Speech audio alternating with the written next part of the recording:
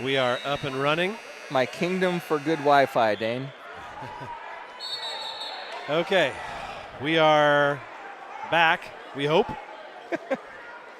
And let's see if we can run you through what has happened so far. Your winners in the championship round at 100 pounds were Epley from Mooresville, Clay from Lakeland, Moe from Hamilton Heights, Michaels from Portage, Brown from Center Grove, Kylie Honecker was a winner by fall, 2 minutes and 35 seconds from East Noble. Kinley Keffer was a winner by fall in the first period at 105 pounds. Kirsten Cortez from Lake Central was a winner. And Tahir from Maryville was a winner at 100 pounds. So that brings us to the current situation. Up right now, locally, Maria Rosalvo is down 5-0 to Joanna Cantu from Hobart. Rosalvo from Goshen, the senior. Also wrestling, Jackie Shackelford. She leads right now 5-4 in the second period against Summer Stoller from Tri-County. That's here on mat 1. That is a Fort Wayne Northside wrestler, Shackelford, and she does have a 1-point lead, 5-4, with just 4 seconds left to go in the second period as she's trying to escape. Time expires, no change there. Cantu still with a 5-0 lead over there on Rosalvo. I believe that Kinley Keffer from Daleville is a winner by fall on that top bracket of 105. Got a big headlock, I believe.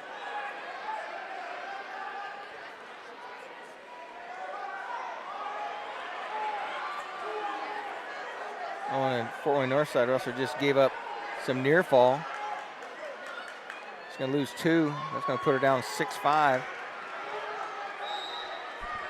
She tries to come up to her base, and her opponent puts the legs in. Doesn't look very secure up there. Cradle locked up, and she's going to get a reversal, some back points here. That is Shackelford working for the fall. She's going to kind of come over and double grapevine here. So she's going to pick up 4. She got a 1:08 to hang on to this pinning situation here. We apologize for going off, but our friend Pat Culp said she's going to get us hooked up with a hard line that should fix a lot of these things. Currently, #1 ranked wrestler at 105, Joanna Cantu of Hobart leads 5-0 over on mat number 3. And that match is over. Cantu is your winner.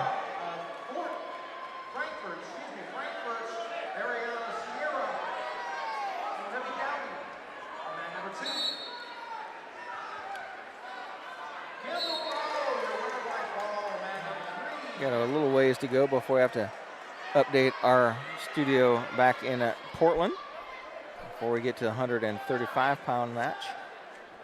Wrestler Stoller from Tri-County was fighting off her back, but her opponent Shackelford is going to be your winner in that 105-pound match. The Fort Wayne Northside wrestler at the bottom bracket, ranked number 8 in the state, Jackie Shackelford, advances to the next round.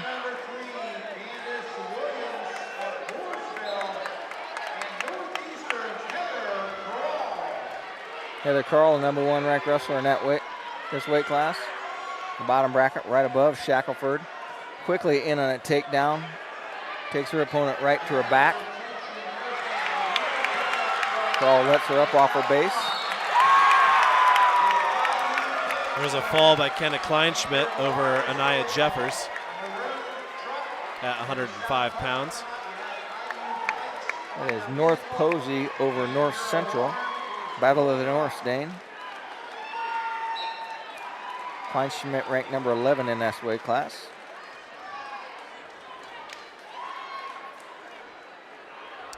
Juliana Ocampo will be up next on mat 2. Right now, Aubrey Deem is up against Olivia Krull.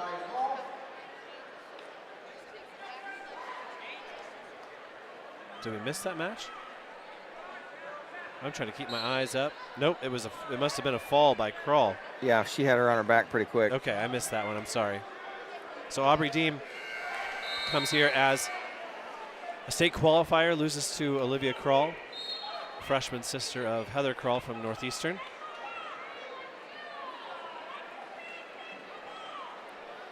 And I guess, Rex, it's probably a good time for me to update the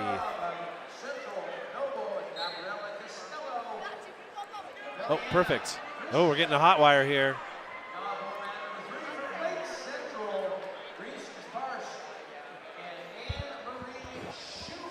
It's the tech club. Woo!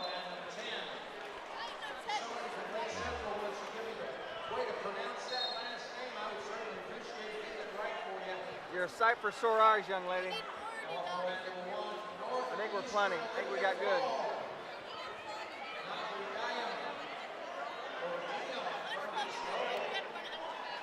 Whoop. That's okay.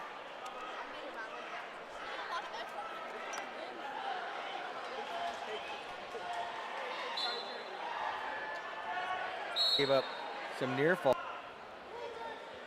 Okay, Rex, are we still? Yeah, my wife said we have nothing on right now. Well, she might be on the wrong video. Haha, this is fun. This is what it's all about, Rex. Nothing's gonna stop me. I'll tell you that right now.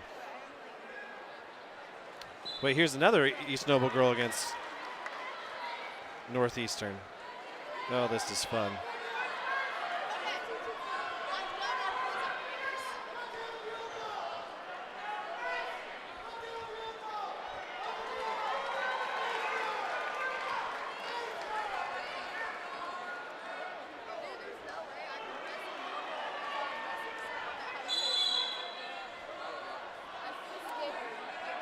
You nervous there, buddy?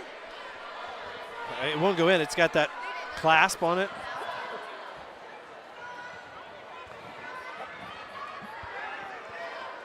Okay. That's why I have an adapter to go to USB.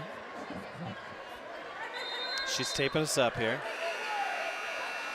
But what are we connected to? That is the question.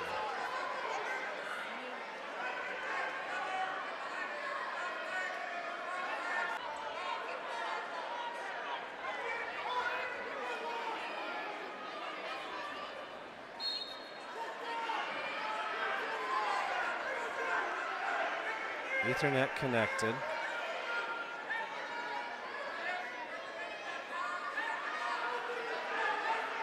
Okay.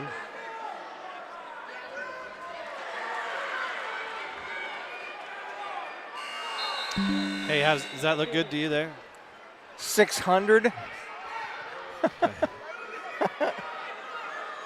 Now, do you have to, you on the same link? All right. You got a new one. Now, we are back on, and we hope now that we are good to go. Okay? The tech crew has us hooked up now. Oh, I tell you what. Okay, Rex, put all that behind you, and we're good to go now. Welcome to the girls' state finals here from Kokomo, from the Memorial Gymnasium. The IHSWGA girls' state finals. Some good matches on the mat right now. It's Chloe Needleski of Mooresville wrestling against Shania Henderson of Lafayette Jeff, and Henderson with a 2-0 lead. Giuliano Ocampo on mat number 2 has 11-0 lead over Monica Alvarado, and that match is in the first period, so Ocampo lighting it up over there. She has a quick 11-0 lead. That is a 110-pound match. We did see Heather Kroll from Northeastern win her match with a first period fall. As Reese Kasparik, a junior from Lake Central, is wrestling Anna Marie Schuler from Seymour. That match is tied at 0-0. There's a big fall down there from Central Noble, calling True Love with a winner by fall over Ileana Christian School. That is a match at 105.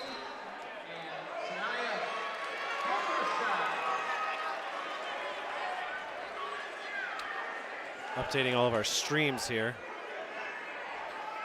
Okay.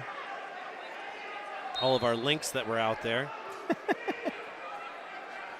Where's the link?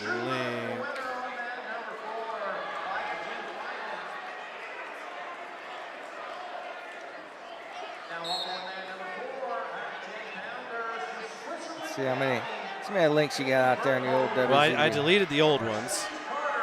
Okay.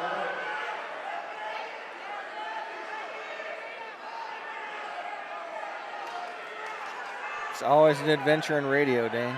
It is. We're not even on radio.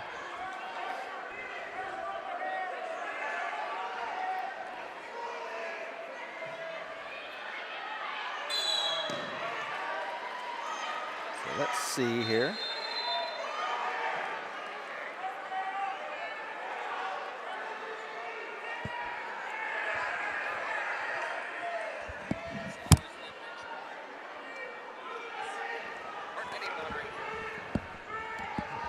Well, that one's up and running, young man.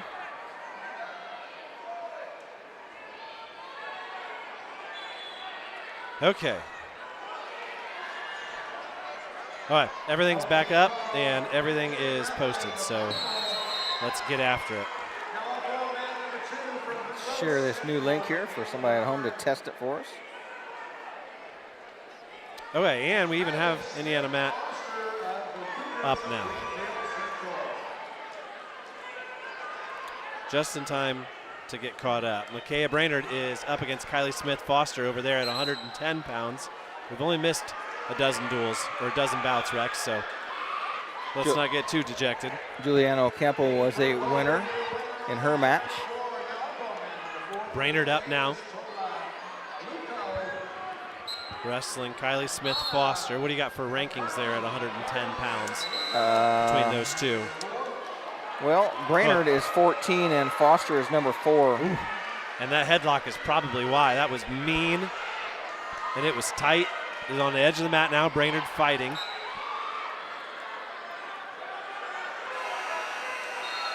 Just 20 seconds into this one. I looked down to see their rankings, and it was over on her back already. Joy Cantu ranked number 2 in that weight class. Brainerd trying to bridge. Bridging on her elbows right now. Off the mat completely. Get out of bounds. There you go. She turns over and she turns into Foster. Actually, she would have been better off if she would have been in the middle of the mat there. Would have got some reversal out of it.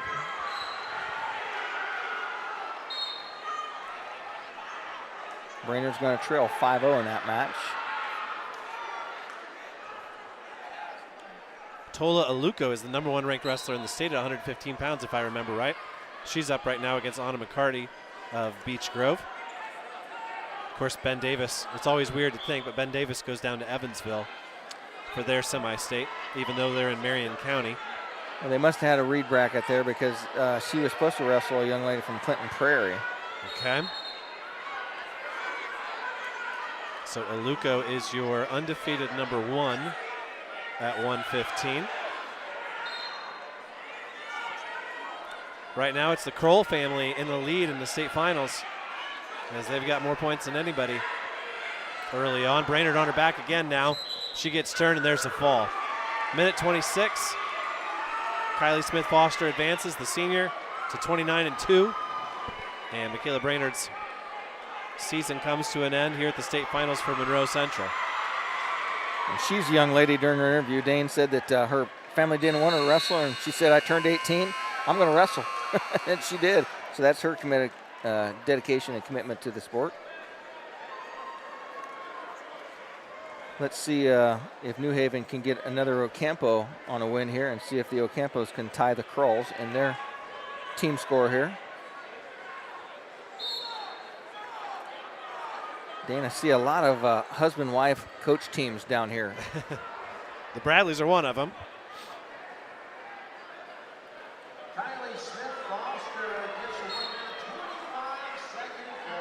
Let's see what other matches we have up here. Yeah, Isabelle Oampo, like you said, will be up next after Aluko.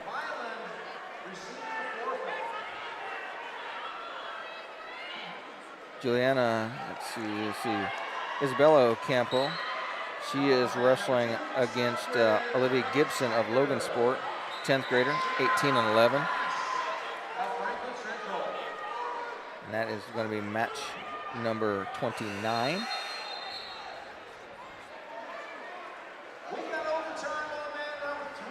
Rex, I did queue up some of these interviews. I don't know if that's something we want to listen to here. But I had a chance to talk to Isabelle Oampo last week. Play this short interview with her. Put that on her. Welcome to the broadcast here on WZBD. Isabelle, congratulations on your semi-state title. Thank you. And thanks for joining us in the interview loft. Tell us a little bit about how your freshman season has gone so far. It's gone pretty good. What's the biggest difference between wrestling middle school and then bumping up to high school? The high school is definitely better. It's harder, for sure. And do you enjoy when you get a lot better competition on a day like today? Yeah, Now, I assume that your training partner is your sister. sometimes, yeah. Do you beat her up sometimes, or does she always beat you? She always beats She me. always beats you? What a great role model and practice partner to have, though. She's an incredible athlete Yeah. and someone that I'm sure has always inspired you. So you come out of here with a semi-state title. What are your goals for next week on Friday in Kokomo? To hopefully win it. Make it a pair of state championships for mom and dad and for sister? Yeah. Well, it's certainly going to be a lot of fun. I'm glad that it is back in Kokomo. I assume that you were there to watch your sister last year at Mooresville? Yeah. Or did you have to stay home and go to school? No, I You were able to go?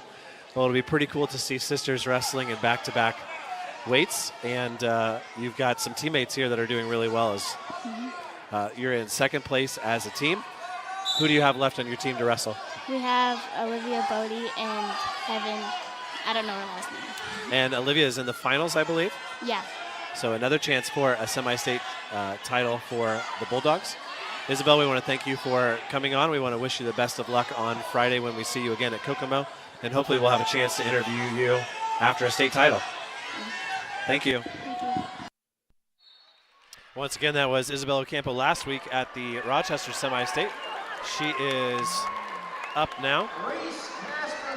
Aluko from Ben Davis with a win by fall down here on mat number 4. That's a 115-pound match. And she is a powerhouse, Dane.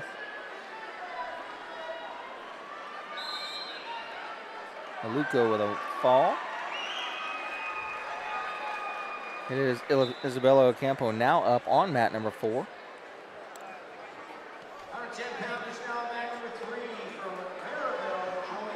Once again, if you're just joining us, Juliana was a winner, 3 minutes and 4 seconds.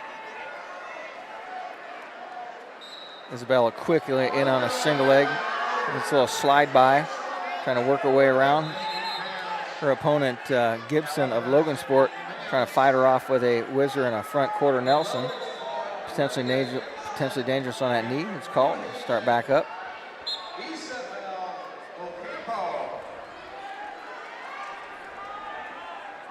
Working in for collar tie. Nice snap down by Oampo.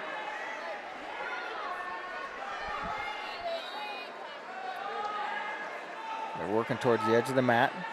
Oampo tries to work her way back in the center. Fakes a little bit of a headlock. Hits a little tip. Tries to dump her opponent. Now she just takes her right to her back. Gets her in a chin rip situation. Just kind of powers her right to her back, and she's going to score near fall. Just very quickly just powered her right down to her back. Working a fall, and Isabelle Oampo has tied up the score between the sister combination. Was Heather Krall and her sister are winners by fall, and that puts Juliana Oampo at 115 pounds. She's at 110 pounds.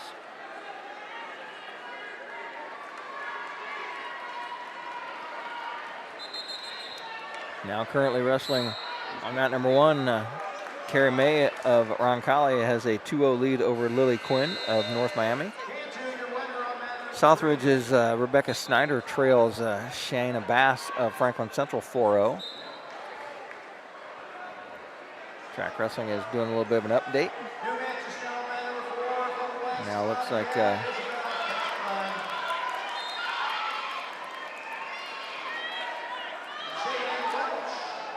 East Nobles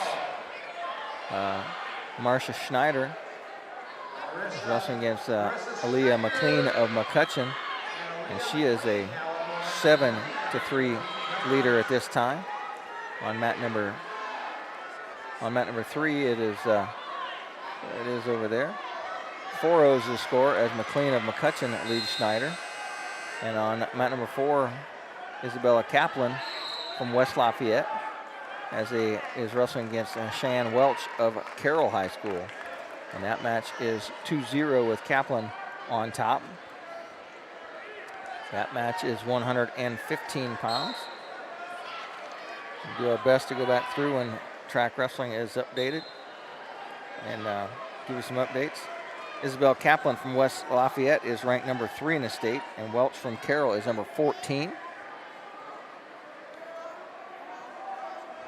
Welch tried to turn into that, but nice arm bar there by Kaplan. Kaplan has to work behind Welch's back, using that chicken wing, just going to pry her right straight over. Now she got that bar arm is a little bit too high. She's going to turn that into potentially dangerous. See if I can go back and get full updates on these brackets here. Starting back, I believe we have 100 pounds just about complete. See if they have those updated here on track. And they do. So from top to bottom, it's Michael, Clay, Moe, Epley, Brown, Taylor, Honecker, and Cortez. They've rounded out that bracket. We get to 105. I had a couple of holes here I need to fill in. It's Keffer at the top of the bracket, advanced. Bowen from Greenfield Central advances. That's who will be in the top half of that bracket. Cantu, Joanna Cantu, ranked number 3. She advances. She'll take on Kenna Kleinschmidt. Number 2 ranked in the state, Dowdy from North Central. Libby Dowdy advances. She will take on True Love of Central Noble. And then in the bottom bracket after that is number 1 ranked Heather Krall from Northeastern. And she will take on Fort Wayne Northside's Jackie Shackelford. Okay, Rex, I'm back in here. Marissa Schneider from East Noble taking on Aaliyah McLean from McCutcheon over there on mat number 3. Schneider trailing 7-1. Now 11-1.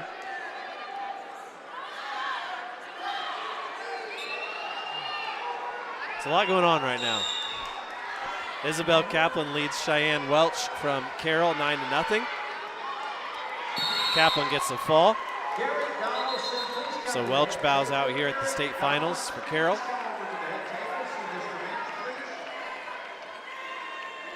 North Miami's Lily Quinn is trailing 3-0 to Claire May in the third period. Schneider over there trailing 11-1. She's in the down position.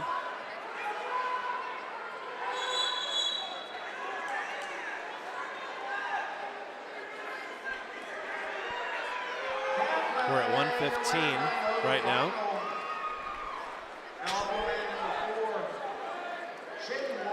Taking this time while you're talking, Dan, to get my bracket updated here for track wrestling. 6 seconds left in the second period over there as Schneider's still on bottom. See what she can do here in the third period with McLean's choice. McLean's going to go down, so Schneider's going to have a chance on top to run something. Nope, they're going to let her up. That'll make it 12-1. So, Dan, we have the possibility for the Cantu sisters to be tied with the Ocampo sisters and the Krall sisters, as I think the two Cantus also both won by fall.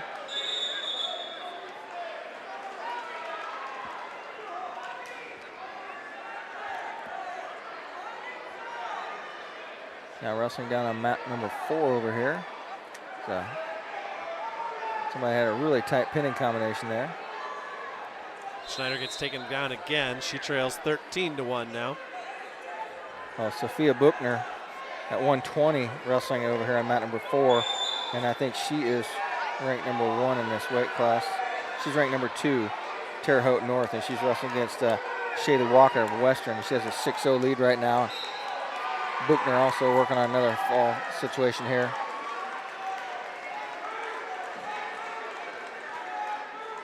There's a fall by Buchner at 120.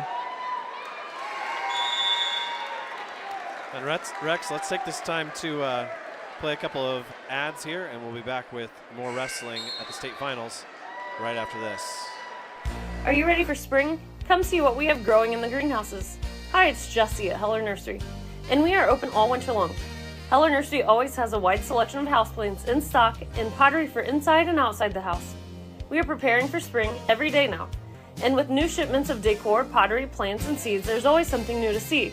Check out hellernursery.com to see our wide selection of spring offerings of trees, shrubs, fruits, and perennials. Heller Nursery, open 7 days a week.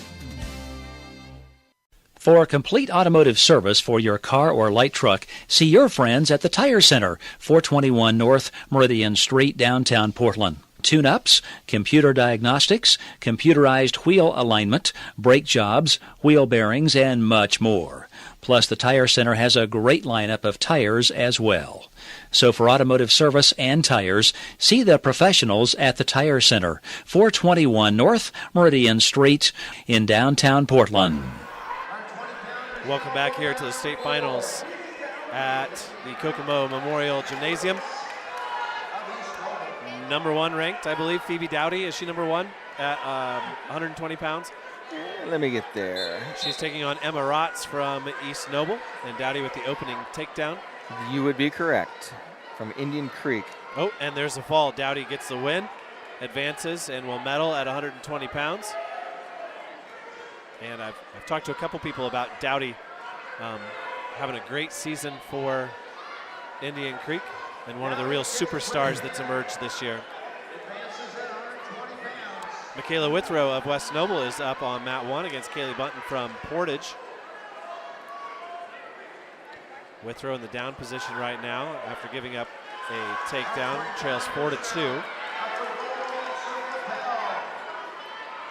Over on mat number 1, it is Kaylee Brunton of Portage wrestling against Michaela Withrow. That match is 4-2. Over on mat number 2, it's Abby Bohr from Southport with a 7-4 lead over her opponent. Her teammate, Jalissa Reginald from Southport, just won by fall at 120 pounds. We're getting up there, Dane, but just getting ready to get close to the young lady from Jay County that we need to keep our eye open for.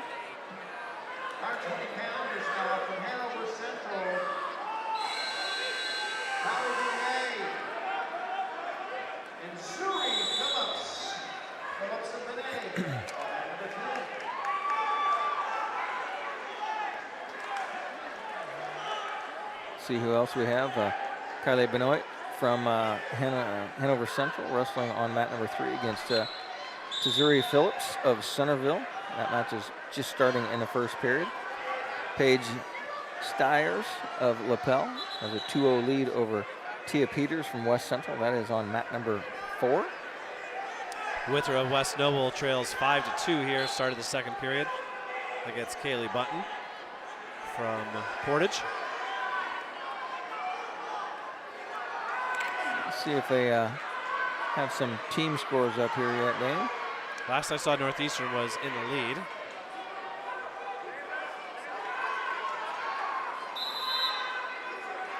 Reginald is ranked number 4 in the state.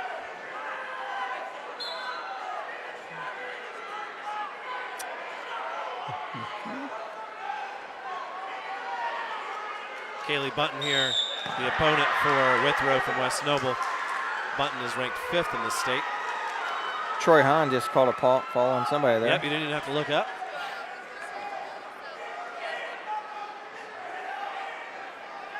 Right now there's a tie at top. Several teams, Indian Creek, Maryville, New Haven, Northeastern, all with 10 points. And that was the teams of sisters that end up getting falls that have put them in that position. 10 points apiece there. Withrow still trailing 5-2. Defending state champ Rose Kaplan's up next at 125 on mat 3. We are looking for 135 pounders as Lena Lingo will be the first one up there. Rex, I had a chance to talk to Lena Lingo last week. That'd be a good interview to listen to here. We will play that one for you here and be back with more wrestling right after this. And we are about to be joined in the interview here by Lena Lingo, the third place match, third place winner at 135 pounds. I mistakenly called you Emily Maynor earlier because track wrestling had it already up on the board and I was looking down at the bottom. Let's bring Lena Lingo in here. And at the very beginning of the year, we did a match at Jay County, and Nat Wood, who works for WZBD and is very involved in Jay County wrestling, he told us that you were the one to watch out for this year for the Jay County Patriots, and here you are, a third place finisher at semi-state. Yeah. Congratulations. Thank you so much. You got a little shiner to prove that you wrestled today. Yeah. When did you pick that up? I picked it up like Tuesday at practice. Oh, okay. Did Coach Myers put his knee in your face? Mallerie Winter did. Oh, well, at least when it's a black eye, if it comes from a two-time defending state champion, kind of wear that as a badge of honor. Yeah, be proud of it. So we're in the championship match. Boussard did not get Bodie did not get the fall, but she leads 11-2. So you walk out of here along with two teammates getting ready to head to Kokomo. Tell us a little bit about what you expect on Friday and what your goals are going to be. It's going to be hard. I mean, I didn't get the place that I wanted to get today, but I'm going to work all week, work as hard as I can to come back and place at state finals. And last year you were there at 126 pounds, so you have the experience. It's a different venue, but it's still basically the same tournament, and so you've got that experience and probably not going to be as nervous, and probably the most nervous part is waiting for the bracket to come out. Oh, yeah. Hopefully I get a good draw. Can't wait for the brackets to come out so I can just calm down a little bit. So you look at your ranking and you're number 13, and you've got a lot of matches against these girls who are ranked in the top 16 on Indiana mat, but certainly the more you see some of these girls, the more you know about them, the more you know that it comes down to how you wrestle and not how they wrestle. Yes. So we're 2 minutes left here in the championship bout at 145 pounds. What do you expect from Mallerie here at 155 in the championship? A win. A win. Well, she's won state the last 2 years and had a great career, and we certainly look forward to watching you and Mallerie and Emily next week on Friday at Kokomo. WZBD will be there like we've been all year long, and we wish you the best of luck. Thank you so much. Can't wait to see you there. Thank you. Again, that was Lena Lingo last week at the Rochester Semi-State. Dane, I can't believe it's so hard to pull information out of those girls to interview. It's so hard. It's like, you ask them a question. Yes. Yes. No. Yes. Maybe. I'm certain they talk much more than that off the match and off the radio. So let's get you caught back up here. What you missed while we were away there on the interview. Haley Corporal from Eastbrook is up right now against Rachel Ramirez of Sullivan. Rose Kaplan, the defending state champ, is on the mat against Abigail Lemon, and she just picked up the fall there. And Tia Peter from West Central is leading Paige Stiers of Lapel at 120.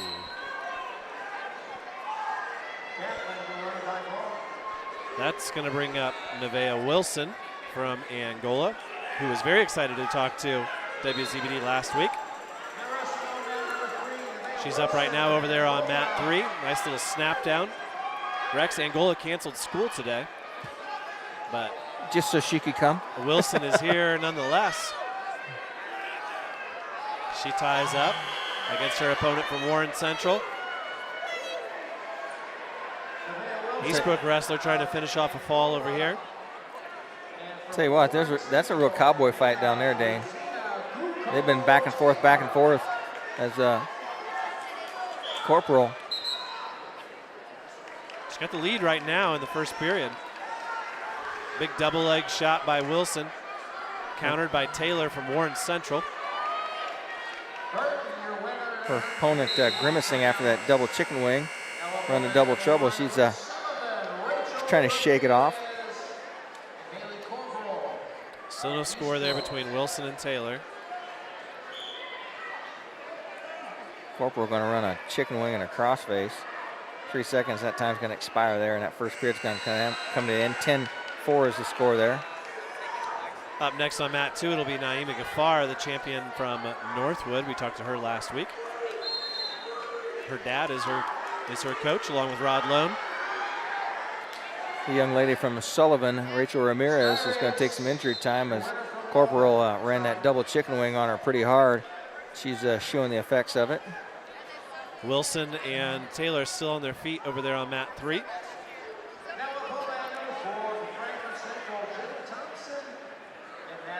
East Noble wrestler Spidell over here tied up 0-0 with Jenna Thompson from Franklin.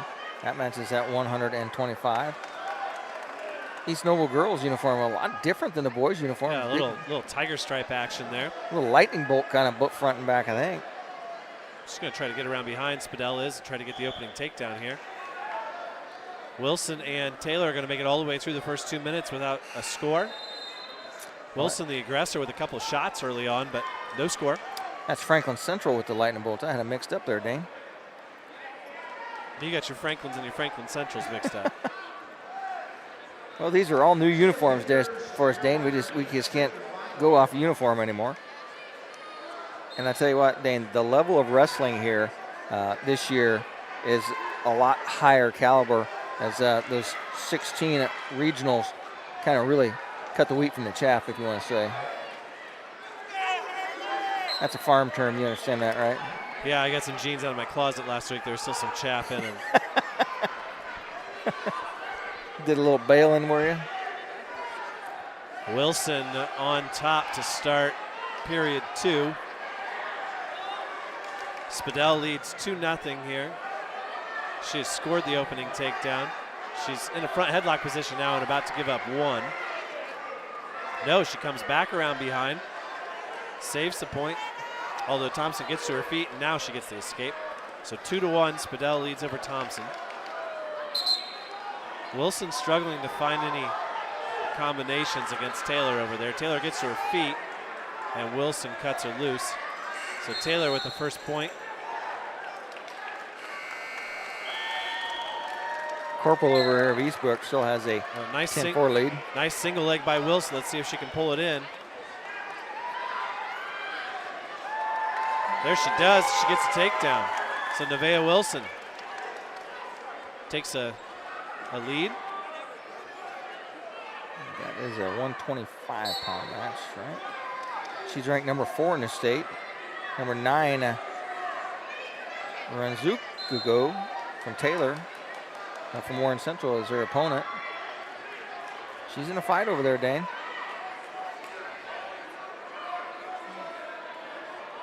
They go out of bounds. 28 seconds left in the second period. Like we said, Wilson ranked number 4. She was a state placer last year. Also in this class, Sydney DeLois and Rose Kaplan. DeLois up next after Spadell, who still leads 2-1.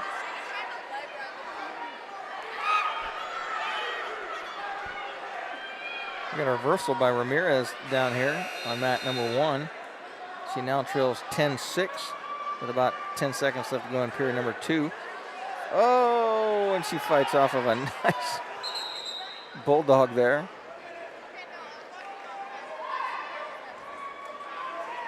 Josh Howard calls potentially dangerous as the young lady's arm was up a little bit too high of an angle.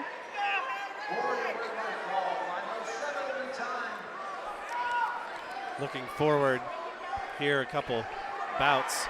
I know Emily Maynor faces the #1 ranked wrestler in her weight class. That's going to be a tough match for her to win. Coach Myers felt better about the draws for Lingo and, of course, Winter. Now, is it your job to text the boss? Yeah, Okay. we're good. You're good to go? Okay. We're good. We have strict orders here. We're giving our marching orders before we head down here. Spadell still leads 2-1. Same score, Wilson leads.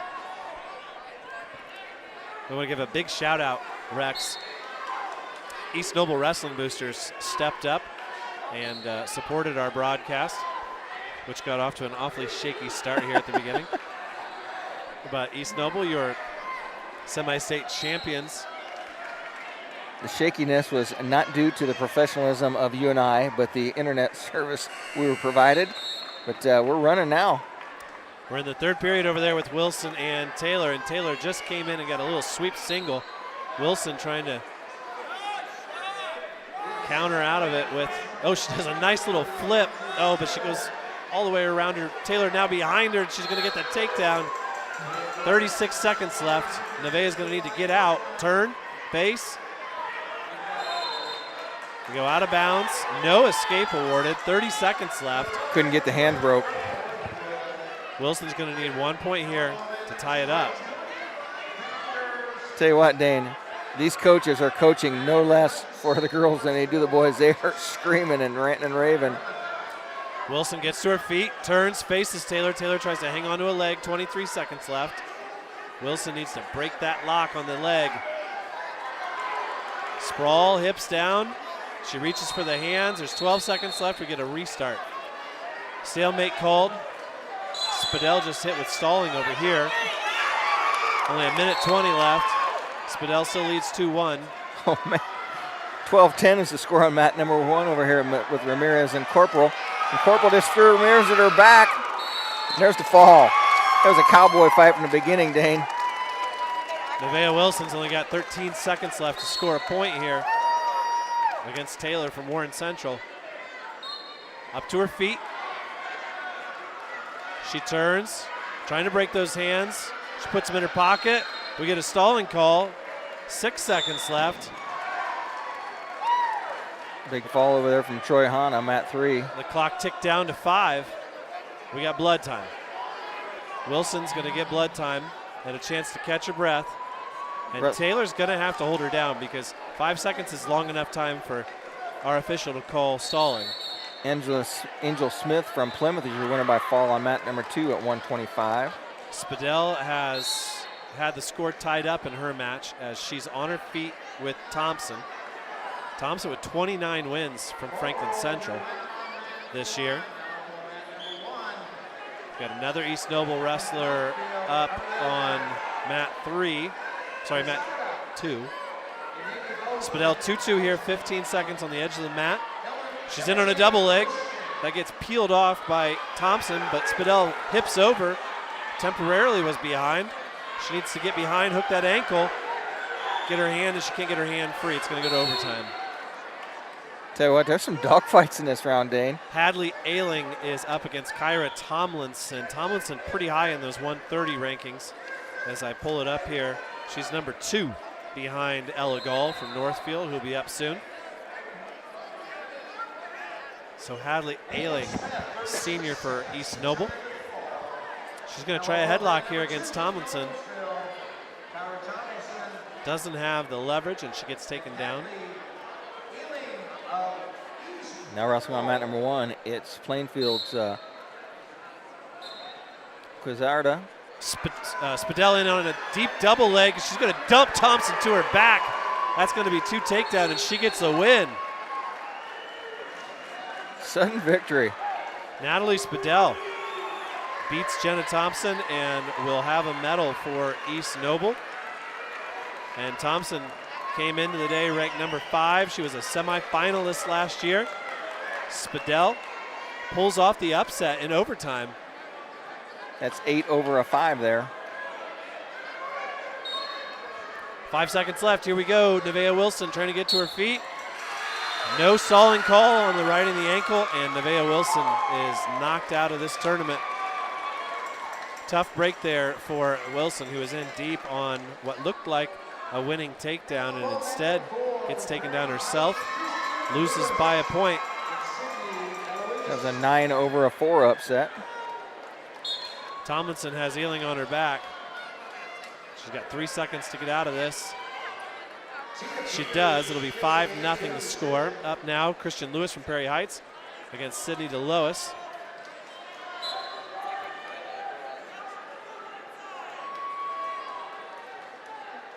That was a big headlock. No points out of it, though. Johnson of Southport tries to hit a headlock, and she gets the takedown off that. That matches at 125 pounds.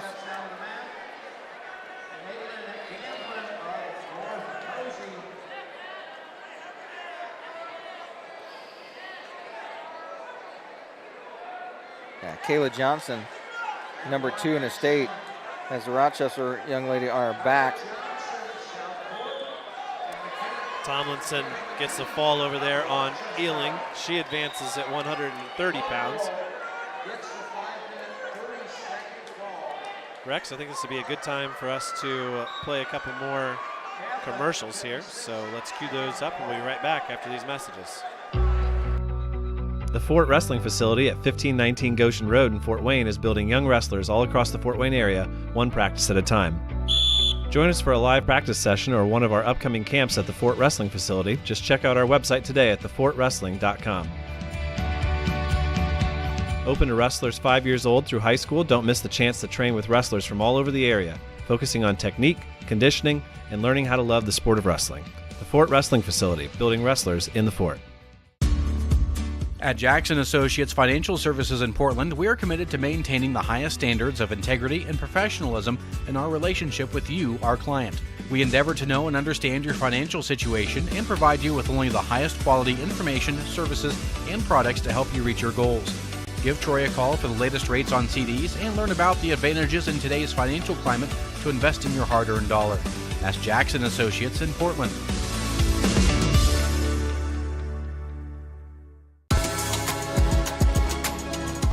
Indiana Girls Wrestling is a nonprofit organization that promotes female wrestling in the state of Indiana. Our purposes are to be a public advocate for females participating in the sport of wrestling, to provide competition and training opportunities so that female participation in the sport of wrestling can grow within the state of Indiana, and sponsors an all-star team named the Indiana Inferno for regional and national competition. IGW hosts the USA Girls Midwest Nationals in early October of every year, and over the past 7 years has grown to be one of the largest all-girls dual and individual open tournaments in the country. This year, the duels had 30 teams from across the country, with 5 from Indiana, and over 500 girls competing in the individual open. So be on the lookout for more all-girls tournaments sponsored by Indiana Girls Wrestling in the near future. For more information, you can go to indianagirlswrestling.com or check them out on Instagram or Facebook under Indiana Girls Wrestling.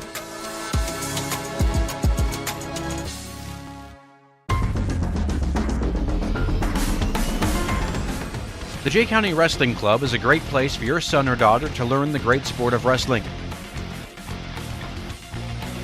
Our club does a great job of developing youngsters into better athletes using gymnastics, wrestling technique, and strength training. If interested, check out our Facebook page for practice details and to stop in.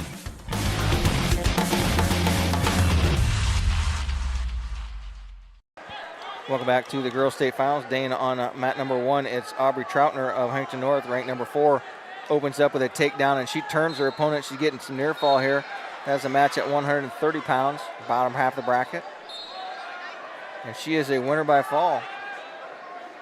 Troutner advances. Also up now, Katie Vardaman on mat 3, taking on Taylor Mason from Mount Vernon. Vardaman in deep on a double leg. She finishes that off. She is from Homestead and number 4 ranked wrestler in this weight class. Just around the corner, Lena Lingo will be up here shortly.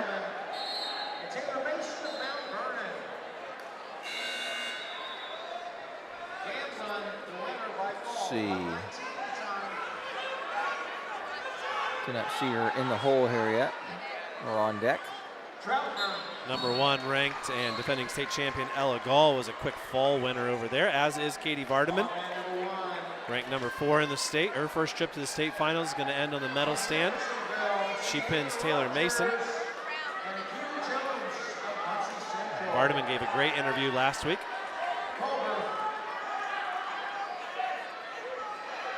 Like we said, we're getting ready for Lena Lingo here in a second. Vardaman was one of those interviews that she had a lot to say, Dane. You didn't have to really coax it out of her. Those are the best. Now up for Muncie Central is Pugh. Looks like she's got a wrestler from Jeff. Akira Jones. Akira Jones was the, oh, I'm sorry, I have the wrong mat, I'm sorry. Akira Jones and Cyan Rogers. Rogers 23-1. Rogers ranked number 5 in the state. The team of Bradley and Bradley in the corner for young Miss Jones. Fights off a double leg there, not a front headlock situation. But Rogers ends up getting a takedown and quickly in on a spiral ride. Dang, these girls are so aggressive with those chicken wings. They're just going to run it. They're not taking anything easy on anybody. Cindy DeLois leads 4-3 in the third period here. Is she related to your? Yes, she is. She called for stalling here, though, on bottom. Related to your buddy Christian Jason? Lewis trying to pull off a big upset. Coach Brett Smith in the corner yelling, 10 seconds left.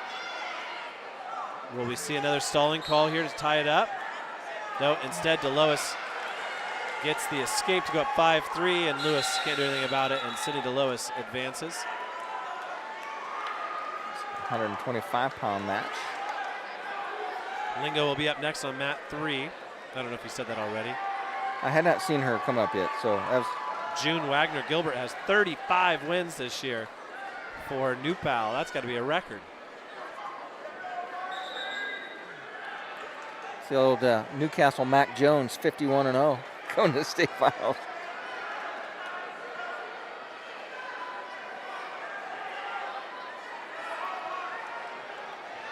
Down here, Muncie Central wrestler has just been defeated by a fall as Slane Rogers, 23-1.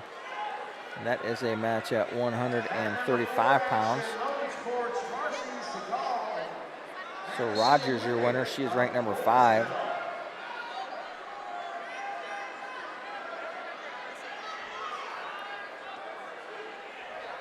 And where is Miss Ling? What match, Leah? Lingo's going to be over there on the right, on the far right mat, after the Valpo girl and Wagner Gilbert.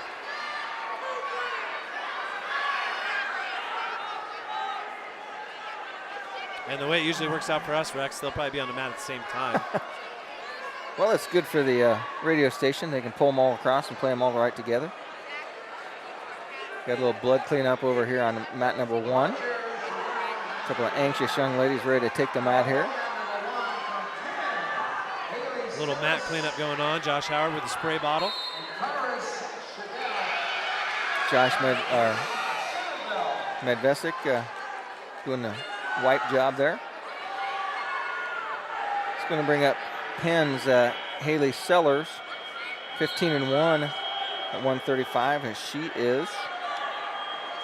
Sells is number 2 ranked in the state, and she's wrestling against Carissa Shadle from Centerville.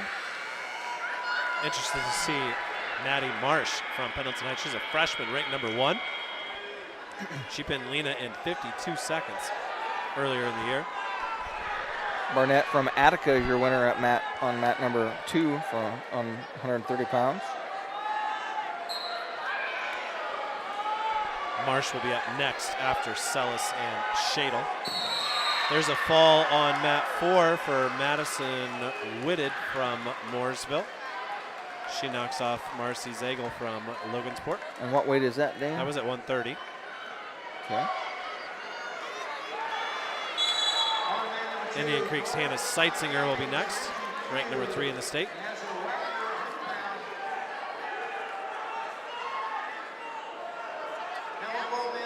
Indian Creek with a really solid team. Lots of girls out for the sport this year. Sellis doing a lot of pushing over there. Oh, we're about to a fall over there on mat 3. And it is June Wagner-Gilbert comes from behind to pin Carly Mann. And that's going to bring up Lena Lingo at 135. Lena ranked number 11 in the state. She's taking on Redwine from Switz County. Claire Redwine ranked number 9, so a nice even matchup.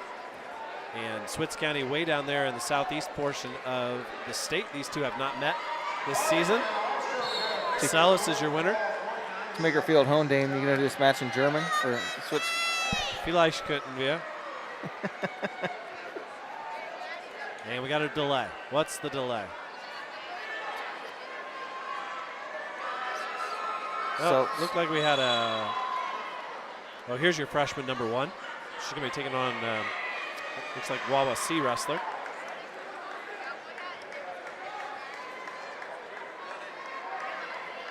another East Noble wrestler on deck over here on mat number 1.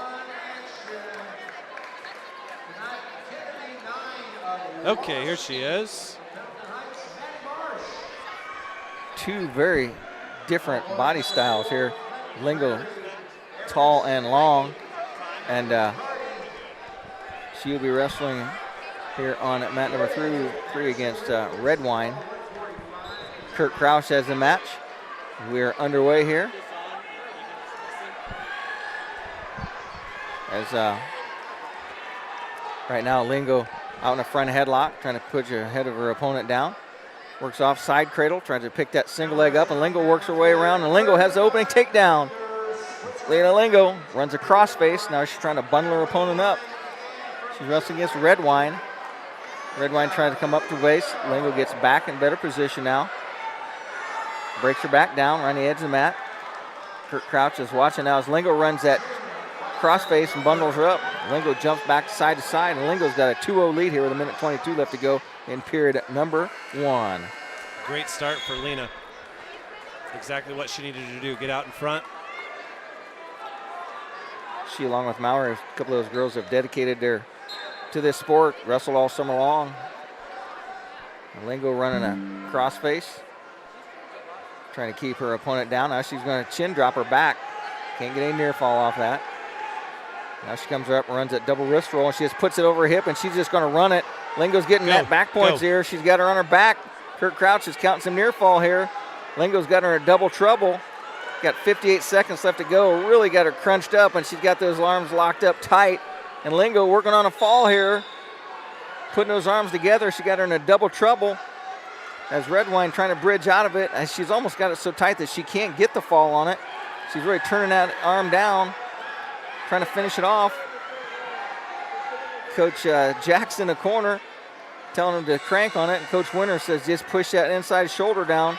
Crouch is looking at it. I can see it here too. It's not down yet. There's about 26 seconds left to go as Redwine has spit out her mouthpiece, and Lingo's going to come up and get a 3 near fall out of that. Runs right into a half Nelson, going to drive her right back to her shoulder again. She get near fall again. Lingo's right in aggressive. She's got her on her back, counting near fall here. Trying to push that outside shoulder down in better position. There's the fall. Lena Lingo with a fall in 1:55 seconds as she advances and medals here at Kokomo. She puts her hands over her mouth and almost can't believe that she got the win. You turn this mic up for our interview here, Dane? Absolutely. We are joined now by Natalie Spadell from East Noble, and she pulled off the big upset victory with a great takedown in overtime. First off, congratulations, Natalie. Thank you. So tell us a little bit about your mindset in that overtime period. What were you thinking? I'm not really one to take shots, but I knew that in that moment that was kind of my only option, and the sooner I got in on the shot, the more time I would try to have to finish or back out if I needed to. So East Noble picked up a win with Kylie at 100 pounds, and you still got a couple more to go. Kamaya Bell is warming up here right in front of us. Pretty cool that you were able to walk out there with 7 other teammates today. Yeah, it was a really cool experience. We're all super excited about it. So coming into today, what was your goal? Honestly, to place. was my main goal. I knew my first match wasn't going to be an easy one, so I've just kind of been focusing on that all week. Well, it's kind of a cruel day because you lose in the first round, you're done. You have to sit here the rest of the day and watch everybody else have fun. But when you win, you're guaranteed 3 matches no matter what, and you're going to end up later tonight standing on the podium. Yeah, that's really cool to think about. So Kamaya up now. We'll stick with you here as we call her match. Emily Maynor is up on deck on mat number 3, I believe, Dane. Okay, and I believe that's Alexis Spalding over there from Columbia City on the far match. She's taking on Nevaeh Holtgren, a freshman from Mooresville. Spalding already in the second period. That's a scoreless match. They're on their feet. Bell wrestling Charisma Lawrence from Maryville. So 3 different matches to keep track of here. Spalding with a big headlock, and she's got her opponent on her back, and there's a fall. 3 minutes and 28 seconds. And that'll bring up Emily Maynor next. Maynor is going to be wrestling Alexandra Bostic, the state champion from last year. Bostic from Highland. Bostic bores in. Bell is trailing 4-1 over here. What can you tell us about Kamaya? She honestly probably has the best mindset about going into a match, no matter who it is, and telling herself that she can beat them and having a positive attitude. So Bostic with a near takedown. She gets Maynor down to her hip, gets behind, and takes a 2-0 lead. Bostic trying to put in the legs.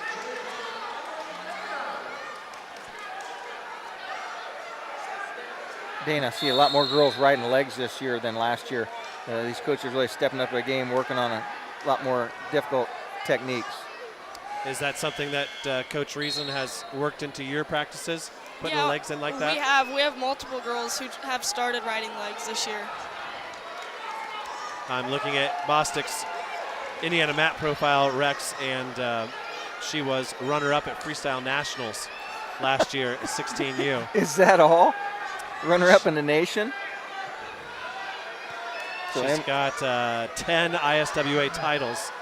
So Emily Maynard drew into a tough spot for the first match. No other area wrestlers up on the mat except for Lindsay Dill from Northfield. Bell trying to fight off a cradle here. 5 seconds left. She goes down. Charisma Lawrence gets the fall. Emily Maynor is stacked up right now. Is that a leg cradle, Rex? Yep. And a leg cradle by Bostic. And she pins Maynor and ends that match here in 1:43. Natalie, we want to thank you for coming on the broadcast. Everybody listening back home in Noble County, we want to wish you the best of luck in all 3 of your matches this evening, and way to represent East Noble High School. Thank you. Thank you. Wow, that was something over there. Bostic, basically, if you're not familiar with a leg cradle, she had her arms and hands free, was just kind of sitting there and did it all with her legs. And she takes out Emily Maynor. And there's a reason that she's won all of those titles. She's awfully talented.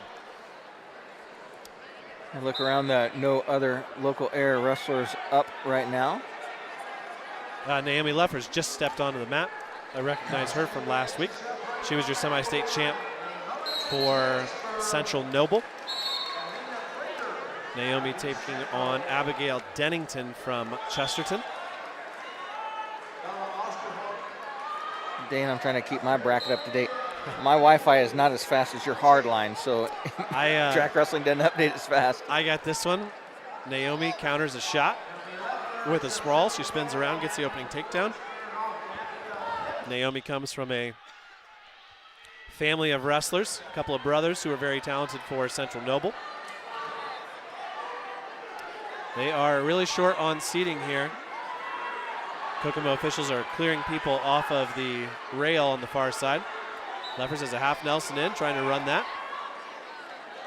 She reaches across for the far elbow now, readjusts. She leads 2-0. After this one, let's play a couple of advertisements, as they call them in Britain. Leffers traps an arm underneath. Dennington wins it back.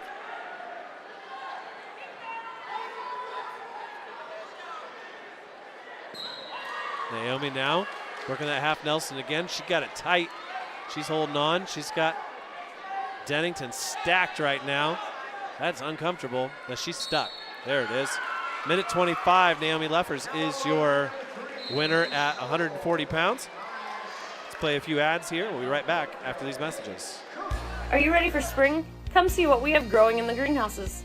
Hi, it's Jessie at Heller Nursery, and we are open all winter long. Heller Nursery always has a wide selection of houseplants in stock and pottery for inside and outside the house.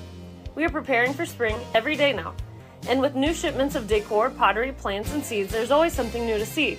Check out hellernursery.com to see our wide selection of spring offerings of trees, shrubs, fruits, and perennials. Heller Nursery, open 7 days a week. For complete automotive service for your car or light truck, see your friends at the Tire Center, 421 North Meridian Street, downtown Portland. Tune-ups, computer diagnostics, computerized wheel alignment, brake jobs, wheel bearings, and much more. Plus, the Tire Center has a great lineup of tires as well. So for automotive service and tires, see the professionals at the Tire Center, 421 North Meridian Street in downtown Portland.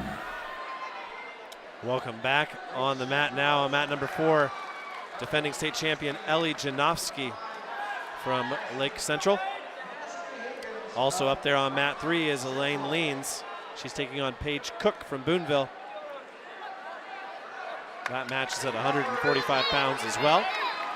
We'll also have Olivia Bodie up here soon from New Haven. Cook ranked number 8 in the state. Leans number 14. Janowski with the opening takedown here on the near mat. Leans and Cook have not wrestled according to the profiles on Indiana mat.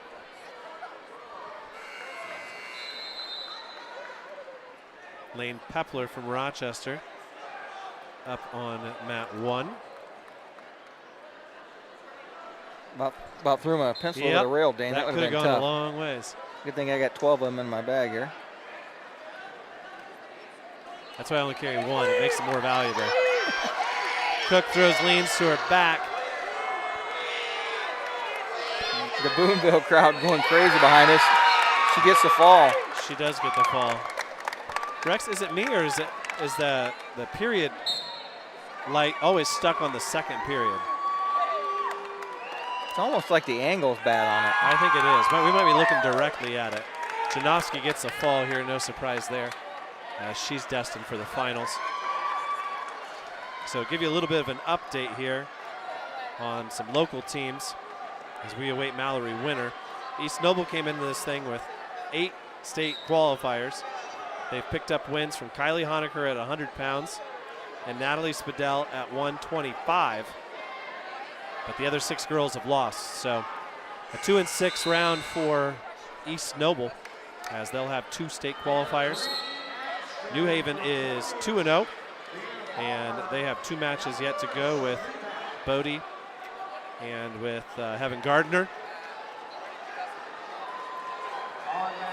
Oh, and Kaylee Boussard. I forgot about Boussard. Oh, right there's Bodie. I almost missed her. Bodie, got a headlock going there. Big headlock there. Bodie wrestling Alejandra Hernandez from Decatur Central. Great enunciation there, Chief. I can't roll my R's. No, it's a talent. It's a talent. Aren't you teaching an Espanol class this year, too? I did earlier in the first semester. Tough to go from Deutsch to Espanol? Not really. I watch a lot of Mexican soccer in the on the weekends. Dominican baseball, too? Yeah, Dominican baseball, of course, deep into that season. Bodie with a 5-0 lead. Mallory's going to be up next on this mat. So up next will be Mallerie Winter. If you're listening back home. Bodie's trying to work for a fall and get Winter onto the mat sooner than later. Bodie was your semi-state champ for New Haven and ranked number 2 in the state.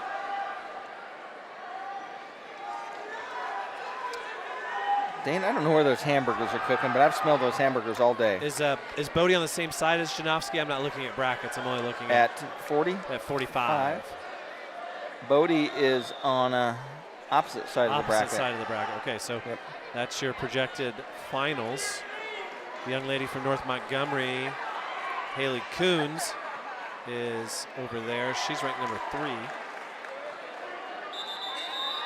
Bodie rides out the first period, I should say, with a 5-0 lead after that big headlock. So we're looking forward to that Mallerie Winter match. We'll give an update on who she will be wrestling at 155. She will be taking on Sophia Reigel from Greenwood. She's a 10th grader, 11-8, and Mallerie Winter, the junior, 2-time defending state champion, 22-0 on the season. But she was tested last week, Dan. I listened to that match you had, and now they went back and forth, and it was close, but she squeaks out a 2-point victory over Trenery from East Side, a number 2 ranked wrestler in the state.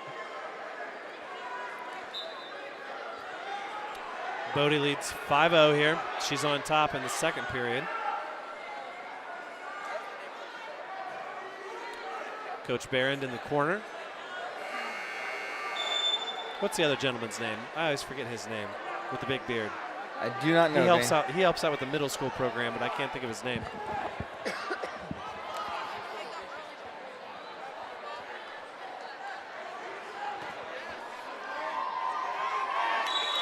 Rex, there's no lunch break today.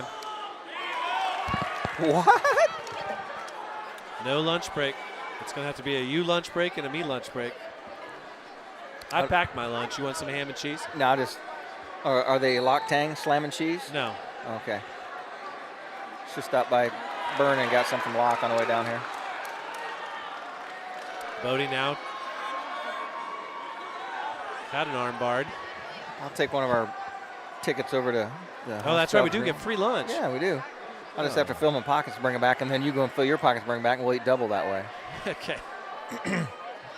We got the system down. Rather than having to beg for lunch, Pat just saved us from the trouble. There's a cradle now by Bodie. She's good. Olivia's really good. She finished that. She's very excited about the win. She gives her opponent a hug, raises her hand. And that brings up Mallerie Winter. See, she goes to check in. She's wearing the old school, the OG Patriots full red, big Patriot on the side. Her opponent in the black and gold uniform. This one's all you, Rex. Winter steps in. Chris Conless, the official on the mat. They shake hands and we are underway. Winter sweep single attempted. Collar tie, heavy hands on her opponent. Goes in, dives in on a single leg. Has that single leg picked up. Reaches down, covers the heel. Gonna treetop her opponent down, brings her back inbounds.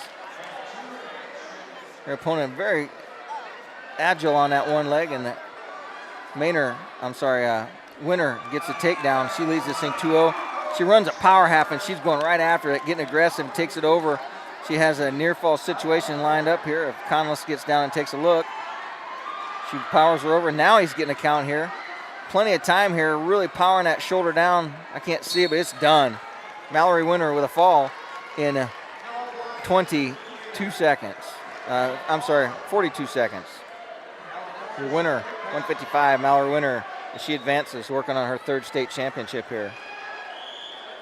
No problem there by Winter. Nice little treetop on the single. Straight to the easy pinning combination. Dane, that has to be one of the best sports names you could ever have. Winter. It worked for her brother, that's for sure. With that out of the way, we don't have to watch for more Jay County wrestlers. So we'll tell you across the way here. Mat number 1, it's Diaz Avalos from Franklin Community on mat number 1, wrestling against Flores from Blackford. Miss Flores from Blackford had a big upset in the regional as she was behind and gets a headlock, comes back and set herself up, and she shoots a nice double leg, but is countered on the takedown by Diaz Avalos. On mat number 2, it's Warren Central's Ruskinginko Taylor, and she is a 2-0 leader over Ketlik of LaPorte. On mat number 3, it's Brianna Palmer of Portage wrestling against Ella Morris, and she trails 7-6 to Morris of New Pal. Greenfield Central's Jasmine Camacho is a 2-0 leader over Cleast from Tri-County. That match is over already. Pin there by Camacho. Remember Hector Macho Camacho back in the day? Too young for that boxer? I am. Macho Camacho, he was a bad motor scooter. Let's see, who do we have up next? Boussard is up next for New Haven on mat 3. I like that singlet. It's got a fake belt on it with a belt buckle. Kurt Crouch just tried to blow his whistle without his whistle in his mouth to start the match. Gets a laugh from his counterparts. He did. He actually blew, and there was nothing there to blow. His whistle was stuck in his shirt. Kaylee Boussard. She gave Mallerie Winter all she wanted last week. Wrestling Josie House.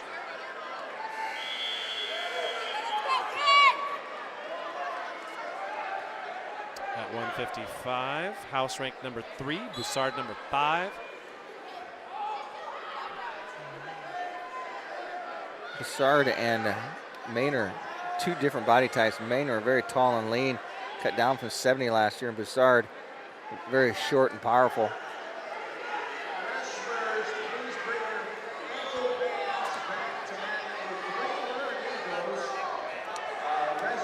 The wrestlers walked away with their ankle bands on still.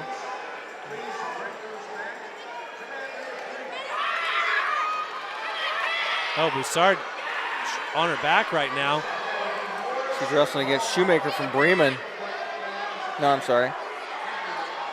Monrovia. Yeah, House from Monrovia. She gave up a takedown and near fall there. 4-0. She trails. Boussard turns into House now. She's got his one leg. Trying to gain some position. House still on top. There's a fall by Bremen's Mackenzie Shoemaker. She takes out a New Pal wrestler. And her fan club is right in my ear over here. Boussard gets her head out. She's facing House. Can she get around? Can she get an escape? 3 seconds left. She spins around, gets a reversal with 3 seconds left. And those are valuable points after giving up that near fall. I'll tell you what, Dane, when you go down 4-0, it changes your whole wrestling style. Sounds like you had that a couple times last night with the Belmont wrestlers. Yes. Belmont, they gave up first takedowns in like 4 matches in a row and come back and win 3 of the 4. Sounds like Cole Mendez wants a new career. He's very well spoken. You don't have to coax an interview out of him. He's got good wit and good humor. He's got the facial expressions and the sort of sense of humor that catches a lot of people. And he also has a nice over and under throw to change that match. And he likes Taco Bell. I had a conversation with Taco Bell on the way home. Who doesn't like some good Taco Bell? I didn't see any Taco Bells on the way here. One on the one exit we turned off on. Oh, that's true. I was busy setting up our YouTube broadcast that failed. You were working on a laptop all the way down here as the Buick was cruising. Ran into a little bit of an accident, put us on a detour out some country roads. Oh, Boussard gives up a reversal here. She trails 6-2 now. This House running a chicken wing and a bar. She's going after her. She's going to turn her and put her to her back. Kaylee trying to stick with it. You can only spin for so long, though, when you got that arm cranked back. Oh, and House gets the fall. Boussard goes down. She trailed 6-2 and was in trouble there. That was a tough matchup, 3 versus 5, as Josie House of Monrovia gets the win by fall over Boussard of New Haven. Addison Flores trails here 12-5.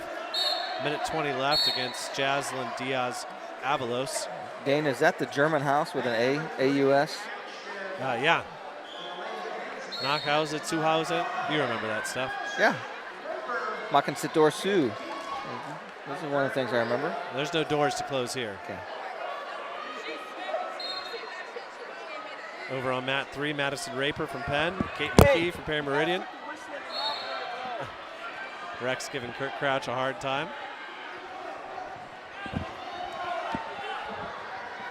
Giving Kurt Crouch the business about no whistle when he blew it. Flores trying to headlock there in desperation with 30 seconds left. Krause talking to his twin brother, Randall Hayes, there.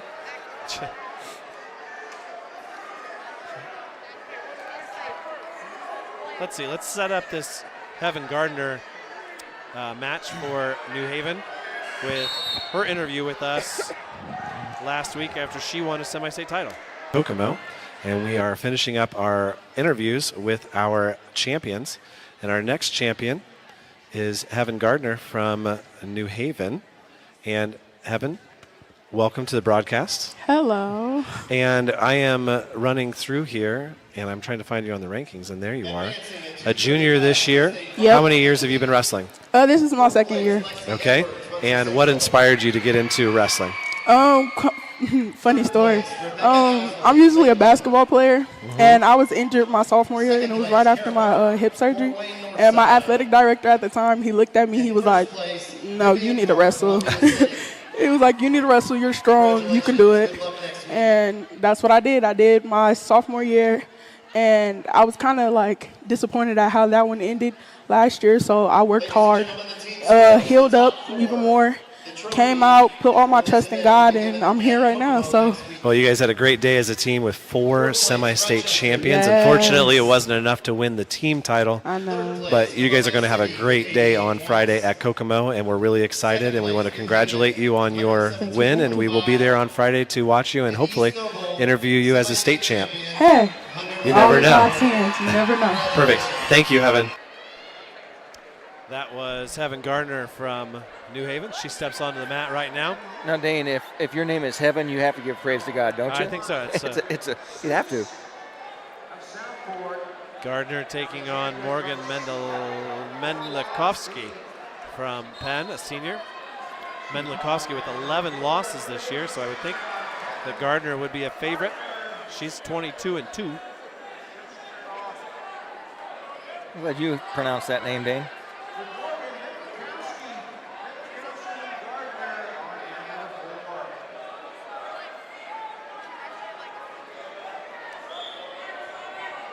Corresponding back home.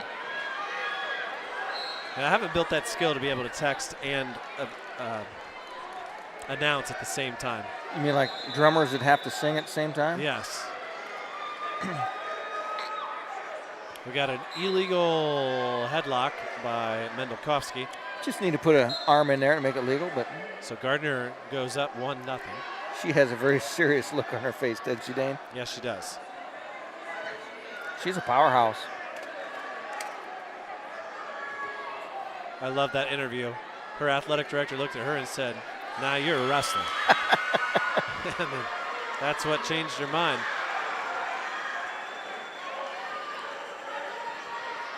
Double headlock over on mat number 1. Who's going to win the battle of the headlock? Yeah, usually they roll through at least once. Alexander Garcia from Wawasee gets around for 2.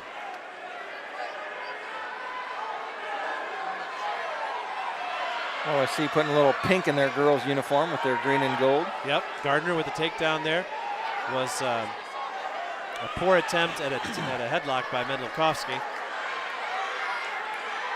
Sometimes the best time to hit a headlock, though, in a match you're not favored in, is right away.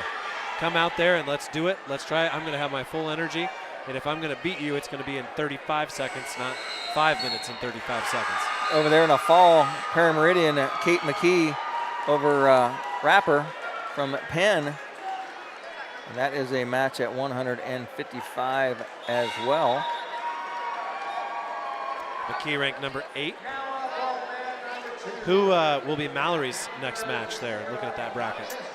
That is McKee will be her opponent. Okay, that's what I was thinking.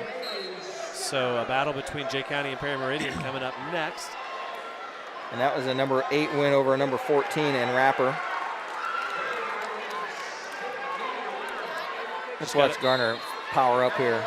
Just got a text from the boss. He says, great job, and they're going to be ready for Mallory's next match. I told him probably an hour and a half, 2 hours, I would think, before she wrestles again.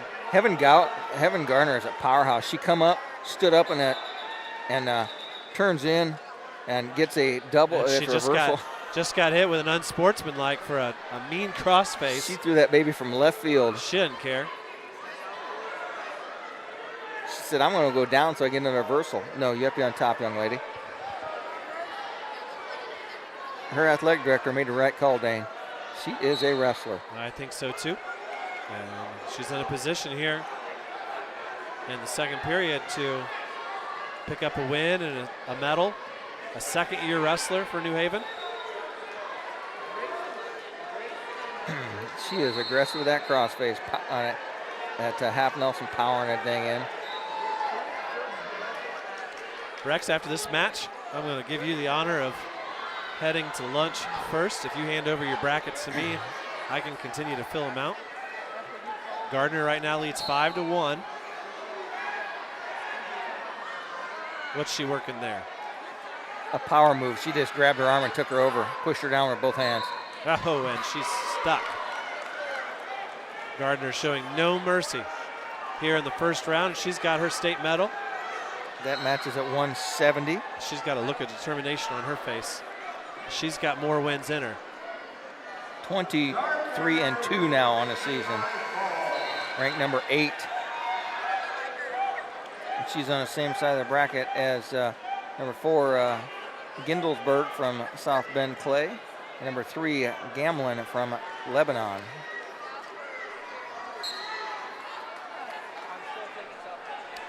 Rex, you go. I'll go scope out the buffet. Get your restroom break and your lunch break. I'll hold down the fort here. I got plastic lined pockets, so I'll bring some sandwiches back for you. Okay, good. Number 1 ranked Ava Lynn Moscone from Southport is on the mat now at 170 pounds. We're nearing the end of the first round here. Moscone was a state champ 2 years ago. Lost in the finals at 182 pounds last year. She's undefeated this year, taking on Mackenzie Weatherford from Borden. And she's got the Borden wrestler on her back right now in an uncomfortable position, to say the least.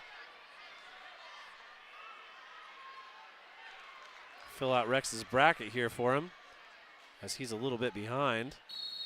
There's the pin by Moscone.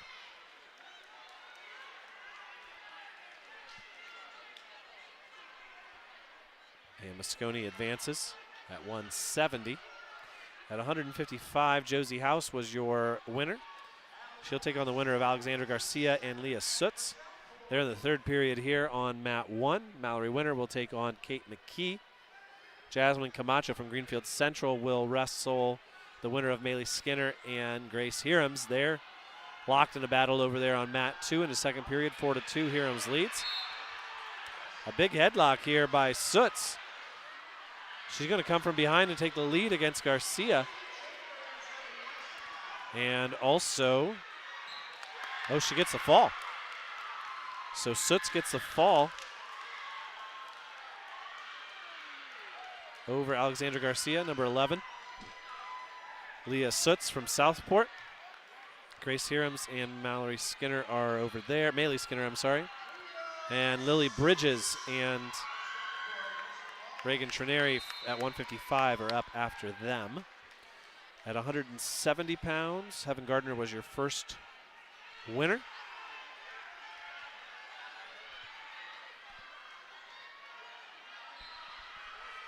As I said, Moscone, the top-ranked wrestler at that weight class.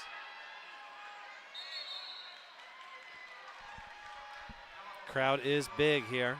Of course, you'll probably lose a few people who leave after their wrestlers lose in the first round.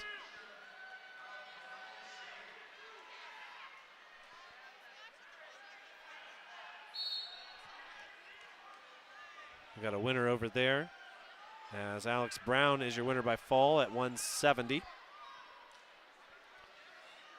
Got a couple of Westdale wrestlers coming up here. Alex Brown, number 10 from Northview, will be your opponent for Heaven Gardner.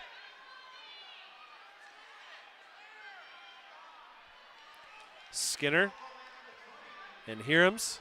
5-4 is the score. Skinner with the lead. We also have a Columbia City wrestler up here now on mat 1, Braylon Lazier. She's wrestling Naisha Gindelbarger from South Bend Riley. No takedown yet for Hiram's over there, but she is, there she's got it. That puts her in the lead 6-5. That's a battle of top 6 wrestlers. On mat 3, Sophia Group from Westdale is wrestling Amani Reed. Group and her teammate are at 170 together. Paisley Chambers. You're allowed to wrestle, or enter, I should say, 2 wrestlers per weight in the girls' tournament this year and in previous years. And it looks like Group is in a position to get the fall over there. She's got Reed from Penn on her back. Real close there.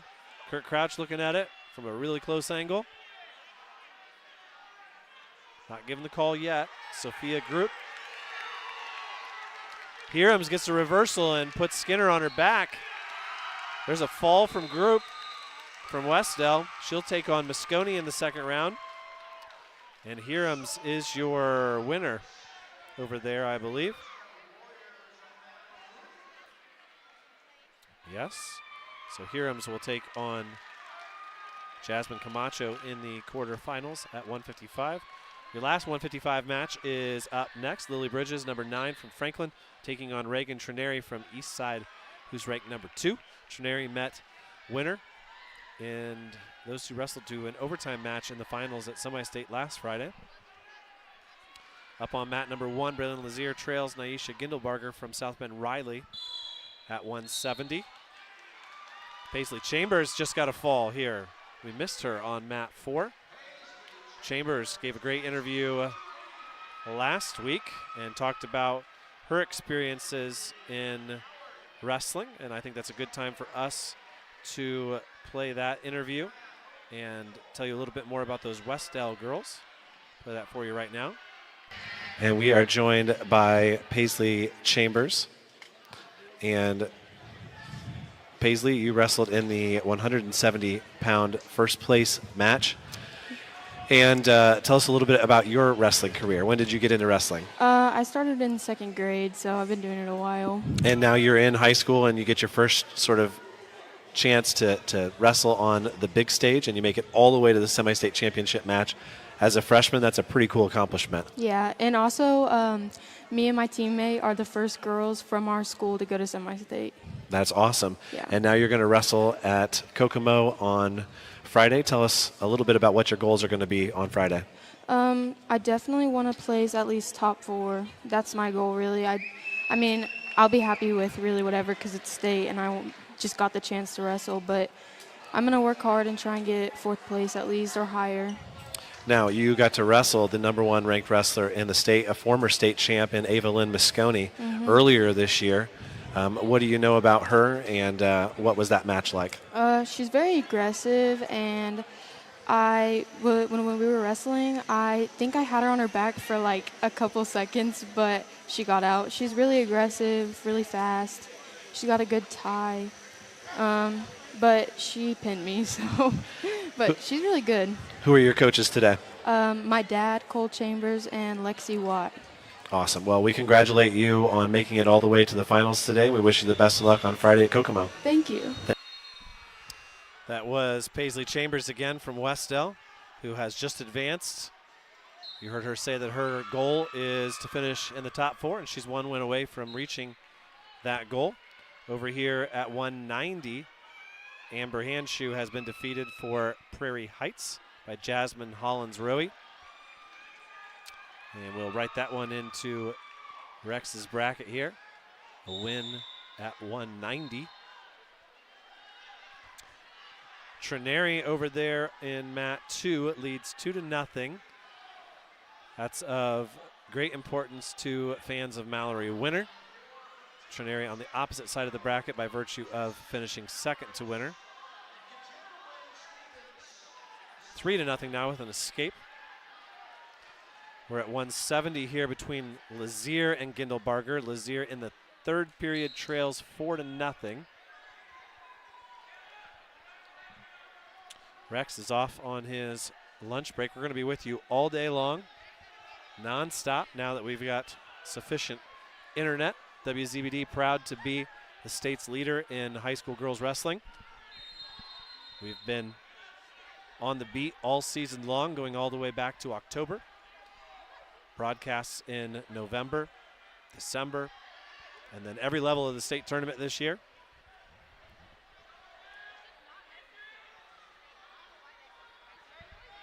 There are very few empty seats right now in this gym. And there's probably 150 people standing down on the floor, plus another 200 people probably over in the other gym where the wrestlers have to stay.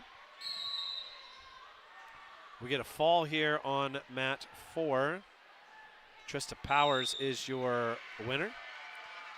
Trinary gets the pin over there at 155 in what was originally a close match. That completes the 155 bracket. And at 170 pounds, Gindelbarger has just defeated Lazier from Columbia City. Rex says there is a considerable line in the hospitality room. Gives my partner more time to chat, which he loves to do. So Gindelbarger is your winner for Coach Flatt and Riley.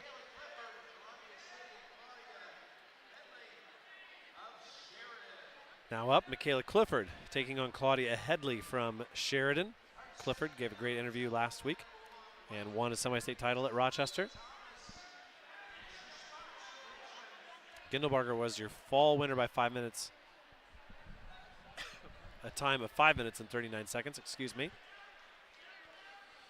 Now up number 3, Clara Gramlin from Lebanon, wrestling Natalie Flores from Greenwood.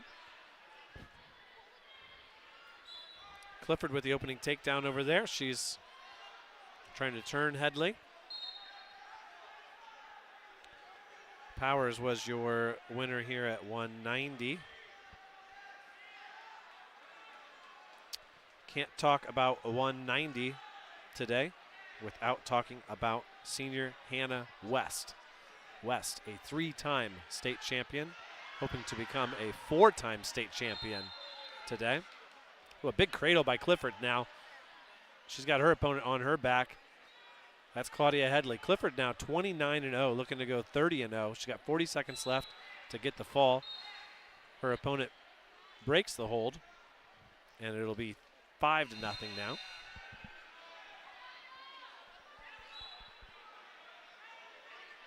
We missed another match at 190 as Powers was your winner. Trista Powers from Terre Haute South, 4th in the state. Michaela Clifford gets the fall. 1 minute and 47 seconds at 190.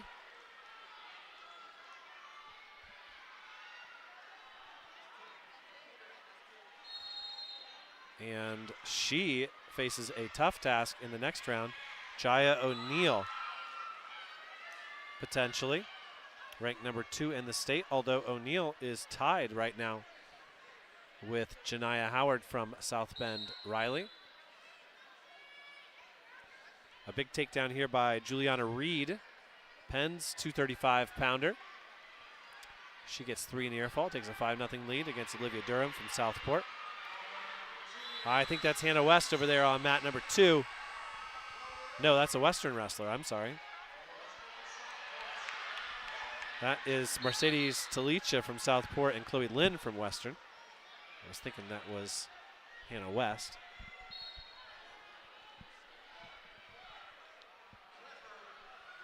Like I said, Clifford was your winner. And she will wrestle the winner of O'Neill and Howard, who are in a 4-4 match here in the third period. But O'Neill about to get near fall on Howard. She runs a half Nelson. Can Howard get her head out and pop out? She's going to get 2 near fall, I believe. And rolls. Howard rolls through and comes around and gets a reversal on O'Neill. That makes the score 6-6. And O'Neill trying to take, Howard trying to take O'Neill to her back. 6-6 the score. Number 2 ranked wrestler in the state, Shania O'Neill. There, gets to her feet. She takes a 7-6 lead. Howard needs a takedown.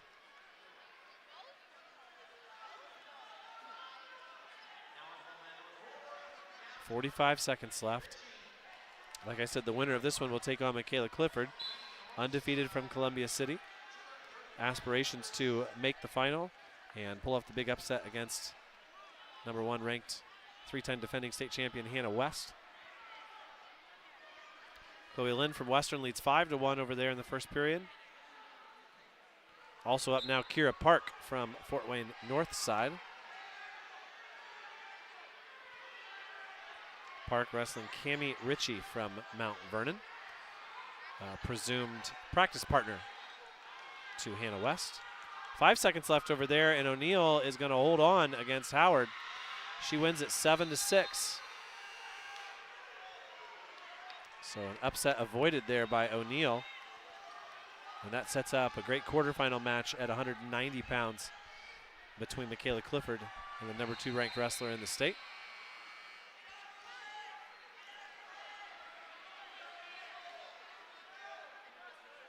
We're going to line up a couple of commercials here for you. And when we come back, we'll have the 235 matches right after this. The Fort Wrestling Facility at 1519 Goshen Road in Fort Wayne is building young wrestlers all across the Fort Wayne area, one practice at a time. Join us for a live practice session or one of our upcoming camps at the Fort Wrestling Facility. Just check out our website today at thefortwrestling.com. Open to wrestlers 5 years old through high school, don't miss the chance to train with wrestlers from all over the area, focusing on technique, conditioning, and learning how to love the sport of wrestling. The Fort Wrestling Facility, building wrestlers in the Fort. At Jackson Associates Financial Services in Portland, we are committed to maintaining the highest standards of integrity and professionalism in our relationship with you, our client. We endeavor to know and understand your financial situation and provide you with only the highest quality information, services, and products to help you reach your goals. Give Troy a call for the latest rates on CDs and learn about the advantages in today's financial climate to invest in your hard-earned dollar. That's Jackson Associates in Portland.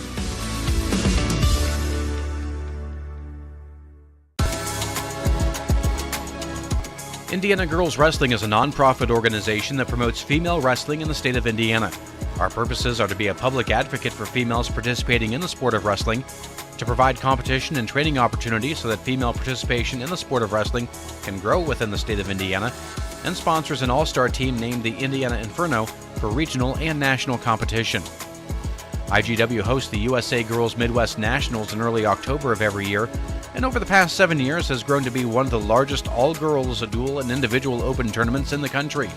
This year, the duels had 30 teams from across the country, with 5 from Indiana, and over 500 girls competing in the individual open. So be on the lookout for more all-girls tournaments sponsored by Indiana Girls Wrestling in the near future. For more information, you can go to indianagirlswrestling.com or check them out on Instagram or Facebook under Indiana Girls Wrestling.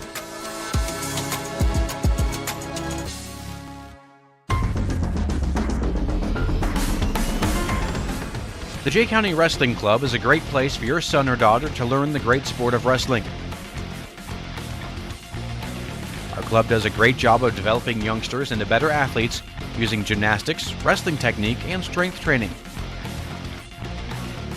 If interested, check out our Facebook page for practice details and to stop in.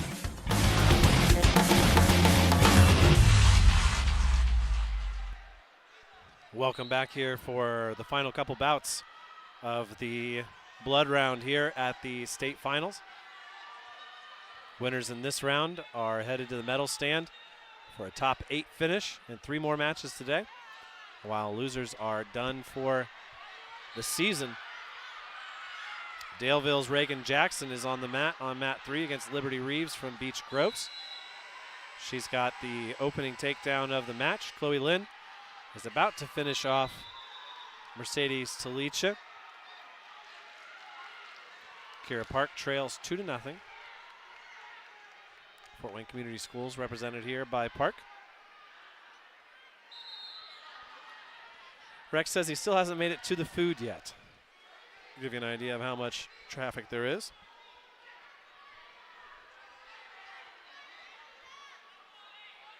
Like we said, Michaela Clifford was the winner at 190. We're still awaiting the winner at 170 pounds. Leila Thomas is your winner. She will take on Paisley Chambers next. Thomas ranked number 2 in the state, so a tough one there for Chambers.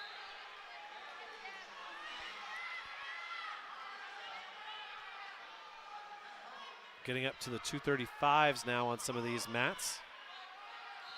Park trails 2-0 for Northside.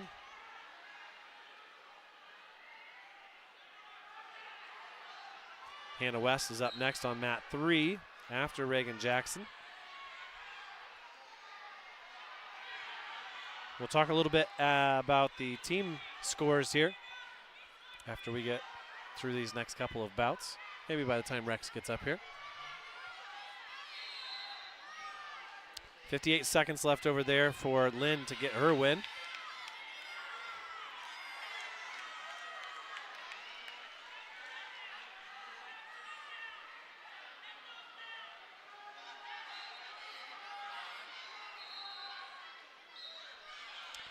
We're going to have to go searching for this last win that we missed for Rex at 170 pounds. It was Gramlin from Lebanon who was your winner. That brings us to the 190. Clifford and O'Neill, Hollinsrow and Powers are your first winners up at the top. The other 190s have not finished, so we're caught up there. Chloe Lynn taking some blood time here now in the blood round. She leads 12-3.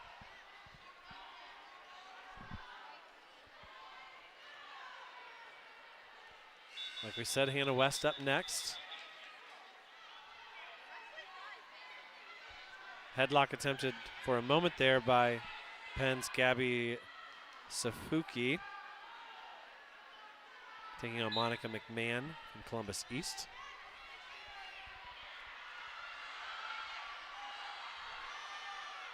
Reagan Jackson 2-2 with Beech Grove's Liberty Reeves. They're on their feet, 35 seconds left. Jackson, just a freshman, being pushed backwards by Reeves, the senior. Reeves trying to go for the throw. Shot by Jackson, but she can't finish it. They go out of bounds with 18 seconds left.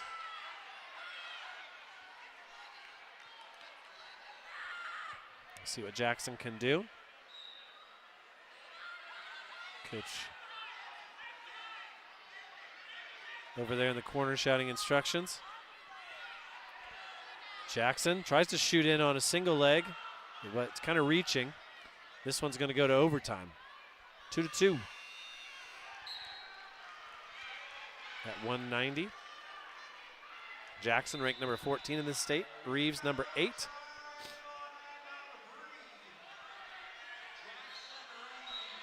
Park trails 5-0 with a minute left here in the third period.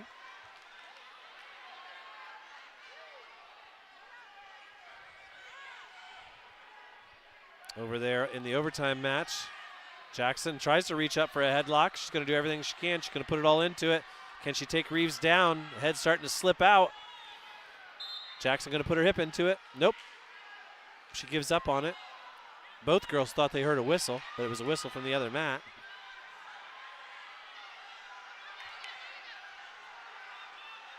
Still hand fighting between Jackson and Reeves. Reeves with the collar tie. Jackson giving up probably 6-7 inches in height to Reeves, who's very tall for Beech Grove. Now Reeves is going to try a headlock. Instead, Jackson drops down to a single leg. Let's see if Jackson can pull that in. Instead, Reeves sprawls. Jackson continues to work on that leg. That time runs out in the overtime period, and we're going to go to a pair of 30-second matches. Vivian Park is up next after the 190 quarterfinal here on mat 1. This one's going to end here. Kira Park falls to Cammie Ritchie at 2:35.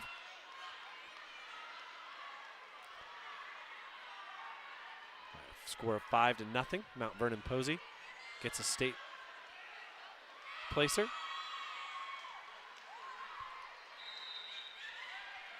Bring up another Perry Meridian wrestler on this mat. Chloe Lynn's finally going to get her name written down. She will advance by a 12-4 score. She knocks off number 5, Mercedes Talicha, in an upset there. She will face Hannah West, assuming West wins her next match in the next round.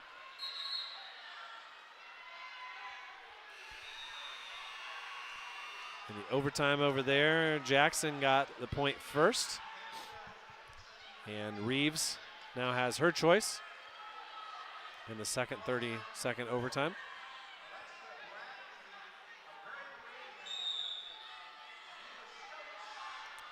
On mat 4, Alexa Bradley, the sophomore from Perry, taking on Ava Stokes, the freshman from Harrison in West Lafayette. Jackson gives up the stalling point and the escape. Couldn't return Reeves to the mat. She's going to need a takedown to win it. The score is incorrect. It should be 4-3. And Jackson's going to lose on that stalling point.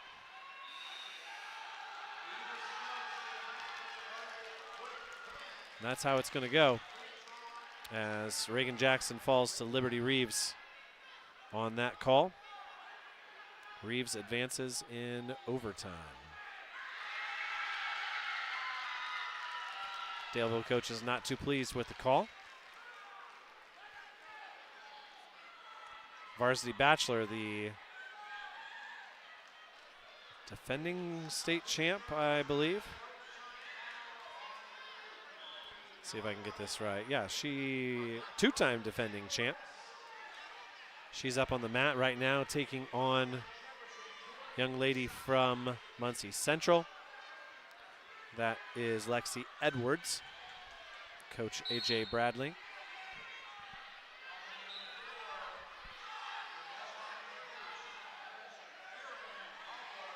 Last couple of bouts here on these mats.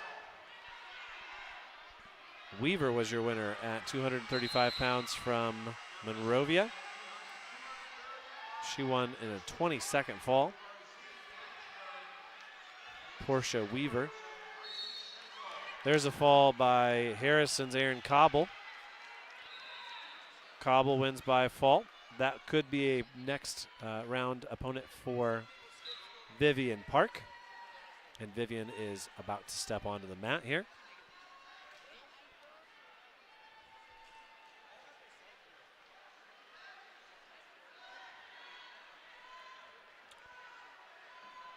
Make sure that we keep all of these up to date. Park will wear the green ankle band.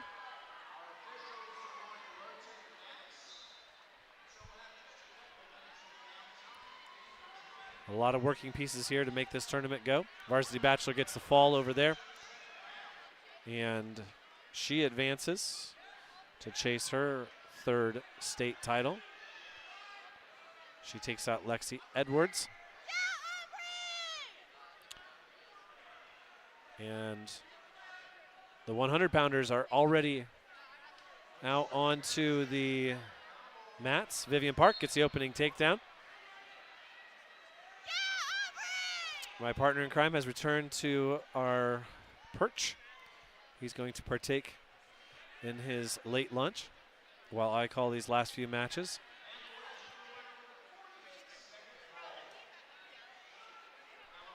Park trying to work a power half here against Erica DeHart from Edgewood. Vivian's brother also wrestles for the boys team at Columbia City.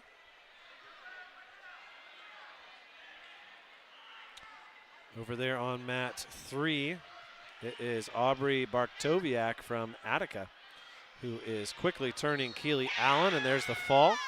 Bartowiak gets the win.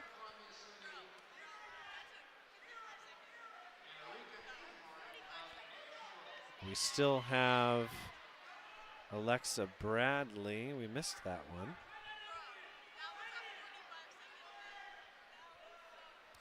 McMahon from Columbus East was your winner at 190 pounds by a 2-0 decision. And I don't remember seeing Hannah West. Because she only wrestled for 48 seconds, that's why. Once again, West trying to become a 4-time state champion. At 235 pounds.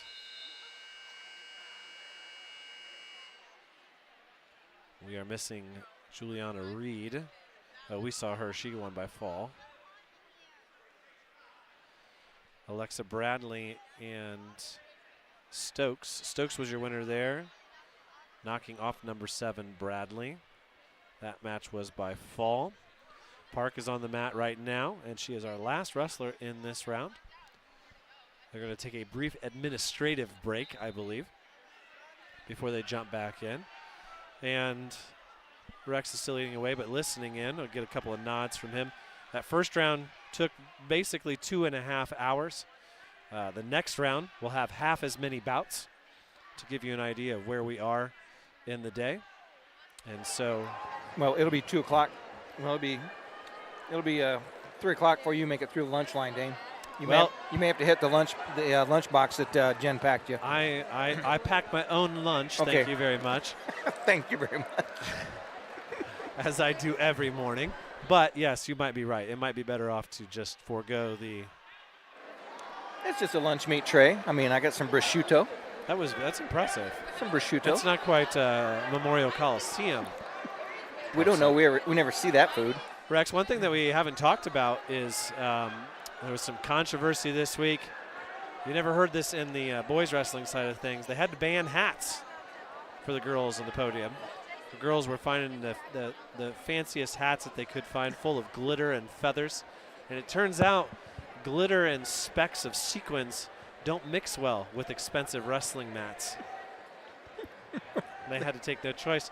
They had glitter ground into the mats at a couple of the semi-state sites, and they had no choice but to say, yeah, we're not going to be able to do the hat thing this year. Sorry. No hats.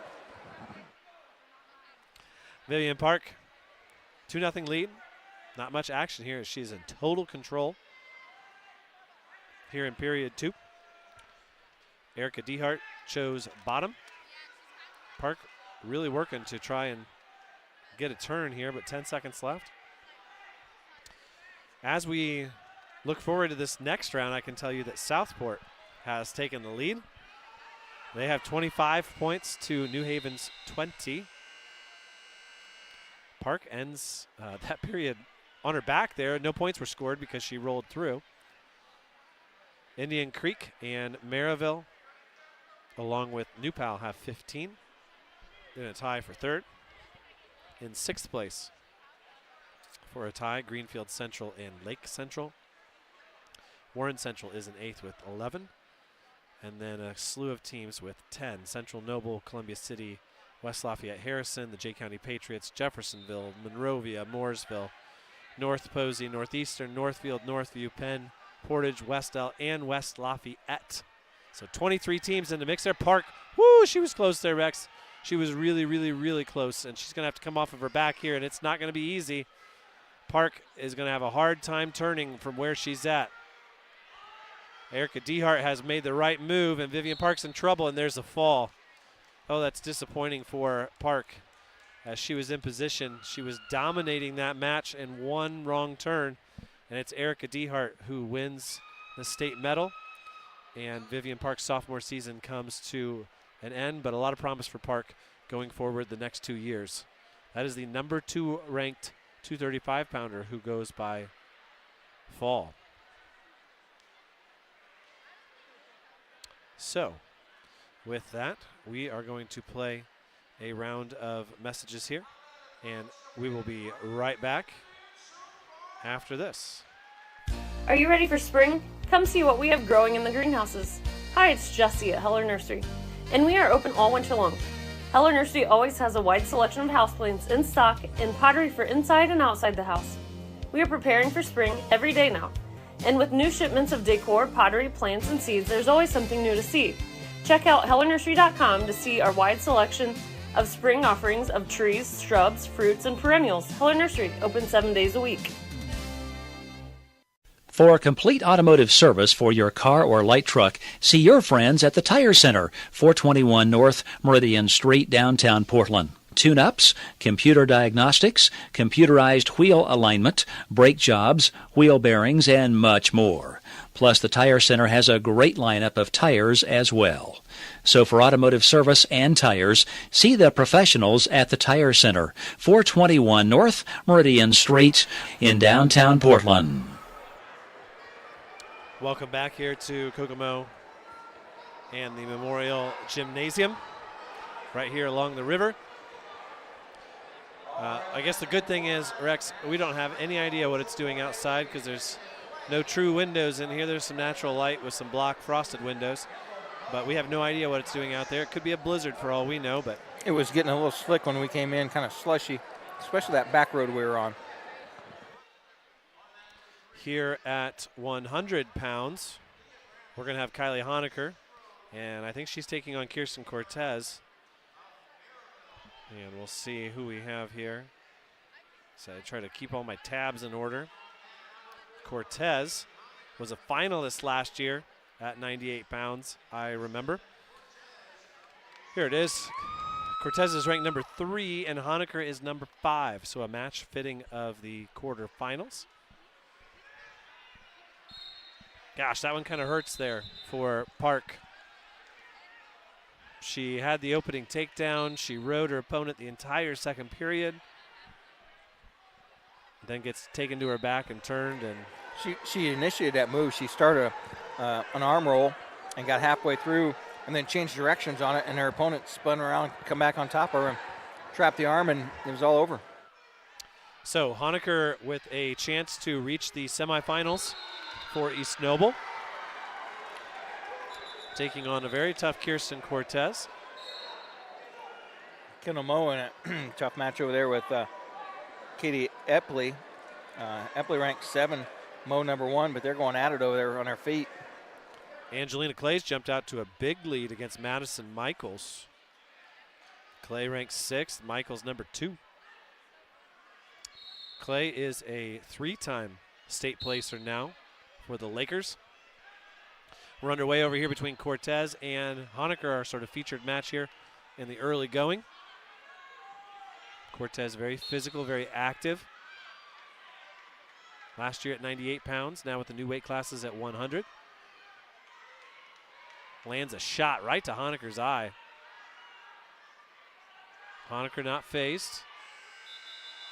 Honecker looked like she was going to spin around there for a takedown. Nice job by Cortez, who tries to shuck her away. Honecker now with a headlock. She's not going to try to hit that this early. She wants this thing to go the full distance. They go out of bounds temporarily. They're back in. I want to thank all of the East Noble fans who are listening here. East Noble jumping on board with us. East Noble Wrestling Boosters. Jay County with 2 wins in that opening round. Moe gets a fall over there against Katie Epley. She will advance to the semifinals. If you're unfamiliar with the format here, winners in this round will place in the top 4. And the losers will place in the bottom 4. Everybody's got a medal now, unless you do something really dumb and you lose it. The young lady from Switz County is going to sport the mask. I missed that earlier this morning, unless it's new. Juliana Ocampo up next. Olivia Kroll up now against Reese Kasprick from Lake Central. So 2 Lake Central wrestlers out on the mat right now. Maryville's Jada Taher is up against Aaliyah Brown. Brown leads 4-0. Honecker and Cortez, no action yet. A lot of hand fighting, bettering inside arm position, but no shots. Cortez reaches in. Honecker grabs both wrists, and that's how the first period ends. Scoreless 0-0. Michaels from Portage has come back and taken a 4-2 lead over Clay, as Michaels the number 2 ranked wrestler. Stalling called and a point awarded to Michaels. That makes it 5-2. Second period. Kroll with a takedown over there to open up the match against Kasprick. Stick with us throughout the day. Go back to work for a few hours. Come back. We'll be on all night long. All the way through the finals, all the way till 2:35. Rex, I guess they do have radars, you know, on the internet. We could probably check out what's going on outside. I'd just soon be surprised. That's true. Winter storm. Hey, look, there's more snow out west. Living with metastatic Oh, we breast don't want cancer? that. No, we don't want that. Stupid auto ads. All right, now it says it's raining, so we're good. Oh, now it's snowing. Who can keep track? Still 0-0 here between Honecker and Cortez. That's because we live in Indiana. Wait an hour and it changes. Kroll leads 2-0.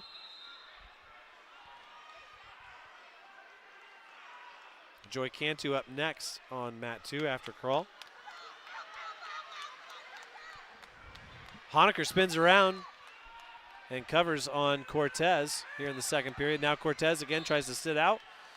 Cortez drives into Honecker. Honecker in poor position now, hoping for a stalemate and not 2. She may get it. Michaels leads 6-3 against Clay. Just into the third period. There's the 2. Cortez gets a reversal.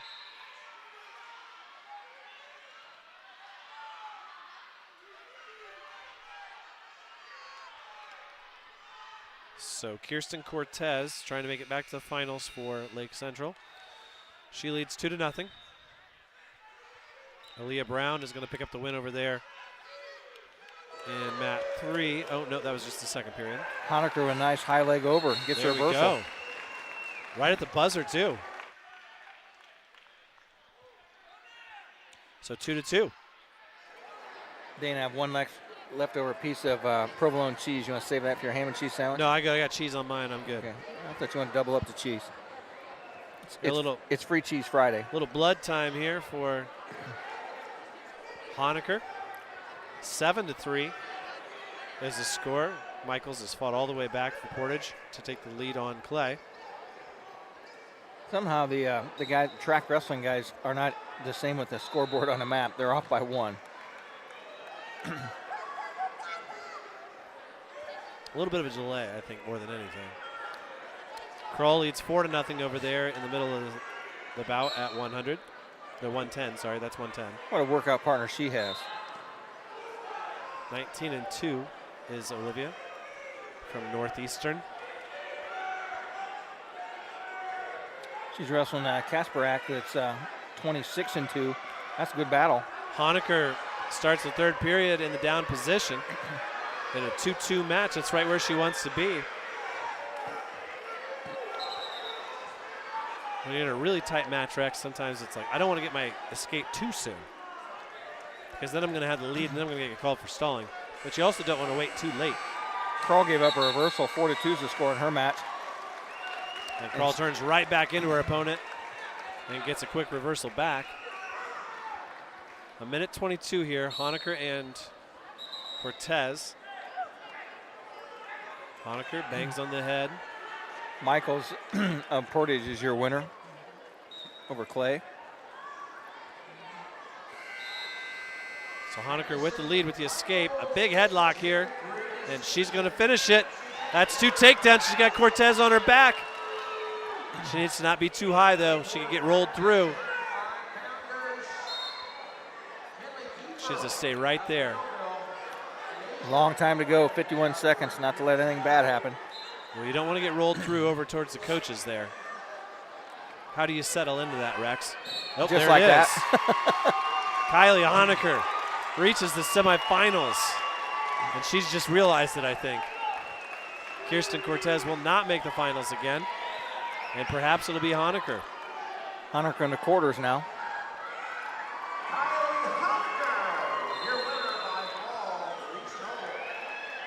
She makes the Final Four.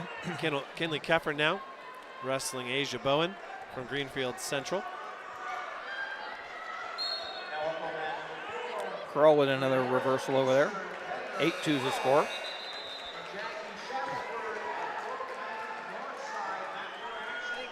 You want off? So as Dane takes his headset off and goes to the lunch bag. I'll keep an eye on the action here. On mat number 1, it's Kinley Keffer from Daleville. And she has a 4-3 lead. Now she runs that half Nelson, powers it over. Half Nelson and a far bar. Keffer, good position here. She keeps that shoulder down as Bowen tries to work her way back up. Kiefer from Daleville, 19-1 on the season. That's a 105-pound match. And she is the number 4 ranked wrestler in the state. Bowen is the number 6 ranked wrestler in this weight class. Kiefer just runs that half Nelson, has an arm way too high. Referee's going to stop it. There's a fall for a Heather Crawl. So Heather Crawl on top half, the bottom half of the bracket advances over Shackelford with a quick fall. She is a beast, people. She advances and she'll take on a winner of True Love and Dowdy in the top bracket above her.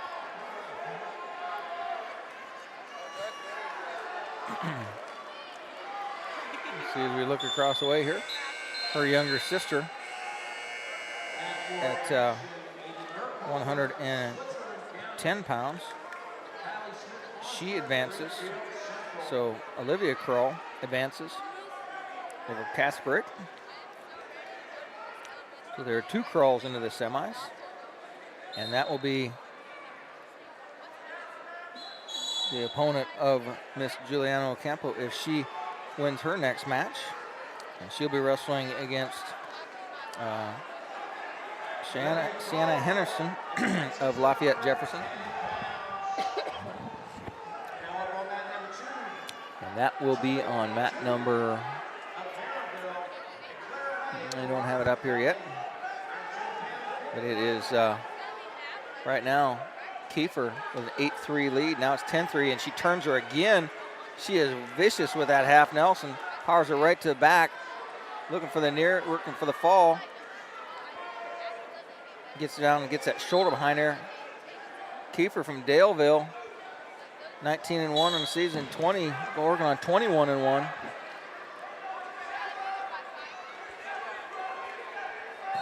She's in top out of bracket. She wins by fall. So it's Kiefer over Bowen at 105. And she will be the opponent of either Joanna Cantu from Hobart or Kleinschmidt from North Posey. Now,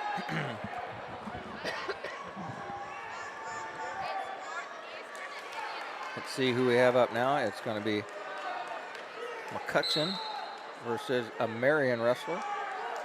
Mat number 4, young lady from Switz County.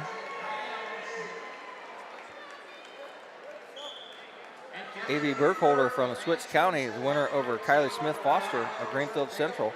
That's a 110-pound match. Burkholder advances to the semis.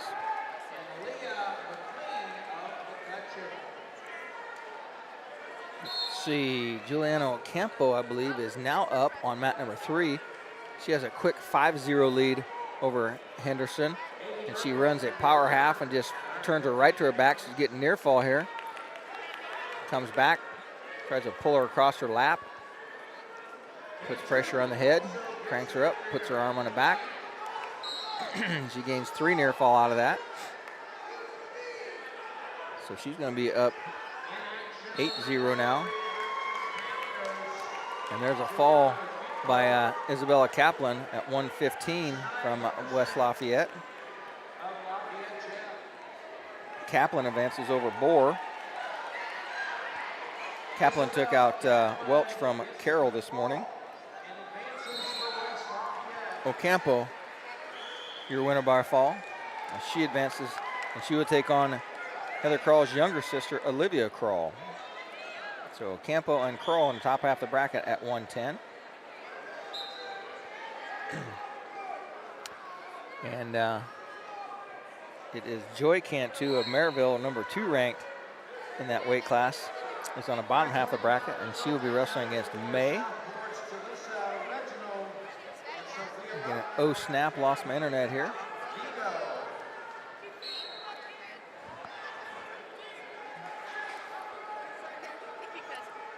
Let's see who is up.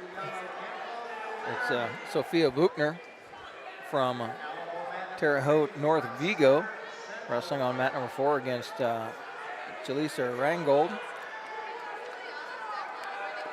A couple of 3-loss wrestlers apiece. That is a match at 120 pounds, and Buchner takes her down right to her back at 120, and Buchner gets the fall. Number 2 over number 4 right there. With a fall, Buchner advances to the semis.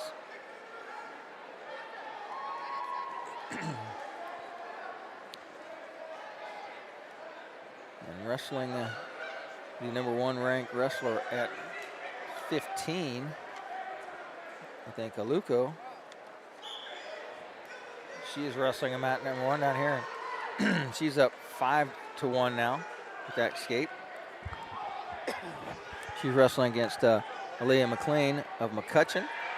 Just 2 losses on the season for her. And Luco is undefeated. McLean was in on a single leg, tried to pick it up. Luco is from Ben Davis.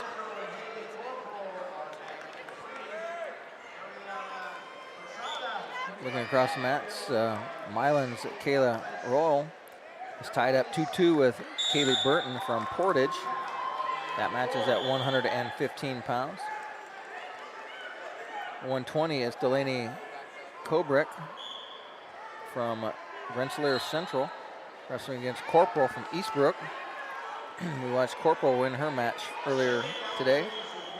And on mat number 4, it's Sydney DeLois from New Pal. And Kazadra from Plainfield is her opponent. They're waiting on her to show up.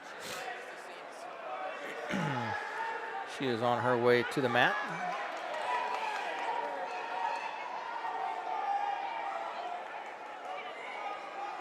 As Dane is eating his lunch, but he can attest to this, that some of these girls have really hit the weight room. These girls are very strong, very athletic. There's a win by fall on mat number 3. Number 2, Portage is, she is defeated, I believe. That was Milan with the win. So that was at 120 pounds. 20.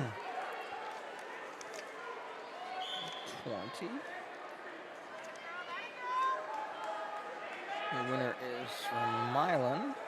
Where's she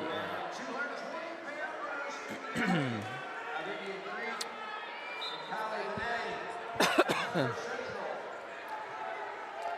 Cantu of Maryville was a winner at 110. As DeLois gets a takedown over here on mat number 4.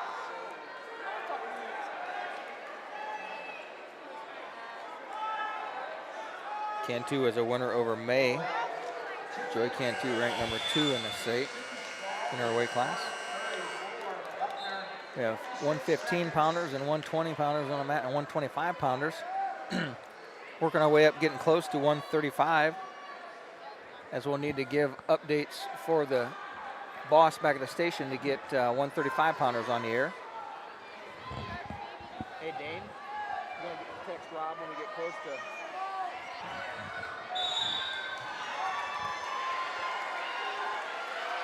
Lena Lingo will be our next wrestler we watch up there, as Sydney DeLois at 125 is a winner by fall.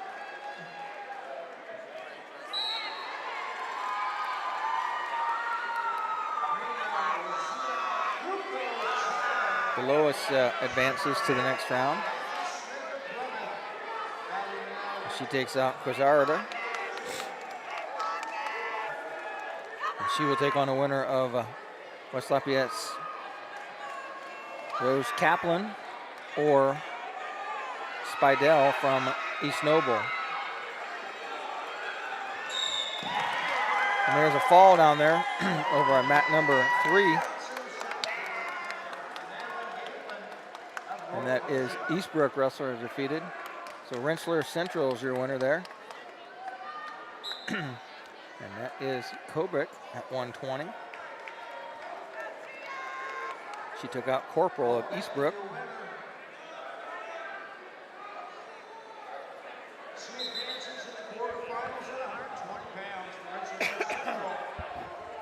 Still alive in that weight class is Dowdy and Benoit getting ready to wrestle here.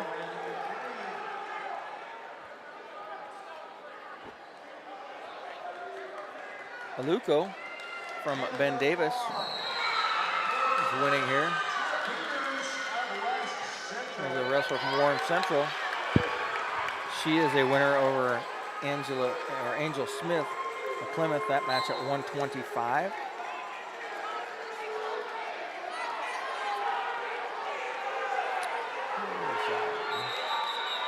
So Taylor advances.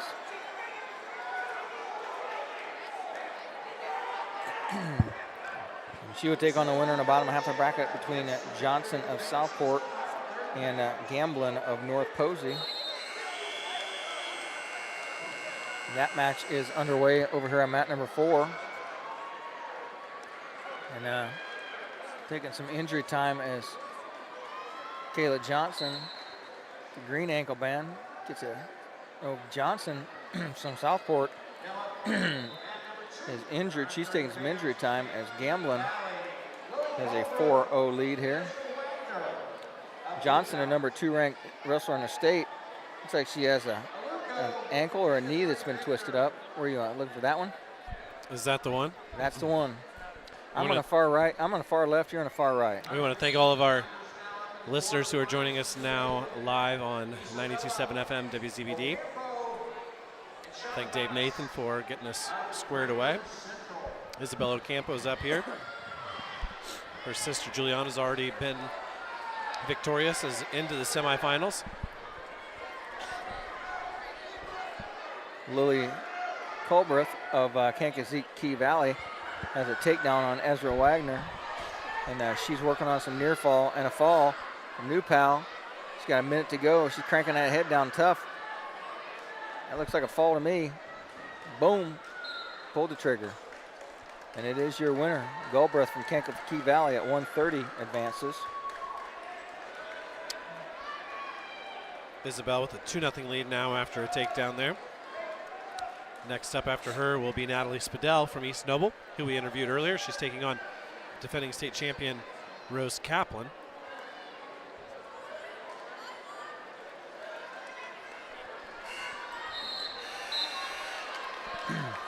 Naima Ghaffar was the winner in the first round from Northwood, semi-state champion for the Panthers last week. And she is up 4-0 on Tia Peter from West Central. Oh, she just got the fall. The Farrier winner at 120.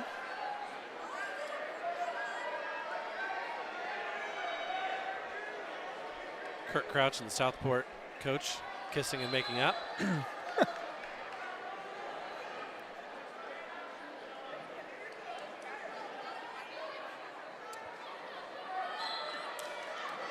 Tough way to be behind.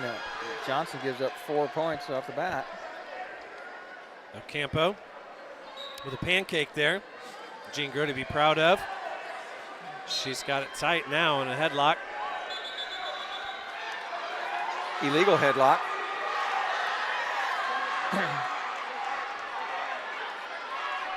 So she'll get the 3 near fall, but will lose a point. Jimmy doesn't agree. That was a case where the side official came over and pointed it out and immediately got the call from the head official. Now Johnson has put her opponent on her back. She's going to come back and tie this thing up, and she's ahead, and there's the fall. So Johnson, with a bad ankle injury, took some injury time, barely made her way back into it. She gets the fall. She might need some help getting off the mat. Talk about gutting one out, Dane.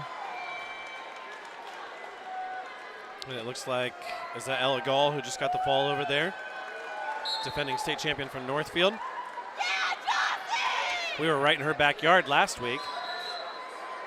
Now Ocampo's got her opponent stacked.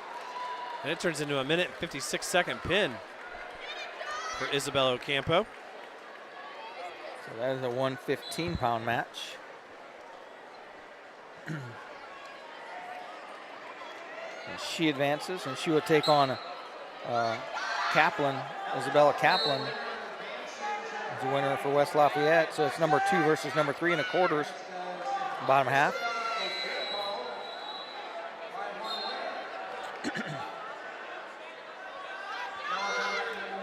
Not sure where Lena Lingo will be up next. Lingo is on deck on mat 2 on the far side over there. That match is in the second period if we keep our eye on that. It is Seidel on mat number 1 here, wrestling against Rose Kaplan. Stalling warning given up to Seidel. Spidel. Rose Kaplan is really strong young lady. Huntington North's talented freshman, Aubrey Troutner, is on the mat against Hannah Seitzinger from Indian Creek.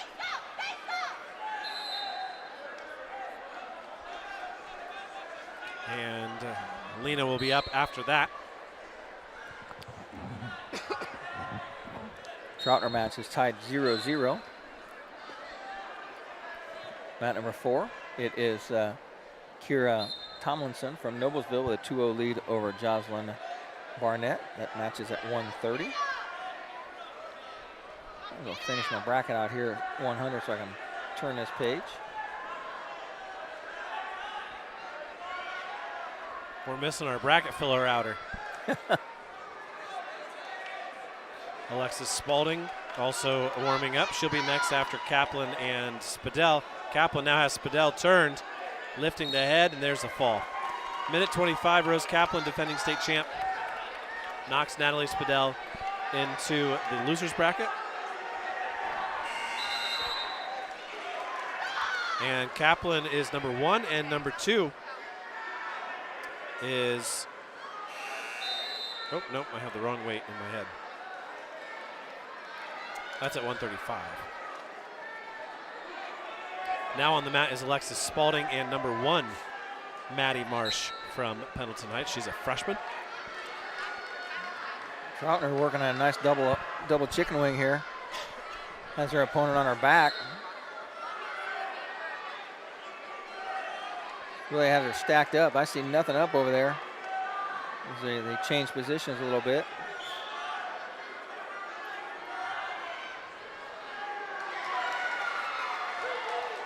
Rex didn't have any desserts over there or anything? I would Nope. have expected you to. Meat It was and bread. A light lunch. Meat, bread, and some chips. That was all I had. Fair enough. It was very, very fulfilling. Now they got a supper ticket in there for us too. So Now that could be anything. well, there was bagels left over from breakfast over there, so that they threw those in.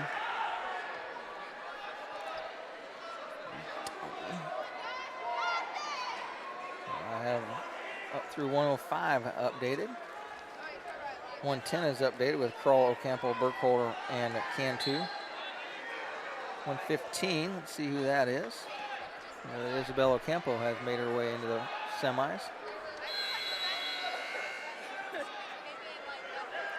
Seitzinger number 3, Troutner number 4 in the state. Number 2, Kyrie Tomlinson about to get the fall over here. All of them chasing Ella Gall, who was your champ last year at 132. Great interview last week. Really well spoken, nice young girl.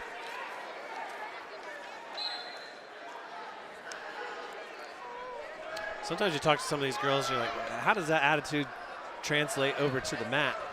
It's like they got Jekyll and Hyde.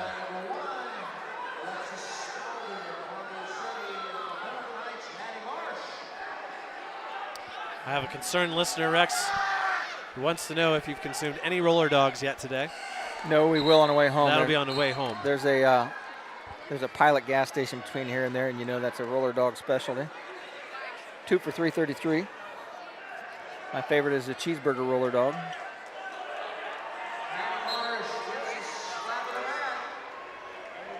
Updated through 125, updated through 130 now. Yes, your winner there was Marsh over Spalding. That brings up Pepler from Rochester. Tomlinson gets a fall to reach the semis at 130. And that'll bring up Katie Vardaman from Homestead. Troutner with an 8-0 lead over here from Huntington North. She's working her way to make her way into the finals to take on Culbreth from Kankakee Valley. Troutner's coach sporting a very lovely gray and red plaid jacket. I think they get right out of the used car salesman section, Dane. I like it. I like it. Cool. I don't recognize that gentleman. He doesn't look like our normal.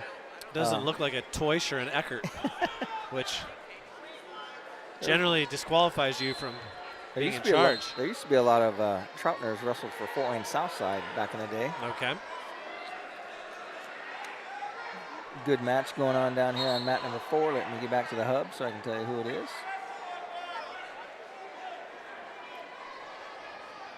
There's our good friend Harley walking by here. That was a 0-0 match between Homestead's Katie Vardaman and Kaylee Smith from Mishawaka. Are they cavemen still, or are they cave women, Dane? Well, it says cavemen on the back. I always wondered, how did the cavemen get to have leopard skin anything? They can't. Leopards are pretty fast. I would think so, but that club they carry is awfully big. Vardaman, a lot of hand fighting here with Smith. Vardaman is number 4 in the state. Smith was 3, so this is a 3 versus 4 matchup. They're going to battle pretty close here. I'm looking at the previous results, and Smith actually pinned Vardaman at the end of the second period when they wrestled last. Lingo will be up deck, and she is up right now as Lingo races the side of mat, as Troutner is going to be your winner from Huntington North. Big time win, 8-0, as she just ran double trouble on that young lady. And she advances, and she will take on Culbreth from Kankakee Valley.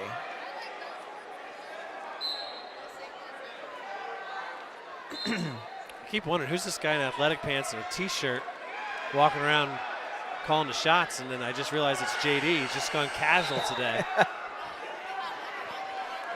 JD's probably about tired after the last couple of weeks involved in team state and all these other things. Vardaman down there. Still 0-0. Representing the Fighting Oberlins. also known as the Homestead Spartans. She takes the down position. She's tied up 0-0 still. They have some blood cleanup to do on the mat where Lena Lingo is getting ready to go out there. We are ready to go. There she Lingo. is. She's wrestling against Haley Sellis from Penn, who is 16-1 in the season, ranked number 2. Lingo number 11. You want Leah? I'll Lena? take Lena's match Take here. Lena. She's wearing the gray singlet. Is that the same singlet that she had on earlier? Yes. Underway here. Haley Sellis, ranked number 2 in the state, 2-time state place, now a 3-timer for the Kingsmen. Coach Harper in the corner for Sellis. Lingo ties up. Bartleman goes her back, just about gave up points, and she's in good shape for a reversal here. Bartleman scores first points, 2-0. Homestead on top. A lot of inside fighting there for the right tie. Lingo pushing Sellis at the edge of the mat. Now she pulls her back in. Coach Winter, Coach Jackson in the corner for Lena. Now she's in a front headlock position. If she can sprawl, she might be in a position to score, but instead they go out of bounds. They're neutral. I always wonder if Coach Harper, if he wears his pants like that, or if it's just he's just so active that one pops up and the other one can't come down. It's a fashion statement. I don't show that much leg, Rex, ever. He gets a big slap on the rump from Troy Hahn. His calf is so big his pant leg won't go back down. Troy Hahn with a big old slap on the behind, Coach Harper. Still scoreless here, 35 seconds left. Sellis working on the head of Lingo. Lena gets her head out. She's got the right arm of Sellis where she wants it, but they go out of bounds. Keeping her at bay at that 2-on-1 Russian. Coach Jack's out of his chair. Lena the aggressor here, pushing.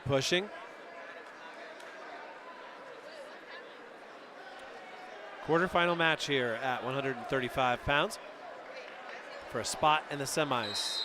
They go out of bounds. I watched Sellis' match earlier. She had nothing flashy in her match. A quick look at Indiana match shows that these two haven't wrestled before, at least that's documented on there. And the first period's going to end scoreless. See who wins the toss here and what Lena decides to do. Lena wins. She's got some blood. She's going to go top. Oh. She's going to borrow them too. She's going to double wrist roll and just try and run at her back with it. Let's see how that works out here. Lingo works Sellis forward. This could pay off here. Tries to reach for that far elbow. Right now she's got her arm over the head of Sellis. She needs to get that back. Coach Winter telling her how she can do that. She breaks up to her knees. Sellis turns in and faces now. Lena maintains wrist position there. She comes back and covers behind. 30 seconds in now, the second period. Kevin Troy, our official on the mat.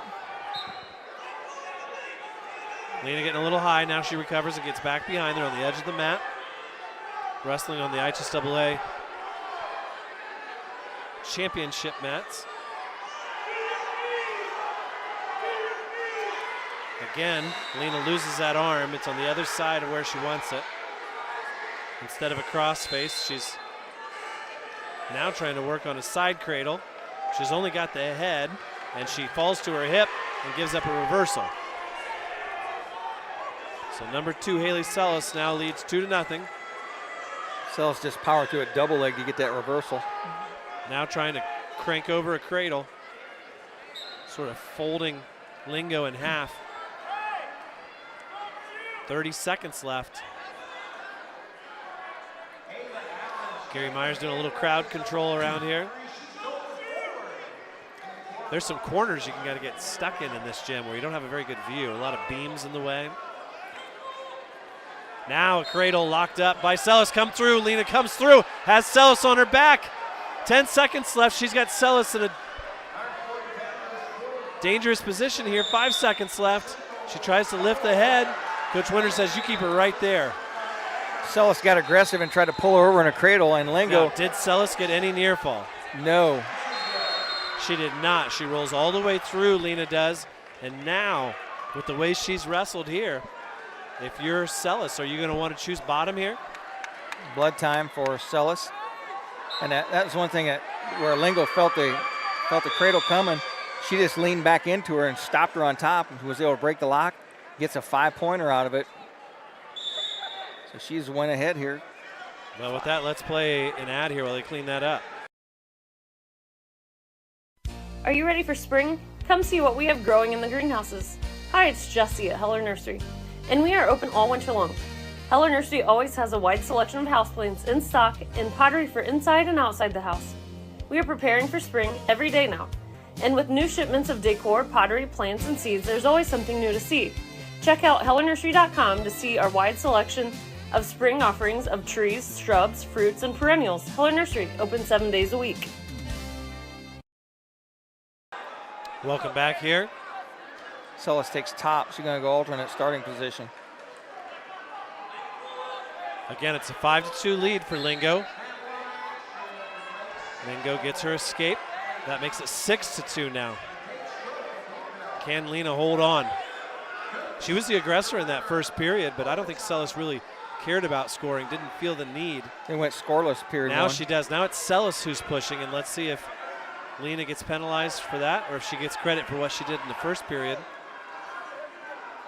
Out comes the plug. I think that was a hair tie. Oh, okay. Or scrunchy. Minute 25 left. 6-2. Lena Lingo leads. The edge of the mat. Lingo separates. Comes back to the center. We want to thank everybody who's joining us on WPGW and WZBD back home. We are in faraway Howard County right now. Stalling called on Lingo. She can afford to give that up, though, honestly. If she doesn't give up 2 takedowns, it's just a matter of how many are going to get called and how soon. 55 seconds left. She goes out of bounds. No stalling called there. I was a little bit worried on the restart. Lena needs to be able to keep her breath. Not give up that big headlock at the end. She's backing up. Blocking. Keep doing what you did in the first period, Lena. Clock's not running. There it went. Headlock attempted by Celis. Lena pops her head out, gets behind, but they go out of bounds. Now, how's that not fleeing the mat? It was a slow walk. She went right out of bounds. It was a very slow walk. With Lingo behind her. Hopefully that buys her at least 10 seconds. Immediately, Celis jumps to the front headlock position. That's not where Lena wants to get. She gets her head out now. Coach Harper trying to think of what will work. Oh, then we get the stalling call. That's frustrating. That makes it 6-3. They go out of bounds, and Lena, sometimes there's credit to that. You wrestle after the whistle and finish off a takedown, and it buys you a little bit of time, I think. She took Celis right to her back off of that. 20 seconds left. Coach Winter going to come over here because I bet Mallerie is up. They go out of bounds. And nothing. Whew, that was close. 13 seconds left. Mallory's going to be up next on mat 3. 13 seconds left. Lena Lingo leads 6-3 for a spot in the semifinals. 10 seconds left. Give her a takedown. 8 seconds left. 3, 2, 1. I tried to call a stalling there at the end. Lena Lingo wins. She knocks off number 2, Haley Celis, and reaches the semifinals. Whew, what a victory there at 135 pounds. Smart wrestling. Nat Wood, if you're listening, you were right. So Naomi Leffers is up over here on mat number 3. She trails 9-3. Lena Lingo just collapses in Coach Jax's arms. She is absolutely spent, or she's just emotionally distraught. Maybe both. Leffers taking on number 4, Kaylee Beauchamp. That match is in the 3rd period. That mat feels like it's eternally in the 2nd period to me. I think the little light for the 3rd period's out. Could be. Vardaman was your winner by an 8-2 decision over Smith. Also winning Ellie Janowski from Lake Central. Alexandra Bostic, your returning state champ, is up here on mat 4. Whew, I tell you what, when she was going over on that cradle, I thought, well, this is the end of it. And instead, she breaks that tie. She comes back on top. And kudos to Coach Winter. I think that Lena could have tried to come around and finish off the fall. I think Coach Winter realized this may be a big enough lead. We don't need to risk anything. We don't need to risk giving up an extra point at the end of the period. Malstaka with a 10-0 lead over here, working on a tech fall. And she's wrestling against Lane Mullins from Jasper. She is the defending state champion, #1 ranked from Highland. We are now in the 3rd period as a little light works, Dane. It shows up. 13-4 is the score as Leffers trails to Beauchamp. Bostic is your winner by fall. That is a 140-pound match. She is the real deal as she advances. #1 ranked. Yeah, Takes Mullins out. She's got all kinds of talent. We've seen her win in multiple ways already today. Like we said, 54 seconds away from Mallerie Winter's quarterfinal match.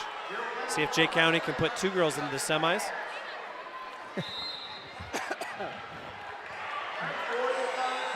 We got a group text there from Nat.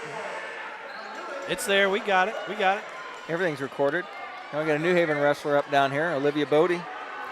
At 145, she's wrestling against Resungo Taylor from Warren Central. Leffers gives up a takedown over there. She trails 15-6, 20 seconds left. Mallerie up next. Bodie in a quick single leg attack, and she got that picked up.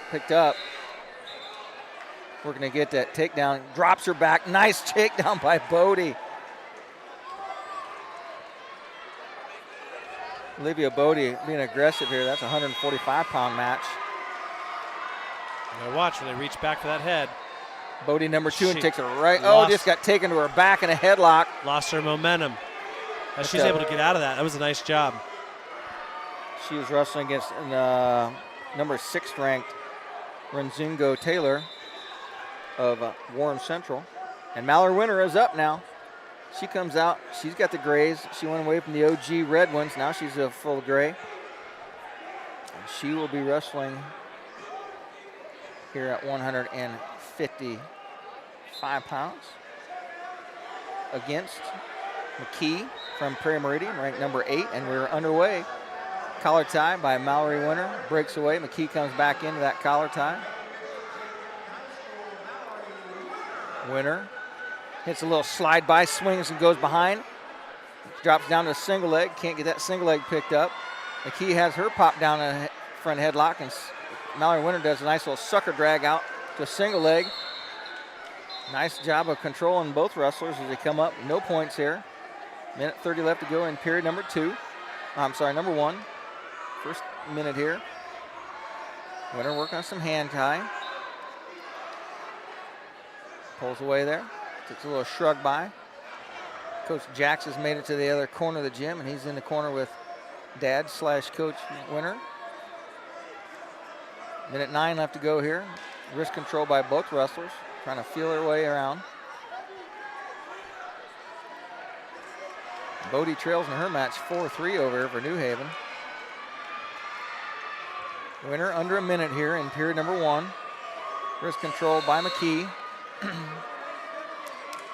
Winter tries to hit a slide by. McKee's able to counter that. Who's that fall down there, Dane? That was, trying to keep track, that was a New Pal wrestler, Ella Morris, who loses to Jaslyn Diaz-Avalos from Franklin. Winner still no score here with 24 seconds left to go. They're on their feet, wrist control by both wrestlers. Winner has been in on a couple of nice takedowns but couldn't finish them. Started him off a slide by, trying to get behind with 13 seconds left to go. Somebody's going to make an attempt here. We're under 5. Looks like we're going to go into this second period at tied up 0-0. The two-time defending state champ, Mallerie Winter. Red choice goes to a young lady from Prairie Meridian. She defers. Mallerie Winter says, I will take the down position. Mallerie is set. The key climbs on. Tries to break her down. Winter comes up. Forces her way up a tripod stand-up. Now Winter catches her in a headlock out of the scramble. McKee tries to get through. Winter's got her in a headlock. She's got the 2 reversal. She's cranking this thing down. She's got near fall Shake coming out of that. Tyrone Wilson has her lined up, and there's the fall. No swing, no nothing. Tyrone with the fall. Mallerie Winter, a second period fall. 2 minutes, 20 seconds is the time. She advances to the semis. And with that, let's play an ad here. We'll be right back with some analysis right after this. For complete automotive service for your car or light truck, see your friends at the Tire Center, 421 North Meridian Street, downtown Portland. Tune-ups, computer diagnostics, computerized wheel alignment, brake jobs, wheel bearings, and much more. Plus, the Tire Center has a great lineup of tires as well. So for automotive service and tires, see the professionals at the Tire Center, 421 North Meridian Street in downtown Portland.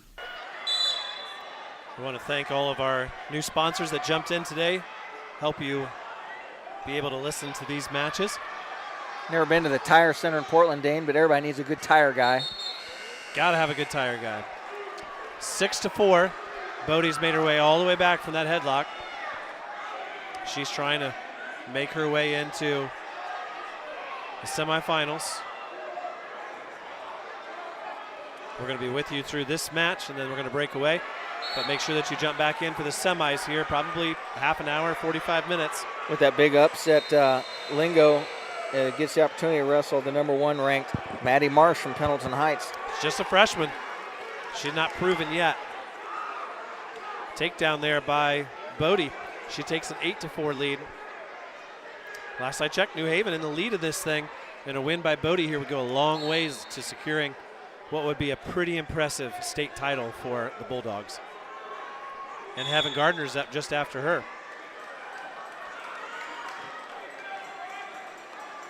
Get my brackets updated here. I see that I have 135 filled out. Trineri all over Mackenzie Shoemaker from Bremen. Trineri could be the final opponent for Mallerie this evening. She gave her all she wanted last week in the semi-state.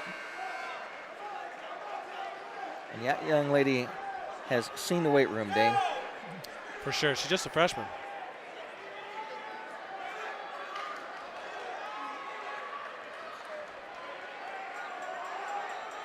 Get my updates here as I'm making my way up to 140 pounds. 1 minute left. Bodie leads 10-4. Michaela Clifford up next on mat 3.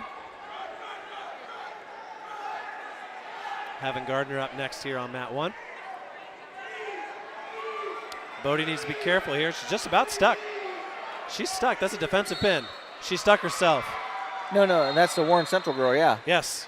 Yeah. I mean, she was losing, but she was on top and in control, trying to get near fall on Bodie, and she pinned herself.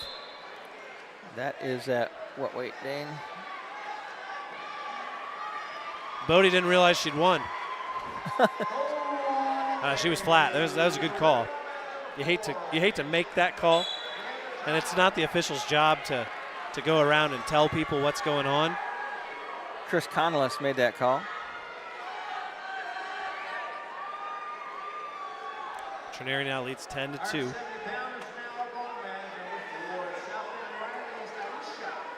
So that was.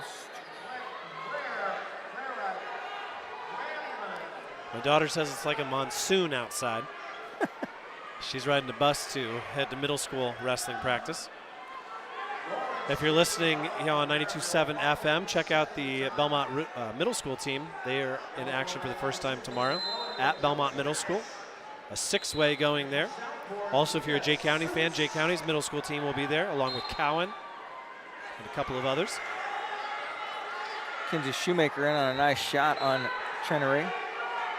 Trenery has her out in a quarter of Nelson out front. Spins and goes behind. Makes it a 12-3 lead.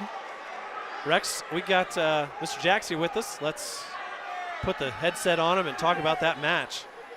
How you doing, Troy? Whew. I'm doing awesome. That was awesome. We were just talking, that cradle gets locked up on Lena's match, and she starts to go over, and you start to think, oh, no. But all of a sudden, the hold breaks. She comes around, gets the reversal, puts her on her back. And huge for the match. Huge. We've been working on that in practice. Now, we made a commentary. There was about 15, 20 seconds left, and we felt like Lena could have gone for the fall if she adjusted and moved around. But I saw Coach Winter immediately signal, no, stay right where you're at. You've now got a lead. You got a lead big enough. And I think that was key, because even if she gives up an escape there at the end of the second period, that 1 point was crucial at the end as the stall call started to come. But we kind of thought that there should have been a stall call there when she got around behind her and they went out of bounds. Right in the middle of a couple of stall warnings, but sometimes that's not how it works. For Lena, that is so huge. I think we've talked about it before. Her first year, she never won a match. She got better every week, and her goal was to get a medal, and we had her believing and said, this Penn girl's been here before. She's pretty solid, but anything can happen. Throw records out the window, and my goodness, she wrestled a great match to get to the semis. What a great day for her. And same thing with Mallerie. That girl was pretty strong. Mallerie kind of felt her out first period, a couple good scrambles.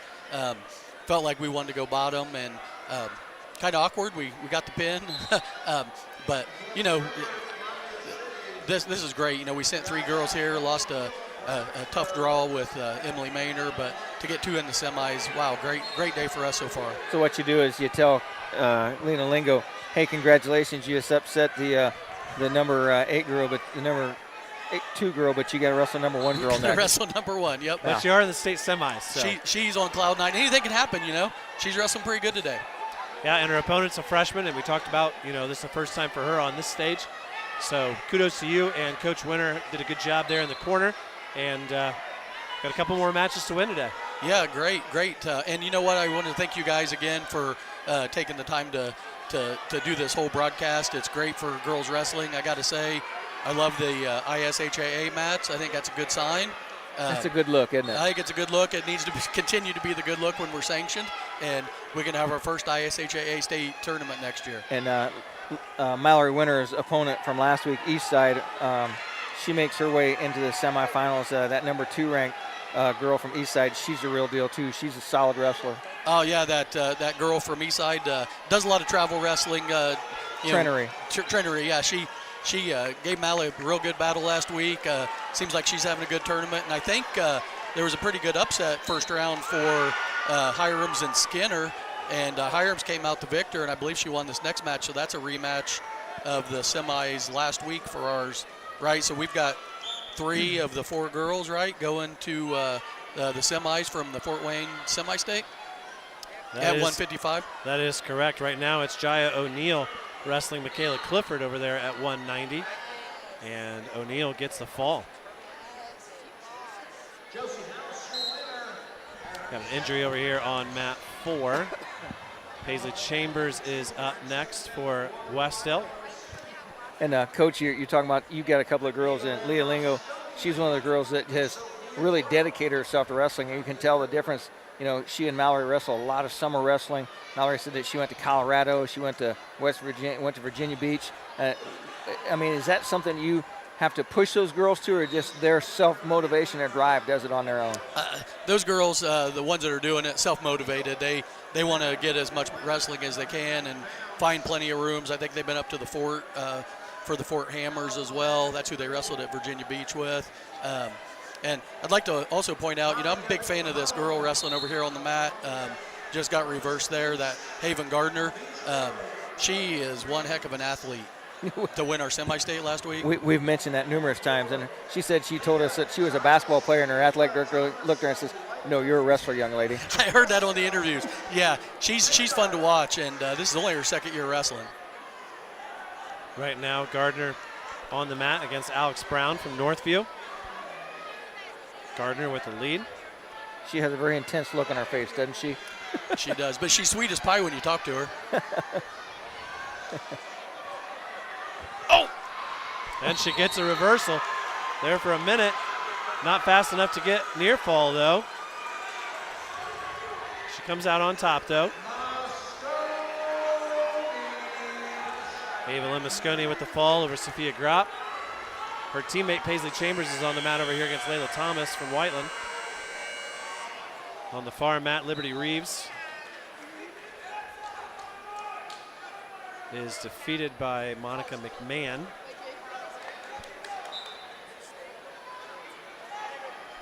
Gonna check the score here on this mat. Coach, did you see who Mallory's opponent is going to be? Was it House or Suits? I'm pretty sure it's House. Okay. Yeah, 3 minute and 18-second fall in the quarterfinals at 155. Hannah West up now, trying to become a 4-time state champion against Chloe Lynn from Western.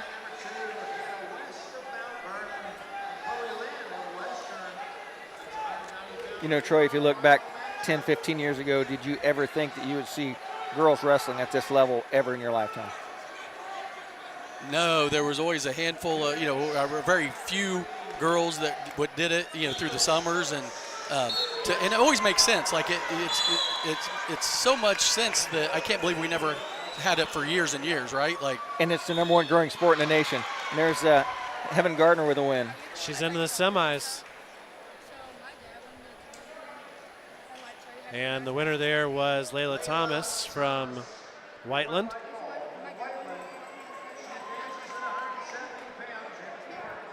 Gardner advances to the semis, and she'll take on the winner of, she'll take on Gindenberg. Troy's back with us now. We're mentioning the Jaya O'Neill at 190 that won her match against the Clifford girl. Okay. That gave the West girl a 2-to-1 match last week at the semi-state. Now up another former state champion, varsity bachelor, ranked #1 at 235. Two times. Two time.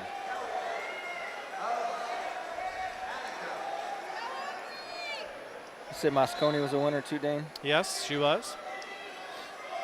Minute 25 seconds. Those Westdale girls drop into the losers bracket, and I think they wrestle each other in the next round.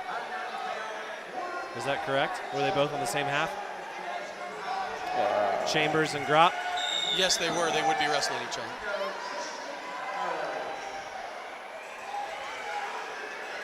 New Haven with the big lead in the team score, as they have 3 in the semis.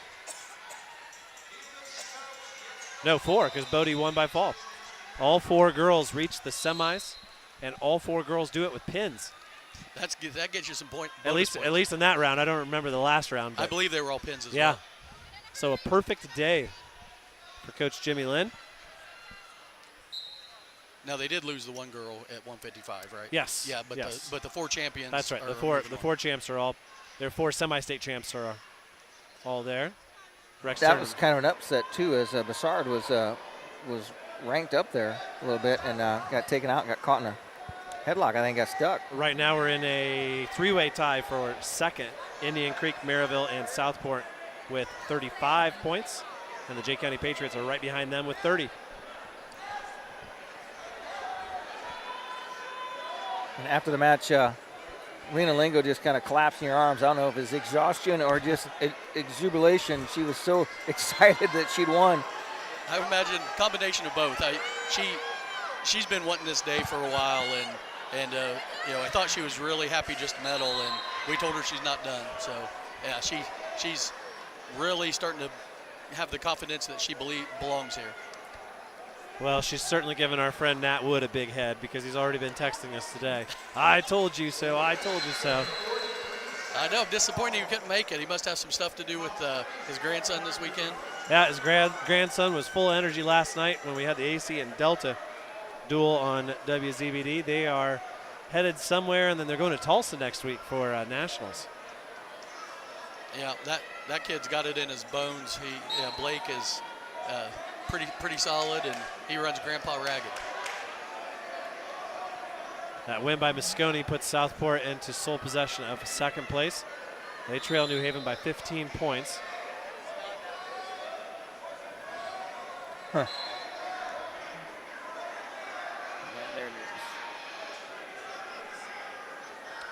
And as we finish up here, and we're going to jump right back into the semifinals, Rex, I think this is probably a good time to play a round of commercials.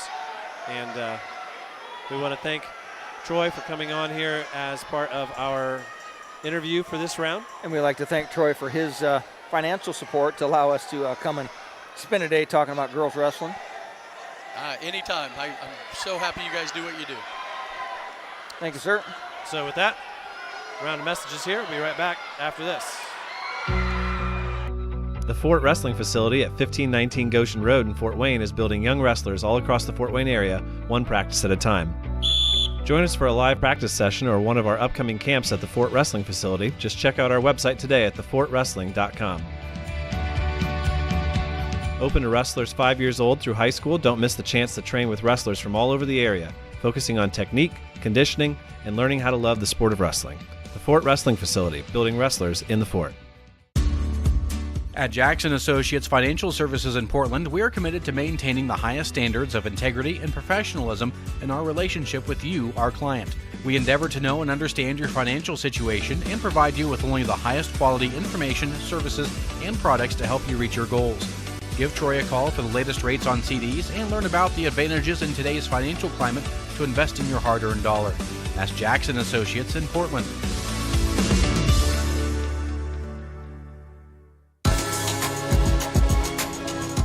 Indiana Girls Wrestling is a non-profit organization that promotes female wrestling in the state of Indiana.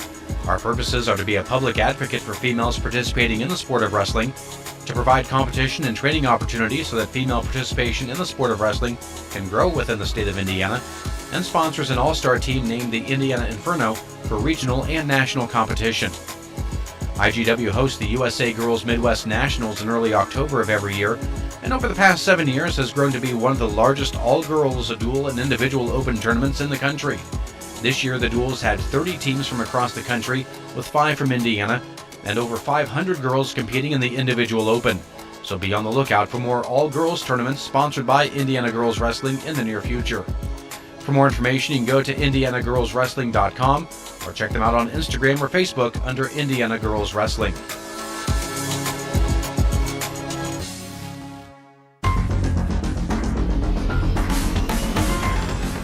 The Jay County Wrestling Club is a great place for your son or daughter to learn the great sport of wrestling.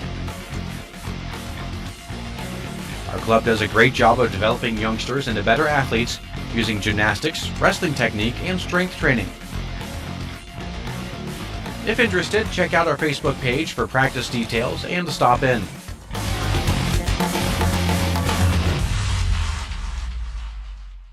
Are you ready for spring? Come see what we have growing in the greenhouses. Hi, it's Jessie at Heller Nursery, and we are open all winter long. Heller Nursery always has a wide selection of houseplants in stock and pottery for inside and outside the house. We are preparing for spring every day now, and with new shipments of decor, pottery, plants, and seeds, there's always something new to see. Check out hellernursery.com to see our wide selection of spring offerings of trees, shrubs, fruits, and perennials. Heller Nursery, open 7 days a week.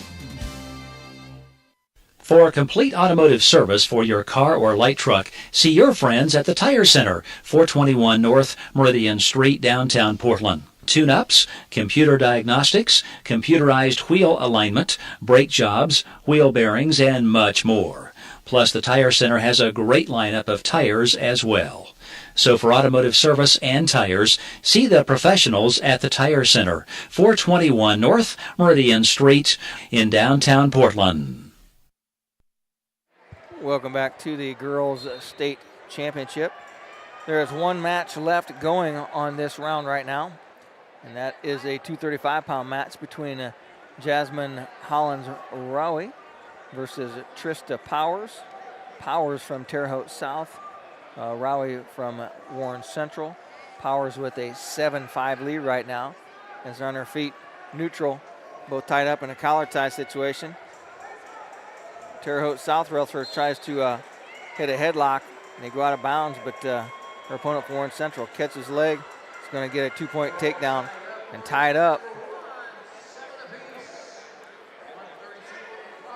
So she's going to give her escape and her back up to her feet neutral. So Warren Central wrestler trails by 1, 8-7. She's putting the pressure on. Powers works her way back into the center. Stalling warning against Powers. Minute 17 left to go here. She's going to pick up another stalling here if she's not careful. Powers going to get pushed out of bounds. As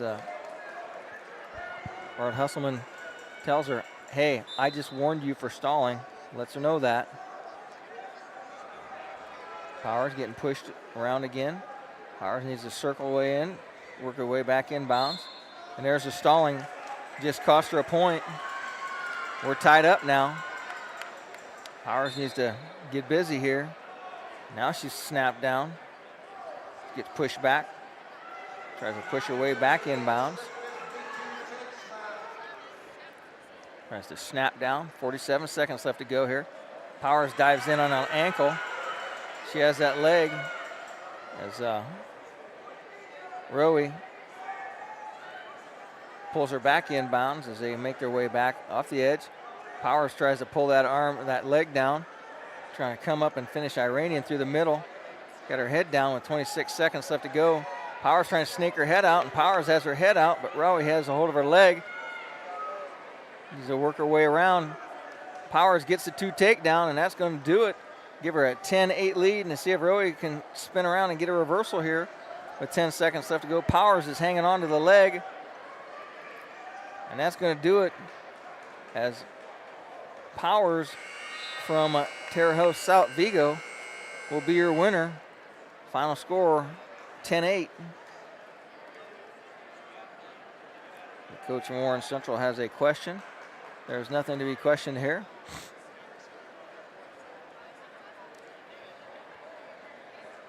We do have another match here. 235, it's Dehart versus Cobble.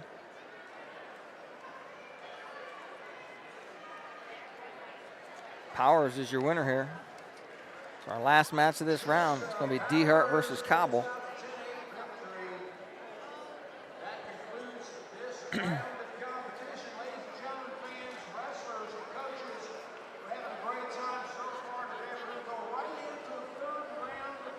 So Dehart from Edgewood. Dehart was a winner over a number 2 ranked Vivian Park in that last round as Park was leading that match. Dehart ended up on top, gets the fall. So it is Erin Cobble, ranked number 6 here from West Lafayette. We're underway here, final match. Erica Dehart is a junior, 15-6. Erin Cobble is a 10th grader. She is 16-7. Working her way in. Both wrestlers working from that collar tie. Trying to fight for inside position.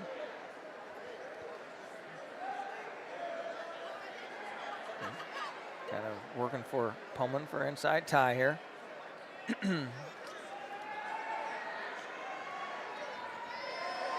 Nice little go behind there by the wrestler from Terre Haute from West Lafayette. She goes behind. West Lafayette Harrison. She's working to get a power half on that far side. The Edgewood wrestler trying to make her way out of bounds. Keeping some pressure down. Stalling warning has been issued to the bottom wrestler.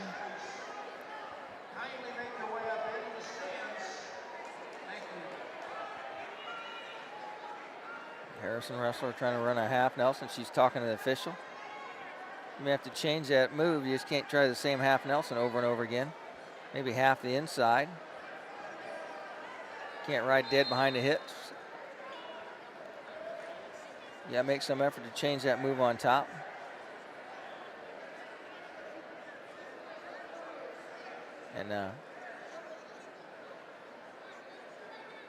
And you can't come over and ask about a stalling warning, because it's a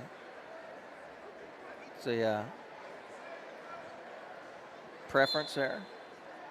Got warned for a misconduct there. West Lafayette Harrison wrestler still in a top position. She's got a 2-0 lead, and that is Cobble. 10 seconds left to go in this first period. Stalling on the bottom wrestler gets a point. That's going to make the score 3-0. Time expires.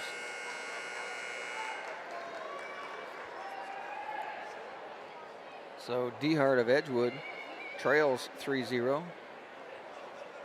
And Erin Cobble of Harrison chooses neutral. She reaches in. She had a little slide by to a go behind to get that first takedown in the first period. Working on that wrist control. Trying to find an inside collar tie.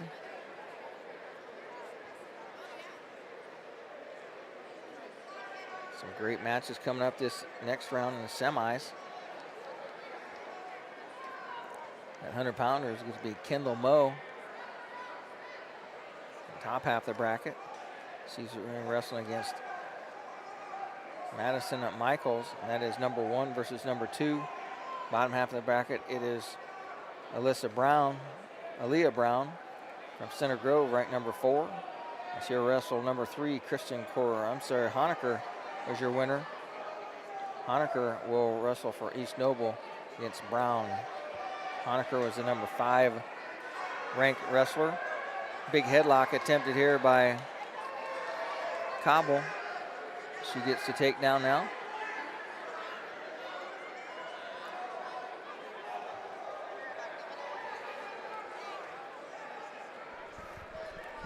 Dane, I saw one thing that they did do is they sold out all the girls' state final shirts quickly. Nice. They sold out. They had long sleeves, short sleeve t-shirts. They had hoodies. They had sweatshirts. They sold out everything. I went over to get my lunch, and all I got was a few scraps of popcorn kernels from Frankie Medvesic. He looked at me and said, "This is quite a lunch, isn't it?" Did you go back here? You buying this one? I did. That was all that was left. Yeah, they were going through it pretty quick. Now, they warned me, be there at 5:55 for some fried chicken. Whether there's matches going on or not, we're going for fried chicken. Be there for the fried chicken. You know, the more fried chicken I eat here, the less roller dogs we have to stop and get on the way home. Now, do you have a top 5 when it comes to roller dogs? What's the number 1? I like the cheeseburger dog, then just a straight all beef, and then you get into some of those tornado things. But cheeseburger roller dog's my favorite. A little bit of Miracle Whip on it. Hard to beat. So I'm going to make an assumption here that we're going to go with both the semis and the consolation semis. I gotta refresh my track wrestling here. Well, that is typically how they do it.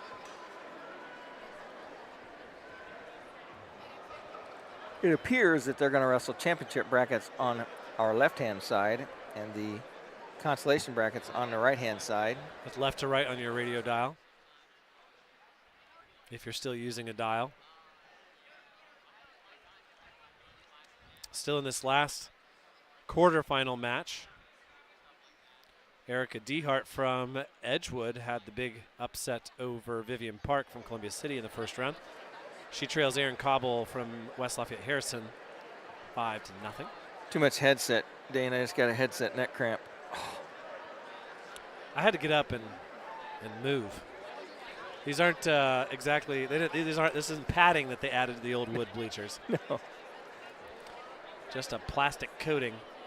Not even a coating. It's just a cover. So Kendall Moe will be on mat number 1 right below us here. She's the number 1 ranked wrestler. Now I see Dane, the coaches, just like in girls, the girls coaches don't understand that you just can't go over and ask the referee why he called him for stalling. That's a judgment call.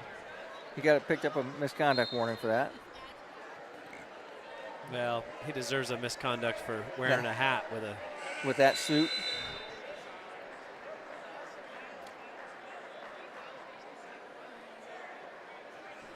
He receives a low scoring grade on his outfit choice for me today.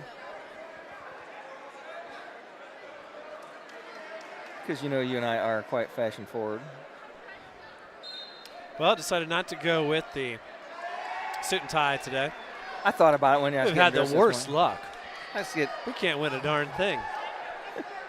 I was Adams County great for reaching the finals in all kinds of sports. I think maybe we've been overdressed in all those matches, state finals we go to. Boy, if you take out the 2 state titles that Belmont has won at the Coliseum at Team State in 2A, we've lost a lot of championship matches in a row in the last 15 years that you and I have attended. I need to go to Wharton Arena and see a win. I got to see a win at Wharton. But today, Dane, I pulled out new Gen 2 polo, the Hager Hershey Zelda High School Wrestling Weekly shirt.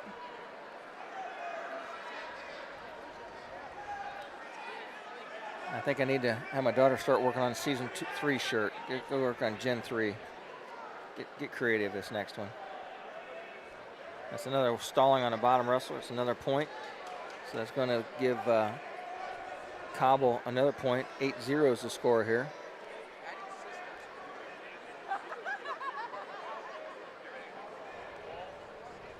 Dane doing a little photography work here.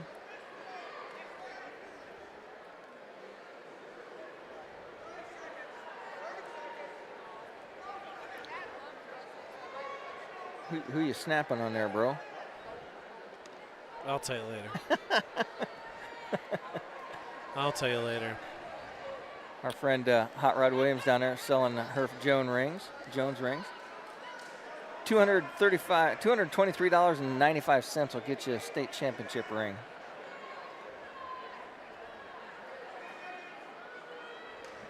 Cobble going to be your winner here. Final score 8-0 as she advances at 235. And she'll take on a Batcholder, varsity Batcholder from Northview, number 1 ranked in the state.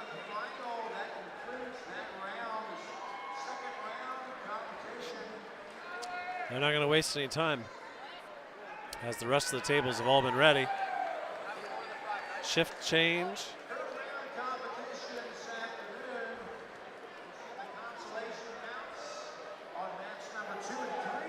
So 1 and 2 are a championship console on 3 and 4. Dane and I have, we're right at the 50-yard line here. Right between this row of beautiful IHSAA state championship mats. Now Randall brought his A game today. Yeah. The hat's not going to win you the argument, Coach.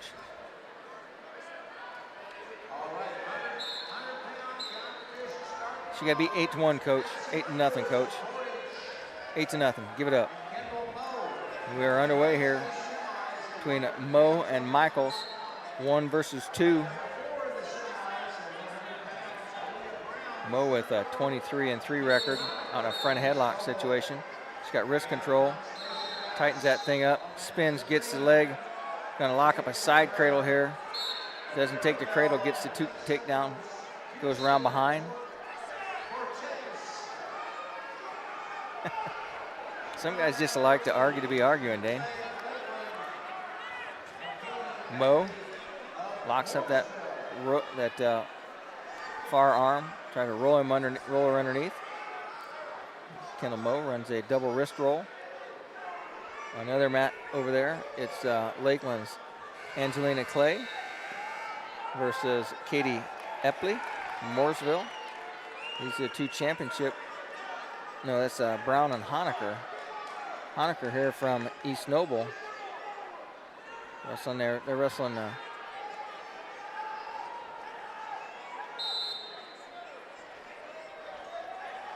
Messed up here, Dane. Yeah. Honaker, they're wrestling.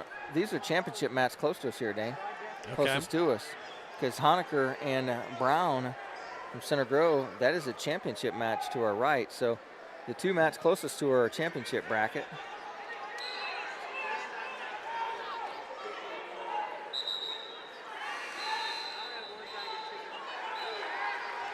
So Kendall Moe has a 5-0 lead in her match. And Honaker with a takedown from East Noble.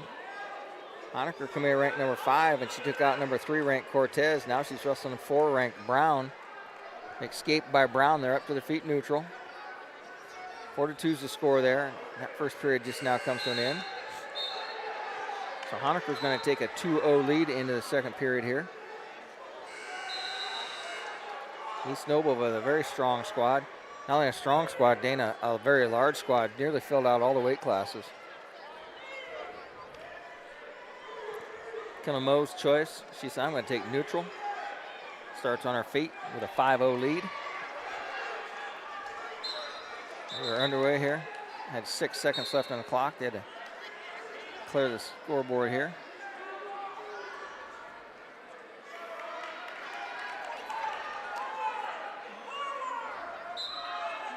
Started the clock a little bit early, but we're underway here. Kendall Moe working on a wrist control here. Ties up that head on a collar tie. Honaker with another takedown. Leads this thing 6-3. That's in the second period. Moe's going to step across a nice headlock. Takes Michaels right to her back. Got the head and the arm and step behind the leg with a trip. Kendall Moe tightens that arm up. Meanwhile, Honaker still leads 6-3. Second period, midway through. There's the fall for Moe. She advances once again to the state finals. Honaker doing a good job, but down there trying to run it over. Honaker's got her on her shoulder. Can she turn her? She's got 52 seconds left to go. Honaker really pushing on its shoulder, and she's got her off her base and has her over, got a 1 count. As Brown is able to roll through, gives up no near fall.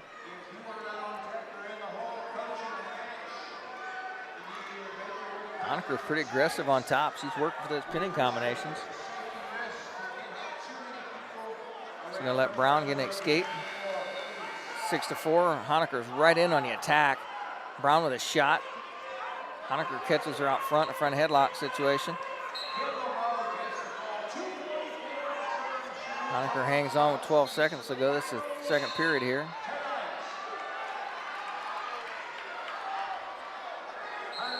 And we're wrestling here. A young wrestler from Daleville is over here. That is Kinley Kiefer. And she's wrestling against Joanna Cantu, and Kiefer just had a headlock on Cantu. Had her on her back, they out of bounds. 2-1's the score. Cantu leads Kiefer, and Kiefer comes in, locks up another headlock. As Cantu backs out of bounds. She didn't want nothing to do with that headlock. Kiefer's in on the attack. She's not going to stop until she gets a headlock locked up. Jumps up in the air, grabs a front headlock on her. Try to tighten up on Cantu's neck. Try to spin to go behind. Kiefer's really after her here. Oh, Kiefer takes her right to her back. Steps behind, steps in, Saturday Night Ride. She's got the leg locked up. There's a fall.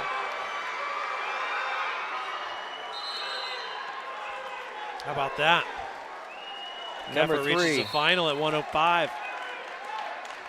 Keffer is ranked 4, and she just took out 3, and Joanna Cantu from Maryville with a fall.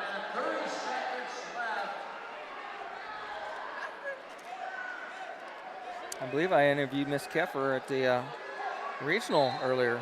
She came back on and interviewed last week on Friday too. So now they're waiting on the bottom half of that bracket. It's going to be Heather Crawl, but also at 110 pounds, Juliana Oampo is up, and she's going to wrestle against Olivia Kroll. Different Kroll, same Oampo.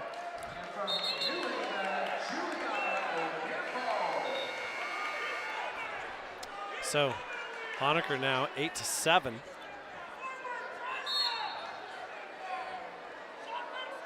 She still leads.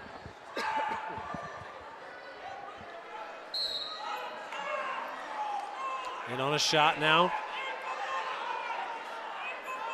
55 seconds left.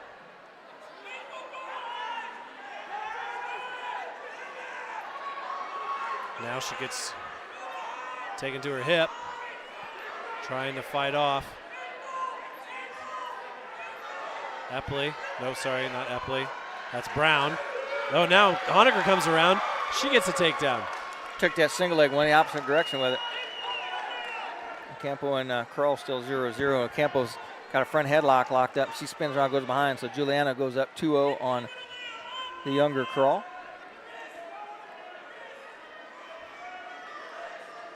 That is Olivia Kroll. And Ocampo locks up a bundle, takes her over to her shoulder, has her on her back. She gets a 1 count. Kevin Troy says, I got 1 count. Kroll gets back to her base. Ocampo runs a nice crossface, and great big win over there for Honaker. She wins at 10-5.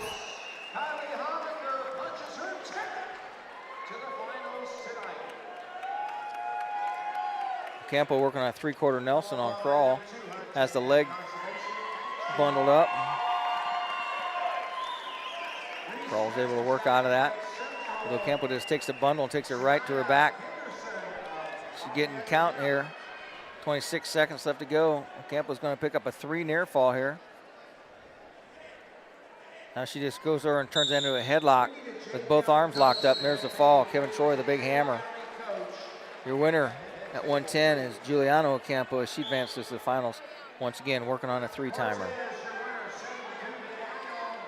Over here in the semifinal at 105, it's the other Kroll, Heather Kroll, ranked number 1 at 105 pounds. She's taking on Libby Dowdy. And that's number 1 versus number 2. She's a powerhouse for a 5-pounder, Dane. She is really strong. The winner will take on Kinley Keffer from Daleville.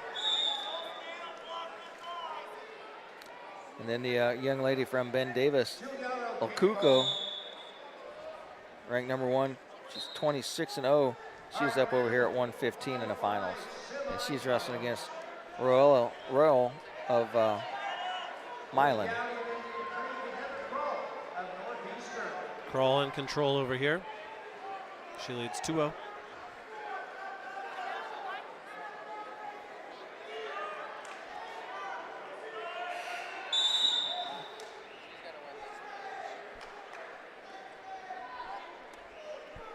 So your finals at 100 pounds, Kendall Moe against Kylie Honaker. At 105, Kinley Keffer. And it sure looks like Heather Kroll. Kroll now trying to work a wing around. She's got a wrist. Dowdy looks in a little bit of pain the way that wing's been run.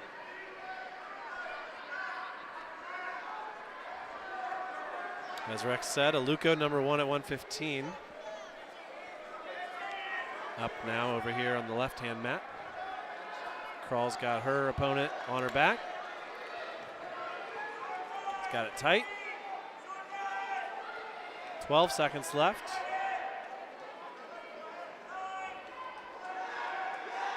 Five seconds.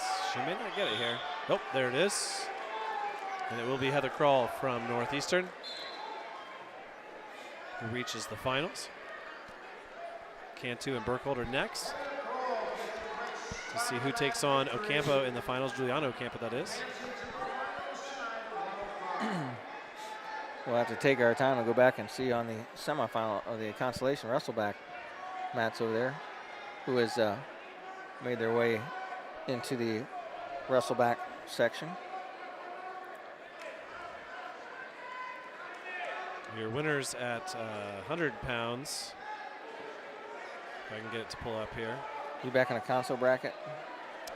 Yes, there was a forfeit at 105, if you want to flip to that. Bowen from Greenfield Central advances over Kleinschmidt of North Posey. That was a forfeit. I'd have to go put all those in. I don't have any of them in.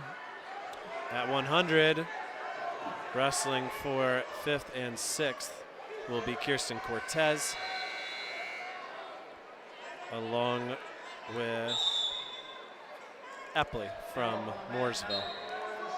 That leaves Clay and Taher for 7th and 8th. So they're not using this tail over here, right?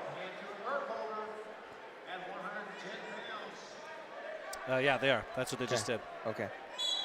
So there's another round of consolation rounds there. No, those winners right there will decide 5th, 6th. Yep. Right? Okay. Aluko leads 2-0 over here against Rowell, while Joy Cantu has enjoyed the first takedown against A.B. Burkholder. Cantu trying to settle back in. Should have worn my Hobart shirt for the one Cantu. The other one wrestling for Maryville. Oh, I said, that's a pretty nice shirt. Don't do anything stupid and mess it up.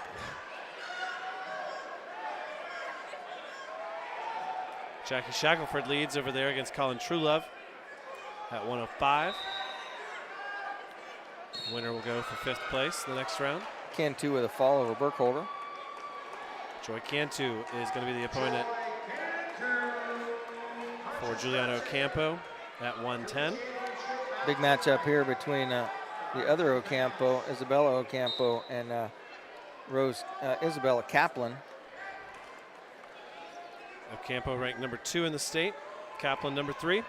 Aluko over here wrestling for a spot in the finals. They're in the 2nd period.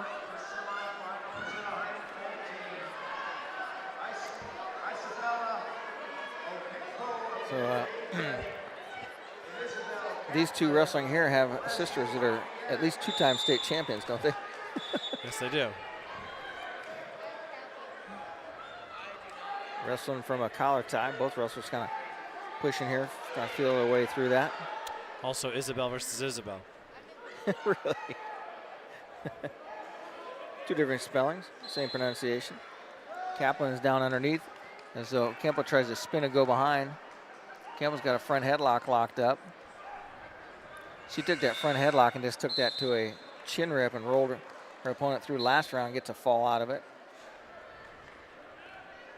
We're back to center neutral, still no takedown. We're at a minute 12. Jimmy Russell, the official on this match. His hometown is Avon, Indiana. Campo snaps down the head of Kaplan.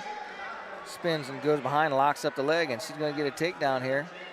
Now she goes out 3/4 Nelson, try to crank her over.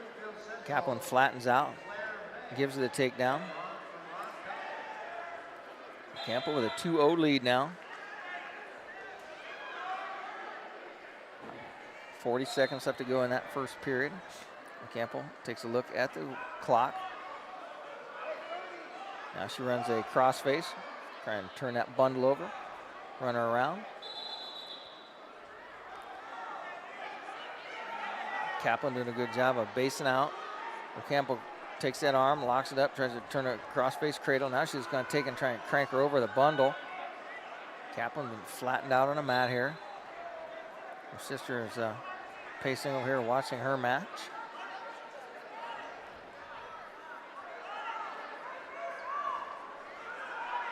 Ocampo trying to work to lock up that crossface cradle, but can't get anything done, so she's going to take a 2-0 lead into period number 2. Isabelle wins the toss of the flip of the disc. She takes the down position. Aluko leads 3-0 over here, 40 seconds left. That young lady gave her a pretty good match. So Kaplan riding with a deep waist. Tries to pull Ocampo off her hip. Ocampo hits a high leg over. I've seen that before. Ocampo gets the reversal. Tight waist now. Breaks her opponent down, runs that shoulder right in her back. Locks up a chicken wing on one side, a far bar. Now she runs a half. She got a near chicken and a far bar, or far half. Really cranks the arms of Kaplan up there pretty tight. That's a tough combination though. She takes that arm, just runs that chicken wing around her head. Really working the shoulders over her opponent. And Aluko's a winner at 115. She advances to the finals.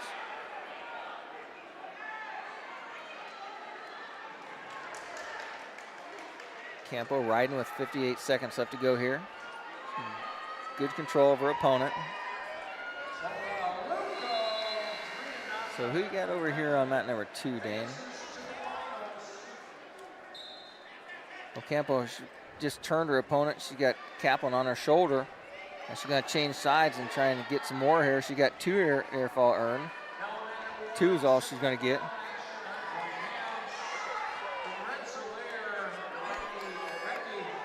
On mat 2, we got Reese Kasprick and Sanaya Henderson. Lake Central Lafayette Jeff. When I was looking at here, I think Buchner is here.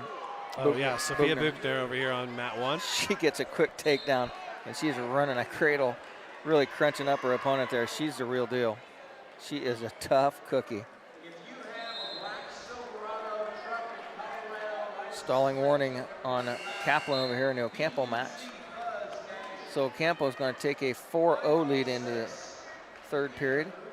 Isabella Kaplan takes neutral.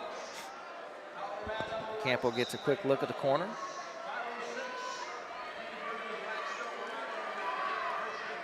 (6-0) as Jimmy Lynn says, hey, I think that should have been 6. We're underway here. They're on their feet neutral. Buchner with a nice cradle locked up over here. Ocampo takes a front headlock and turns that into a defensive takedown here off a bad shot from Kaplan. Ocampo has the rear leg locked up of Kaplan. She got 3/4 Nelson locked up on her. Jimmy waiting to see if she got takedown, and she does have control. So 8-0 is the score for Isabella Ocampo. Up next at 125 pounds, this should be a good one. Sydney DeLois and Rose Kaplan.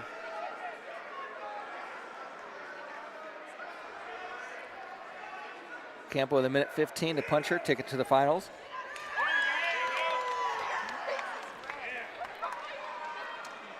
Under 1:07 here in Ocampo's match. She's been pretty dominant on top here.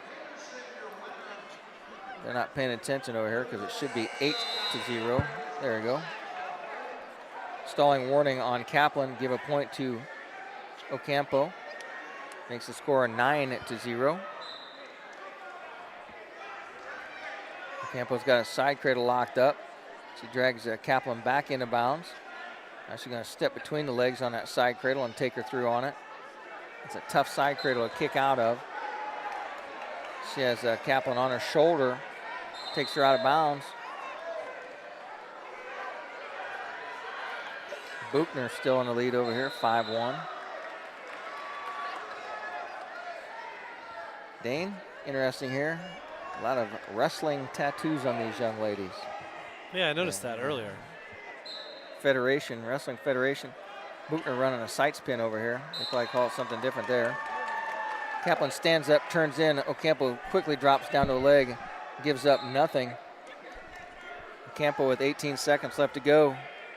Go ahead and ride her in. Isabella Ocampo advances to the finals, and she'll take on Aluka, the number 1. It's going to be 1 versus 2 in the finals at 1:15. Up next on that mat will be Phoebe Dowdy and Naima Ghaffar. Ghaffar from Northwood. And over here, Buchner leads 5-2 in the second period against Delaney Kepke from Rensselaer Central. After that will be DeLois and Kaplan. Buchner is running at half. Nelson's so tough. She just kept running until Kepke went over. She's going to pick up a 3 out of that one. There's the fall. Buchner advances to the finals. Sophia Buchner ranked number 2. Dowdy in the bottom half, ranked number 1.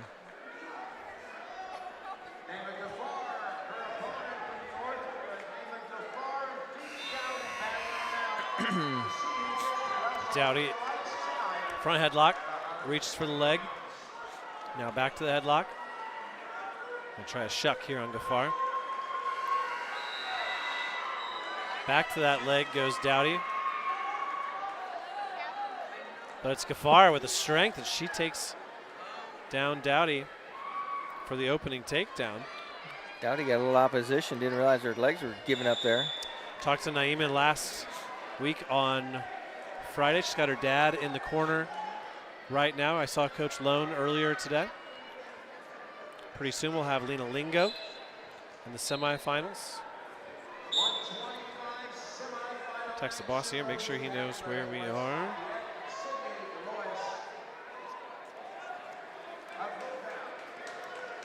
Kaplan and Delois over here on mat number 1. That match is still knotted up at 0-0.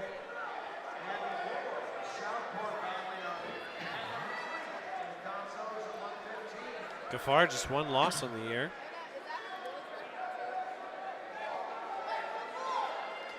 At 120.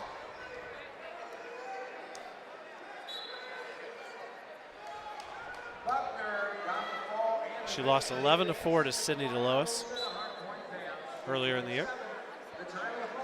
I know Naima wrestled some on the boys' side of things. She's a sophomore, placed 6th last year. Still no score in the match over here between Kaplan and Delois.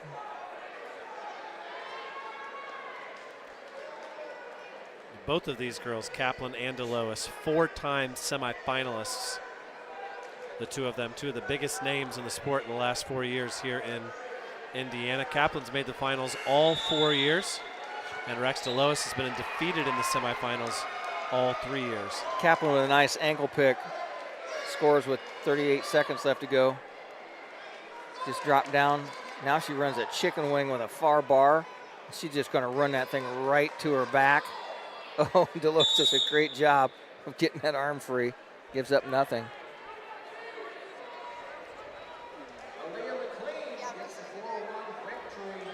So Dowdy chooses neutral in this second period, trying to overcome that takedown she gave up to Ghaffar in the first period.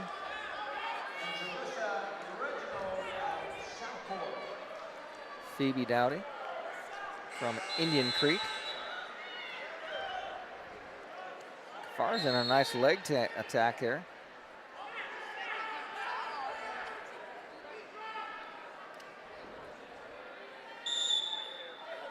A lot of good action here.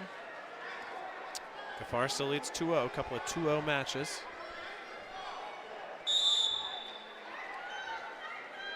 Lingo still 2 matches away here. Got the Eastbrook crowd here to my right. Haley Corporal wrestling Jalissa Reginald there in the first period. Rose Kaplan tried to head a high leg over. Couldn't score, but she's going to come up to her base here. Dowdy's trying to keep her down. Delois, I'm sorry. Kaplan reaches back, gets a foot, and just going to try and pull that leg in. High leg over. Dowdy in deep on a single against Ghaffar, but Ghaffar, good hips. Keeps her hips back away from Dowdy. And Ghaffar once again is in position to counter a shot by number 1 Dowdy and score. Ghaffar needs to get back to her feet here. She does. They separate, so still 2-0, Ghaffar leads. They're on their feet here in the second period, 30 seconds left. Kaplan with a reversal goes up 4-0. A great, slick little single leg there by Ghaffar. A whizzer by Dowdy. Holding on. She's going to try to pancake Ghaffar. Instead, Ghaffar switches off to a different single and just drapes her body and all of her weight on Dowdy and falls into her. Dowdy now trails 4-0 and the 4 seconds left. All Ghaffar needs is 4 seconds. She's going to get injury timeout.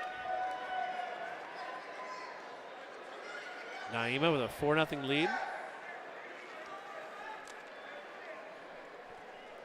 It's a score over here, also 4-0. Yep. Dowdy number 1, Gafar number 3. Man, you feel for DeLois.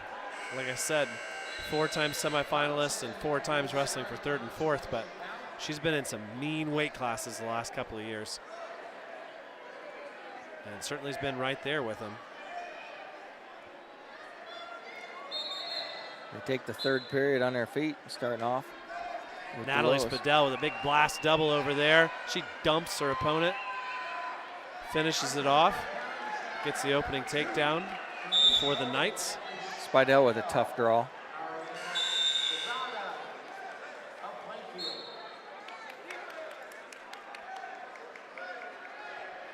Back underway here. Gafar rode out Dowdy there for the last 4 seconds.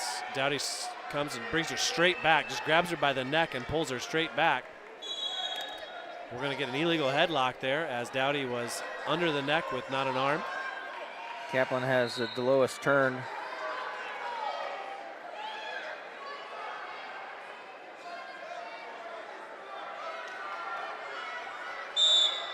Again, Dowdy comes right back, ripping on Gafar's chin.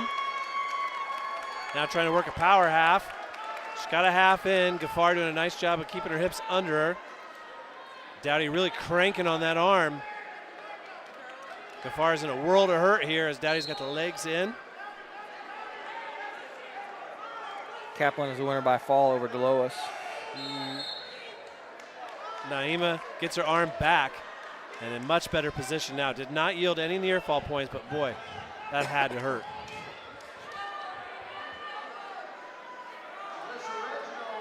Dowdy's been taken down twice. I think she's probably decided that she's going to ride this one out. She's got the legs in. She looks pretty comfortable with it.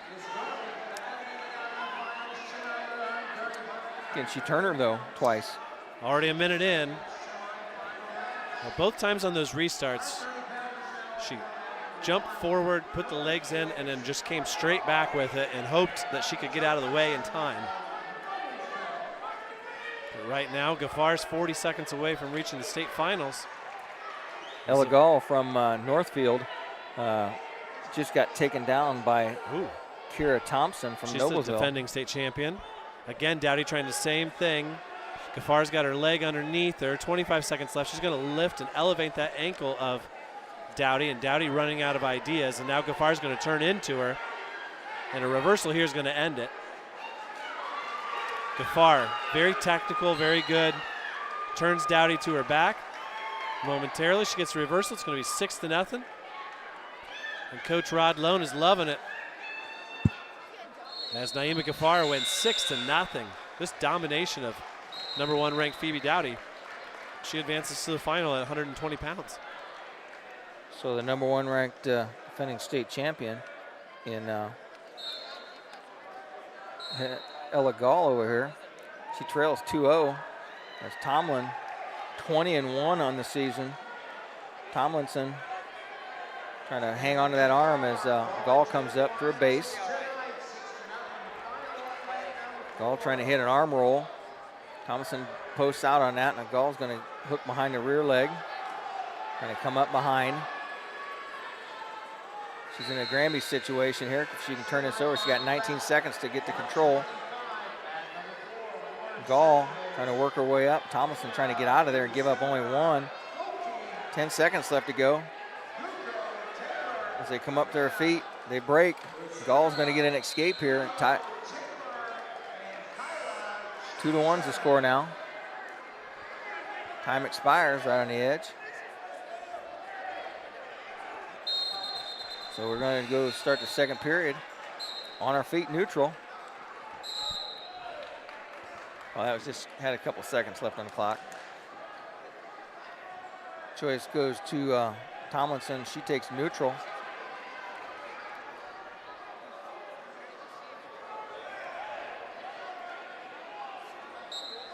Whistle blows here. Nice head slap by Tomlinson. Gall gets the wrist control. These are 125 pounders.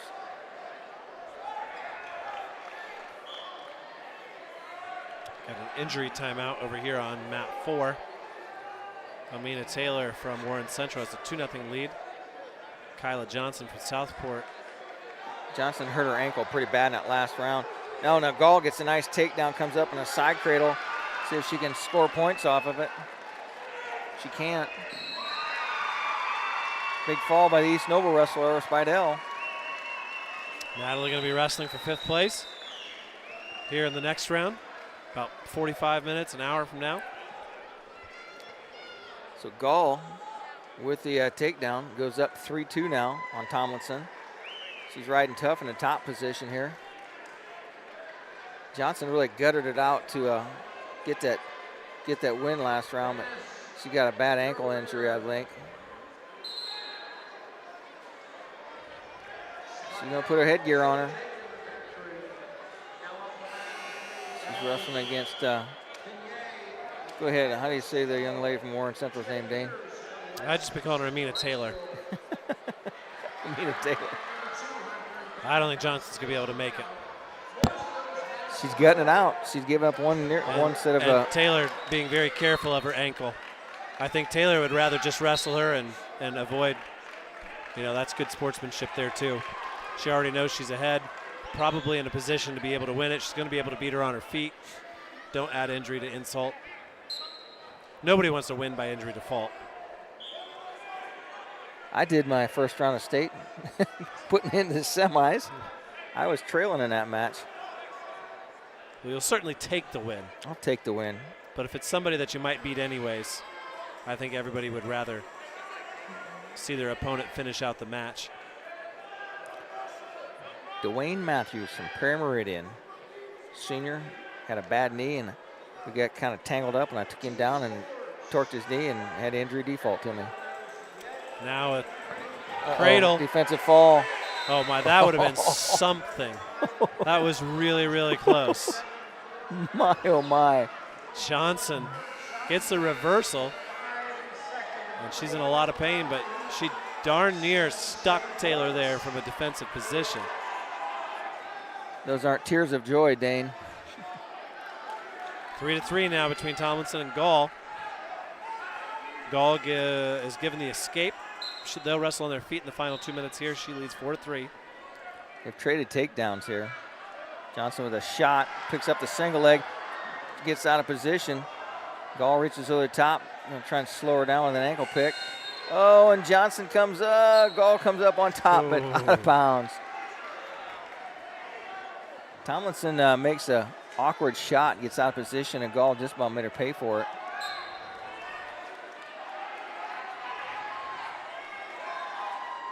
I think they would have put more tape on that ankle, Dane. It doesn't look like it's taped all that much. It's 2-2. Johnson and Taylor. Southport and Warren Central, neighboring school districts. Oh, almost. Tomlinson with a takedown goes up 5-4 over the defending state champion, Gall. One loss between these two wrestlers. Should say almost neighboring school districts. Oh, and Johnson goes down again. That's her second injury time. And she puts her hand over her mouth.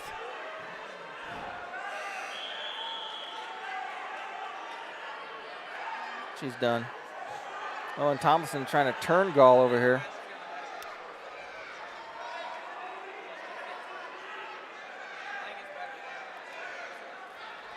Tell you what, Dane, she did everything she could to stay in that match.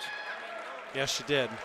So at 125 pounds, it'll be Amina Taylor from Warren Central, who advances by injury default. She'll take on Rose Kaplan in the finals. She's ranked number 9 in the state. That brings us to 130 pounds. Ella Gall has 22 seconds. She gets a restart here with 20 seconds left. She needs an escape to tie the match at 5. Alyssa Troutner from Huntington North is on the mat now for the Vikes. She has wrestled so well today. Just a freshman. We got an injury timeout here. Tomlinson takes some time. She needs the bucket. That Noblesville coach, did he steal your hat? No. No. In my hat. Thought maybe that was yours. No, I've never had a hat that small. I'm sorry, I called her Alyssa. Her name's Aubrey. Aubrey Troutner taking on Lily Colbreth from Kankakee Valley. What can Ella do here in the last 20 seconds? Get a takedown. Well, she needs an escape first. No, they're on her feet, aren't they? No, they weren't. Okay. Oh, that's right. She was riding her. Gall's going to need an escape here in the last 20 seconds. He hit a long sit-out turn-in. Get it for the win. Tomlinson covers. Gall reaches back. Tomlinson tries to lock up a cradle. She doesn't really need that. There's a long sit-out turn-in. 8 seconds left. Defending champ about to go down. And she does. 5-4. Ella Gall is your loser, and Kyra Tomlinson is the winner. At 130 pounds. Down goes number 1. And guess who just got a quick fall over here? Troutner. Wow. Troutner with a fall in like 30 seconds.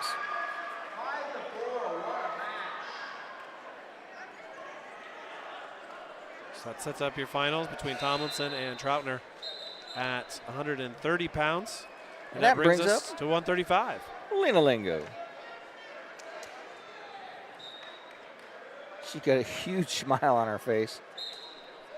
She's just so happy to be here. Let's see if she can pull a little upset on the number 1 ranked Maddie Marsh from Pendleton Heights. Lingo is the taller and longer of the two. Lingo in the gray singlet. Dane working on some photos for the website.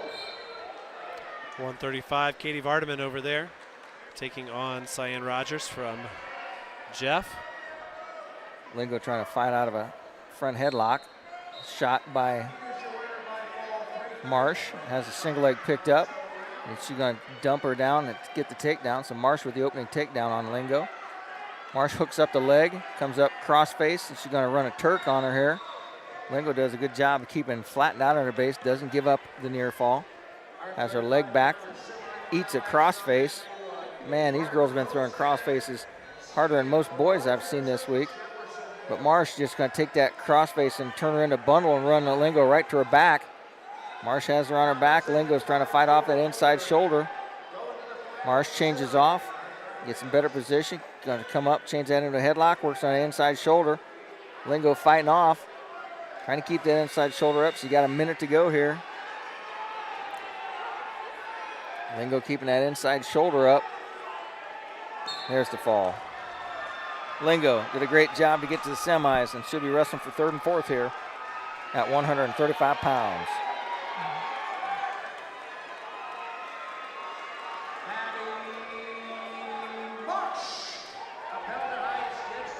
Over here on the other semi, Vardaman and Rogers are scoreless near the end of the first period.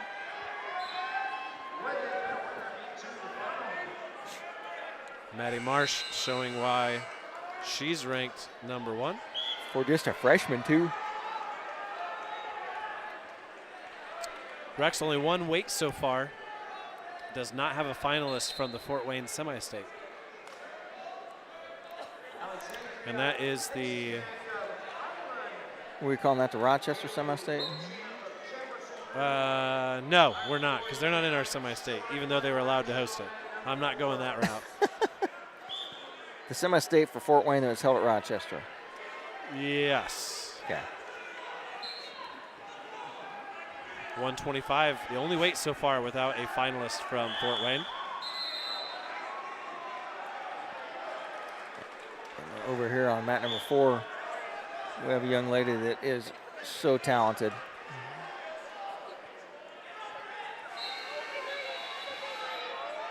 That is Bostic. She is from Highland, Indiana. She has 6 losses, Dan. I imagine those 6 losses are all on the boys' team. I don't know. That's a good question. We can look it up here.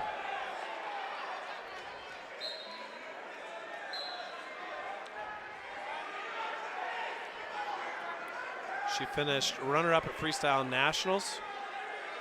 Wrestled 2 years ago at the U15 Women's Nationals, was runner-up. Also wrestled at Folkstyle Nationals in 2022 and was runner-up. She's won. That's 3-time national runner-up, right? She's won Folkstyle State in 23, 22, 21, 20. Well, there was none in 20, sorry. 19 and 18. And she's won freestyle each of the last 5 years. That score is 0-0, just like the other championship bracket over here. Vardaman tries to hit a roll, and she goes to her back and gets stuck over there.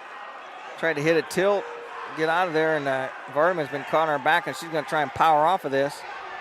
10 seconds left. Selena Rogers pushes down, and she's bridging on spot. She was bridging on her shoulders. 3 seconds left. Crouch is looking. Time. Vardaman had a high leg over and just about made her way over and just turned the wrong way and went right to her back. Gives up 3. That was knotted at 0. Vardaman and Rogers, it's a 135-pound match. Waiting to see who's going to get a wrestle against Maddie Marsh from Pendleton Heights. The wrestler that is defeated in this match here between these two wrestlers will take on Lena Lingo, and Rogers gets caught in a single leg. It's a Palmer cradle by Vardaman. She's going to get a 2 takedown and a 2 near fall. So Vardaman comes back with a nice ankle pick and goes up 4-3. She hit that low ankle and turned it in like a Palmer cradle.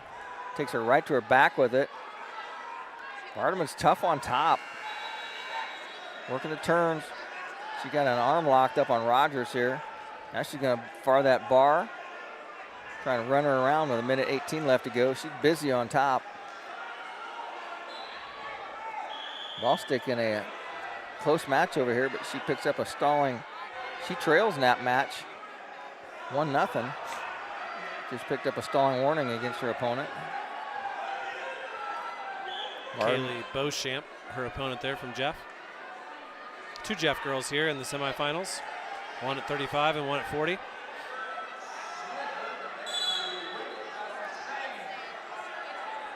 Now Vardaman trying to work a far side half.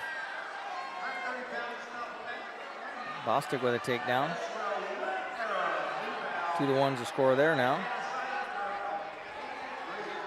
Bostic is the one that hit a leg cradle this morning. Oh, that was so pretty. I wish I would have been down there with the camera. 20 seconds left in the third period here. As Vardaman, she can hang on for 15 seconds to advance to the finals here at 135. Breaks her opponent down. Her opponent tries a high leg over. She stays in good position behind. She got that arm locked up. Tries to come up to her base, and she has one. Nothing. Kurt Crouch says nothing. An official, he's going to get called over here, and Kurt says, you need to quit stomping around, coach. And Josh Howard says, nope, I got nothing. So your winner, Vardaman from Homestead, advances to represent the Fighting Oberlins in the finals. Another finalist for the Fort Wayne Semi-State.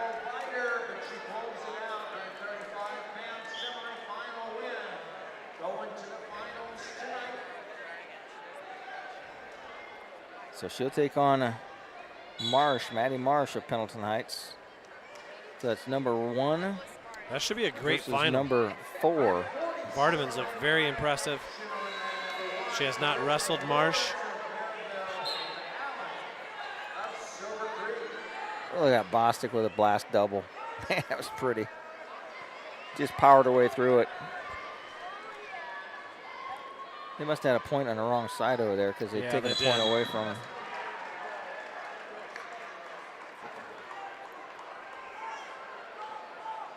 We'll have to get our brackets updated on those consolation matches on the far side that we haven't seen a lot of over there. Certainly focusing on the semifinals, but nothing wrong with that. We have a Columbia City wrestler up in the consos over there. That's Spalding. She's taking on Celis. Celis is one that Lena Lingo took out. Now in this championship match here at 140, it's Charisma Lawrence wrestling against Ava Allen. Lawrence of Maryville, Allen of Silver Creek. Now, I know it's a big school, but if Charisma's any relation to Jamal Lawrence, former multiple-time state champion for Maryville, I can see where she gets it from. Oh, he was good. And, you know, Maryville just has this distinctive, simple singlets. So imposing, though. And you think about Coach Maldonado sitting over there and the career that he had as a wrestler himself. Showing my age, Dane. I refereed his matches when he was in high school. Jamal Lawrence, a state champ back in the day.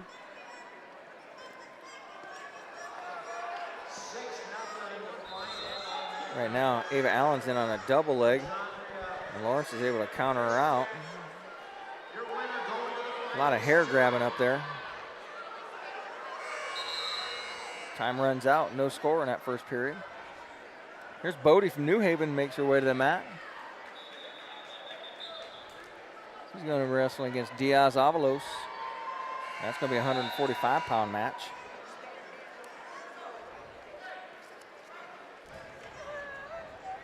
Diaz Avalos is very solidly built. Bodie trying to make it 3 for 3 here. Those wrestling fans listening, it sounds like the wrestling tournament at Garrett has been postponed for tomorrow. Not the one we're interested in, Dane. Nope. A little further north for the Starfires. South Adams won't be traveling up there. Maybe they'll jump into the Jet Invite. Jet Invite. That's what South Adams wants to do, is wrestle Adams Central another time.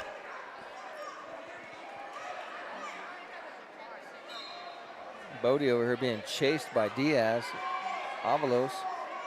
Avalos picks up a leg. Diaz gets the takedown on Bodie. Bodie tried to fight that off of the crossface and just got muscled right to the mat. And Avalos gonna come out front, hit a bulldog on her. Fitting considering Bodie has bulldog written on her back. Diaz Avalos trying to hit that front dump out there. Bodie's fighting it off pretty tough though. Bodie comes up to her feet and gets the escape. Powered through that. I thought she was getting turned. 2-1's the score now. Bodie trails in this match. Don't get caught flat-footed here. Spalding over there is ahead and has Celis on her back. Could be a good win for Alexis Spalding. Celis was like the number 2 ranked wrestler. Yep. Spalding crunching that headlock pretty tough.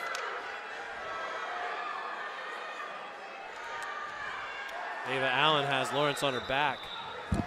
Gets 3 near fall there in the second period. Bodie trails 2-1, now 4-1 after that takedown by Diaz Avalos.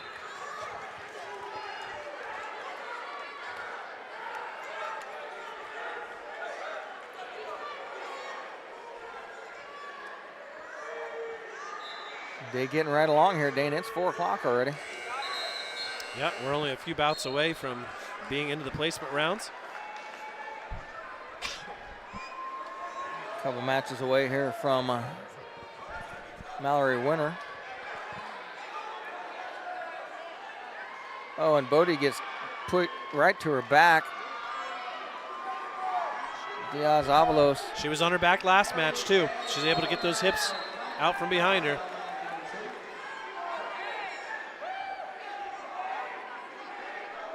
Harley trying to coach her up. She gives up 2. She's down 6-1 now.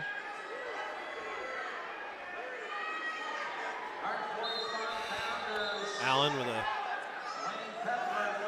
3-0 lead over Lawrence. Bodie about to get a reversal here.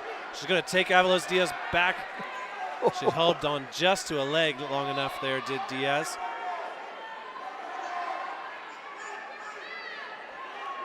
Bodie now trails 6-3. Minute left in the second period. Almost picked up some big back points there.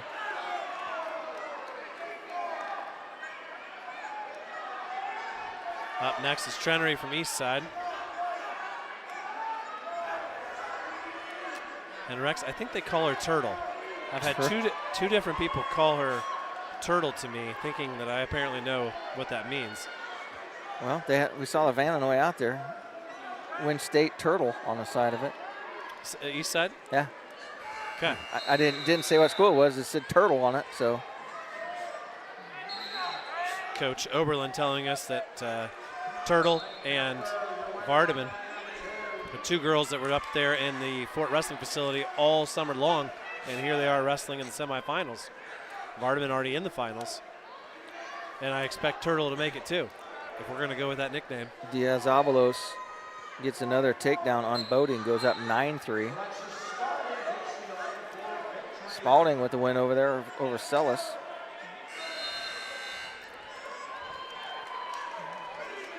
That 35-pound match. Yeah, it was.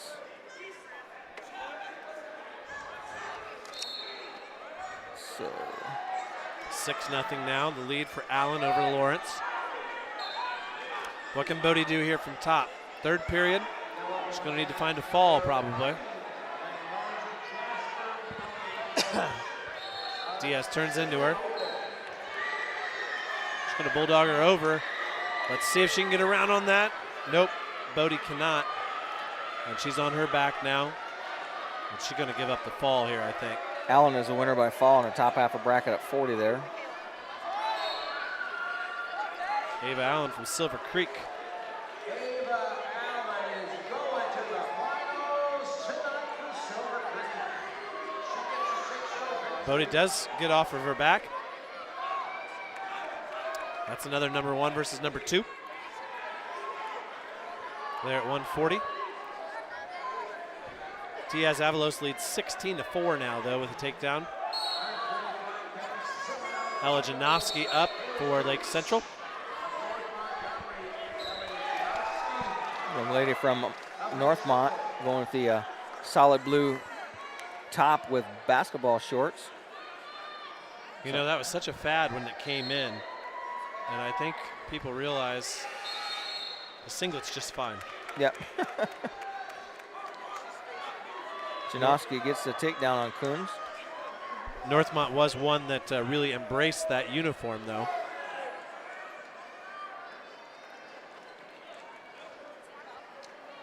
Coons trying to hang on to her arm there as Janowski ranked number 1 here at 45. Bodie was put on her back again and would have lost by tech fall. She ends up getting pinned there by Jaslyn Diaz-Avalos. So Olivia Bodie will wrestle for third place at 145. Likely against Haley Coons here from North Montgomery.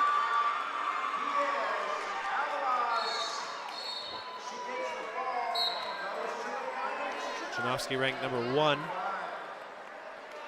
State champ. Looks like Turtle wrestling against Hiram's here. Hiram's number 6 took out number 4 in round 1.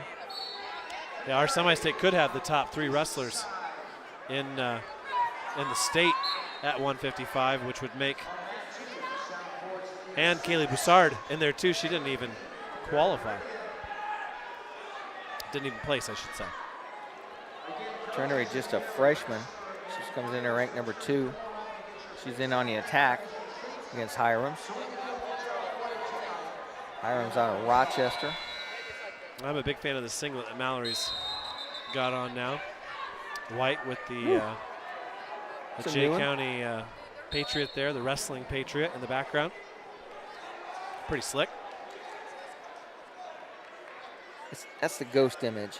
Got the ghost Patriot on it. This guy says his head is nice and warm in his new hat. Oh, that's a handsome looking hat. I saw that when I was going through the bags. It's like, look Coach Bradley's got a nice hat on. I was able to deliver that too. He is a assistant wrestling coach last week at the Jay County Regional.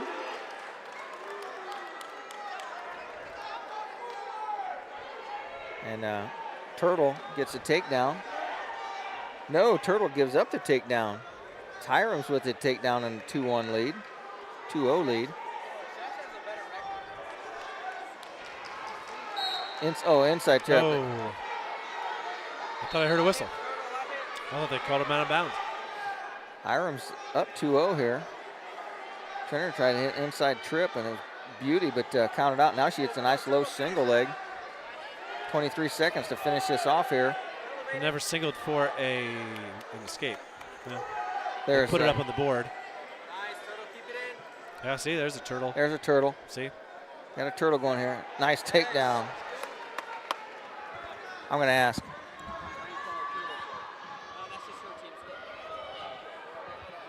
Now working that power half. Right at the end. She takes a 3-2 lead, does Trineri. Great explanation, Dane. They don't know why. They don't know why. Sometimes you just come up with a nickname. They said that's what her team calls her. He said that's not what her nickname used to be for her, but now that's what her team calls her, and it stuck. So she gets a tight cornrows. She's ready to go. She's up 3-2 here in a down position. Janofsky still leads over here at 145. Mallerie Winter's up next. Janofsky with a 4-0 lead here. Turtle trying to stay out of a cradle here. Girl from Rochester got a cradle locked up. Hiram's trying to take her over. This is huge here. Turtle can't give up any back points here. She's still got the cradle locked up. No, she doesn't. Turtle comes up to her feet, gets the escape. 4-3. Oh, walks right into a double leg, and she WWFs her over the top. Just throws her around. And she just manhandled her out of that takedown. Now she comes up and gets a quarter Nelson. Kind of power Hiram's over. Take her to her back with it. If you're not going to get that, just spin and go behind. And she goes, hits a go behind, doesn't get it. On her feet neutral, 4-2 now. Still in the second period.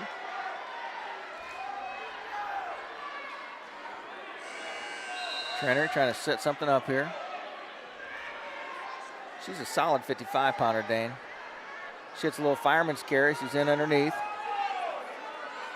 Comes up. Oh, hits the headlock. She's got the headlock, and she powers her down to her hip. Trenery gets the headlock takedown, and she's getting near fall. She got Hiram's on her back. Changes off. Just. She's going to get the stick here. There it is. Turtle with your win. Advances to the finals from East Side, trying to set up. That could be another rematch from last week if Mallerie Winter can get the job done.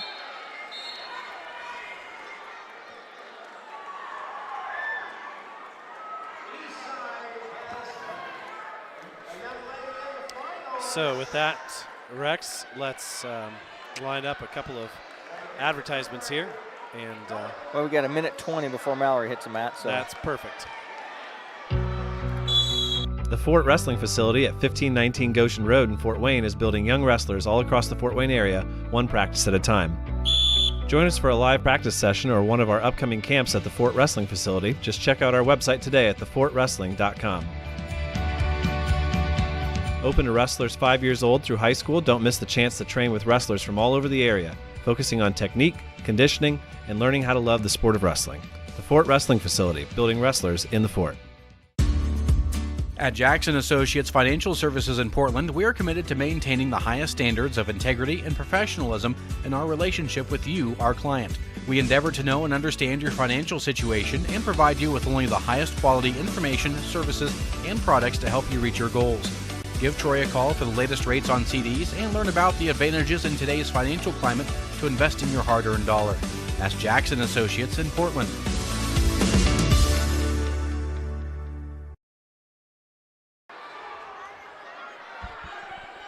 Welcome back here.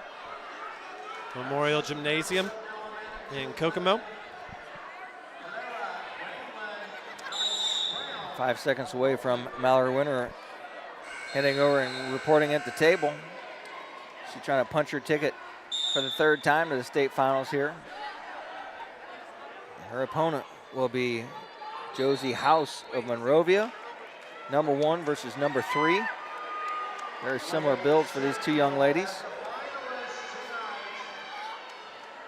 I want to welcome all of our listeners, not only on WZBD, but also on PGW. As we've worked all season long, all the way back to Media Day in October, to get to this point, to watch Mallerie Winter have a chance to reach the state championship match for the 3rd year in a row. Tyrone's on the mat for you. And away we go here at 155 pounds. Winter wearing the white singlet, 3rd singlet in 3 matches, I believe, as we've been keeping track.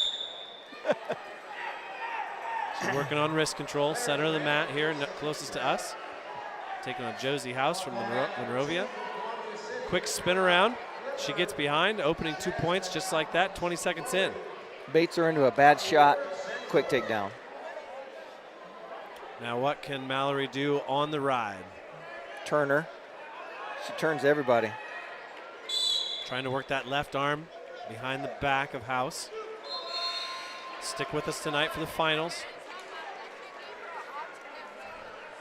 If you're listening on the radio right now, we're live all night on YouTube. Search WZBD Radio to join us.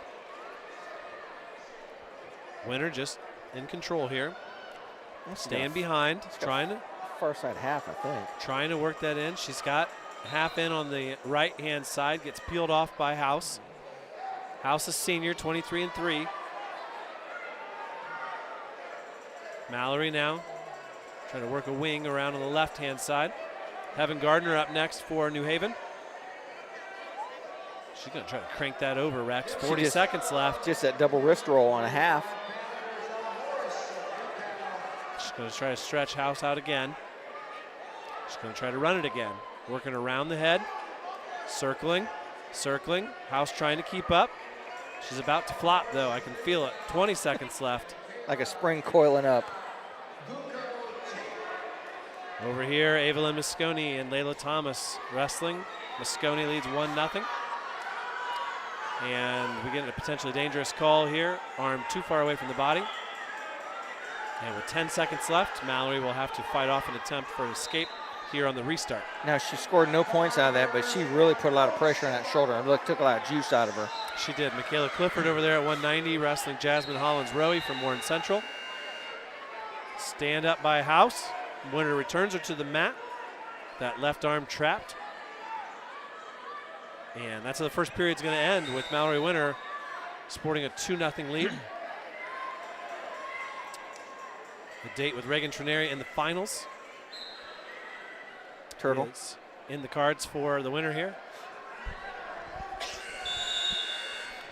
We have just 3 bouts left after this one before we move into the placement rounds.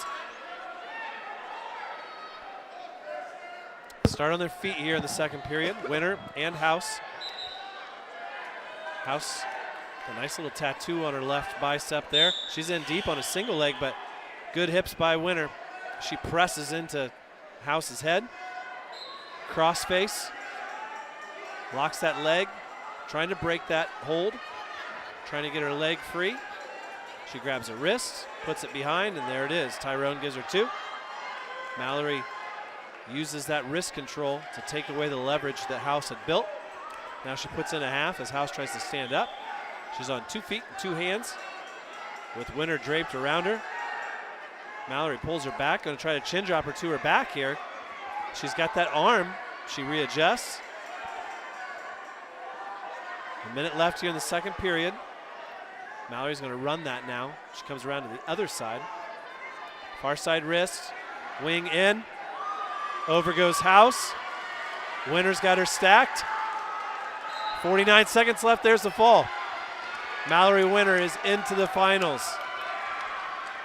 For the 3rd year in a row, the junior from Jay County, 25-0 on the year. Lucky she white wins singlet. It. She wins it. Must be the lucky white singlet, Dane. It must be. With that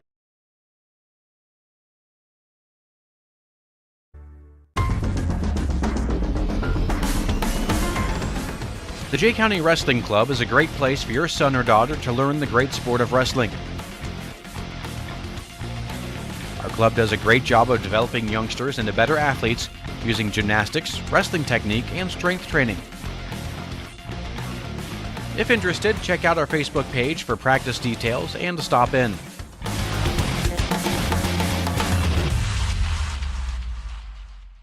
Are you ready for spring? Come see what we have growing in the greenhouses. Hi, it's Jessie at Heller Nursery, and we are open all winter long. Heller Nursery always has a wide selection of houseplants in stock and pottery for inside and outside the house. We are preparing for spring every day now, and with new shipments of decor, pottery, plants, and seeds, there's always something new to see. Check out hellernursery.com to see our wide selection of spring offerings of trees, shrubs, fruits, and perennials. Heller Nursery, open 7 days a week. For complete automotive service for your car or light truck, see your friends at the Tire Center, 421 North Meridian Street, downtown Portland. Tune-ups, computer diagnostics, computerized wheel alignment, brake jobs, wheel bearings, and much more. Plus, the Tire Center has a great lineup of tires as well.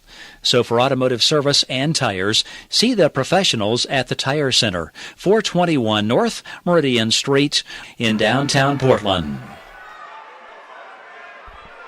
Welcome back here. Mallerie Winter has reached the finals at 155 pounds. She'll take on Reagan Turtle Trineri from the east side.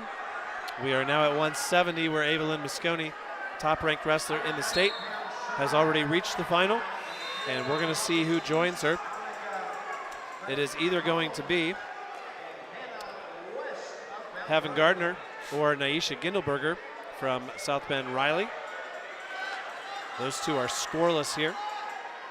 Gindelberger ranked number 4, and Gardner all the way down at number 8. Gardner just picked up a stall warning there. Time runs out. Over there at 190, Michaela Clifford trails 6-0. Gardner defers her choice. South Bend wrestler takes the down position. See what Evan's going to do on the top. Hannah West about to get the fall over here at 190. She is one match away, if she gets the fall there, from a 4th state title. And there's the fall. Gindelberger stands up, gets the escape. So now they're on her feet neutral. Gardner's got a headlock. Oh, and Gindelberger just threw her right to her back. Step behind, Gindelberger climbs up on top. Gardner's going to try and bridge off and come off her back. She's almost off her back. What a great job to get off of her back there. I don't know how she did that. Power move. Gindelberger hit a headlock and stepped behind the leg and took her right to her back, tripped her down. She's up 6-0, and they're going to call potentially dangerous on that shoulder. So Gardner's going to trail 7-0 here. She's still in a down position. They're trying to see who's going to wrestle against Mosconi in the finals. Michaela Clifford is defeated 6-0. She'll wrestle for 7th and 8th from Columbia City. What's that weight at? 190.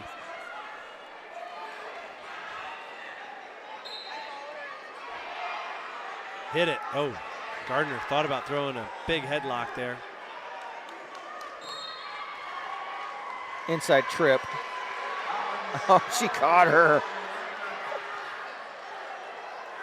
Gardner's got the takedown, trying to get her to her back.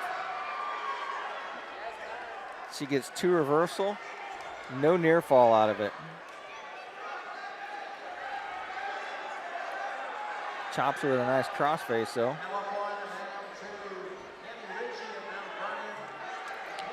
Going to get a stall warning on a bottom wrestler. She's just camped out down there.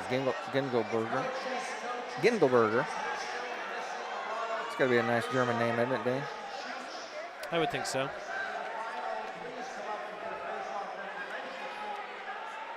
Evan Gardner running a chicken wing and a far bar here. Now she's going to drop off to a side cradle. She's got 18 seconds left in the second period.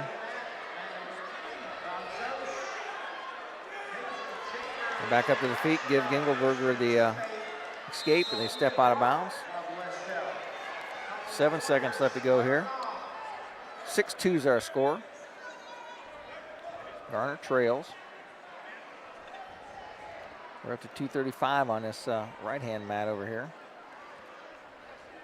And that is between Bachelor and Cobble. Dane, she's not the JV, she's the varsity. She is the varsity.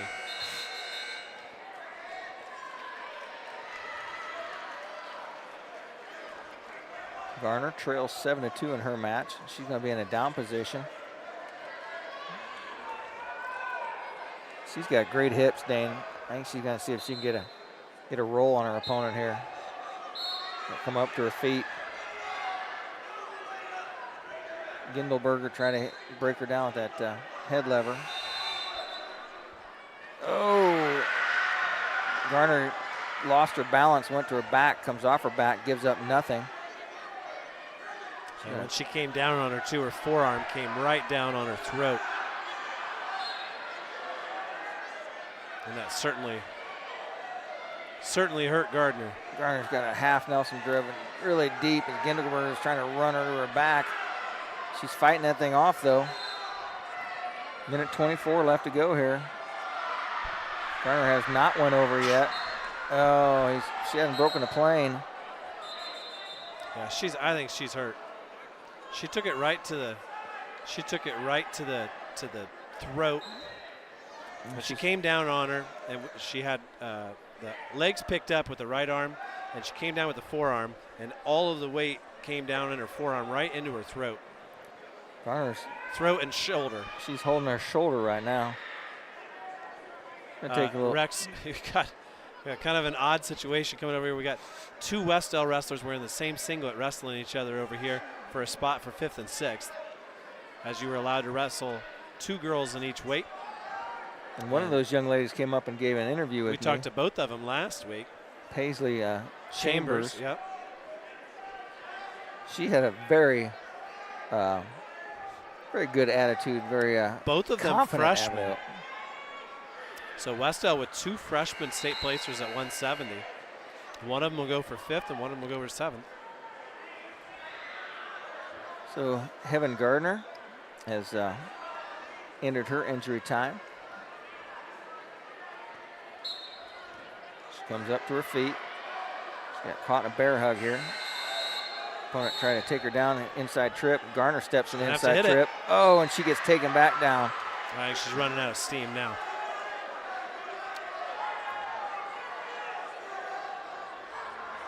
She's up to her feet now. Trying to step through, try to chin rip her back. Gindelberger doing a good job of just keeping open. She needs to get to her feet. She trails by 5. She needs a big throw.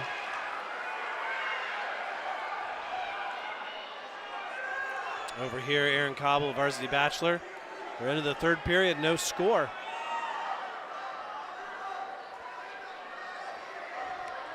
Heaven running out of time. She's going to get turned here. Bachelor was able to ride Cobble in the 2nd period. Now she gets her escape. She leads 1-0. That could be all she needs. That's 1 versus 2 there. Gardner not going to win this one, as instead it's going to be Naisha Gindelberger from South Bend Riley. She'll take on Evelyn Moscone. Coach Bill Flatt will have a wrestler in the finals. And Fort Wayne misses out on the chance to put in another finalist. Gardner will drop down the rest for 3rd and 4th.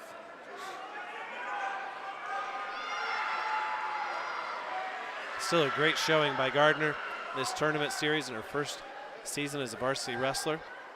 Chambers leads 4-0 over there against Gropp.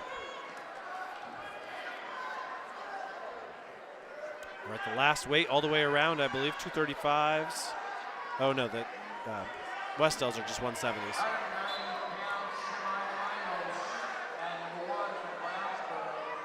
Did we get a correction on O'Neill's pronunciation? I think Jax gave us one. We were saying Jaya, and I think it's Jaya. She's in on a double leg on Trista Powers. Coach Oberlin telling us Fort Wrestling facility 2 for 2 on finalists from this summer.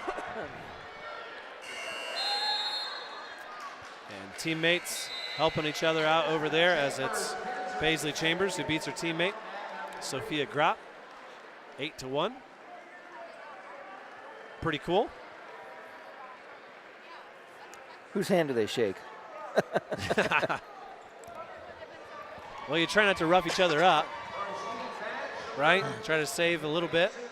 Or at this point, you just say, have at it. Let her rip, tater chip. Nothing to hold back now. It's the last week of the season for them, unless they're going to wrestle the boys tournament. Varsity Bachelor was your winner.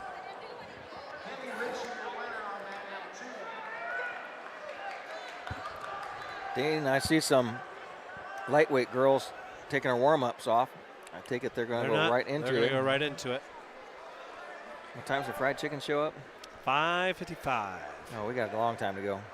Well, this round will go fast. I assume, Rex, that they're going to use all 4 mats, and there's only going to be, nope, take that back. As we speak, nope, wait a minute. Stop the presses. Yes, they are rolling up the mats. So I think we're going to go to a 3-mat formation. For the consos? That way, 3rd and 4th is always on the same mat, and so on and so forth. So they'll go 3, 4, 5, 6, 7, 8 on 3 mats, come back to the championship on 1. Does seem to be the plan. I would expect the finals to start somewhere around 6, maybe introductions around 6.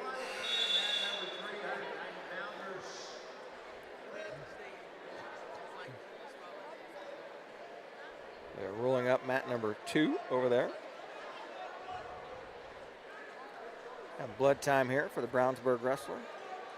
I think that means probably a good time for us to play some clips here. We'll be right back.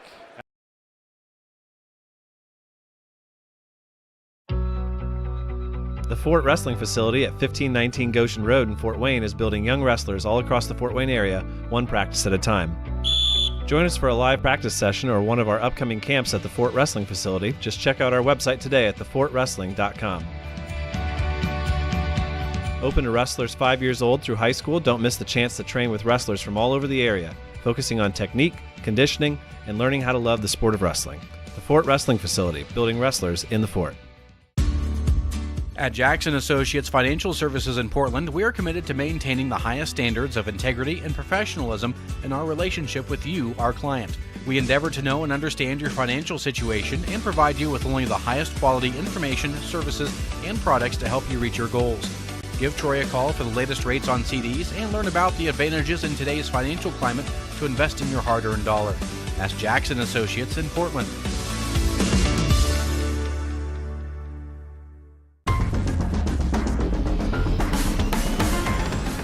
The Jay County Wrestling Club is a great place for your son or daughter to learn the great sport of wrestling. Our club does a great job of developing youngsters into better athletes using gymnastics, wrestling technique, and strength training.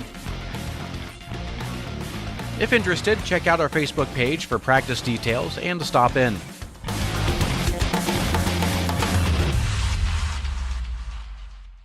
Are you ready for spring? Come see what we have growing in the greenhouses. Hi, it's Jessie at Heller Nursery, and we are open all winter long. Heller Nursery always has a wide selection of houseplants in stock and pottery for inside and outside the house. We are preparing for spring every day now, and with new shipments of decor, pottery, plants, and seeds, there's always something new to see. Check out hellernursery.com to see our wide selection of spring offerings of trees, shrubs, fruits, and perennials. Heller Nursery, open 7 days a week. For complete automotive service for your car or light truck, see your friends at the Tire Center, 421 North Meridian Street, downtown Portland. Tune-ups, computer diagnostics, computerized wheel alignment, brake jobs, wheel bearings, and much more. Plus, the Tire Center has a great lineup of tires as well. So for automotive service and tires, see the professionals at the Tire Center, 421 North Meridian Street in downtown Portland. Welcome back here to Memorial Gymnasium at Kokomo High School. We're getting ready for the placement rounds here after a couple of bouts that are left.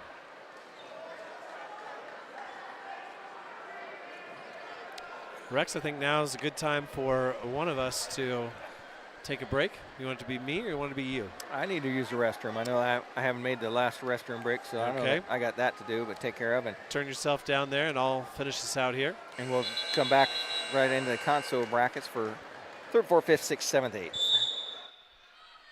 Wrestling now. Still one semifinal to go here. Jaya O'Neill wrestling Trista Powers from Terre Haute South. Wrestling over there in the consolations at 190, Liberty Reeves and Chloe Lynn. They are choosing not to use mat 4 here. Kind of a surprise.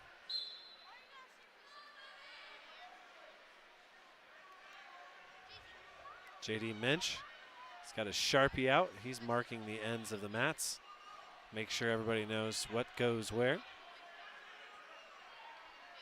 Great to have these 4 beautiful mats to use here for the girls' state finals. Robert Falcons is here to help aid in administering this tournament.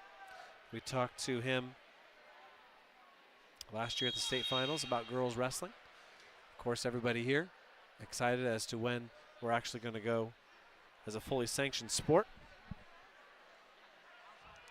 Join us tomorrow for more high school wrestling back on the boys' side tomorrow, the AC Jet invite.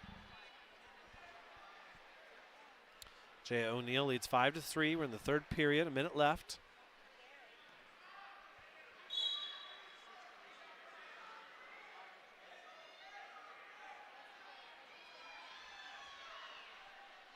Powers trying to find a takedown.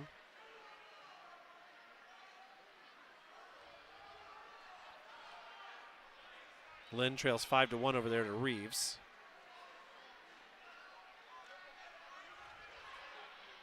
Thank everybody who's listening to us on the YouTube channel. Oh, and a big move there by Lynn as she puts Reeves on her back. 90 seconds left. Coach Shepard all over that one. Oh, there's a fall. Chloe Lynn comes back. She'll wrestle for 5th place.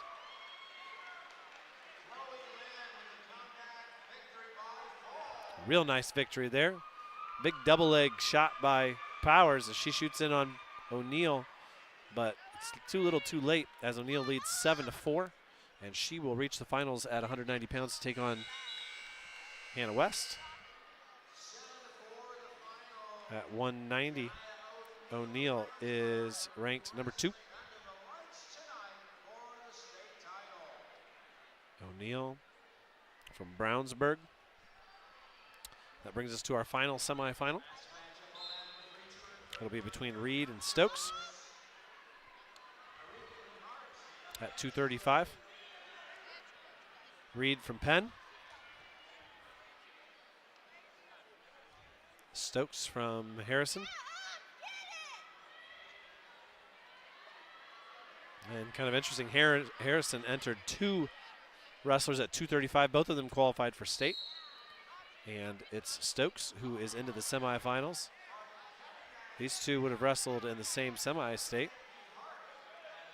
And a big headlock being attempted here by Reed. Somebody's going to go flying here in a second. And it's Reed who gives up the opening takedown, maybe. She continues to hold on to it, but eventually she's taken down. So Stokes, Ava Stokes, a freshman, 1 loss.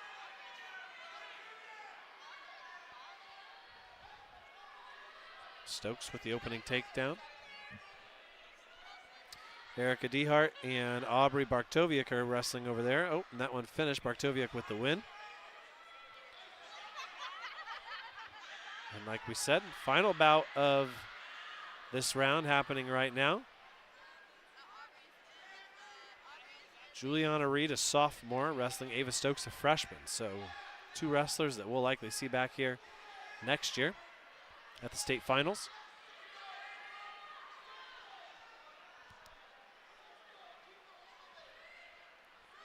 Gary Myers about to give us a little interview. Oh, and Stokes puts Reed on her back. There's a fall. Minute 20 in, and it's Ava Stokes, unranked at 235 as she reaches the final. Her teammate Erin Cobble came into this ranked number 6. Stokes with just 12 varsity matches on the year, and she reaches the final at 235. We are going to be joined here soon by Gary Myers as we give him an opportunity to talk about everything that the girls wrestling organization is doing. I want to make sure that I'm plugged into the right place at the right time when he makes his way up here. He's number 3. Once again, we're going to go straight into the placement round matches. And that will be 3rd place here on, it looks like, mat number 1. And then 5th place wrestling on mat number 3. And 7th place wrestling on mat number 4. Let's bring Gary in here. We're joined now by Gary Myers. Welcome to the broadcast. Welcome. First time today I get a chance to sit down. Well, unfortunately, all I've been able to do is sit down up here. It's not exactly the most padded seat, but no. We've had a great time here. We've got a great vantage point to call all of the action, and we were in need of some major internet upgrades at about 15 minutes into our broadcast. I texted Pat Culp. She immediately made it happen. That's what this little guy right here is for. Yep. And we've got perfect internet ever since. But very successful, a big crowd, everything going well, and it's been a great tournament. Man, can you believe how much the wrestling's went up over the years with girls wrestling? Matches are close. It's making it go longer than we anticipated. So these girls are out there fighting. Yeah, you're seeing a lot. Just an observation from I've been here for the last, I think, 5 or 6 years. The amount of girls who are putting the legs in to start the second period and running some really good things on that kind of things. It's not just first period headlocks like it used to be. No, I mean, did you watch this match over here? It was Western was wrestling, and they were down 5-0 and came back and got a real quick turn to get the pin. I mean, it wasn't looking good for her, but she pulled it off. And you're going to start seeing a lot more of that here. My partner Rex is getting back into his seat here. How you doing, Rex? I'll give him an opportunity to put his headset on here. Fried chicken's not there yet, Dane. Oh, no fried chicken yet? Okay. That's No okay. fried chicken. It's coming. It's coming. They're bringing out the podium right now. And anything you want to tell us about how these last 2 rounds are going to go? Well, so we're going to start for 3rd and 4th, 5th and 6th, 7th and 8th. And then we're going to bring it all down to one mat, and it'll be a spotlight finals. And there'll be a red corner, as you can see the red lights and the green lights. They'll put the red carpet out to the mat and the green carpet out to the mat. And so all this will be cleared off. It'll just be like a regular final match at Gainsburg Fieldhouse. And these matches are going to be exciting. These girls will still fight for some pride. They want to leave here with a win. Coach, I talked to Dane earlier, and I said the level of wrestling, the caliber of wrestling That's what we were saw, just talking about when you were gone. It's like that. I know that people thought that some of those 16 regionals were a little bit weak. But I tell you what, they really kind of thinned out the quality of wrestlers that didn't deserve to be here. And I tell you what, the girls that are here are just top of their class. I mean, we had some bad matchups for some girls because of we do a matrix and we don't seed it. So like the Kyra Tomlinson, Noblesville had the 2nd-ranked girl in the state in the semis, and so she got through that. It might have been in quarters, I'm not sure, but she pulled that one out 5-4, and I hate to see that when probably the 2 best should be in the finals, but this happens to us every year. I mean, I ran into Chad Red 2 years in a row with my guy. I thought was a top 5 kid in the state, Treston O'Neill, and what are you going to do when you pull Chad Red 2 times in a row in the blood round? I tell you what, there's been some quality matches. There's been some big upsets in that round right there. Yeah. There was a defending state champion, 2 of them I think that went down in that round. Yeah, even Clifford was ranked number 1, goes down from Columbia City. That was a real tough match. That's been a really good weight class all the way through. Before we let you go here, Coach, tell us a little bit about what you expect in that 100-pound final. Man, much to do with what's been happening this whole state series. She runs and runs and runs. Her motor never stops. And, when she leaves practice, she's at it practicing. So it's like she hasn't been a decision this whole regional, semi-state, state. It's been all pins. But only because she's constantly looking for the fall. It's not like, hey, let me get a takedown. It's, I take you down, I'm straight into a half, straight into a bar arm. It's something. I look for, now I don't know the opponent she's got because I've been working. But that motor she's got is really prevailing this year. Well, Coach, we congratulate you on a great tournament. The weather held off. Everybody was able to get here on time, and it's been a big success. And we just thank you for everything that you do. Did you think we had 5,000 paying customers? 5,000? Yeah. That's impressive. Yeah. That is impressive. People were coming and going all day, paying and leaving when their kid lost or whatever, but it was packed this morning. I look for a lot of excitement in the finals, and I appreciate you guys letting me come up. I tell you what, you did a great job putting us on, Gary. I know you had lots of help. There's a lot of people behind the scenes, and yeah. It's come off, and it's a great tournament here for these young ladies.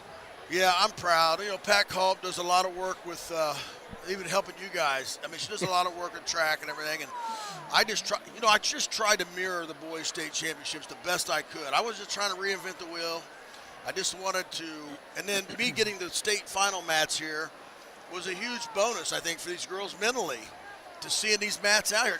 I told nobody I was bringing them in, and I think everybody was in for a shock when they saw them. We were too. Yeah.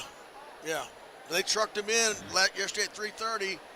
I worked till about 9, 10 at night, and I got up at 4 o'clock this morning, started working again. So here we are. I went through 2 suits now. I've had to change another suit, and I was drenched. And so now I'm ready for the finals and the consos, and I'm very proud of our effort this year. And I'm proud of you guys being here. You could be anywhere in the world, but you're here with us, and I appreciate that. Well, Gary, as my dad always told me, he said, you can rest when you're dead. Yeah, you guys work hard. You go places that most people don't go and call the matches, and a lot of people need that. I'm driving down the road a lot of times listening to you guys. So well, we certainly appreciate it. We wish you luck here, and we'll let you get back to all the jobs and all the hats that you're wearing, and we're looking forward to the finals. Hey, tell Tony Roman I said hello. I will. I saw him last weekend. He came to the team state down at Jay County. So. Tell him still love him. Take care, bud. All right, see you. Wipe them off. That's why he carries a towel with him all the time. That's why. Absolutely. Yeah. Hey, Gary, you keep going. We're going to keep talking right here. As we were talking to Coach Myers. Getting maybe some of these girls up here. And even though we like to have some of the girls that after their matches, Dane, we love to do that. We just kind of put them on hold a little bit so we can carry the matches that we do want to carry. Some of the local girls that have made it to the finals, to make sure we don't miss anything there. But we will work it in because it's made for great website information for you to be able to put in there all week long. Yeah, they're getting ready to get the podium set up here and get everything entered. I'm sure everybody's taking a quick bathroom break. I'm looking for someone to give me relief, but I'm not sure it's going to come. How to signal? Well, how to just put on that Coach Myers to come over here, or you could just put on the Steve Rouse wrestling jingle. Just put on loop and play that loop here. I was able to go over and get a drink over there behind the. Well, we can give you the rundown for the finals. In the championship bouts at 100 pounds, it'll be number 1 Kendall Moe from Hamilton Heights taking on Kylie Honecker from East Noble, ranked number 5. At 105 pounds, Kinley Keffer from Daleville's ranked number 4. She'll take on number 1 Heather Krall from Northeastern. At 110 pounds, Juliana Ocampo is in a number 1 versus number 2 matchup with Joy Cantu from Maryville. At 115, her sister Isabelle Oampo is number 2. She'll take on Tola Aluko from Ben Davis, top-ranked wrestler. At 120, it's number 2 Sophia Buchner of Terre Haute North against Naima Gaffar from Northwood, number 3. At 125, Rose Kaplan's ranked number 1 from West Lafayette, and Amina Taylor from West Warren Central is ranked 9th.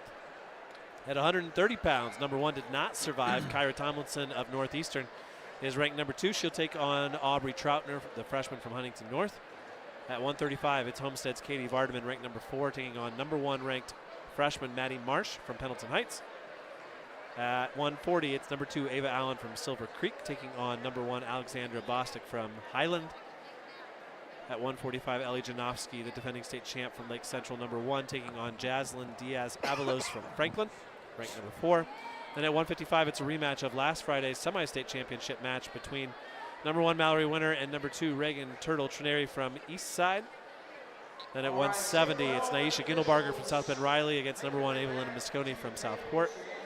At 190, J.N. O'Neill from Brownsburg, ranked number 2 against 3-time defending state champ Hannah West from Mount Vernon Posey. And at 235, an unranked wrestler, Ava Stokes from West Lafayette Harrison.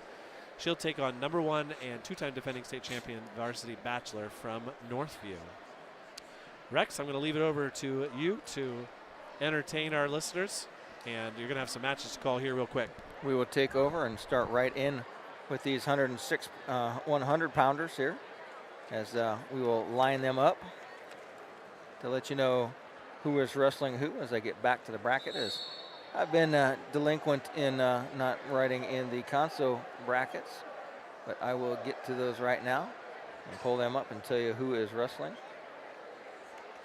If track wrestling would catch up here. As I get down to the consolation bracket here, it will be Meeks versus Brown for 3rd and 4th. And it will be Epley and Cortez for 5th.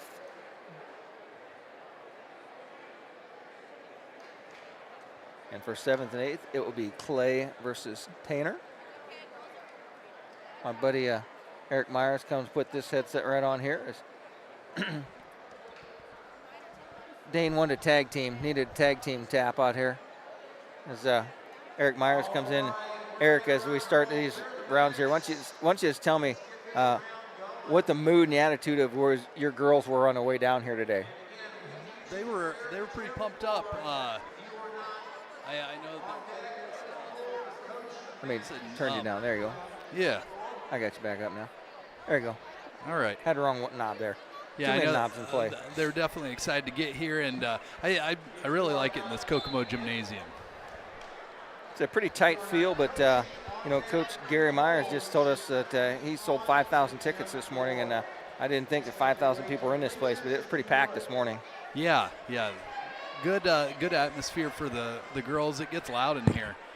And I know you guys, I'm sure you guys have mentioned it already, but having the state finals mats down there really gives it an authentic feel. And Gary was saying that was his big surprise. Everybody, nobody but him knew that it was coming in. He said they rolled in about 3 o'clock yesterday and set them up, and everybody's kind of surprised to come in. But he said he wanted to make it as much like the boys' state finals as possible, and that's just one little, icing on the cake to do that. Yeah, and those semifinal matches, man, they were great. There was a lot of exciting matches there. There was a couple of defending state champions went down in that round. Yeah, and I think it's great where, I'm just walking around. I start watching a match and I get fully invested in it, and I don't have a dog in the fight, and I think that's pretty neat. Just as long as you make sure you're back before your wrestlers wrestled. And I tell you what, talk about overachievers in Lena Lingo. Last year, didn't win hardly a match and really dedicated herself. I came back, worked hard all year. Early in the season, Nat said, hey, she's one of the ones to watch. He said, I wouldn't be surprised if she's on the top of the podium getting a place winner this year. And she worked hard and she did it. Yeah, she's got a lot to be proud of. She was a show choir girl, and she kind of took a risk and decided to come up into the wrestling room, and it was a tough first year for her. But then that year too, she put in a lot of work, went to state, and now she's top 4 in the state this year. So a lot to be proud of with Lena. That's about as far as the extremes you can go. Show choir to wrestling, isn't it? Yeah, she's show choir, and she still does some stuff in the local arts place. They've got a theater there, and she does some things with them. So pretty well-rounded individual. She had a big upset, takes out the number 2 girl in the state, and then that girl was defeated again by the young lady from Columbia City. So I think both those girls kind of surprised some of their competition. And I think Lingo wrestled probably the number one girl in the state in Maddie Marsh, and really had a tough match. But I tell you what, that young lady is very tough. Yeah, Maddie Marsh is really tough. She's a solid incoming girl from Pendleton Heights. I think she has the Vardaman girl from Homestead in the finals. They do. Which is another girl who's really stepped up. I talked to Coach Oberlin earlier, and I believe last year was her first year of wrestling. So in her second year here, she's already in the state finals. So a couple of tough girls in that weight class between Vardaman and Lingo, and then obviously the Marsh in the finals. Yeah, Vardaman had to come back from, she trailed and come back in that match and ended up getting a win. So good job there. Yeah, the other 155-pound semifinal was pretty interesting to watch. The Trenary. Yeah, they call her Turtle. Yeah.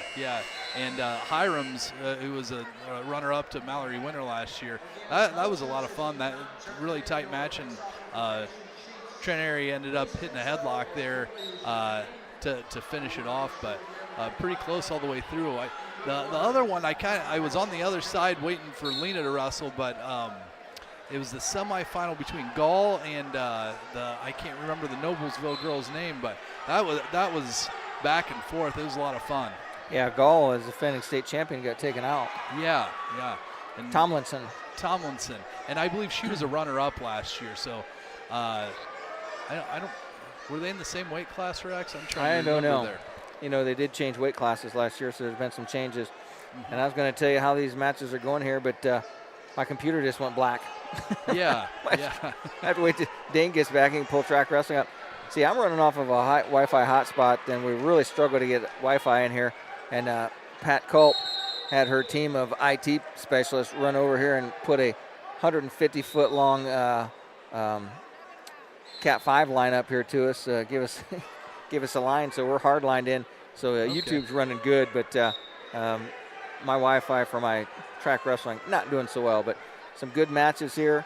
As we look here, Meeks and Brown wrestling over here for third and fourth. That match is 3-2 right now. And I think Brown is trailing and leading in that 3-2. It's Cortez over here from Lake Central. She was ranked pretty high and got upset by the East Honecker, the East Noble girl, who's in the finals now.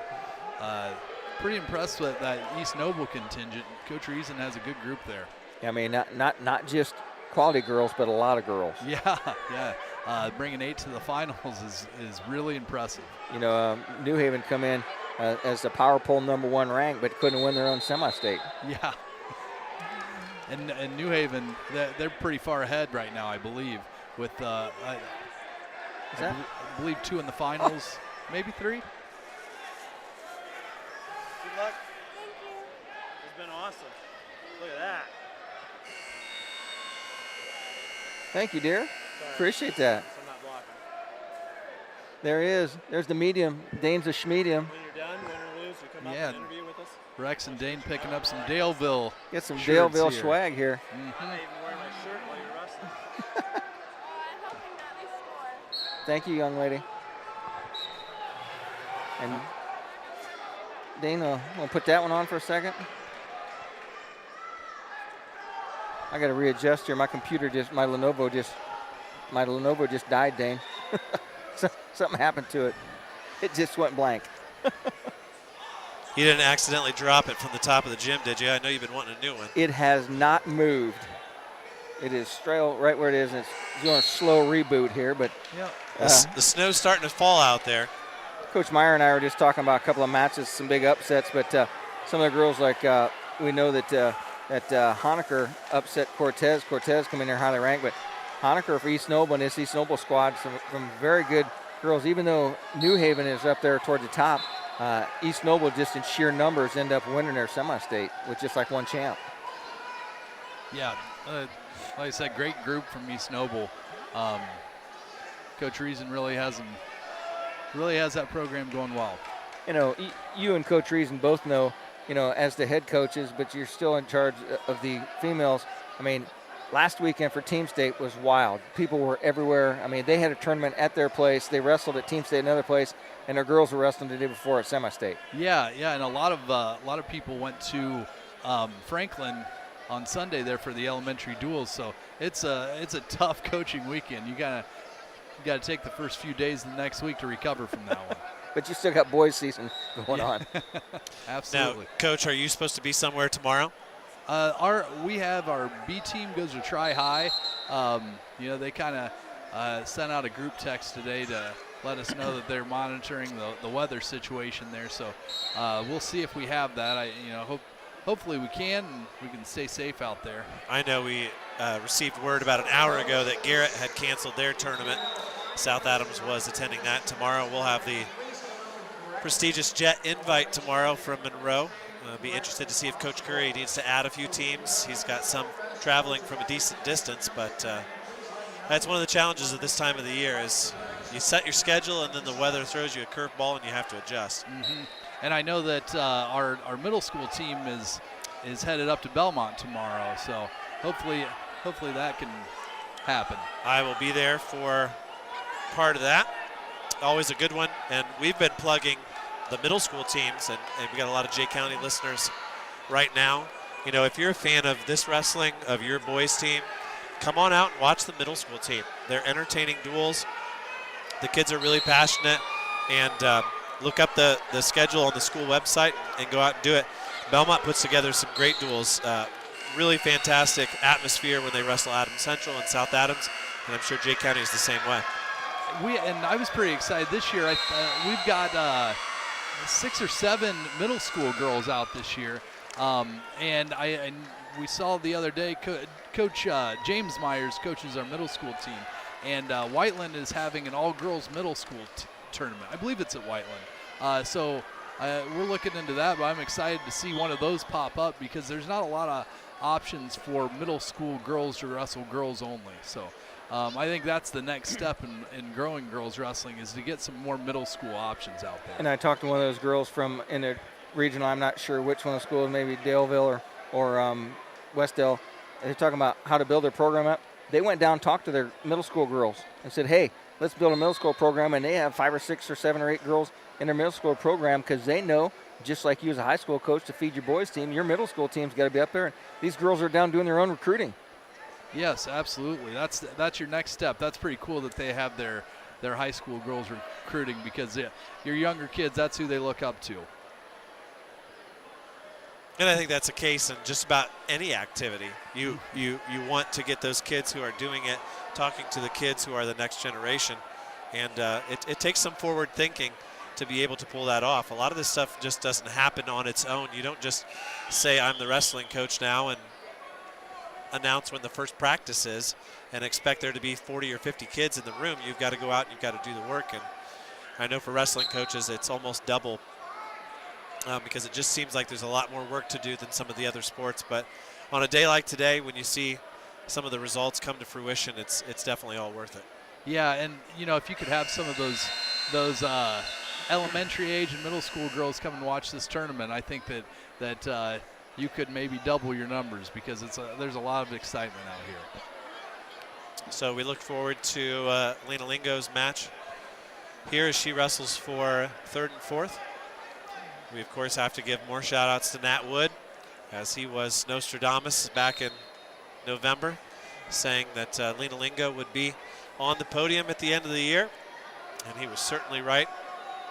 Yes, great tournament for Lena, and I before I head down there here in a little bit, I don't think I've talked about Mal a whole lot, but she's really she looks like she's ready to go today. She's wrestling solid positions all the way around. I think even in that last match, her dad, Coach John Winter, was happy with the way she was wrestling. So he's pretty particular about positioning and placement. And that's. Yeah, you can tell he has some good results with both of his kids. Well, I joked last week that Mallerie was the unhappiest winner of the all the ones that we talked to last week, and I know that's not how she wanted that match to go, but kind of almost as predicted, she takes on Trinary here in the finals, and I just saw Reagan over here she was chatting with some of your assistant coaches. So certainly someone who is familiar and that has spent a lot of time. I know Coach Oberlin was just telling us that she spent almost the whole summer at the fort and has been working out the entire time, she and Katie Vardaman. So it's fun to see girls who put in the work see the success, and it's also fun to see some of these girls like an Olivia Bodie from New Haven who just kind of jumped onto the scene. Just talking to Coach Barron from New Haven, talking about Heaven Gardner. Said they had to do so much coaching with her.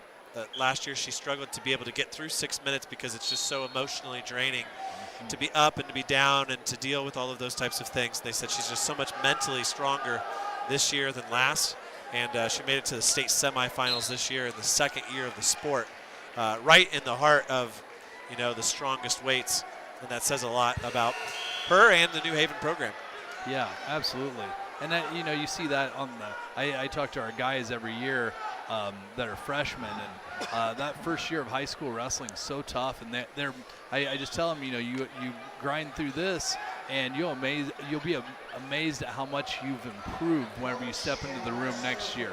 Like, really, you know, you want them to put in a lot of the off-season time, but they can wrestle their freshman year and do nothing until they wrestle again their sophomore and improve tremendously just from having that one season of high school wrestling under their belt. Now, I mean, don't get me wrong there. I'm not advocating for no off-season wrestling in any way, shape, or form, but that there is a huge jump in 1 year of high school wrestling for kids. Now we do have, you know, you have some kids that come in as freshmen ready to light the world on fire, but I wouldn't say that that's the majority of freshmen. Well, you did 4 years ago, and they're all seniors now, Eric. Yeah. We still have a pretty good group underneath them, but that's one of the better groups I've ever had. A lot of good guys. Now, Coach, before we let you go, let's talk a little bit about the ACAC. We've got a seating meeting on Monday night. Yes, it's virtual. A virtual seating meeting, and then the tournament is where Friday? I believe it's Bluffton. Okay, well, if we show up at Bluffton and it's not there, we'll send you the bill. Well, at the beginning of the season, I had it on our schedule, and I'm not – it's been so long since we've hosted the individual portion, I'm not sure if we're in the rotation anymore. Well, it's a little bit out of the ways to head over to Ginny's Cafe on Friday, but we have school, so that kind of defeats the purpose. But I am looking forward to a breakfast bowl here for regional. I'm missing out on sectional this year. Oh, darn it. So it'll just be one breakfast bowl for me.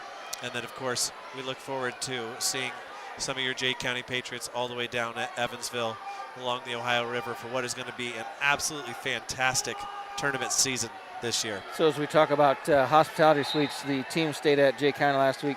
Biscuits and gravies for breakfast, pulled pork, chicken wings for lunch with baked beans. It was top notch. Now Rex has one last request. Okay. And he's going to hold you to this. I want that folding table on the row so I don't have to look over people set up when I get there. I'll do my best. People like to sit in their bucket chairs, and then they kind of stand up and they get in our way. And then we need the room. We got to have lots of computers and stuff now. So you guys might have to send me a reminder text. I have the last 3 weeks in a row. Have you really? Yeah, I did. I think you have the wrong number. You might be texting. I don't think I have been blocked. You might be texting Eric Myers in London. I might have to stop by Heller Nursery and just tell the boss. Well, you know, there's more than one Myers in your phone, so. No, that's the only one I got. Well, Coach, thank you for coming up here and spelling us a little bit of time and a few laughs. Always good to talk to you, and we wish you the best of luck here in these 2 remaining matches and hopefully bring home a state title for the Patriots. Yep, thank you guys, and always appreciate your coverage. Turn that one down, change that headset out. So we play the old musical chairs game here. As those two were chatting, I was running through some updates here for the brackets up to come here. And I got my bracket up to 120 here. That's Dowdy. And Dane, much to my chagrin, this computer came back up. Oh, shucks. It went black. I had to black screen of death for a minute there. Oh, man, we got some swag. We did. I'm going to wear it. I said something. No offense to Heather Kroll. Heather Kroll is an outstanding athlete, somebody I'm going to brag about just being in the same building as someday. But I think we're going to go with the local gal. And that young lady, the lightweight, I told her, I said, you know, if you got some extra shirts, and she was the first one up here. She goes, hey, can I give you these? And it's like, oh, I forgot to even ask for that. Daleville, Jackson, and Keffer. Very cool. Very cool. We thank the Daleville Broncos. Have you ever been to Daleville? I have not, but look what it says in the back. There you go. I was at Daleville last year when South Adams wrestled there. They got a neat old gym. Kind of reminds me of Milan's gym that we were in for Adams Central a couple of years ago. But their logo is #Wrestle Like a Girl. I like it. I like it a lot. Hey, let's play a round of messages here, and we'll be right back after. The Fort Wrestling Facility at 1519 Goshen Road in Fort Wayne is building young wrestlers all across the Fort Wayne area, one practice at a time. Join us for a live practice session or one of our upcoming camps at the Fort Wrestling Facility. Just check out our website today at thefortwrestling.com. Open to wrestlers 5 years old through high school, don't miss the chance to train with wrestlers from all over the area, focusing on technique, conditioning, and learning how to love the sport of wrestling. The Fort Wrestling Facility, building wrestlers in the Fort. At Jackson Associates Financial Services in Portland, we are committed to maintaining the highest standards of integrity and professionalism in our relationship with you, our client. We endeavor to know and understand your financial situation and provide you with only the highest quality information, services, and products to help you reach your goals. Give Troy a call for the latest rates on CDs and learn about the advantages in today's financial climate to invest in your hard-earned dollar. That's Jackson Associates in Portland.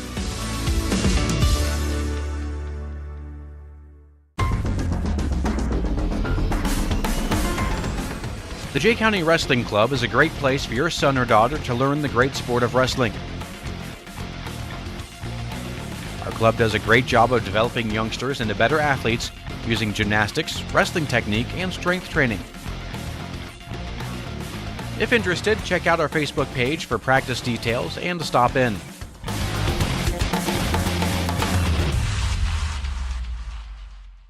Are you ready for spring? Come see what we have growing in the greenhouses. Hi, it's Jessie at Heller Nursery, and we are open all winter long. Heller Nursery always has a wide selection of houseplants in stock and pottery for inside and outside the house. We are preparing for spring every day now, and with new shipments of decor, pottery, plants, and seeds, there's always something new to see. Check out hellernursery.com to see our wide selection of spring offerings of trees, shrubs, fruits, and perennials. Heller Nursery, open 7 days a week. For complete automotive service for your car or light truck, see your friends at the Tire Center, 421 North Meridian Street, downtown Portland. Tune-ups, computer diagnostics, computerized wheel alignment, brake jobs, wheel bearings, and much more. Plus, the Tire Center has a great lineup of tires as well. So for automotive service and tires, see the professionals at the Tire Center, 421 North Meridian Street in downtown Portland.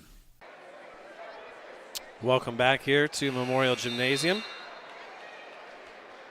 Dane, I have trouble taking my wife to Heller Nursery because she always spends way more money on I want her to. Jessie has so many little nicky-nacky things out there that are just beautiful, and we always end up coming home with way more than we went out there for. Get you up to date here on some of the placement round matches. We are currently wrestling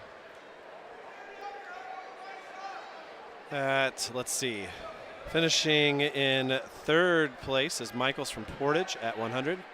Epley from Mooresville takes 5th place over Kirsten Cortez. And Clay from Lakeland is 7th. At 105 pounds, True Love was your forfeit winner for 7th place.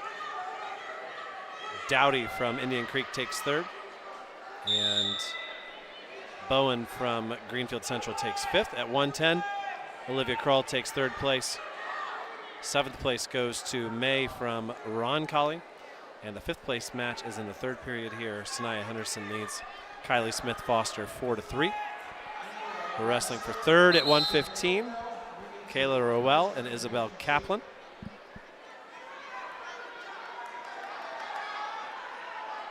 I want to thank Coach Eric Myers for joining us. He had a very solid team this year. He had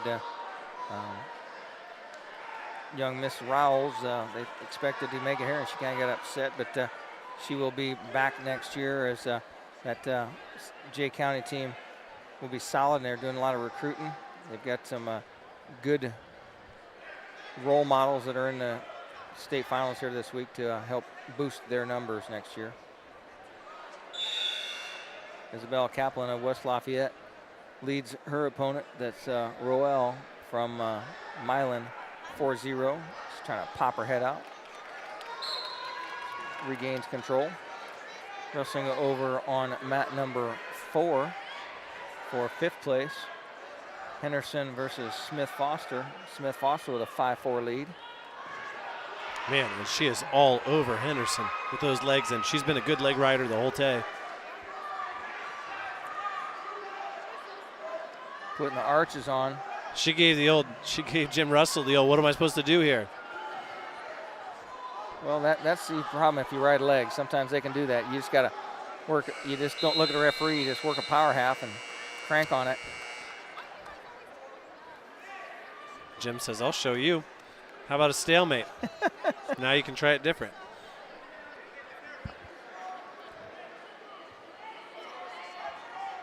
Tell you what, these young ladies, they're very aggressive. Some of these girls are really going after it.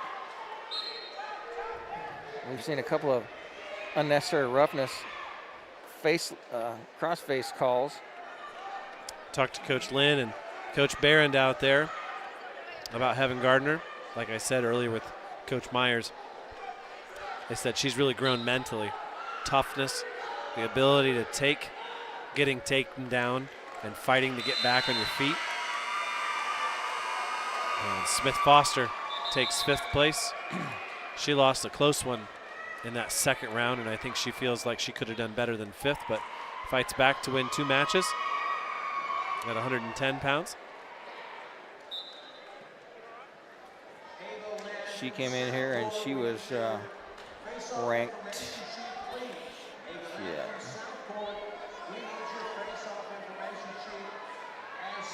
I lost her.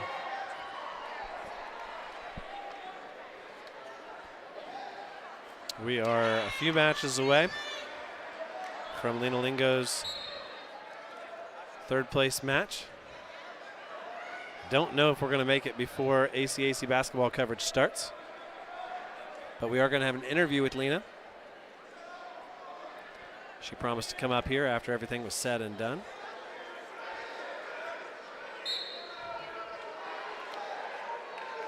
As Kaplan working to get her opponent over to her back. Working for a just good position there, settles in. She's going to take a 10-0 lead here with these 3 near fall. Her opponent from Milan is Royale. 43 seconds left in that match. That is a 115-pound match. The 3rd, 4th. Kaplan with good leg position, scissors. Troy Hahn, the big fall call over and woke me up. You need that every once in a while. Every once in a while.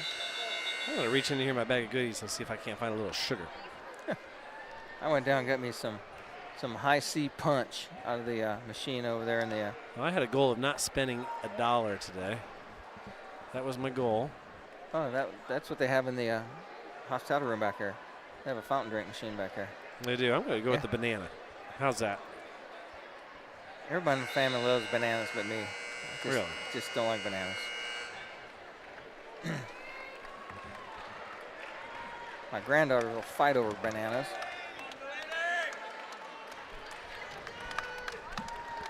Well, there's the Rensselaer Bombers. Talked about their team logo.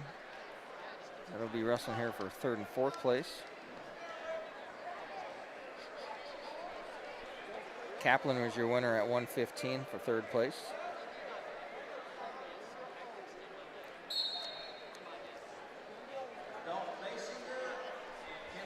So this is Quebec for Rensselaer Central versus Dowdy. Phoebe Dowdy from Indian Creek come in ranked number 1. Got upset by Gaffner, 6-0. We are underway here.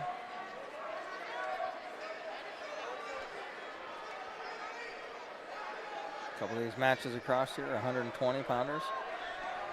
Mat 3 has 125, and Dowdy with a quick takedown leads this thing 2-0. These are 1-2-2 consolation round matches. Dowdy hooks the back leg with a ball and chain. Kobeck tries to work her way in, grab a single leg here, turn into her. Dowdy's going to try and hang on with 14 seconds left. She gets back in good position, in the control position. Now she cranks up a chicken wing and is going to try and run it around with 4 seconds left. Has 1, 2. Cowboy got in his way. He still gets a 2 count on it. So Dowdy's going to take a 4-0 lead.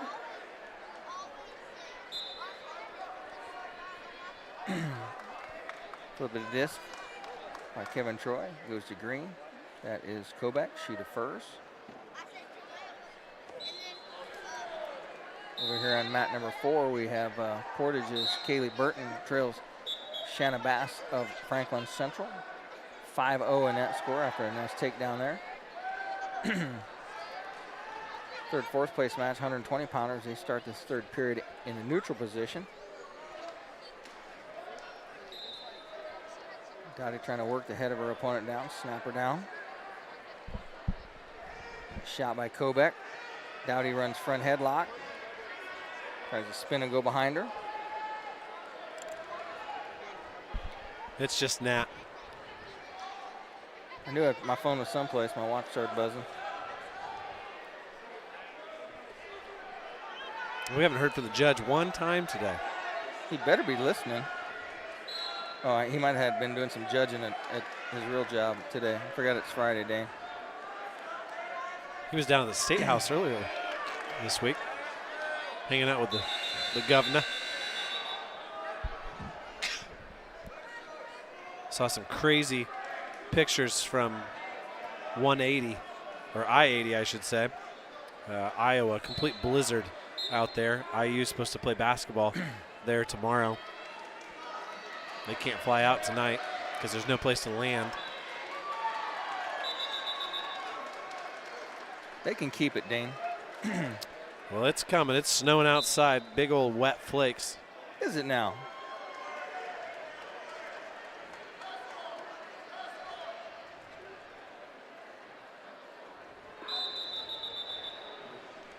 Dowdy leads 4-0 here against Kepke. Adeline Gamblin from North Posey is beating Ariana Quezada from Plainfield for 7th at 125. Shayna Bass leads Kaylee Bunton 5-1. The 5th place match at 115.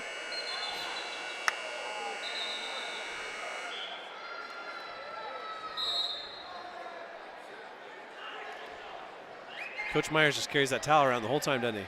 He needs a sweater. He needs to use a sweater.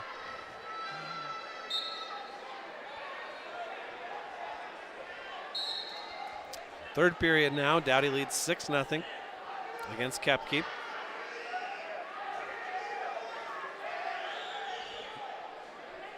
Ranked number 1 in the state. Suffered that loss to Gaffar, a surprise finalist for the Panthers of Northwood.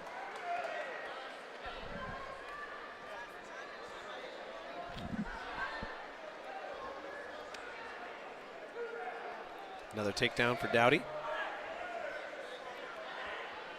Sydney DeLois will be next. I don't know if she'll wrestle, though. No, I think Johnson will probably forfeit to her. They had to carry Johnson off. I mean, Johnson come back, won a tough match even after she's been hurt, but I don't think she's going to finish this one. There's a fall by Dowdy. As she takes out Kepke. Kevin Troy made sure everybody in the gym knew that happened.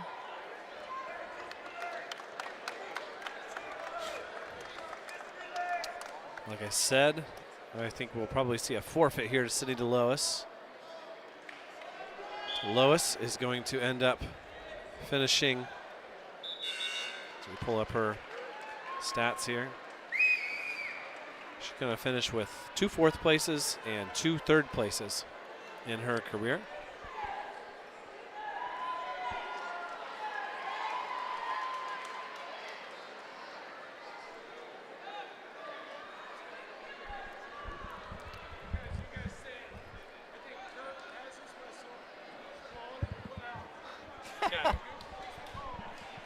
Kurt Crouch telling us that he does, in fact, know how to use his whistle. And we're still waiting on DeLois' opponent. But once again, she's a forfeit. So Sydney DeLois will take third place. And that'll move us to 130.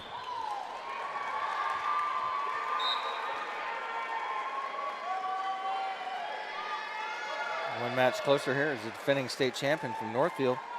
He's in his third and fourth place match here, as that is Gall. She's going to wrestle against Culbreth.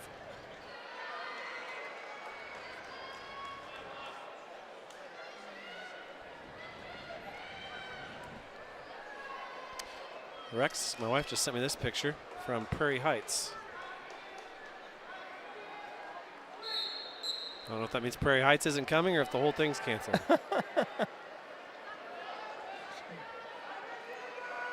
Well, you got an update from the athletic director. He told you he'd let you know as Gall gets the opening takedown here. That match is at 100 and if I can get a refresh. That's 130 here. there with Lily Culbreth. Gall came in today, the defending state champ. Tomlinson upset her in that last round.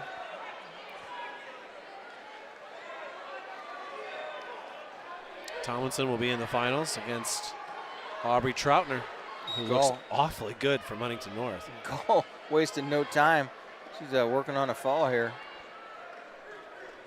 Culbreth gives up 3 there. Go back and try and catch up my bracket here. And my Wi-Fi froze up. Haley Sellis is wrestling June Wagner Gilbert from New Pal over there for 7th place at 135. Now that I got that banana, I'm gonna have to reach for something else to drink. If I can find the zipper. You know, we weren't exactly given a suite here. No, we weren't. That's okay. Natalie Spadell will be up next after the fall there. Somewhere in here there's a water. There it is. I brought the big jug with me today. Get the big jug. I just don't like all that clunking around those things do. Reginald gets the win there at 120 for 5th place. That'll bring up Spadell and Smith wrestling for 5th place at 130 pounds.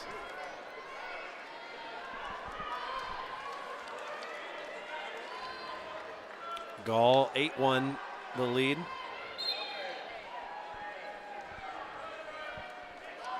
Natalie Spadell now wrestling for 5th place after her big win in the opening round. She's wrestling Angel Smith from Plymouth. Smith sporting the USA Wrestling tattoo on the thigh, as you were mentioning earlier. Now, I was always told that was an automatic 2 points on the scoreboard when you face somebody like that. We'll see. Spadell, though, in on a double leg. Smith trying to sprawl. Lena Lingo will be next after Ella Gall finishes up here. She is sporting the all-white Ghost Patriot uniform like Mallory had on her last match. I like it. I like it. Spadell goes out of bounds with Smith. They start back in the center here. 20 seconds left here in the shortened first period. Dane, I like how these coaches give these girls some leeway to really put some artistic spin on their uniforms. You know, sometimes the boys' uniforms are a little bit boring, and some of these girls have put some flash of pink in them and really brought some class to these uniforms. As they should be allowed to put their own touch on it. You know, East Noble, they got the tiger striped back blue and gold on the back of them. I do like that.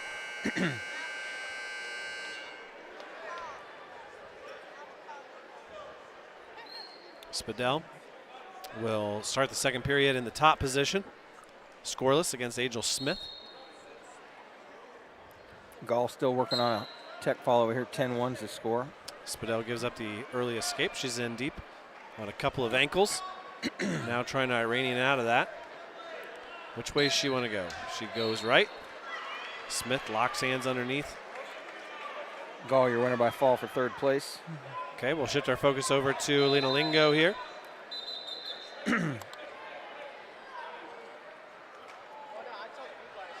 She's wrestling against Rogers, isn't she? Rogers from Jeffersonville. We want to welcome everybody here who is with us. They go in, boring in, hand control, fighting for some collar tie, inside position. Rogers pushes Lingo back to the edge of the mat. Lingo takes her back into the center. Throw by attempted by Rogers, countered by Lingo. Rogers ends up with a 2-on-1 Russian arm tie. Rogers trying to heel trip her back, get a leg sweep on her. Lingo setting up, changes off, Sugarfoot, changes her level. Looks like she's gonna maybe set up a leg attack there. Spadell in deep on a shot over here against Smith. Smith with good hips though, good sprawl. She comes and locks up a side cradle. Comes around the back for a takedown. 10 seconds left in Lingo's match. She reaches down for snatch single. Oh, can't get it picked up. Tries to go behind. It's going to be the only attack made in this first period by either wrestler. We're going to take a 0-0 tie into the second period. So it's Lingo and Rogers tied up at 0-0. Rogers' choice, and she says, I'm going to take down position. I'm going to put Lingo in the top. Lingo's going to ride her from the left side. False start a little bit, and Kurt Crouch let her get away with it. Rogers sits out, tries to turn in and switch. Lingo follows. Good job of keeping her hips behind her. Now Lingo's been able to slow her down a little bit, get some wrist control. Reaches back, she's going to try and lace her up here. Get a lace ride, she reaches back, trying to grab an inside ankle, pulls her off her hip.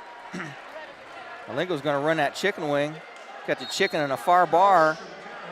Lingo's just going to put her feet in the mat and drive. She's got Rogers up on her edge, and Kurt says we're going to have to stop that because the angle got too high on it. She took that baby off. She was off to the races. Over here, Smith got a takedown at the end of the second period. Spadell is going to start on top here for the third period. This for fifth place at 125. Sit out, turn in by Rogers, followed nicely there by Lingo. Lingo stays on top. Minute 18 left to go. Dane, you missed it. Coach Myers up here said Lena Lingo was a show choir girl. And that's about as extremes from show choir to wrestling. But very artistic and very creative with her wrestling moves as well. She's riding in good position here on top. Minute left to go here in this second period. We're tied at 0-0. Rogers had her choice and chose down, and Lingo's been able to ride her the whole time. Rogers not really doing anything to force the action. Lingo trying to pull her off her hip. Lingo gets around behind. Lingo comes up, runs a crossface.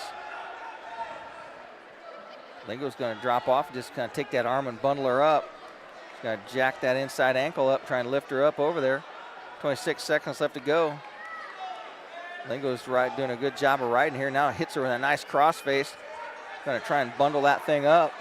Pull her to the side, maybe hit a side cradle off this. Lingo's going to try to run ahead to the knee and get a cradle locked up here. 10 seconds left to go. Rogers is flattened out on the mat. No real action from down there. And Lingo's going to take a 0-0 tie into the third period where she's going to have her choice. I think she takes down, guys.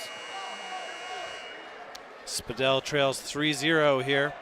2 stalling calls against Angel Smith, but it's not going to be enough, and Spadell's going to have to settle for 6th place at 125. Coach Winter says, hey, your call where you want to go, and Leah said, I'm going down. She says, I think I can escape on this young lady.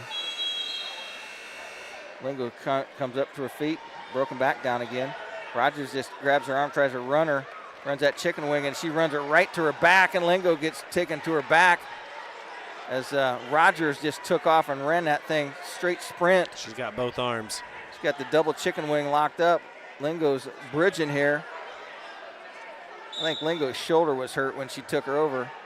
Lingo's going to be hurting more. She's fighting out of this here. trying to come off her back. And Kurt Crouch stopped the move on Lingo, and she had it and let Rogers run that one pretty hard. So kind of turned the table. He's got double trouble locked up. She's hurting. It's almost too tight that she can't get the fall, and there it is. There's the fall win by Rogers. Pat each other on the back. Rogers, your 4th place winner. And Lena Lingo ends up being a 4th place here today. Did we? Oh, you want to? Absolutely.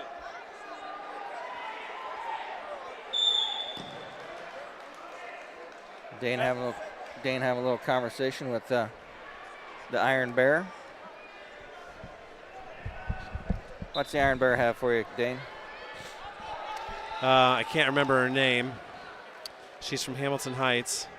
Kendall Moe? No, she won a couple years ago. She's making her way down here. I can't remember her name. She's trying to figure out a way to get to us, I think.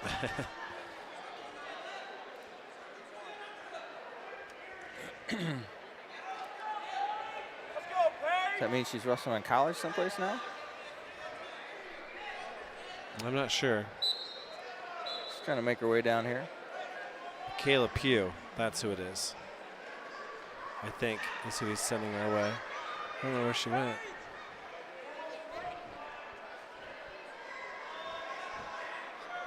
He doesn't want to. What's he doing now? We don't know. She's sitting over here. I don't know what he's doing. We never know with Gary. He's kind of an unpredictable guy. So Lingo finishes 4th here today. She's had a great season, you know, from where she came when she started to where she ended up this season. And I'll tell you what, she rode really tough. I thought that she was down would be a good position, but Rogers ran that chicken wing, just ran her right to her back with it. Hannah Seitzinger and Madison Whitted wrestling for 5th at 130 pounds. She's going to make her way down here.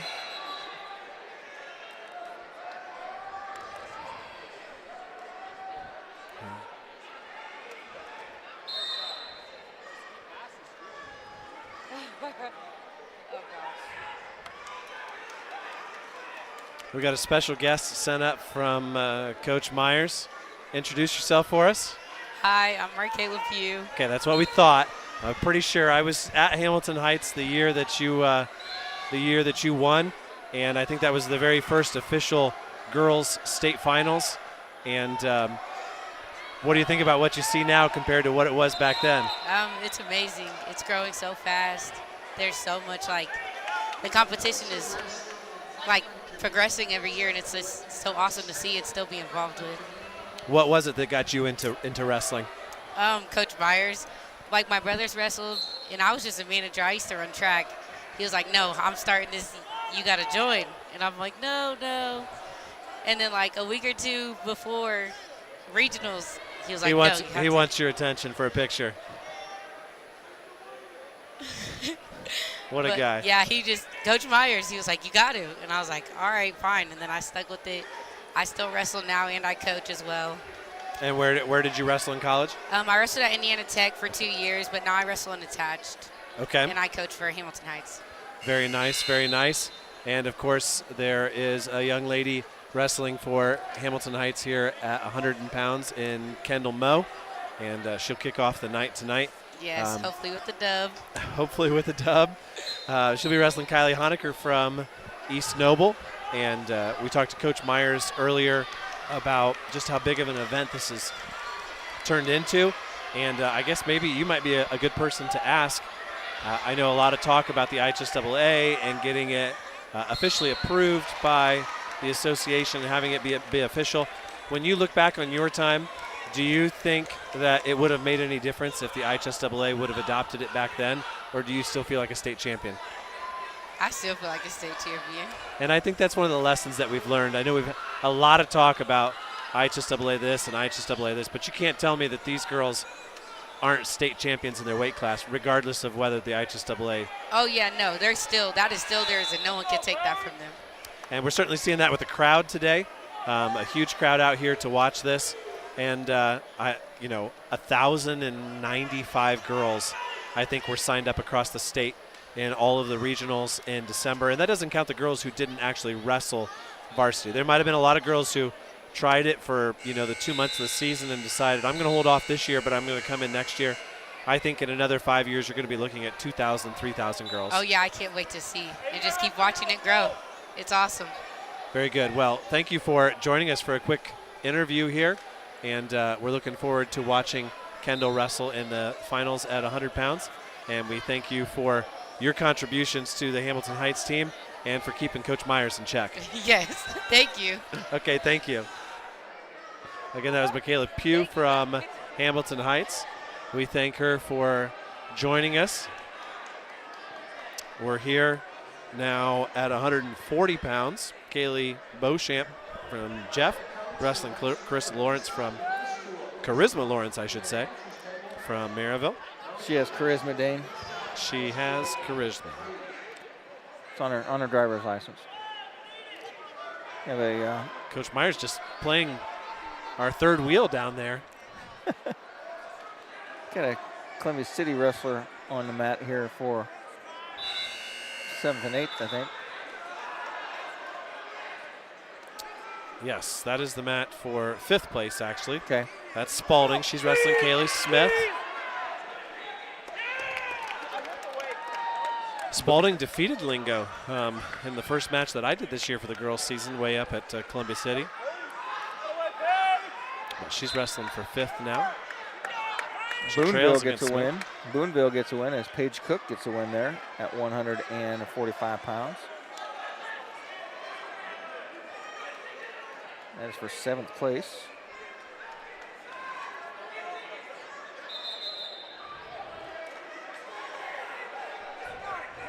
All kinds of celebrities. Dana, coming to Evansville weekend, we're going to be the celebrities, aren't we? I don't know. I don't know if enough people know us down there. They're going to put us with some celebrities, I think, aren't they? We'll see if that comes true or not. We don't know a lot about that, do we? We had the Evansville guy on, but he's kind of holding his cards pretty close to his vest here. Well, I can't imagine how much work goes into hosting an event like that for the first and for the only time. Yeah. You know what I mean? I think if you get the switch and you're coming over to that, it's a little bit different, but knowing that you're not going to host it the year after kind of makes it an interesting comparison. So Beauchamp takes 3rd place at 140 over Lawrence with a close victory, 4-3. Alexis Spalding trails 8-2 against Kaylee Smith. Up next will be Olivia Bodie, Haley Coons.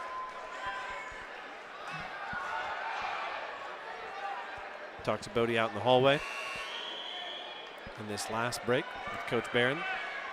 I was a little offended. Coach Barron said, Dane, I didn't know you liked me. I said, of course I like you. Well, just to let you know he was listening. I know he was. He was listening. You said that the other day. I really like Harley. I appreciate the guys who are willing to put in the work and not take the glory. And not that Coach Lynn is a glory seeker. In his role, he does a lot at New Haven, head coach of multiple sports and all.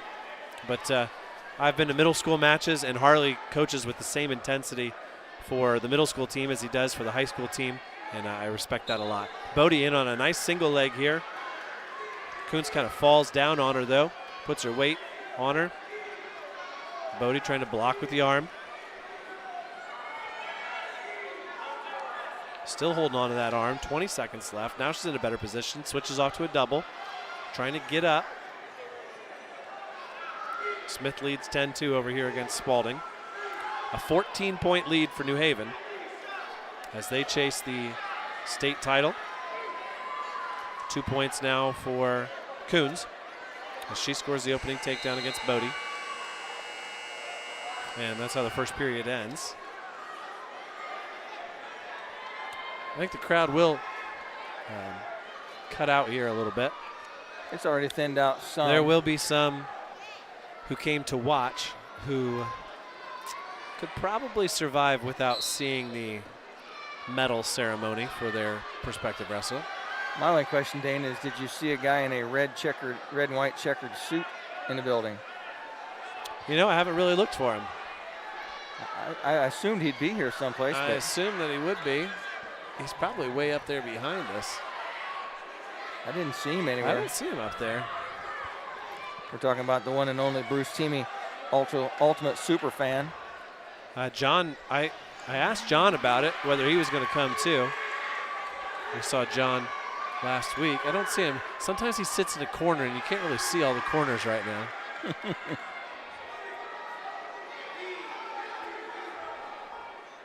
Smith now leads 12-2 over Spalding. Bodie trails 4-2. I've got a little video camera action going on up there. Look at the video board above us. Look at that. As long as they don't put us on video. And yes, we do have some video cameras. We just can't figure them out yet. We don't need to figure them out.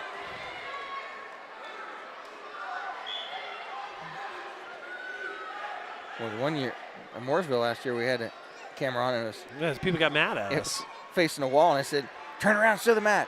Sorry, folks, we can't. Naomi Leffer's up now for Central Noble, taking on Day from Clinton Prairie. I don't know if you know this or not, Rex, but Clinton Prairie, they are the Gophers. I don't know if I knew that. Clinton Prairie Gophers. You know who's really good at knowing school nicknames? Ed Thurman. Well, yeah, that's very true. Tony G. Yeah, Tony G. Yeah. He knows them all. Yeah. He knows the old ones. Oh, a nice Peterson roll by Bodie. She's going to get some near fall. 20 seconds left. Hold on to that. Get your 5. Hold on to that arm. It will be a 5-point move for Bodie.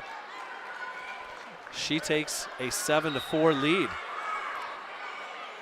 I used to referee Clinton Prairie's match because they used to come through Connorsville back in the day. It was the only time I would ever see Clinton Prairie. Naomi tied up with Aries Day from Clinton Prairie. Sophia Gropp from Westell up for the 7th place match at 170. And diligently trying to catch my bracket up here. Heaven Gardner looks like she's up next. No, she'd be 2 away, I should say. House and Hirams are up next at 155 for 3rd.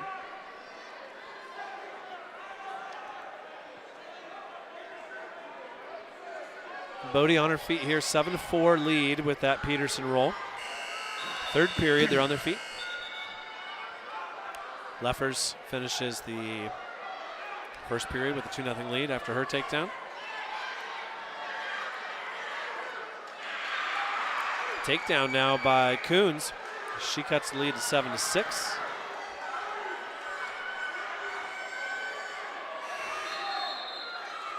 Let's send our good friend Jeff McCullough a text. Oh, Bodie with another Peterson roll. She's going to pick up another 5er out of it here. Sits back in the saddle, gets the fall. There it was again.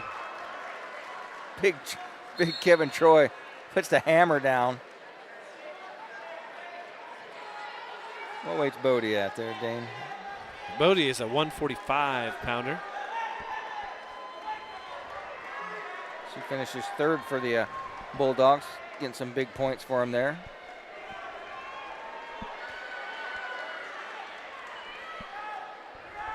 $55-pounders on a match here. As House is the young lady that Winter defeated.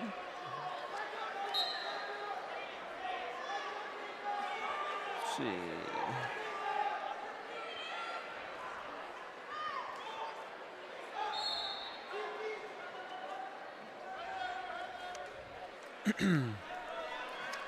Hirams and House now at 155. Leffers gets taken down in the 2nd period. She brings that arm over the top of her head from the down position. Stands up, turns in. Quickly bellies back out. 2-2. Now back up to her feet. Turns again. Leffers tries to bounce away. She turns back in today. Leg twisted a little bit. She needs to be careful. Somebody else is holding your leg pretty tight. You don't want to jump around too soon. Now she gets her hips out, but again, it's Day who is able to maintain position. Day reaches up for the head, half Nelson, 2 seconds left. Leffers will go into the third, 2-2.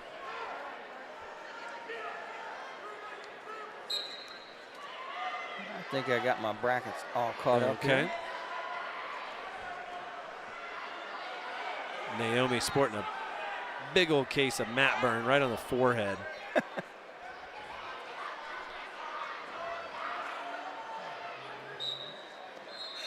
She's going to start in the top position here as Day had choice and chooses down. See if Naomi can pick up some near fall here or find her takedown. I saw a picture on the internet last week, Dane, where a young lady wrestled a tournament and she got kicked in the head and she had a Rudy's label on her forehead. Yeah, you told me about that one. And she was sporting it and her mom posted it and she said, this is my daughter carrying the logo, and it kind of went viral and had a couple 100,000 views, I think. I think Rudy's ought to give her a sponsorship.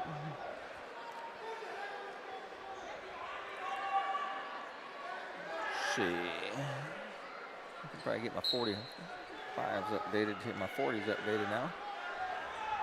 Leffers still on the ride. That's a 2-2 match. Day turns into her now. Has a leg. Leffers with a cross face. Ankle. She elevates. Minute left. She reaches for the far elbow. A near ankle. Needs to get that crossface back in and get behind.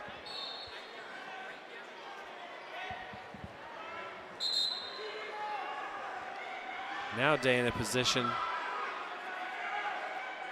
Maybe a good place for a stalemate here, Tyrell. If she wanted to get the escape, she could. She pancakes Day over. She's going to get near fall. Woo, that was close, Tyrone. She needs to put a half in here and crank over. She needs to go to her left there. 20 seconds left. Grab that wrist. Oh, they weren't in neutral? No. She's been riding the whole time. 15 seconds left. Cross face right into it and take her over. Not across the. It's going 5 OT. seconds left. She's going to put a half in now. See if Leffers can beat her on her feet in overtime here. She accidentally was just jamming her face in the mat. She goes, oh, I'm sorry, I didn't mean to do that. That ride took a lot out of Day, and Leffers looks to be the aggressor here in the overtime. Leffers with the collar tie. She tries to go in for a single, and Day just kind of falls down. It wasn't pretty, Dane, but it was good for the win. It wasn't. Day just doesn't have anything left. That was one long ride by Leffers. It took a lot out of her, and that's ultimately what won it, not the takedown there. Your winner over there is Chambers for, that's Gropp for Westell. She takes 7th place. What was that, about 70? Yes, they're 170s. So Leffers wins 5th place at 140. House and Hiram's are now 5-5. No, 6-5 now. 6-5, House leads. Another Rochester wrestler up here on mat 4. That's Lane Pepler. She's taking on Ellen Morris, a freshman from New Palm. Mr. Chad Red Sr. in the house. Michaela Clifford on the mat for 7th place at 190. Kind of got weight classes all over the place, from 55 to 90 to 45. These 3 mats were all different stages of progression. Now Hiram's runner-up last year to Mallerie Winter, getting some near fall here. That was a tight match at 7-6, and she keeps that arm in good position. Just runs around, good position, good technique. There's the fall. Hiram's is your 3rd place winner here at 155. That'll bring up Heaven Gardner from New Haven. She'll have an opportunity to win 3rd place for the Bulldogs. Important team points as they try to wrap up and clinch a state title as a team. Certainly New Haven will have earned that title.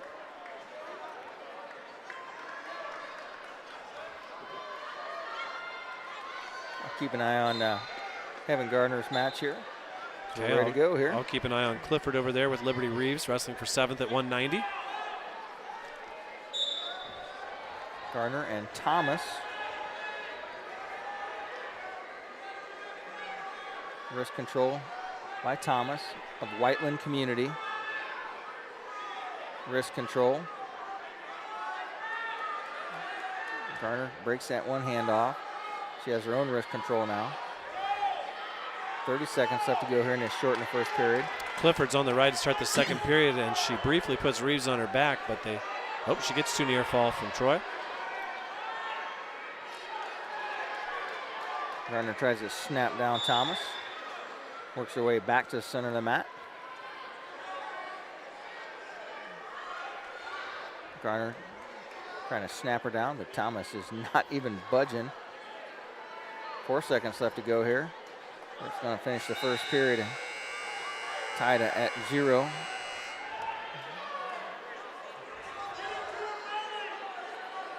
Choice goes to Gardner. She said, "I defer." Harley was coaching her too much, and Kurt Kraus says, "Hey, does she want to go up or down?" So that means Lee Thomas from Whiteland Community is going to take the top position. Gardner's in the bottom position. Thomas going to climb on rider from the left side. Gardner quickly up to her feet. Oh, gets one leg trapped. She comes back out. Needs to get her arm back. Stands up and just athletic, just comes up and out, gets the escape. This is the same position they were on the first minute of the period. Clifford still up 2-0 with that near fall early in the second period. Really dominant on top, Clifford has been in the 2 weeks that I've seen her.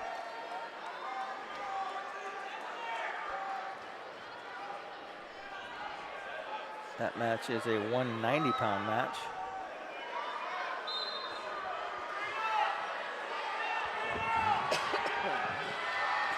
Uh-oh.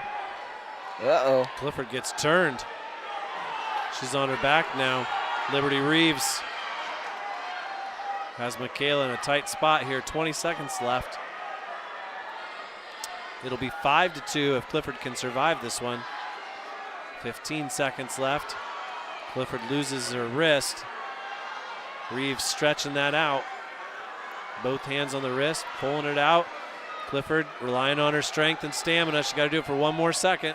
Time. Oh, the fall is called. Time's up. Time's up. Medvesic come in and said time was up. Nope, I think it's over. Well, that would have been a win for her anyways. I think Troy, that was the second period. Oh, was it? But No, she they would had have 3 dots up.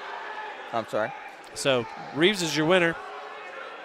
Well, Gardner over here, Thomas tried to hit a real sloppy headlock, and she just pulled her head out and gets the takedown. So Gardner leads this thing 3-0 in the second period with 10 seconds left to go.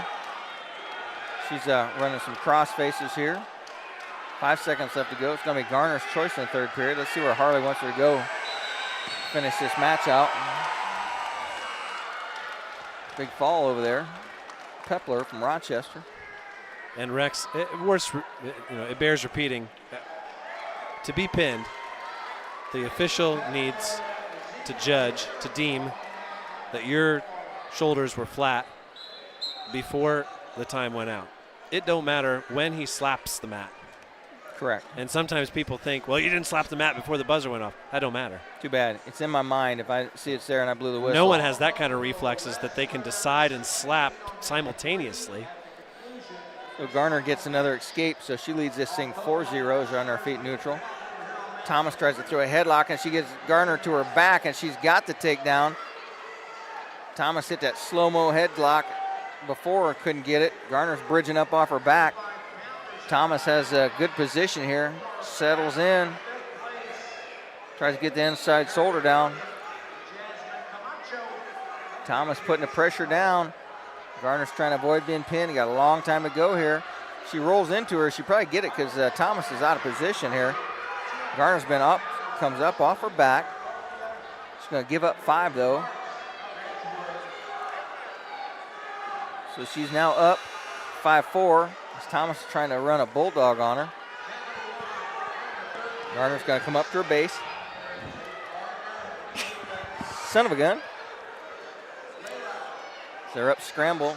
Gardner's going to come up and out as gets caught in another head throw here. Gardner's going to slip her head out here. She gets a takedown here. She's going to go up 6-5. She steps over. Gardner just needs to pull her arm out. She's trying. She's in good position here. Just needs to get her arm out with 26 seconds left. Oh, the stalemate. Gives her 1, ties it up. They're tied here, 5-5. Harley says, don't give her your head for the headlock. She's been headlocked twice now. 24 seconds left to go. Caution on green. Shot by Thomas. She's in on a leg. Tries to pick up a single leg. Gardner tries to get it back to the mat. Gardner keeps her out front. 15 seconds left to go. Thomas trying to work in. 10 seconds left to go. See if somebody's got one last shot in him. They're going to take this to OT. Spent a lot of time neutral on their feet in the first 2 periods. We're going to OT here for 3rd place at 170. And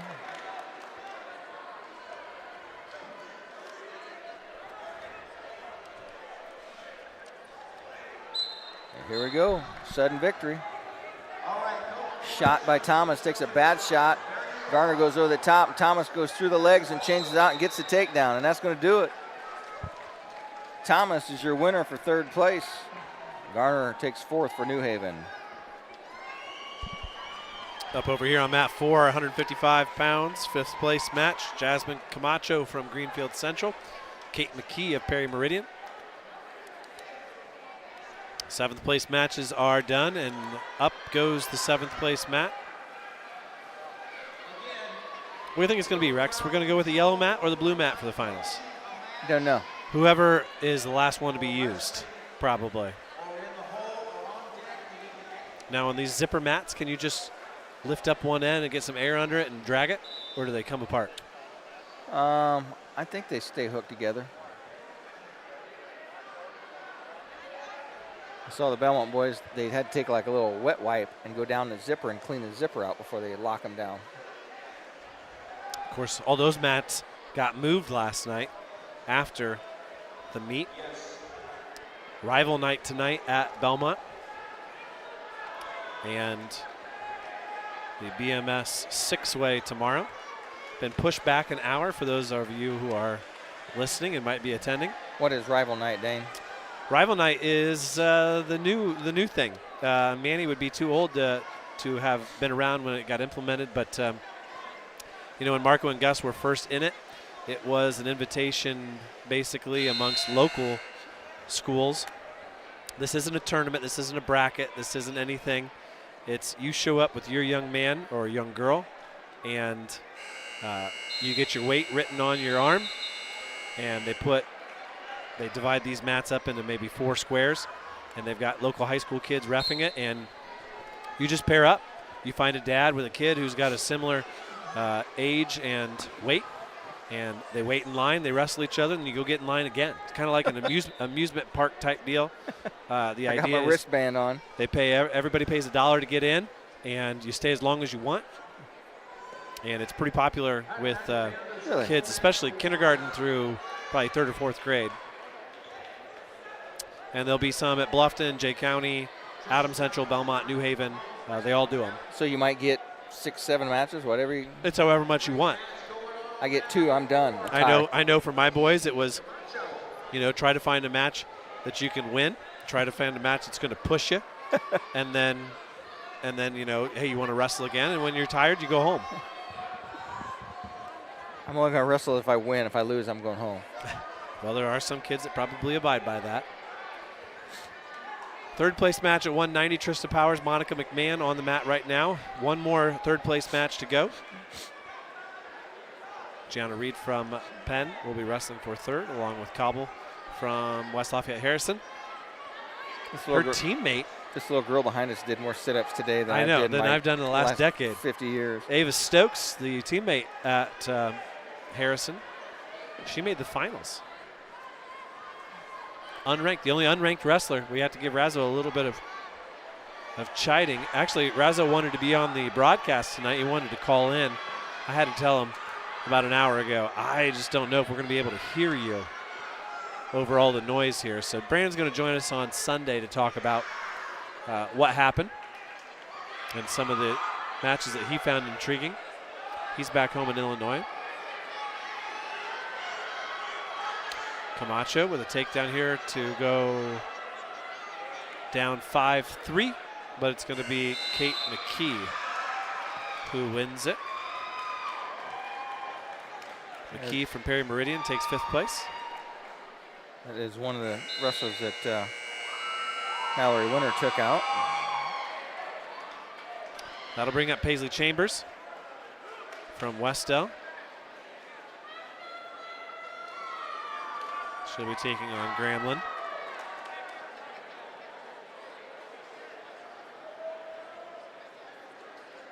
Just had a Kokomo weather advisory pop up on my phone, so I quickly deleted it before I read it.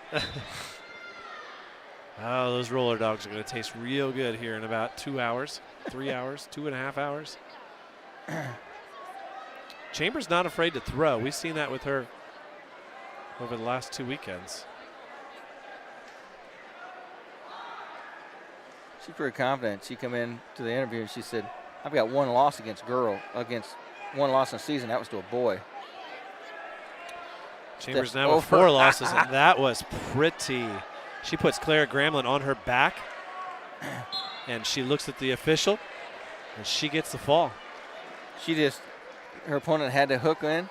She just high-legged over and took care of business. Paisley Chambers takes 5th place at 170. Her teammate right behind her for 7th place. Those 2 girls both win their placement round matches.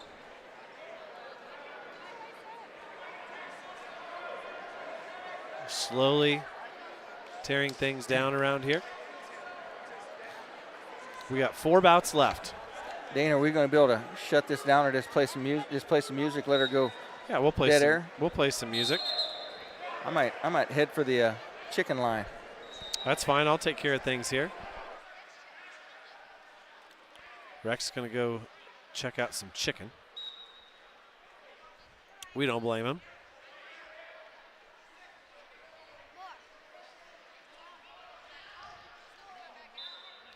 Now up, Chloe Lynn from Western taking on Warren Central's Jasmine Hollins-Rowe. Trista Powers and Monica McMahon are locked in a close one. Powers leads 4-3, 35 seconds left.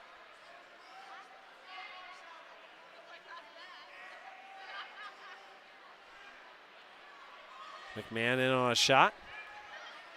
Takes Powers down. Gets around the waist, gets her 2.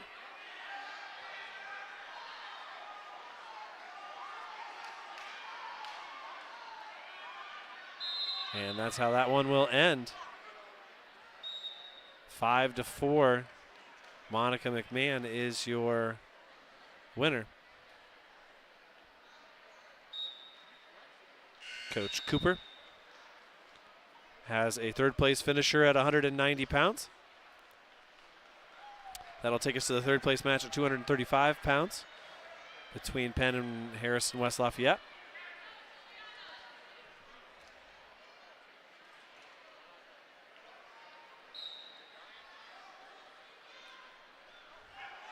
Over here, Chloe Lynn trying to hip over on Hollins-Rowe, but instead it's Lynn who goes to her back.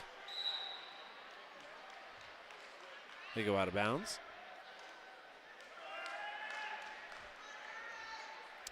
New Haven leads this thing on the team score, 81-0. 81.0, I should say. I'm watching and not thinking. Southport in 2nd place with 66. Indian Creek with 52. Maryville with 44.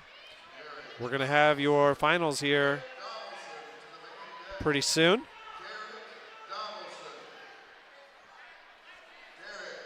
Juliana Reed and Aaron Cobble wrestling for third place at 235. Hollins Rowe gets a fall at 190 for fifth place over Chloe Lynn.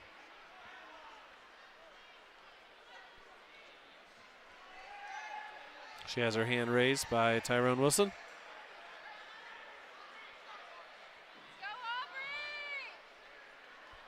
An update here from Jeff McCullough.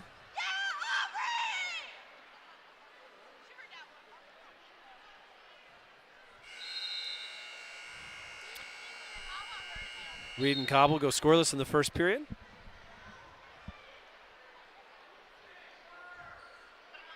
Attica with a long history of very successful upper weights here in the girls wrestling state finals. Attica wrestler with the opening takedown here at 235. Aubrey Barktoviak. She's got Cami Ritchie on her back. Barktoviak lifting the head, puts her weight down. She gets a fall. Aubrey Barktoviak is your fifth place finisher at 235 pounds.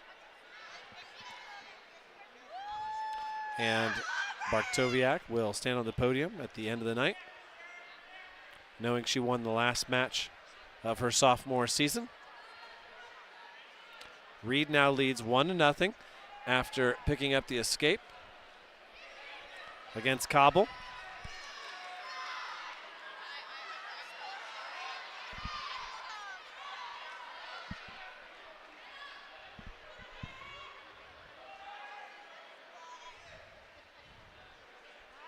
As we said, Harrison came into today with two heavyweights in the state finals.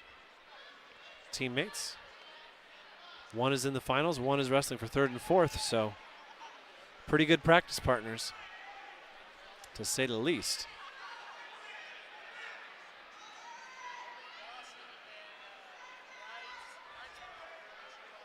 Rolling up the yellow mat here. They're going to use the blue mat, it looks like, for the finals. Mat number 1. Scoreboard's going away. I would say we're probably 15 minutes away, somewhere around 6:30 for the start of the introductions.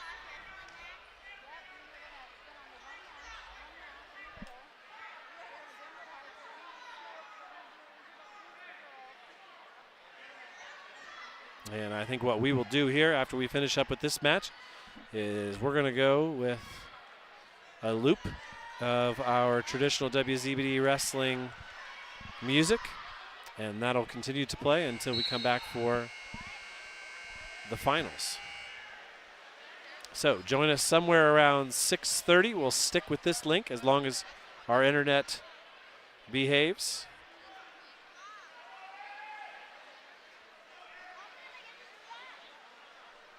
Right now, though, Juliana Reed leads 1-0. Erin Cobble has her choice for the third, and Cobble chooses down. She gets to her feet, but a big sweeping headlock by Juliana Reed. Cobble stops. She had no breath.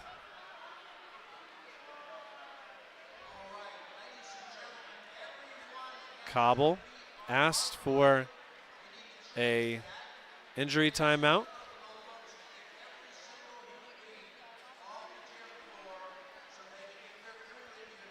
We're going to go with the seldom used. Nope, just 2 to your fault. That'll make it 5-0.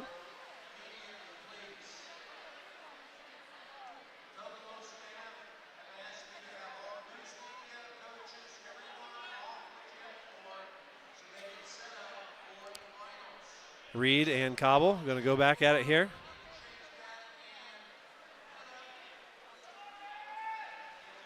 Coach Harper asking why the match was stopped, with Reed seemingly in a position to score an imminent fall and only getting 2 points from it. Instead, we restart here, and she bulldogs Cobble over and gets the fall. And it was all elementary in the end. So Juliana Reed is your third place finisher. Join us again here at about 6:30 for coverage of the finals. We'll be right back after that.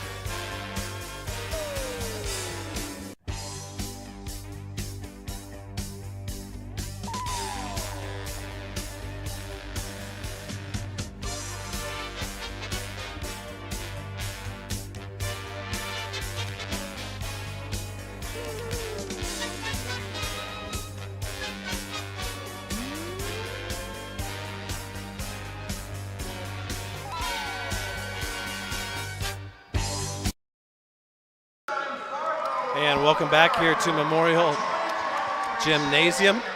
As we are about to get underway here for the finals, we want to thank everybody for joining us throughout the day. We've got the spotlight out. We've got the podium up. First out for Hamilton Heights is Kendall Moe, ranked number 1 in the state. She's coming out of the red corner, out of the red fog. And over here on the right-hand side, it's our man Sam Reason escorting Kylie Honecker out. Honecker versus Moe here in the opening match. Honecker with a big upset as she took out Cortez, ranked number 3. Honecker was number 5. And she makes her way to the finals to take on Moe here.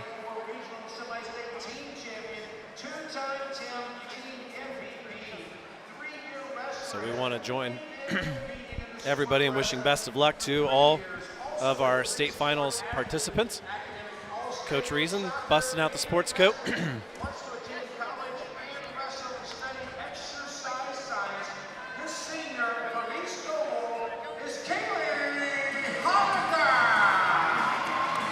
Looks like Brett Hesselman has the first match of the night here with Troy Hahn, his assistant.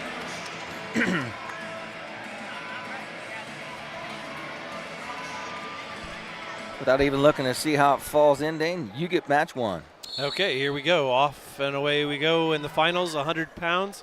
Number 1, Kendall Moe from Hamilton Heights. Head coach Gary Myers. And number 5, Kylie Honecker from East Noble. Ranked number 5 when the tournament began. Head coach Sam Reason in her corner. New Haven has a 15-point lead, and they're almost guaranteed to win this thing, because I don't think Southport has 3 girls in the finals. I know they have Moscone, but I got a feeling we're going to see a New Haven champ tonight, so it'll be a big night for Coach Jimmy Lind, Harley Barron, Sam Ocampo, and everybody else that is here. Nice little throw by there by Honecker, as I thought for a moment she was going to get behind Moe. Instead, they stay on their feet. Had a little Hall of Fame acknowledgement there. Bobby Smith, I used to referee with him. I wrestled him back in the day when we were kids, and I found him on Facebook. He lives in Florida, and he shows himself fishing. He just fishes a lot. Well, you wouldn't want to do any fishing tonight. Not around here unless you've got a shack around you. He fishes down in Florida, big deep sea fishing. So these two still on their feet, pushing, fighting for hand control, inside ties. I believe he's actually first cousins with Johnny Smith, Coach John Smith. That's what I wondered. Nice little shot there by Mo. Hangs on to the elbow, comes around, gets the opening takedown. Nice little lateral drop. So Mo with the first takedown here in the 2024 Girls State Finals Championship round. She working on her second state championship here? I think that sounds right.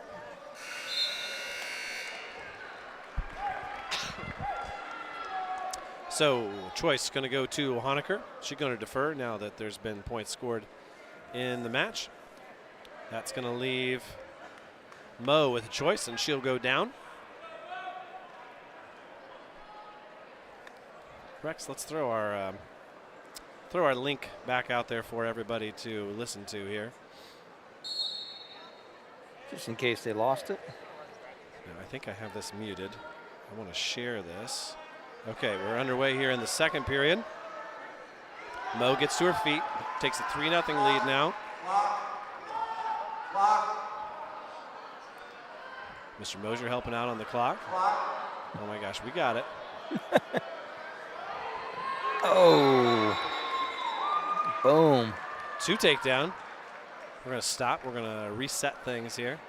I believe we're in one of those situations where the clock is independent from the computer, and the computer is, in the end, the ultimate say, which is kind of confusing for a neutral fan.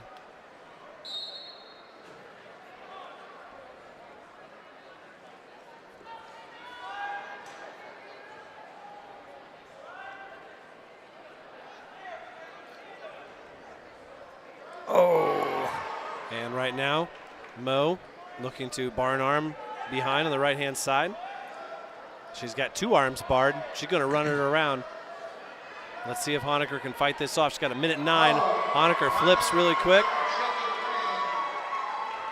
Mo getting near fall. She's got both arms trapped underneath there. Honecker trying to keep her hips up against the mat. Trying to stay off of her back. Kicking with those feet. And there's a fall. 3 minutes and 11 seconds, and Kendall Mo is your champion.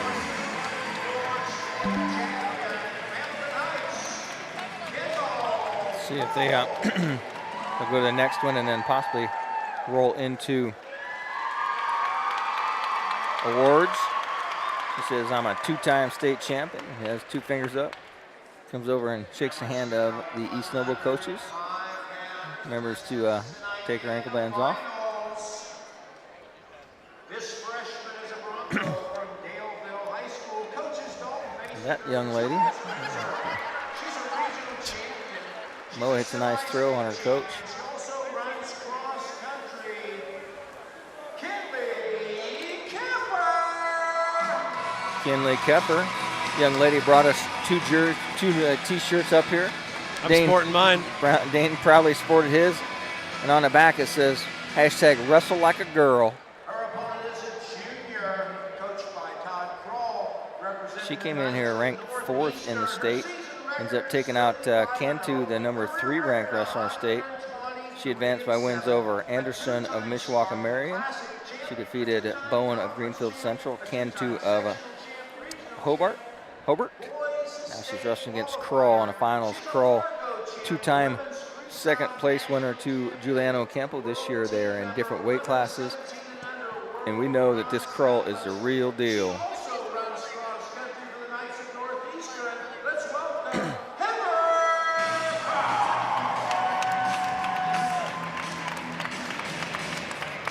So Kroll and Keffer.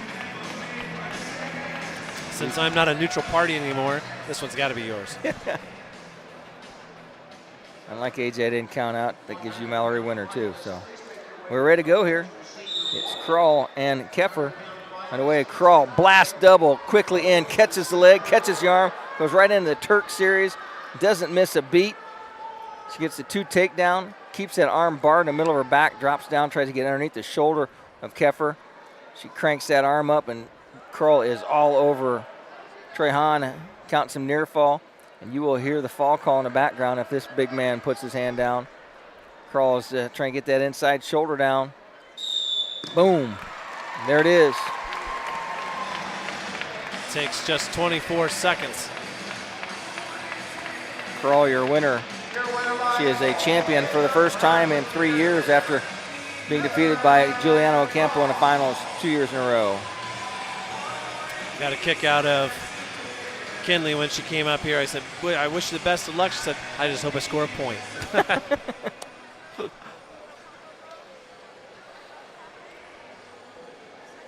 Great showing by Keffer last week and this week, and absolutely no shame in losing to somebody like Heather Krull in the finals. They are going to make the awards. Okay, Rex, we're going to continue to support our advertisers. A couple of ads here while they do that. The Fort Wrestling Facility at 1519 Goshen Road in Fort Wayne is building young wrestlers all across the Fort Wayne area, one practice at a time. Join us for a live practice session or one of our upcoming camps at the Fort Wrestling Facility. Just check out our website today at thefortwrestling.com. Open to wrestlers 5 years old through high school, don't miss the chance to train with wrestlers from all over the area, focusing on technique, conditioning, and learning how to love the sport of wrestling. The Fort Wrestling Facility, building wrestlers in the Fort. Welcome back here. I want to thank the Fort Wrestling Facility for supporting everything that we do here on WZBD and on WPGW. Coach Oberlin, proud to brag about the fact that he had two girls put in a ton of work this offseason. It paid off. They're both in the finals. That's I bet they wear their Fort jerseys out, their Fort T-shirts on the way out to the center of the mat. One of them is representing the Spartans of Homestead.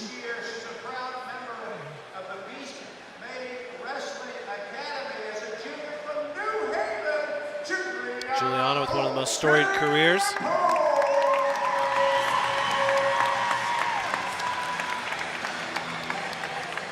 She'll be wrestling against a young lady from Maryville, Cantu. As a junior, her coaches are David Maldonado and Sheila Larrett, a 2023 boys wrestling sectional champion, a two-time IHSGW regional Cantu and Oampo. We're hearing all of the accomplishments being listed off by these two.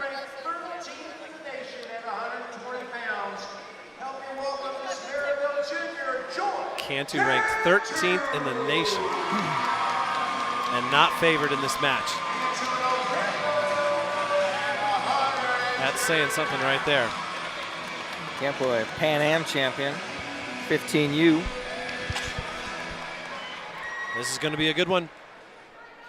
Oampo and Cantu here at 110 pounds. Welcome everybody who's joining us from Allen County. Fans of the New Haven Bulldogs and Juliana. Her sister Isabelle is up next. Number 1 versus number 2. First of a couple of those types of matchups. A little throw by there by Oampo. She almost gets around Cantu. Cantu gets her hips back. They go out of bounds. Hits a throw by and catches that single leg. Just about got it. Cantu pushing forward. Collar tie with the left arm.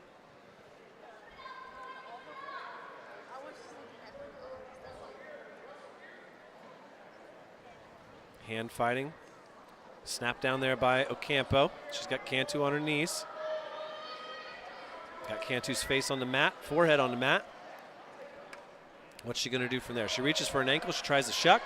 Cantu saw that one coming, fights it off. Now gets back to her feet. Good recovery there by Joy. Attempt a little fireman's carry there by Oampo, but again, Cantu anticipating that well. Certainly no lack of familiarity there. And they go out of bounds. Is there going to be a takedown there? Oh, he didn't even give a takedown. Yeah, he did. Threw up a quick 2. I did not see it. Just getting near falling away over the pile. She's going to get a fiver out of this.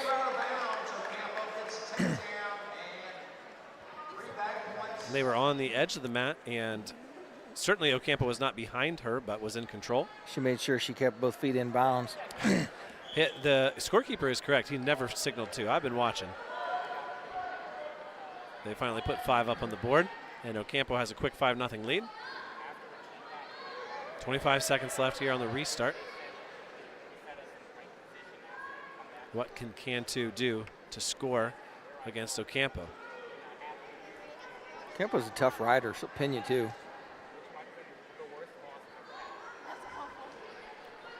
Ocampo won 106 the last 2 years.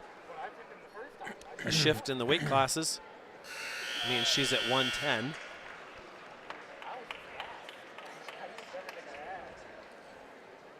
I believe her only loss this year is to Swathwood from Garrett in the dual meet back in December. She got caught in a headlock. Couldn't come back from 5-0 deficit. I think she's ranked 8th in the state with the boys. Pretty throw by. We're in the second period now. Ocampo still with a 5-0 lead.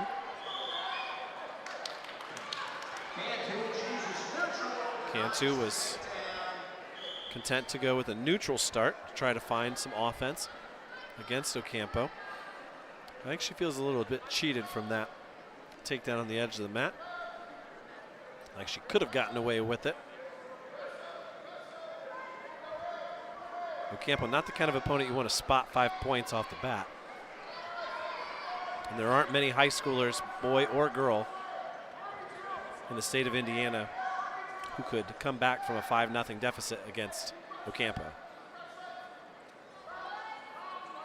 She's so good defensively.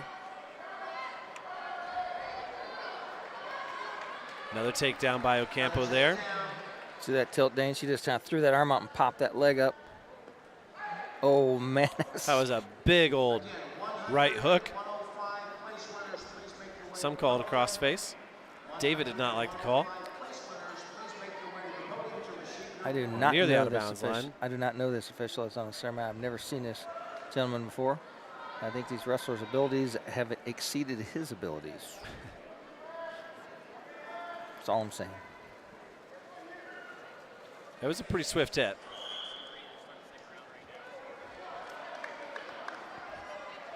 Joy took it like a champ. She goes right back down in the bottom position. She trails 7-0 now. I used to wrestle Ocampos, and they used to throw mean cross faces. It's all in the family, huh? Yep. Ocampo, of course, a state qualifier, like we said, with the boys the last 2 years. That's another goal for her this year. She won the Super 32 a year ago.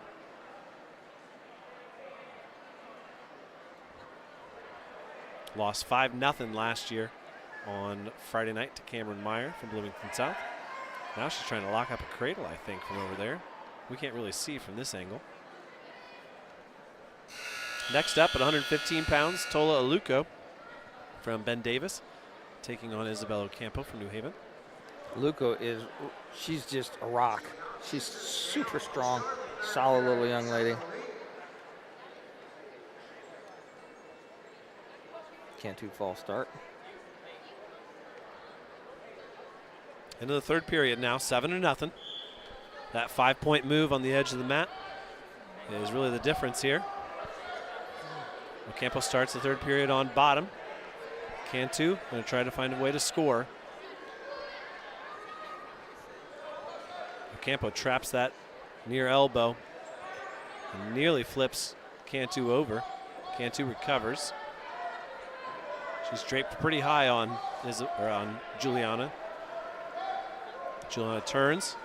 Again, traps that elbow. Trying to high leg over. Now Cantu losing control. She drops all the way down to Juliana's ankle. Juliana's showing some flexibility here on that move. If you or I did that, Rex, we'd never recover. We wouldn't walk out of here. I pulled a muscle just watching it. Stalemate called. Ocampo still on bottom here, but she leads 7-0, as we said. Both Ocampos hit that tight inside roll and then try and high leg over. And Cantu staying high because she knows she's going to do it. Now again, Ocampo turns into Cantu in better position. She gets a reversal. Straight up switch that time. Now 9-0. Some of these officials have already got their assignment done. They're ready to head out. Some of them got a longer drive than others. My good buddy Paul Maldonado down here doing some camera work. That's impressive.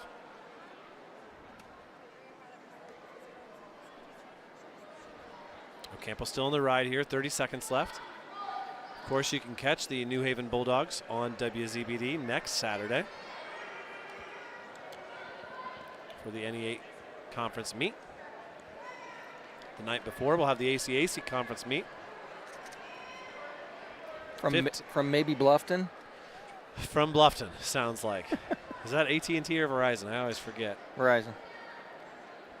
You got to have that memory. That's what I don't have. 5 seconds left. And for the third year in a row, Juliana Ocampo is a state champion. Well-deserved on a 9-0 victory. And with that, play a message. Be right back after this. At Jackson Associates Financial Services in Portland, we are committed to maintaining the highest standards of integrity and professionalism in our relationship with you, our client. We endeavor to know and understand your financial situation and provide you with only the highest quality information, services, and products to help you reach your goals. Give Troy a call for the latest rates on CDs and learn about the advantages in today's financial climate to invest in your hard-earned dollar. That's Jackson Associates in Portland. Just had my slice of pizza with Troy. He went with the chicken though. I had the chicken with the Troy. He was still there. Was it any good? Yeah, it was good. They're a little limited on it. So New Haven with 5 more points. They've wrapped this thing up.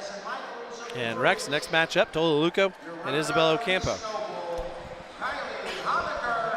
Ocampo has a very good workout partner in her older sister, but this young lady, Luca, she is so strong and so athletic. She's just like a much smaller version of Heaven Gardner that we've talked about all weekend.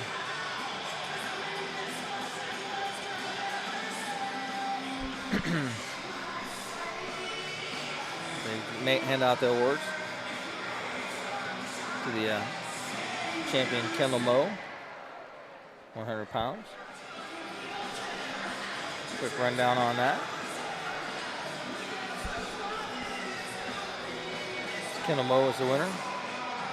Michaels is your runner-up. Epley is 5th and Clay is 7th. Now when you're running a podium, you got to have a strong podium guy. You got to have a guy who says, nobody's getting off this podium until I say you're getting off this podium.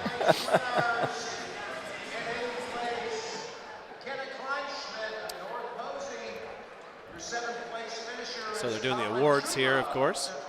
Oh, there's a whole kind of, it's a mad rush. I'm not sure what's going on.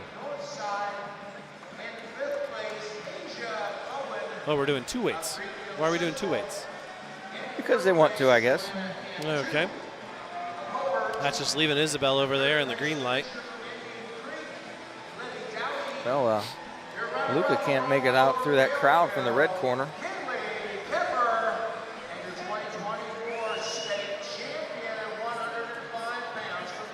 Now crowning Heather Kroll as your champion at 105 pounds.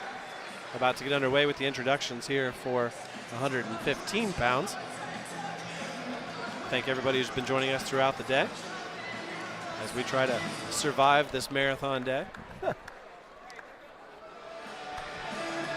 Thank you to Pat Colt for hooking us up with a hard line, or else our YouTube broadcast would not have ran today. I can guarantee you that. No, I don't think we would have made it.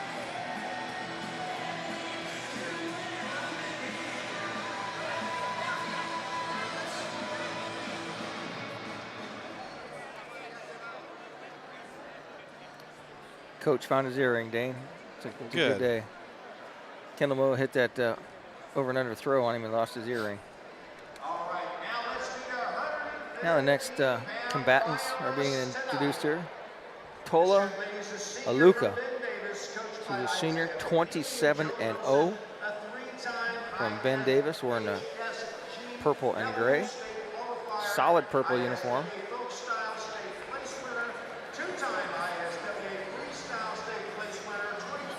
It's just got a little bit different build than Oampo. It'll be interesting to see how Isabelle attacks her. Isabelle, I think, not a stretch to say, she wrestles a lot like Juliana does. Dane, how do you have a 4.95 GPA? Well, it's probably on a 5.0 scale. Oh, okay. That would be my guess. I thought that's on a 4-point scale like in the old days, like us old guys You know, had. in Germany it goes backwards. A 1's the best grade that you can get. Really now? So you got a GPA of 1.0, that's saying something. You get a lot of multicultural information here on WZBD. There's no doubt about that. Isabelle Oampo, accompanied by her father Sam, as everyone knows, former Belmont Rush, along with Jimmy Lynn, who we saw pulling into the white bus parking lot when we arrived. Now he was telling me the positives of the white bus in the snow. He says he's looking forward to the drive home. I said, you're a braver man than I. Kevin Troy, our official on the mat. Whistle blows and we are on the way. Oampo keeps a lot of hands in the face of Aluko. Oampo tries to keep low. Aluko tries to get some hand fighting, some control. Works in. Aluko has a 2-on-1 Russian arm tie. Doesn't know what to do with it yet. Gives it up. Oampo changing levels, drop down, hands on the mat. She'll want to shoot in, hit single leg on that right side, maybe hit a little tilt off of it. Saw her sister score a 5er on it. First round of that match she had. Oampo tries a little throw by, reaches for the back ankle of Aluko. Oampo the first attack of the legs here in this match here at 115 pounds. Isabella, just a couple of losses on the season. Just 2 for a freshman. She's wrestled a full boys schedule as well. We'll see her next Saturday at the NE8 conference tournament. 58 seconds left to go here in period number 1. Both girls wrestling from a collar tie. Oampo fakes a shot. Aluko has the wrist control, doesn't let her penetrate. Oampo keeping her hands up in her face. A little throw by attempted by Aluko. Oampo breaks out of that. 41 seconds left to go. Aluko tries to hit a little throw, a little slide by. Oampo shoots on the leg, drops down. She's underneath. She's got the arm hook. See if she can try and spin and go behind. She's going to push Aluko on the edge of the mat. They're going to go out of bounds, come back to the center. 21 seconds left to go. Looking at the positions that Ocampo's been in so far, those aren't really the positions that we've seen her score from. Aluko doing a nice job with that front headlock series and staying on top. Aluko really not making any leg attacks of her own. She wants to work off those arm ties. Under 10 seconds here in the first period. We're tied at 0. These are 115 pounders. Oampo slaps at the leg. Now Ocampo's in an over and under situation. Rex, we're going to welcome a special guest here. We're going to bring a Maldonado onto the show. Paul Maldonado joining us. Welcome to the broadcast for finally your WZBD debut. How you doing, Dane? Rex? Good to be here. Been a great day of wrestling and certainly some success on the Maryville side of things. Yeah, we brought 3 girls down here. Won 3 matches in the first round. 3 placers. I'd say it's a pretty good day. Well, we're going to keep you here for a couple minutes. Talk a little bit about a couple of those girls. Oampo working from the bottom as she starts in a down position as Aluko running a tight waist on her. Oampo getting some hand fighting here. Trying to control that hand and come up and out. She's going to try and turn in and get a leg of Aluko. Aluko drops back, grabs the ankle. Oampo's in on a single leg with her head on the outside. Now she's in better position. She's going to suck that single leg up, change off, and go around the opposite direction. Aluko trying to go behind, but Oampo comes up, turns that into a double leg. Oampo's going to get 1 here. They come up to their feet neutral. Oampo scores first blood here. 1-0 with 1:14 left to go in this first period. Oampo with a front headlock snaps down. Aluko goes off the side hit cradle.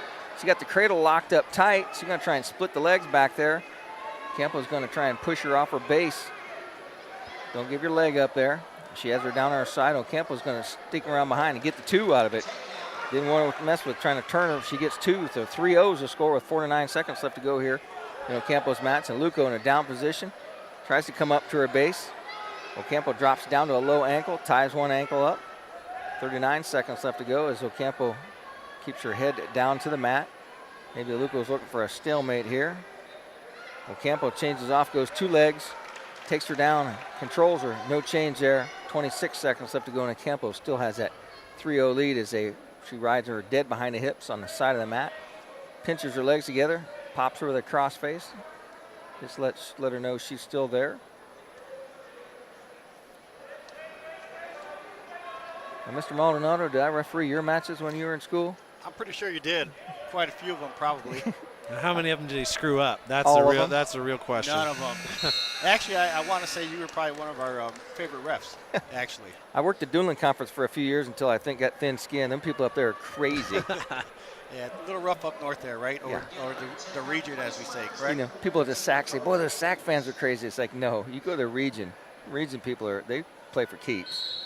We like our stalling, too, don't we? Or at least it being called. Yes, we do. So Ocampo starts the top position as Luco starts to try and come up, and Ocampo drops down to a single leg. She's going to control the other back ankle, work her way around. Ocampo's able to break that leg out, and Ocampo has basically stifled Luco. Luco has really no offense here. As she's going to bar up on one of those arms and put it on her back, try and put a hammerlock on her. Now she turns that off into a chicken wing. Perfect. And when we go to start making awards here, when they do the awards, we can get some of these interviews in. They're making awards here. Ocampo with 1:16 left to go, hooks up a double chicken wing. She's going to run Luco over. Doesn't have that wing good control, but she's trying to pull her back now. Luco just trying to keep off her back. Campo keeps her base down. Luco with her face flat on the mat. Isabella running a double chicken wing on her here. She thinks, I can sit here for another 55 seconds if I need to. She has Luco broken down flat on her mat. 45 seconds left to go. Let's see if Kevin Troy is going to call a stalemate here. He's in talking to him. As Campbell has him doubled up here. A little bit tighter position here. See if she's going to try and run this around. She's content to stay there, a good position. She has a 3-0 lead. No sense of getting out of position here. Gets off, makes it look like she's trying to run an attempt here. Luco tries to base up. Under 15 seconds here. And it's looking like Isabelle Oampo is going to follow her sister onto the top of the podium to get her first state championship, as Ocampos go back-to-back state champions at 110 and 115. Nothing flashy there from Ocampo, but completely dominating a Luco who was undefeated coming into it with a great ride there in the third period. And just very impressive, those two girls for sure. Absolutely. I mean, just solid. They don't make a lot of mistakes. And I watched Luco earlier in the year, and she's pretty explosive. She was very good. I was interested in watching this match to see what kind of match you gave her, but she is so athletic, so athletic. Yeah, Ocampo a little bit too much though for her there. I'm actually surprised she didn't get hit with the stall on bottom there. Yeah. I think he was ready to call it, but he didn't. So. I think Isabelle might be a little bit out of breath. Sam's holding her up like a champion. Don't let him. Hey, we did have a Maryville-related question for you. Absolutely. Charisma Lawrence. Yes. Is she related to Jamal? She is Jamal's daughter. Okay. So Charisma Lawrence is that's Jamal awesome. Lawrence's daughter. Okay, so we were right on with that as we called it out. So a great day, I think, for Maryville, of course, as Isabel's struggling a little. Oh, yeah, a lot. They're going to get a trainer over here. Anyways, tell us a little bit about what Maryville's got coming on the boys' side of things here in the next week or so. So we were supposed to have our DAC tomorrow, but there's kind of a little bit of snowstorm going on right now in Indiana, especially up north. And so we're going to cancel, or they have canceled our DAC tournament tomorrow. So we're going to push that back to January 20th, the following Saturday. I know some conferences will wrestle it on Monday. DAC has decided to do it on the open weekend on the 20th. which we kind of like to keep that weekend free. It's the week before sectionals. It's always nice to have that weekend open, kind of get heal up any injuries, anything like that. And of course, the DAC is a pretty tough conference, so it's going to be a pretty tough day of wrestling. And we're going to look to stay healthy, wrestle tough, try to win some matches there, try to get some matches back that we may have lost throughout the year during some of our duels, close the gap on some guys, and just get prepared for the postseason when it counts the most, right? That's right. Well, Paul, we thank you for making your WZBD debut. Yeah, and no we're problem, gonna bump you out for a state champion. Absolutely, man. As she's lined up behind you. I'll gladly step away for a state champion. Thanks. Good to see guys, you, Paul. I appreciate it. So we're gonna join our first state champion, Kendall Moe. Toss that on there for you. Kendall, congratulations. Thank you. On the fall in the finals. Coach Myers promised that he was going to send you up here. And what does it feel like to win another state title? It feels really nice. I'm really glad that I got the experience to come out here again. And it's really a lot of fun with all the girls out here and just all the support you get and the support you get to give. Of course, last year you won your first title down at Mooresville, and we're back here at Kokomo, and this is such a great venue and a lot of fun, and we had a huge crowd out here tonight, and we've had some really great finals. We're a little bit concerned about what we're seeing from Isabelle here right in front of us. She's getting some medical attention that's going to delay some of our proceedings here as we get ready for the 120-pound final. But what grade are you in, Kendall? I'm in 10th grade, so sophomore year. So just a sophomore and 2 state titles already. I would say that means your goal is probably to become a 4-time state champ. Definitely is. Going to have to put in all the hard work for it and keep on moving, but it's the end goal. Tell us a little bit about Coach Myers and the way he runs his girls program. What kind of coach is he? He's a really good coach, and it's fun to be out there. And so it's nice because he runs a lot of the girls' stuff. So as we're out there, we get to see a lot of what goes on, help set up the mats sometimes. And the room just runs great. We practice with the guys too. And so it's just a big old team, feels like a family. So Kendall, I'm going to ask a question. A lot of people have been back and forth. You as a 2-time state champion, we're pretty much guaranteed that girls wrestling is going to sanction next year, and the girls will wrestle against only girls, will not wrestle against the boys. What is your feeling on being a 4-time girls state champion but not being able to wrestle on the boys team anymore? I'm really excited, and I really would like the state to get sanctioned for girls because that'd be a really big thing. It's a little sad that there's not going to be guys much more, but it's such a big improvement that I think it cancels out. The level of the caliber of wrestling we saw here today is so much farther above what we saw 3-4 years ago that girls should just have their own sport and not even worry about wrestling boys. Yeah, the girls have improved so much, and I think it's great because it keeps growing and growing, and it's such a tight-knit community.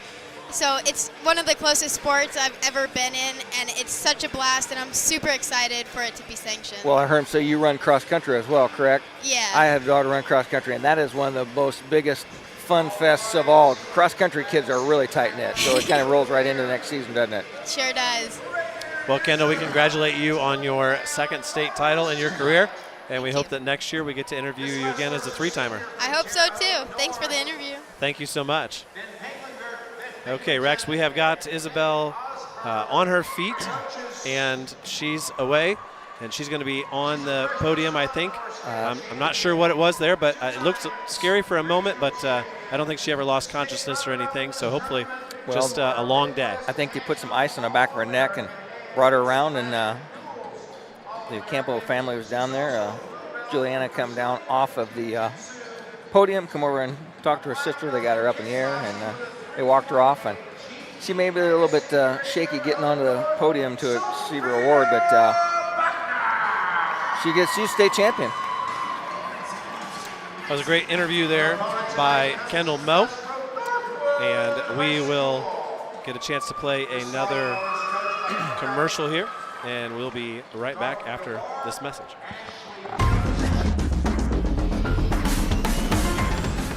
The Jay County Wrestling Club is a great place for your son or daughter to learn the great sport of wrestling. Our club does a great job of developing youngsters into better athletes using gymnastics, wrestling technique, and strength training. If interested, check out our Facebook page for practice details and to stop in.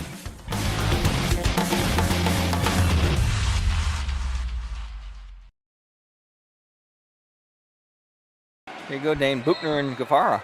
Here we go. Sophia Buchner and Naima Gafar had a chance to meet Naima last week at Rochester. She gave a great interview after winning her semi-state title. She's got her dad in her corner right now. Coach Rod Lone off to the side. And Dowdy, the number 1 rated wrestler in this weight class, takes third today. So it's Buchner, who is ranked 2. Naima knocked off Dowdy and now has a chance to knock off number 1 and number 2. 30 seconds in. No takedown yet. Gafar trying to get her arms back, get back in position. Now, when you joke with Paul Maldonado about the way people are up in the region, I don't know if you realize this, but Paul is a patrol cop in Hammond. And he knows all about it. He's got some good stories and some not so good stories. But Paul, one of the great guys in high school wrestling. Buchner gets in on a single leg, initially a side cradle. She comes out behind and gets the opening takedown.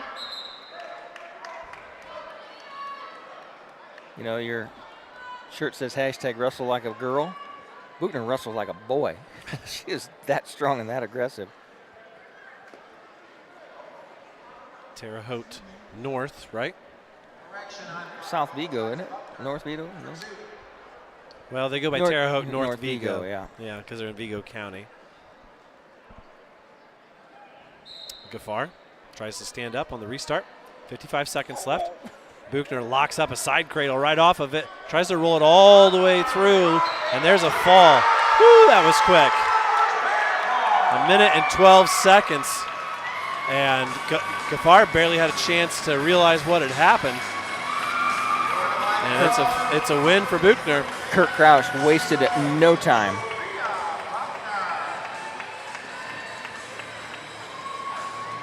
The coach says, don't you have to count those 2 seconds? No, you do not.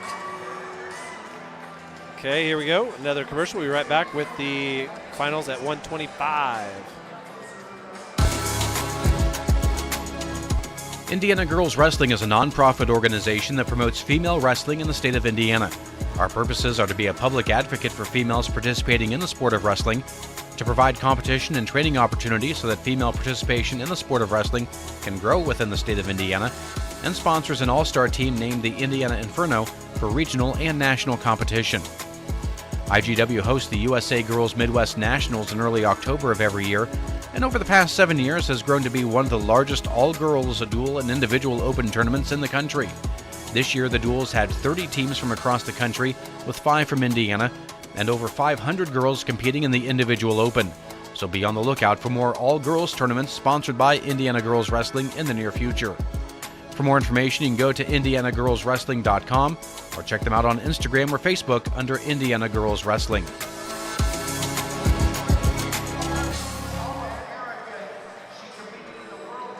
Welcome back here for the finals at 125 pounds.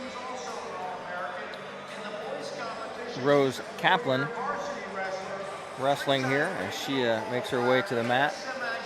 She was ranked, what is her rank here, Dane? She ranked number 1.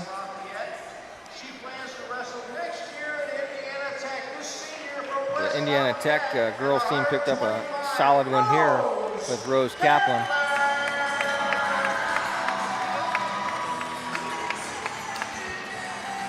And she'll be taking on Taylor.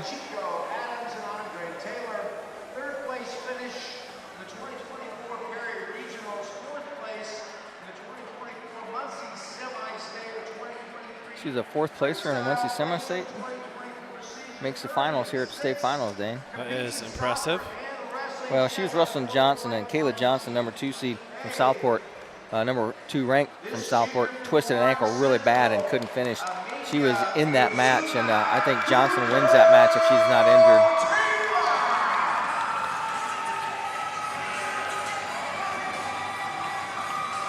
Rex, I'm going to give you a little gift.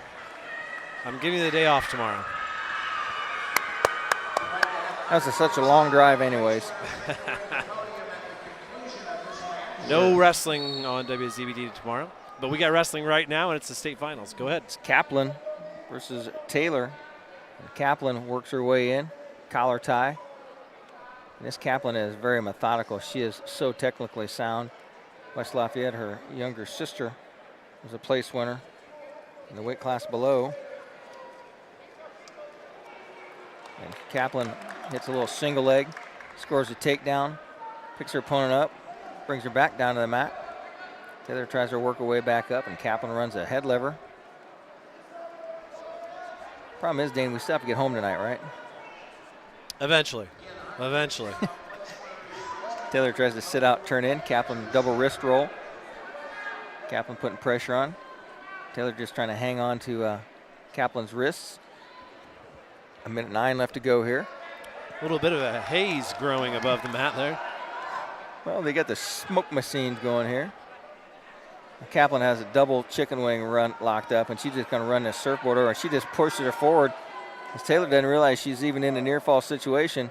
And Kaplan's going to jump across and put pressure on, starts getting a count from the official. 47 seconds left to go, and boom, there it is. Your winner, Kaplan, at 125. Minute 15.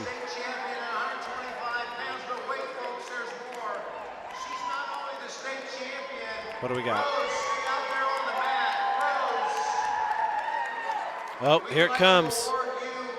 Oh, Gary's got something he's pulling out of his pocket like a magician with a rabbit. Rose Kaplan, your Mental Attitude Award winner. Congratulations to Rose.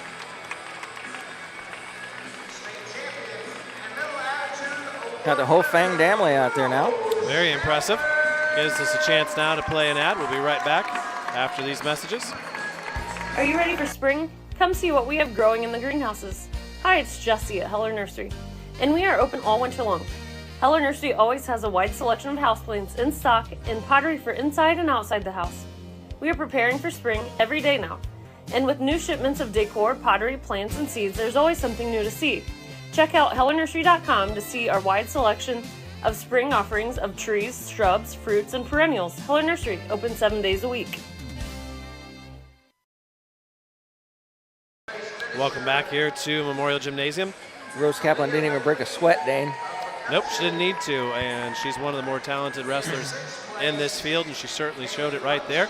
Hopefully we get a chance to talk with her later on in the evening as we're quickly progressing through these matches. Next up at 130 pounds, number 2, Kyra Tomlinson from Noblesville, taking on Huntington North freshman Aubrey Troutner. Number 2 versus number 4. Troutner has impressed me all day today, Dane.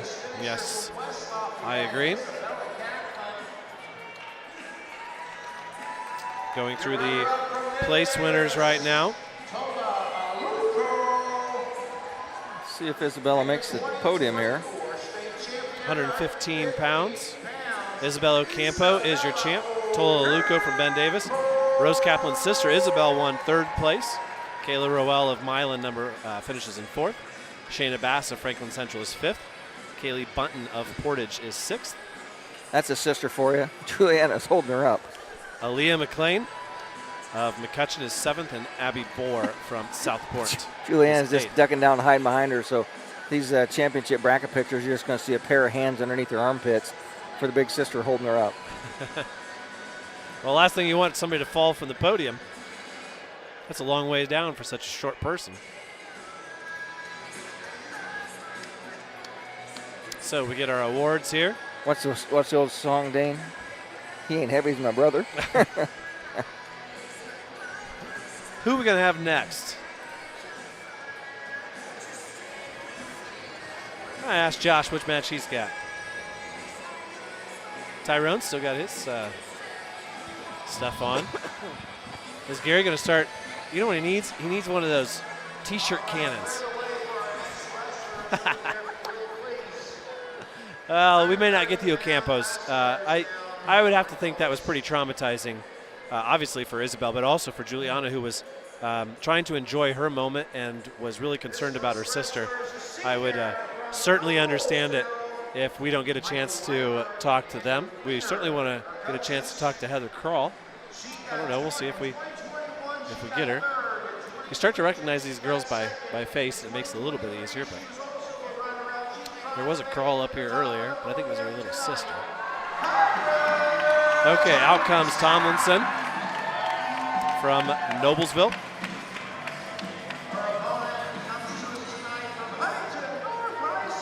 She had the big win over Ella Gall from Northfield, last year's state champ. And Troutner is ranked 4th. Troutner was defeated by Gall last week. I think Garrett's going to go get Kaplan for us. Mental Attitude Award winner. Well, that would make sense. You can't really take her Mental Attitude Award away from her for not interviewing with us, can you? That'd be kind of a bold move. Gary's going to send Kendall Moe back up again. She goes, I've been up there already, Coach. Don't make me go back up there with those guys. Send this Huntington North coach up here. I want to know where he got that I sport want to coat. swap out his. Oh, shoot. If Heather Kroll, she's probably not going to come up here when I'm wearing my Kinley Keffer shirt. She come up and take you down. So this is yours, Dane. All right, here we go. Tomlinson and Troutner. Championship match at 130 pounds. Troutner with a big double leg right off the bat. 5 seconds in, she's up 2-0. They go out of bounds. She is wasting no time. She just went right after her. She got the skid plate headgear on Tomlinson caught a little bit off guard. She hits the switch right off the bat. Troutner re-switches, but Tomlinson gets the reversal. Troutner. Jap Wizard. Tosses her right to her back. Tomlinson trying to settle in. Troutner in trouble. 30 seconds in here. She hit a zoni on her, took her right to her back. Sort of draped that arm over and hit the toss. Slick little move there by Tomlinson. She's going to get 3 near fall. Troutner gets out of it. That makes the score 7-3. We're just 50 seconds in. Might just made her mad, Dane. Big double leg now by Tomlinson, but they go out of bounds. Thompson picking up the pace here. She got caught off guard in that first double. 7-4. I thought that was a false start by Tomlinson. She comes in deep on the ankles of Troutner, who had no recourse there because she wasn't ready to go. She's trying to hold on to it. Tomlinson pops her head out of there, gets another takedown. Makes it 9-4. Troutner gets to her feet. Tries to turn in, but they go out of bounds. Up next at 135 pounds, it's Katie Vardaman from Homestead and number 1 Maddie Marsh, the freshman from Pendleton Heights.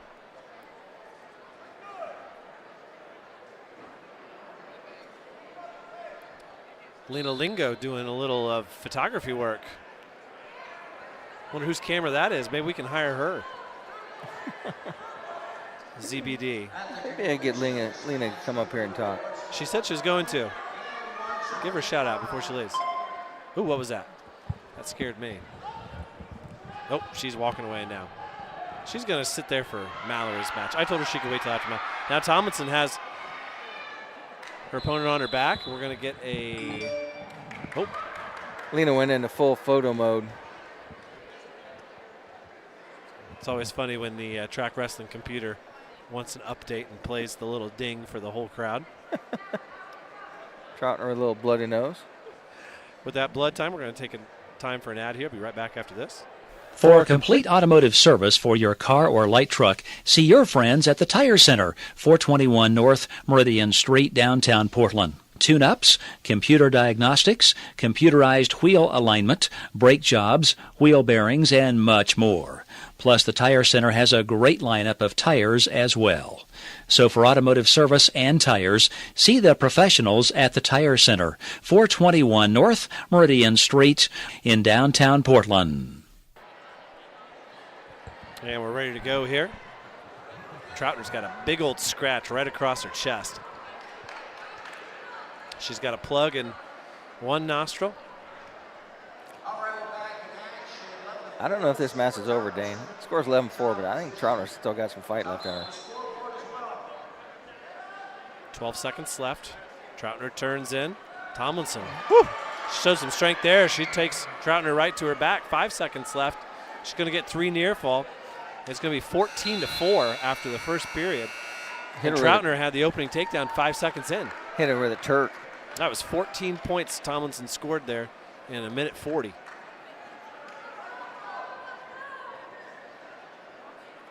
We're going to go neutral to start the second period. Tomlinson had the choice. Now, see, that's a caution, right? Yeah. Well, he didn't give it to him. It's the state finals. Not for Midwest. Troutner. Only enforce the rules you want. Scored on that double leg to start the match. But Tomlinson has shown plenty of offense since then. We're here at the championship match at 130 pounds. Troutner lost her plug, I think. Working on that bloody nose again. He's got a first aid kit in there. It's deceptive. I do like the coat. Tomlinson now, collar tie on the restart here. Second period, 30 seconds in. Big old blast double there. She's trying to finish it off. Switches off to a single. Troutner trying to crank her over there. Now's when you pancake him. Quarter Nelson had hard end pancake. Ain't that right, Eugene? Eugene loves that pancake. 2 takedown now for Troutner as she finally finishes that one We off. don't pancake enough. No, he'll say it to your face. We don't pancake enough. Go out of bounds. 14-6 now after that takedown by Troutner. Minute 10. This Troutner's a good-looking freshman.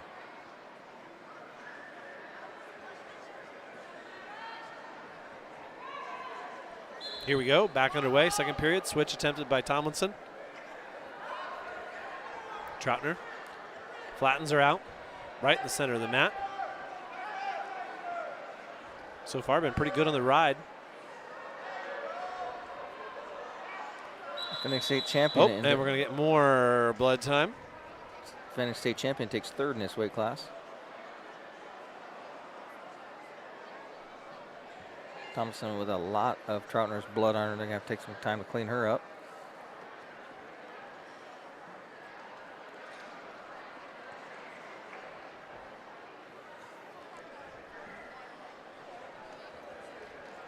Just about coming to the end of our night here.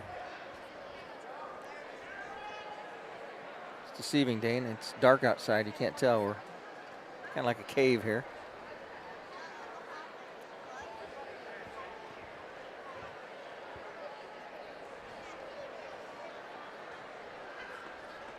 Dane feverishly texting his trying to get everything get everything set up for a canceled broadcast tomorrow. Right now on WZBD 92.7 FM, we've got ACAC basketball. We've got crews at 4 different sites right now, including this one. Oh. Chin drop there by Troutner. 45 seconds left. I thought she was going to get some near fall out of that. I told you this Troutner girl, she's got some fight left in her. 14-6 is the score.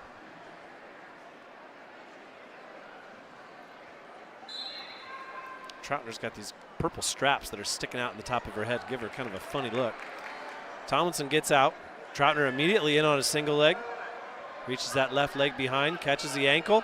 Well, that was just textbook right there. Ooh, that was pretty. That whizzer had nothing to stop her there. Took the pressure right off of it. Got in on the single, wrapped her leg around, just sort of flattened her out, and she's got enough length that she can do that. If we get her up here for an interview, we're going to ask her where her coach got his jacket. 15-8 now. Troutner, that's a big deficit. But she's looked pretty good on top here in the second period. Taking some juice out of Tomlinson. And that's sometimes the name of the game when you fall behind is, can I find a way to wear them out and then exploit that moment of weakness? Stalling called on Tomlinson. Well, you'd think someone who scored 14 points in a period would be hard to call for stalling. She's going to take down Troutner, will.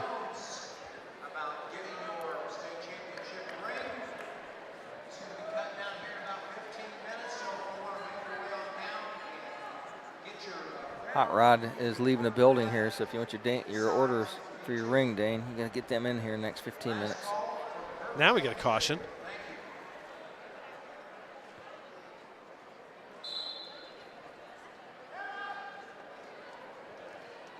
Troutner turns up, gets her leg caught there.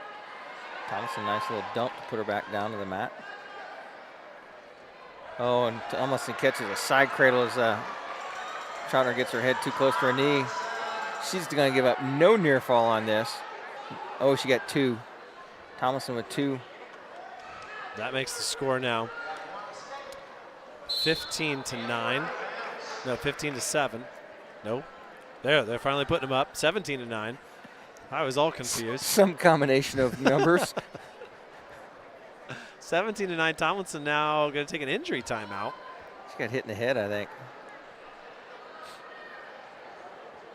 You know, we call so many wrestling matches, they probably all blur together for some people, but they all seem individual to us. Each of them's got their own interesting backstory, context, especially at the end of the day like this, when you've had a chance to watch these girls a couple times and you know what they're capable of.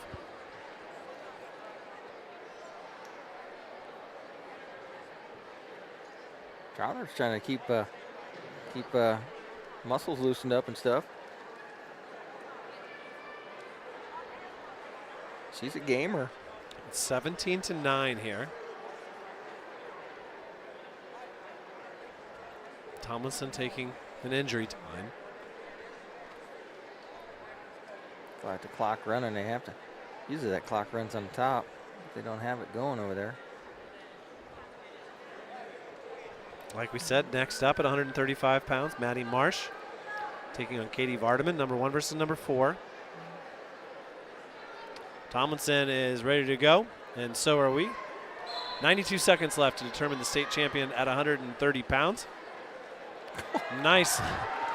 That was pretty, but it didn't score anything. A little arm drag. Sort of yanked on that arm, and as Troutner came forward, she wrapped around and grabbed a leg, but they were out of bounds. Big double leg there by Troutner. Sprawl by Tomlinson, and again they go out of bounds. Keep attacking, says Huntington North coach for Troutner.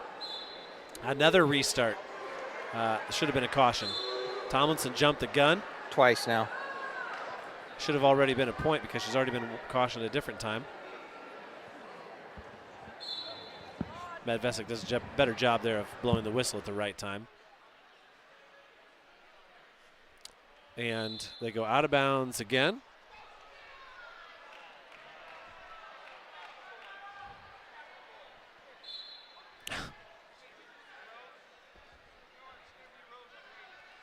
Rex is trying to recruit young children to bring us our interviewees. Troutner trying to finish off, Tomlinson trying to finish off a double. She gets around the waist of Troutner and she makes it 19-10. 19-10 now. Tomlinson trying to run a half Nelson with 45 seconds left in the third period. And she's got Troutner turned there for a second at least. Tomlinson trying to ride this one out, claim the state title for Noblesville. Hey, who needs Gary Myers? I think I just got us the Mental Attitude Award He's just winner. looking for people with names on the backs of their shirts. The little brothers up here. I was like, go get your sister. Come on. Go do some work. 20 seconds left. 19-10 is the score. A great freshman season for Aubrey Troutner is going to end with a state runner-up finish. Tomlinson turns Troutner to her back. She gets one count. And Kyra Tomlinson is your state champion with a major decision. 19-10 at 130 pounds. And with that, we'll play an ad here. We'll be right back after this. The Fort Wrestling Facility at 1519 Goshen Road in Fort Wayne is building young wrestlers all across the Fort Wayne area, one practice at a time. Join us for a live practice session or one of our upcoming camps at the Fort Wrestling Facility. Just check out our website today at thefortwrestling.com. Open to wrestlers 5 years old through high school, don't miss the chance to train with wrestlers from all over the area, focusing on technique, conditioning, and learning how to love the sport of wrestling. The Fort Wrestling Facility, building wrestlers in the Fort. At Jackson Associates Financial Services in Portland, we are committed to maintaining the highest standards of integrity and professionalism in our relationship with you, our client. We endeavor to know and understand your financial situation and provide you with only the highest quality information, services, and products to help you reach your goals. Give Troy a call for the latest rates on CDs and learn about the advantages in today's financial climate to invest in your hard-earned dollar. That's Jackson Associates in Portland.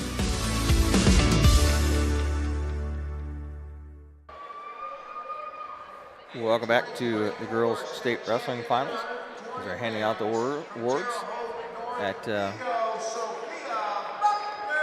Sophia Buchner, your winner. Yeah, it's honestly, great job for Buchner, but too bad that the match kind of ended so quickly. I kind of wanted to see Gafar go 6 minutes, but that's at 120. Buchner got herself in a position to win a state title. That's exactly what she did. Can't take anything away from her, that's for sure. She was definitely flat, but felt like it was a little quick on the call, but it is what it is. We'll probably have to wait for her interview for Kaplan until after she makes her award stand presentation. That's probably true. Up next here, like we said, Katie Vardaman, Maddie Marsh. Let's give you an update on those team scores. New Haven in first place with 2 state champions already. 90 points for the Bulldogs. Southport in a comfortable second position. 66 points. Indian Creek with 52. West Lafayette with 48. In 5th place is Northeastern with 47 points. Maryville in 6th with 44. New Pals in 7th with 40. And tied for 8th are Jake County and Warren Central with 37 points apiece. Rex is going to do one of his classic yelling across the gyms. Let's see if he does it. He's thinking about it. He's looking for somebody to yell at. He's not going to find him. And we're going to get started here at 135. Still coming up, 140 pounds, number 2, Ava Allen from Silver Creek against Alexandra Bostic from Highland. Bostic, one of the top wrestlers in Indiana at any weight. And we're doing more. We've got a couple of interviews that we're hopefully going to pick up here. They're going through the results now they're doing 2 weights at a time here, which is kind of confusing.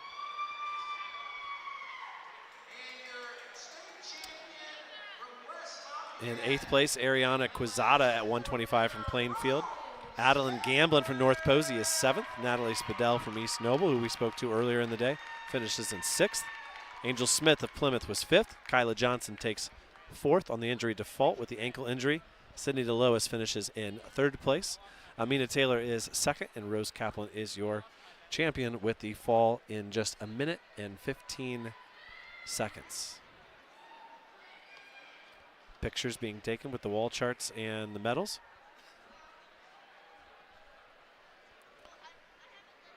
Go ahead and play another round of commercials here for you, and we'll be right back after this.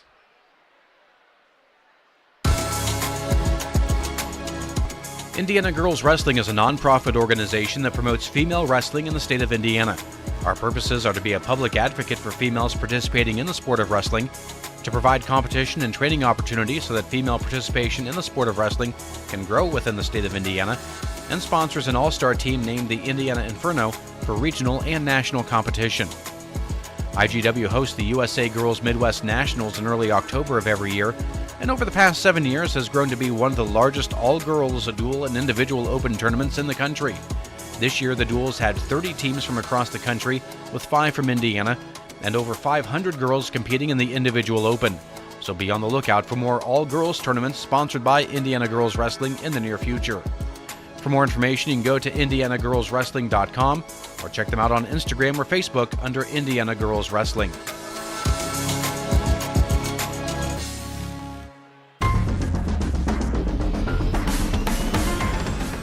The Jay County Wrestling Club is a great place for your son or daughter to learn the great sport of wrestling. Our club does a great job of developing youngsters into better athletes using gymnastics, wrestling technique, and strength training. If interested, check out our Facebook page for practice details and to stop in.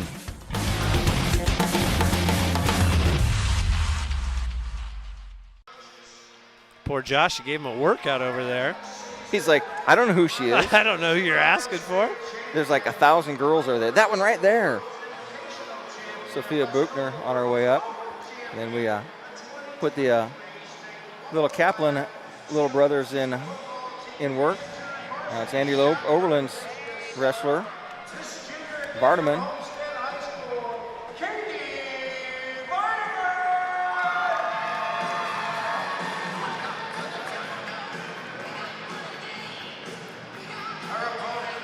And it's going to be Vardaman versus Marsh. Maddie Marsh from Pendleton Heights, the freshman ranked number 1 in the state by Coach Razzo.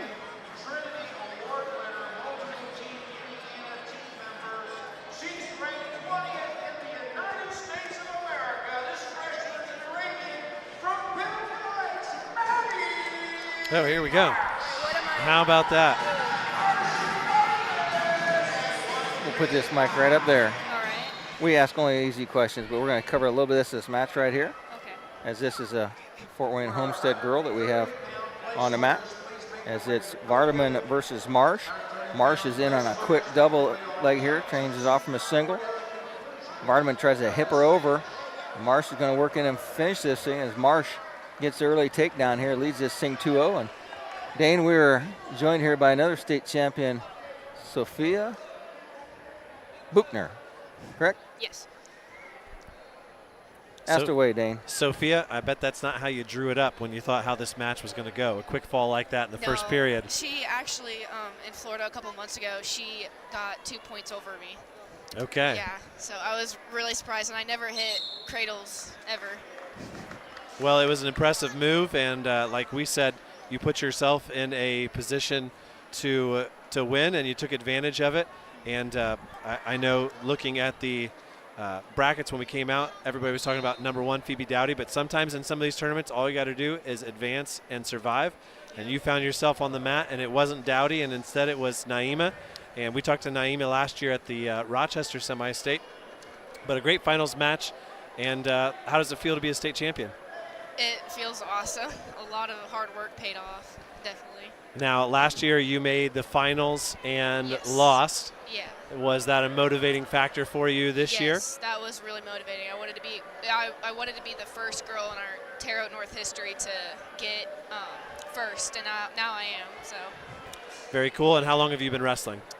This is my 3rd year wrestling, but I've been doing Brazilian Jiu-Jitsu for 8 years now. Okay, that's an interesting combination. We'll talk a little bit more about that. Right now we're watching Katie Vardaman as she's taking on Maddie Marsh, number 4 versus number 1. Marsh with the opening takedown here in the first period. Marsh trying to fight off of a chicken wing here. Marsh got a chicken wing running. Vardaman trying to fight that off. She's got 7 seconds left to go to keep him being turned. And I think she's going to weather the storm here. So, Sophia, do you have plans to wrestle in college next year? Possibly. I'm not 100% sure yet. And do you play any other sports at Terre Haute North? I did tennis last year, but no, I mostly just wrestle all year round. And we see why. Absolutely. It was very impressive. We get underway in the second period here. Vardaman and Marsh on their feet. Marsh has a 2-0 lead right now. She's getting a little tap and go, changing her level. Well, I guess I'll ask you here.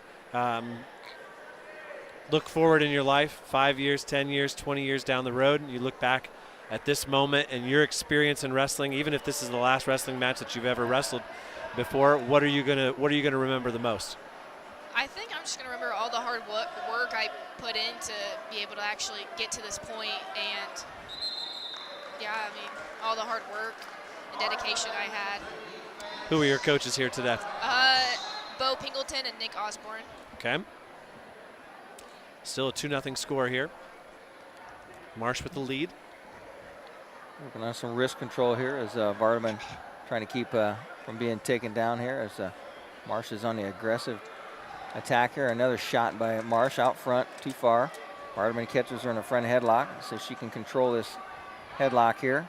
Puts her head in the bunny hole. Tries to spin and go behind. Marsh is keeping her feet out in front of her. Under a minute to go here in period number 2. Vardaman spent a lot of time over at Fort Wrestling Facility, Coach Andy Oberlin. Now Vardaman hits a little knee pull on the inside from that headlock. Almost hit what we call the old Palmer cradle. 37 seconds left to go here. Sophia, let me ask you this as we get a stalemate there. How do you use your state title today to keep building girls wrestling at Terre Haute North in the years to come?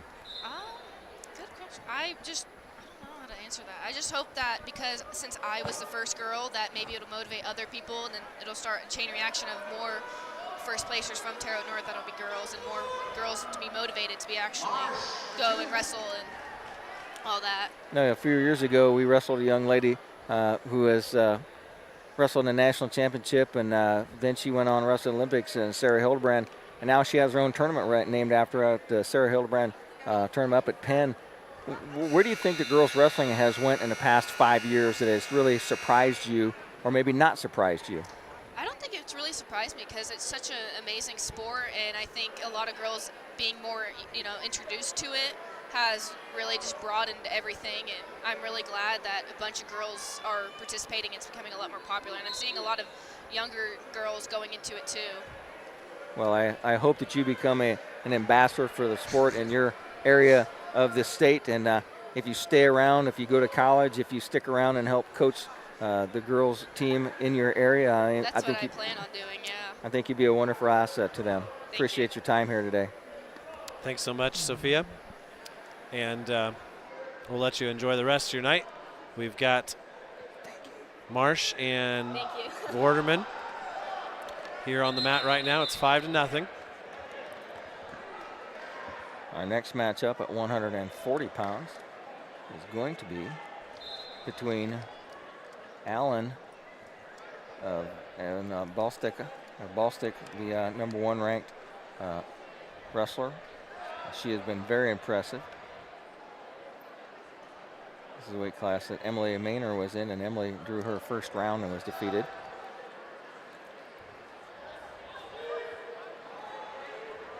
Martian on a single leg. Vardaman keeps her out front. 5-0 is the score here. Vardaman has not been able to score here. This is the third period, under a minute here. Now Vardaman has a front headlock, and she's going to go cross leg underneath there. Trying to hit a Palmer cradle. Trying to spin and change that off, hit a side cradle. And she just about had the leg on that Palmer cradle. That's when he hit that inside leg, and as Marsh says, I'm just going to give that takedown instead of go to my back with it. So Vardaman gets a 2-point takedown, and Marsh with a high leg over. A little inside roll. Comes up for the 2 reversals. 7-2 is going to be the score now with 26 seconds left to go here. Marsh runs a vicious crossface. That's one thing I've seen more of today here in Dane and the girls wrestling. Vicious crossface. They are not worried about somebody's nose. They're just going to go and take a swing at it. 9 seconds left to go, and that's going to do it. Your winner is going to be freshman Maddie Marsh from Pendleton Heights by a final score of 7-2. The Fort Wrestling Facility at 1519 Goshen Road in Fort Wayne is building young wrestlers all across the Fort Wayne area, one practice at a time. Join us for a live practice session or one of our upcoming camps at the Fort Wrestling Facility. Just check out our website today at thefortwrestling.com. Open to wrestlers 5 years old through high school, don't miss the chance to train with wrestlers from all over the area, focusing on technique, conditioning, and learning how to love the sport of wrestling. The Fort Wrestling Facility, building wrestlers in the Fort. At Jackson Associates Financial Services in Portland, we are committed to maintaining the highest standards of integrity and professionalism in our relationship with you, our client. We endeavor to know and understand your financial situation and provide you with only the highest quality information, services, and products to help you reach your goals. Give Troy a call for the latest rates on CDs and learn about the advantages in today's financial climate to invest in your hard-earned dollar. That's Jackson Associates in Portland. Are you ready for spring? Come see what we have growing in the greenhouses. Hi, it's Jessie at Heller Nursery, and we are open all winter long.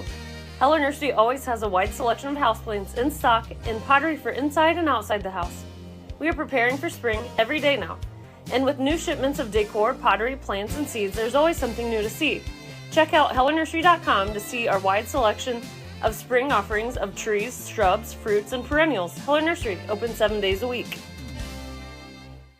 For complete automotive service for your car or light truck, see your friends at the Tire Center, 421 North Meridian Street, downtown Portland. Tune-ups, computer diagnostics, computerized wheel alignment, brake jobs, wheel bearings, and much more. Plus, the Tire Center has a great lineup of tires as well. So for automotive service and tires, see the professionals at the Tire Center, 421 North Meridian Street in downtown Portland. Welcome back here to Memorial Gymnasium, Kokomo, Indiana. Girls State Finals. We are all set for a 1 versus 2 battle. 3 of the next 5 weight classes will be number 1 versus number 2. Number 1s are 1-1 against number 2 here in the finals. Isabelle Oampo was ranked number 2 behind Tola Aluko and got the win at 3-0. Allen from Silver Creek, Bostic from Highland, and we've tried to list all of the accomplishments of Bostic, and they're too great to list. And we're going to be joined here by Rose Kaplan.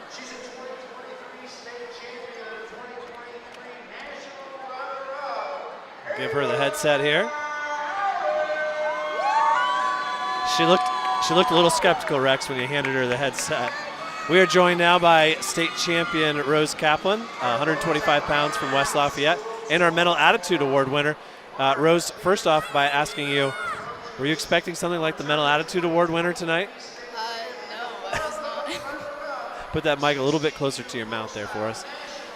Congratulations on a great season, culminating in a state title. And tell us a little bit about your day and how it's gone for you. Today's been great. Are we making you nervous? You won. That's all that matters, right? You got the win. Alexandra Bostic is up right now. One of the most talented wrestlers in any class right now. She's got so many accomplishments. And we're going to see what she can do here against Ava Allen, the sophomore from Silver Creek. Stick with us, Rose, here. We'll talk to you in and out of our breaks here for the next couple of minutes. So it is Allen versus Bostic. As Bostic from Highland, ranked number 1, just a 10th grader. She has 6 losses on the season, but I can imagine that those are mostly to boys. And she is number 1 ranked wrestler here. Wrestling against Allen. Allen out of Silver Creek. Silver Creek. Silver Creek for a long time, Rex. Silver Creek was the largest school in Indiana that didn't have a wrestling program. They were up around Belmont size, 600, 700, about the size of West Lafayette. So really cool to see somebody from that school having this kind of success when there really is not a whole lot of wrestling history at their school. Big blast double there, and Allen takes down Bostic to start the match. That's the way we like to see it start. We saw it with Troutner in the last match. Kind of surprising as Thomason come back on Troutner, but Bostic makes her way back up to her feet. There's Allen, very athletic, breaks her back down to her mat. She's working on a chicken wing, trying to run it there. Rose, your sister wrestled here today and was a 3rd place winner. Is she a good workout partner for you? Yes, she is. We go together a lot during practice, and I think that we've just learned what each other do, and so we really just get to push ourselves during practice, and it's nice to have another girl in there. So. Well, you capped off a remarkable high school wrestling career. You reached the state finals all 4 seasons. That's pretty remarkable. You lose the first 2, you win the second 2. Got to be pretty rewarding after the experience of losing in the finals to come back and be able to experience winning it. Yeah. Let me guess, you're a little more talkative at home than you are on the radio, aren't you? A little, yeah. I think back to, I'm looking at your results from those years, and you lost to Tori Buchanan and Katie Campbell, two absolute great wrestlers in the history of high school girls wrestling, so nothing to be ashamed of. And then your win last year in the finals and a win tonight, capping off a great career. Do you have any plans to wrestle after this? Yes. Next year I'll be wrestling at Indiana Tech. You're going to be at Indiana Tech. Yes. So you're up in our neighborhood. We're from Decatur, just a little bit south of Indiana, Fort Wayne. So welcome you to the big town of Fort Wayne. Thank you. I'll tell you what, since you're nervous, we'll let you go back with your family, but we do appreciate you sitting in here with us, and congratulations on your Mental Attitude Award winner as well. Thank you so much. Thanks so much. Thank you. Good job. So, Allen with a lead, 2-1 with that big blast double. She is very athletic. I mean, she just football tackled Bostic. Kind of caught Bostic off guard, and Bostic trying to work her way up the base, and as Allen trying to power her way over here. Rex, we got guests coming from all over the place. Let's you keep going with this match. I'll talk to her real quick. Okay. Bostic trying to work her way up to the base, from her base. Now she runs, Allen runs a crossface. Gonna lock up a crossface cradle here. Allen breaks that off, goes to a arm tie, and then Bostic tries to hit a roll. And Allen follows her right over into the back. And they come back outside. 42 seconds left to go here in period number 2. It's Bostic sets up in a down position. As Allen climbs on, rides her from the left side. Allen changes sides on her. Bostic comes up, inside leg stand up. Comes up to her waist, up to her base. Now Bostic trying to turn in and hits a Granby. She gets a 2-point reversal. She doesn't keep it for back points, but she's going to get 2 reversal here, and that's going to make a 3-2 score. Bostic's riding in top position here with 20 seconds left to go in the second period. It will be Allen's choice in the third period to see where she wants to go. Bostic runs a double wrist roll on Allen. Now she balls the chains on that right side. Chains off to the other side. 3-2-1, time expires. Bostic comes from behind and is going to take a 3-2 lead into the third period. Allen says, I'm going to take the down position. Allen from Silver Creek goes to set up.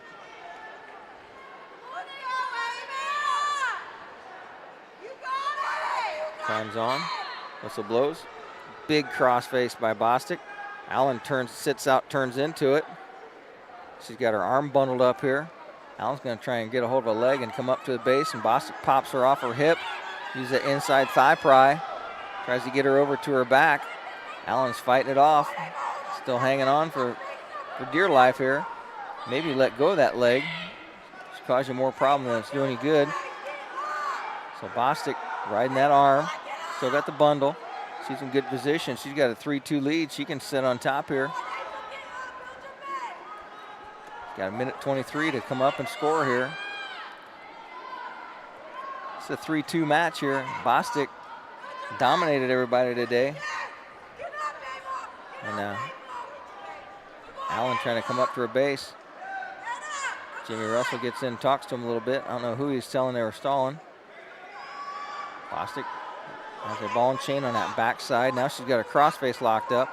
Trying to post a hand behind the knee and run her head to the knee. She's going to try and run a butcher on her there. Bundle her up, stalling warning on the bottom man. The bottom wrestler, I got to change my vernacular there, Dane. As Bostic trying to turn her over. 39 seconds left to go. Allen takes a look at the clock. Bostic's going to stick a leg in. Try to put both legs in, and then she's going to go and power half that side. And she's going to turn her. She got one count. She got one count, but Allen comes up and out. Allen's got to escape. She's tied this thing up with 22 seconds left to go. Let's see who's got the guts left in him here. 17 seconds left to go. Who's got it in him? Who's got one takedown to get here? Wrist control. They're going to hang on here. Bostic shoots a double leg. She's going to power it. She's going for it. Spins around 5 seconds. Allen's able to counter. Headlocks her. And Bostic pops her head out with no time left on the clock. Wow. It was close. Tell you what, though, Rex, I think Allen knew if she was going to get a takedown and win this match, it was going to be right there. Didn't want to go to overtime with Bostic. She tried the headlock, slipped out, and Bostic's your state champ. Congratulations to her. Right now we're joined by the state champ at 130 pounds, Kyra Tomlinson from Noblesville, and we were just chatting off the air here, Kyra, about the opening takedown that you gave up against Aubrey Troutner. Tell us a little bit about that. It was definitely unexpected. I was not really expecting it. I went in there being aggressive, and she met me with the exact same energy, and it definitely blew me off a little bit. Oh, actually, we've got an appeal here on whether the takedown came in time. Two takedowns, says Jimmy Russell. It stands. Well, you certainly bounced back from giving up that opening takedown. You scored 14 points in the first period and sort of took control. But Troutner's going to be somebody, I know you're a senior and this is your last season in high school, but you look forward to her probably going to be wrestling under the lights again at some point in her career. Yeah, like that, it was great. Like she definitely came out strong, did not give up for the whole 6 minutes. I had to wrestle a tough 6-minute match to get that house. So, cannot wait to see it. Kyra, tell us a little bit about how you got involved in wrestling. I started 7th grade year, and honestly, what got me into it was a group of boys said I couldn't do it, and I just had to prove them wrong. And I fell in love with it my 8th grade year, and I just kept shooting off from there, to be honest. Well, we've had a lot of people in the last 3 weeks when we've been doing regional and semi-state and state have the same thing, that challenge of I don't think you can do it. Yeah. Rex was talking about a young lady from Goshen a few years ago who the coach said he tried to do everything he could to get the one girl in his room to get out, and she kept coming, she kept coming, she kept coming. She started beating up on the boys and won her spot. But very cool story. Do you have any other? How many girls were on the Noblesville team this year? It is great. We actually had a total of 8 girls this year, and it is growing, and I love it so much. And I keep encouraging them to come back. And I think them seeing me here tonight really encouraged them that it is possible and they can do it as long as they put in the work. And it's really great. And we were talking to Sophia and Rose about what their wins mean for their programs going forward and building it and having that success and seeing it. But you can fall into the trap sometime of saying, well, we have success now. That means girls are just going to come out. You really have to keep working. Your coaches have to keep working. You have to be present in your school and sort of spread the word and say, I had so much fun with this. If you just give it a chance, you're going to love it too. 100%. I think the biggest thing too is a lot of women think they're going to wrestle men, because this is a male-dominated sport. But what got our girls is we really encouraged them, hey, we have girls on the team. I can show you what it's like. I'll get you through the ropes. I know what it's like. Do not be afraid, because I will be there with you.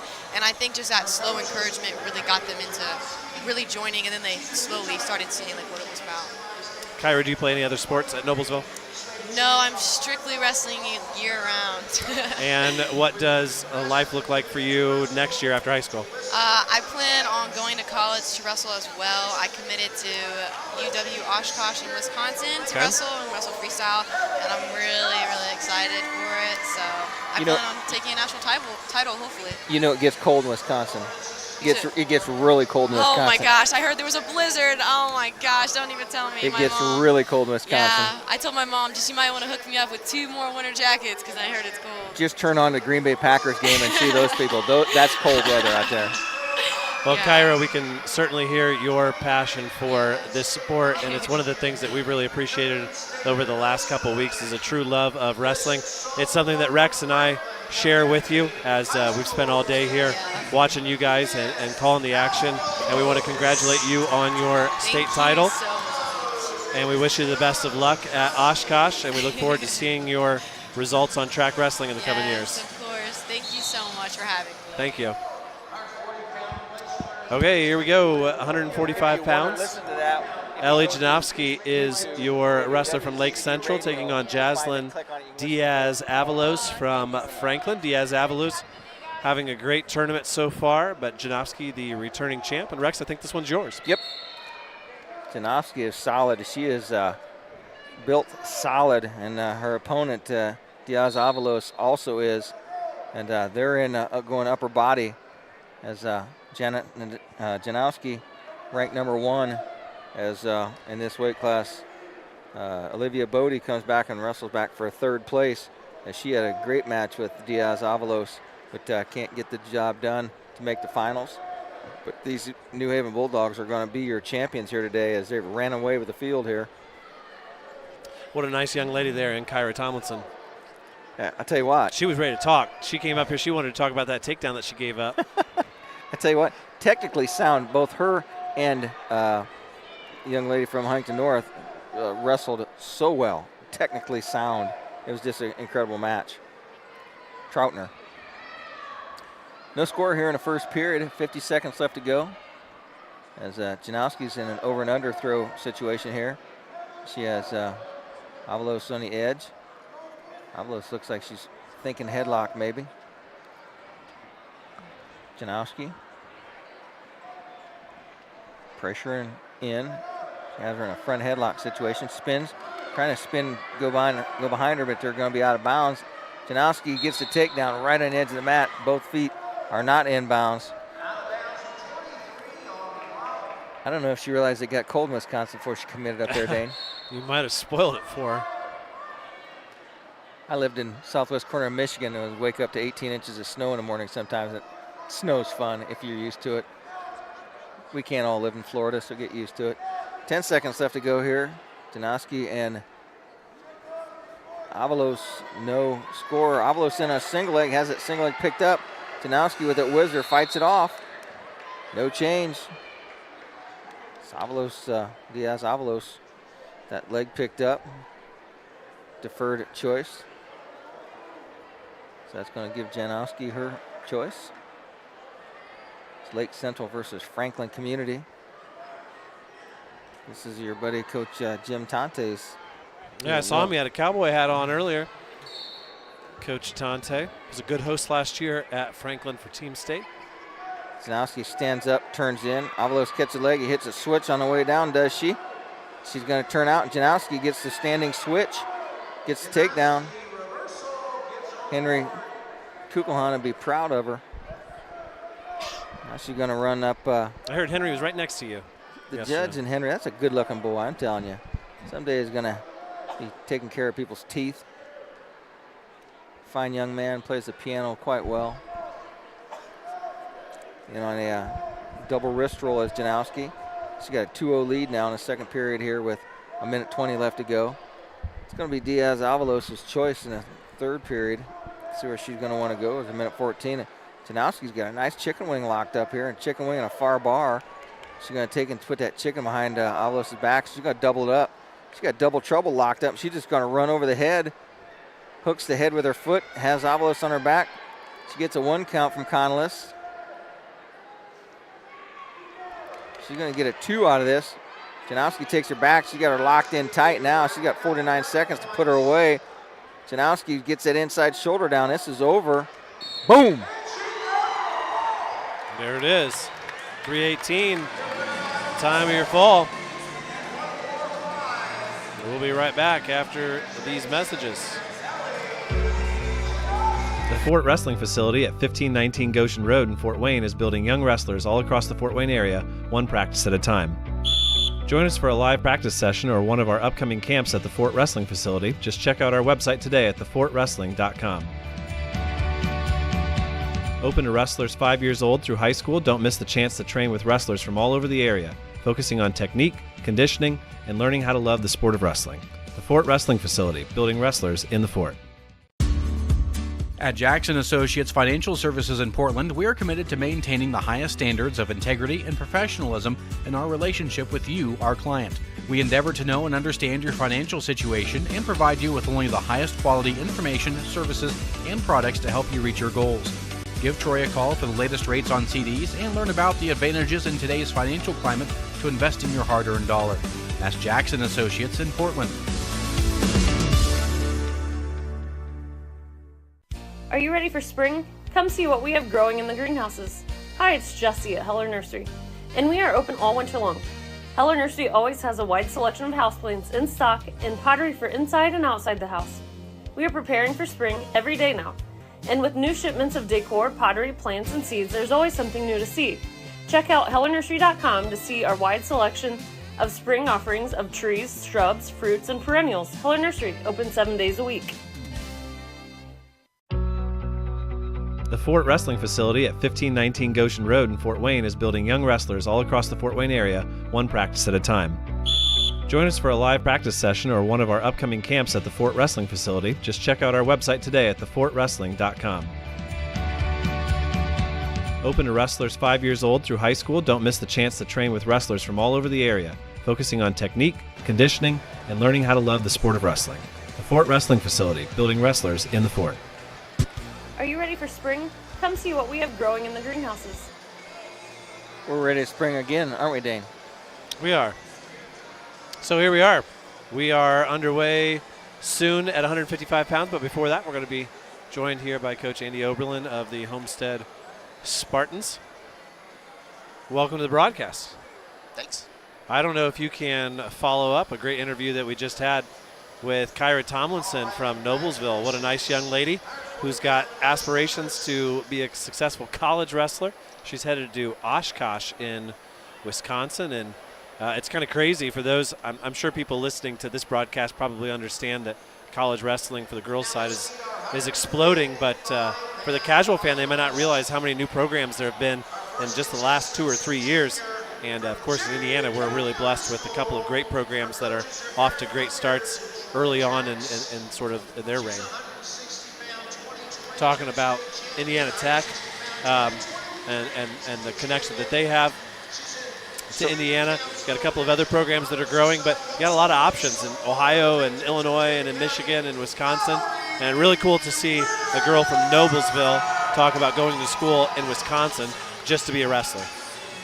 And Andy, I want to tell you that I thought your wrestler Bartman wrestled really well today. Had a couple of big matches and a couple of upsets and made it to the finals and wrestled a tough Marsh, and I thought she really did a good job today. Yeah, she did a real good job of holding position.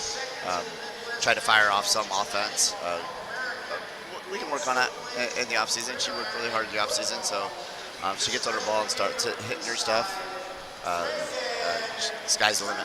And Dane, I think Mallerie Winter has set a new record here. She has her 4th singlet of the day on. You got this match.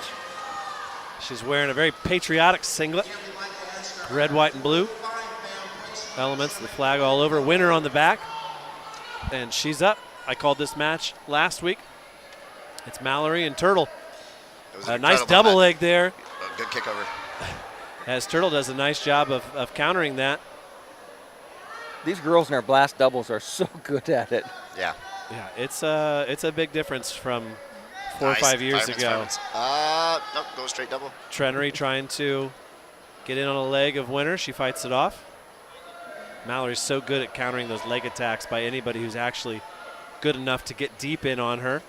Once again there, she's in fairly deep on there, and immediately the hips drop. Winter sprawls out. Now she's in a position to score. See what she does. She reaches for an ankle. Winter, hips down, 1:05 left. She's got control of the far elbow. Trying to reach around. She's got one. There's a takedown. 2-0 is the lead. And just like that, Mallory's up 2-0. Mallory, a junior, a 2-time state champ. Trenery, just a freshman. Yeah, the match they had last week was pretty incredible. So Andy, do you have quite a few girls in your program this year or Bartman just one of the ones that succeeded the best? We only have 2 girls, to be honest with you. Okay. We're working to build that. I got some middle schoolers coming on up, and hopefully with her success it'll help. There for a second, I thought Winter was going to be able to turn Trenery, but she rolls off of her back. 20 seconds left. The big key in last week's bout between these two was Winter took an injury timeout in the 3rd period, and she was kind of on the ropes, and I think after she caught her breath and used that timeout, she came out and took care of business, went to overtime, got the takedown that she needed, and moved on. Yeah. But I think there was always an innate sense that these two were going to meet again. And as much as you want to say that being a semi-state champ is an accomplishment, I think both girls realized that they weren't in danger of being eliminated on Friday morning in the opening round, and that the one that was going to count was the one that's happening right now. Yeah. So Turtle's tough. She's tough. She trains a lot. And Trenery is in on a shot here. She was in on an ankle, in on a leg, but that would have taken most mortal women down, wouldn't it? Oh yeah. Attempted a low single. Head was a little bit misplaced. So they're back on their feet now. Minute 35 left in the second period. Mallerie leads 2-0. Turtle's got good firemen. Looks like she's trying to set that up, trying to get that hook. Mallerie trying to push away. Now a shot in on the leg. Trying that outside. Winter counters. Fireman's carry attempted by Winter, or by Trenery. Winter's able to counter. She's off to the side now, trying to get her hands free. On that knife throw. There it is. Takedown by Winter. Do you call that a Merkel or a knife throw? Merkel's what I call it from a side headlock if she gets the actual side headlock. Okay. We're going to get blood time here for Trenery. And if last week is any indication, that might bode well for Winter, although I think there was a coming together last year that might have knocked some of the wind out of Mallerie later in that match. So, Andy, on average, how many of these female wrestlers do you have at the Fort Wrestling facility on a weekly basis? Not many. The main are Turtle and Katie are up there consistently, multiple times a week. We have quite a few younger ones. There's some really good younger ones that are in there that are pretty incredible. Now, a lot of summertime workouts for them, too? Yep. We get some J County girls popping in there so often. It's a little bit of a drive for them, right? Yeah. But they enjoy it. And we're going to try to do some more travel teams with them this off season, bring them together. Now, we talked to you early on in the early stages of the Fort Wrestling facility, and you know it's going to be a labor of love going in. What do you think, you know, how many years you've been running it, and where do you think you're at compared to where you thought you might be with it? I'm about 3 years into it. It's a lot more work than I thought it was going to be. Well, you knew it was going to be a lot of work, just didn't know how much, right? Yeah, I just didn't know how much. I got to be there 3-4 times a week, cleaning, practices, being a part of it. As an owner of a business, you need to make sure you're the face, the one doing things. Advertising, right? Like always trying to stay present on social media, juggling that stuff. So you're a big supporter of our program here. Yes. Appreciate that. You guys do a great job. Wonderful job. We appreciate that. Oh, and now Turtle has bled all over Mallory's new J County Singlet. Patriotic Singlet. What better than having patriotic? That's true. A little blood. Right? That's a new Patriot. That's a different Patriot that we've never seen before from J County. He looks more regal. Here we go. Back underway. We're halfway through this bout now. It's a 4-0 lead for Mallerie Winter. She's 3 minutes away from a third state title. She's on the ride now. Josh Howard and Tyrone Wilson, two of our best pals when it comes to broadcasting, are on the mat right now. They're good. Trenery refs. stands up. Both of them do a great job, I agree. Yeah. Hit it. Trenery now on a front headlock position. She comes in on a double. Winter adjusts her chin strap there. Not in a position to give up a takedown right now. She's trying to get her feet under her. Trenery trying to do her best to avoid that. Now in an Iranian-type position here. Nice job of scrambling there by Winter, and Trenery leaves her arm out there for a second. Let's see if Winter can expose that. No, Trenery turns and faces. 15 seconds left. And Coach, correct me if I'm wrong, but Mallerie just doesn't seem to ever get in bad position. No, she stays solid. Turtle's not afraid to go underneath. She's attacking. She's probably taking, 4 or 5 shots at least. She has. Mallory's had the answer for most of them. It's going to be Winter's choice.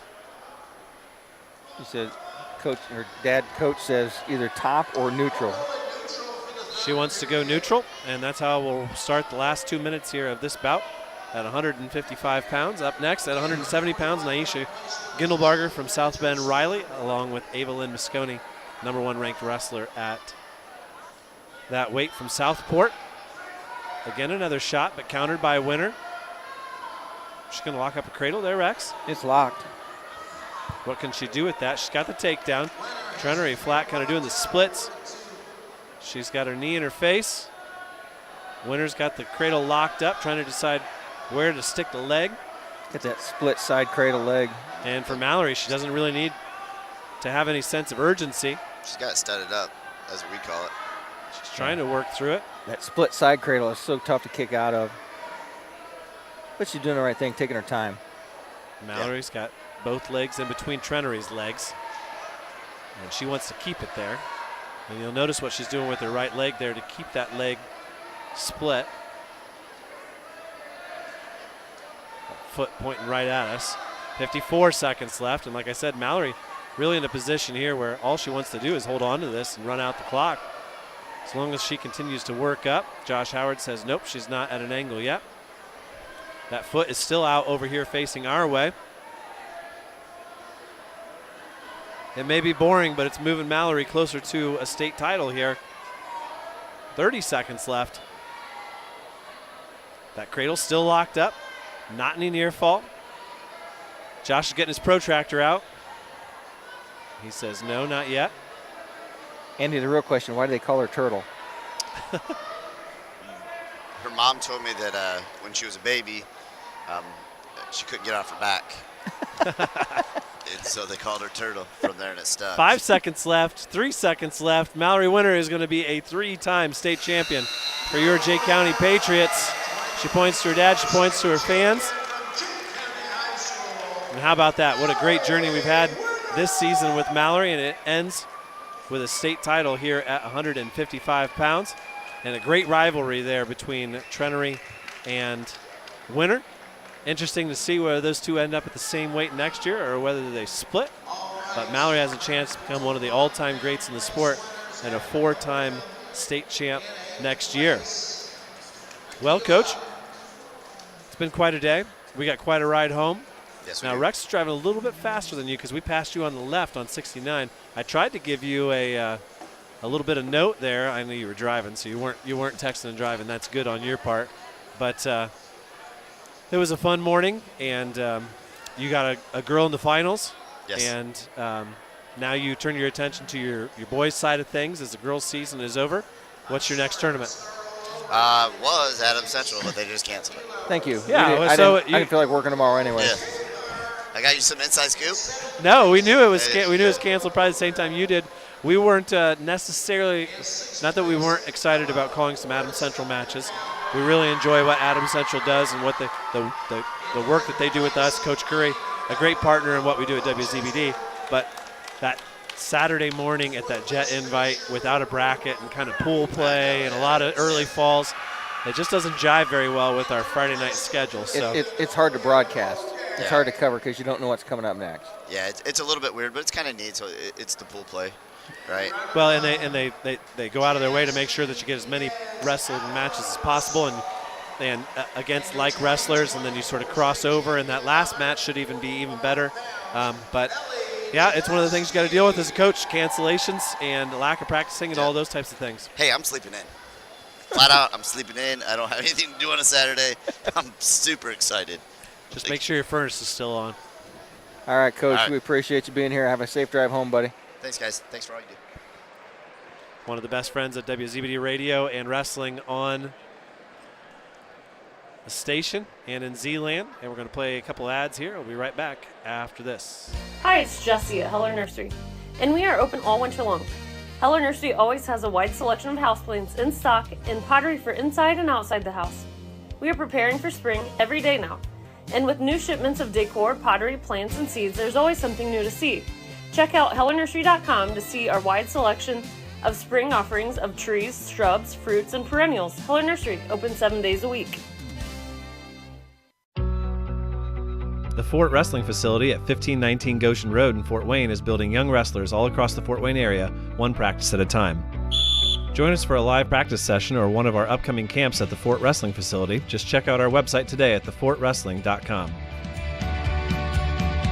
Open to wrestlers 5 years old through high school, don't miss the chance to train with wrestlers from all over the area, focusing on technique, conditioning, and learning how to love the sport of wrestling. The Fort Wrestling Facility, building wrestlers in the Fort.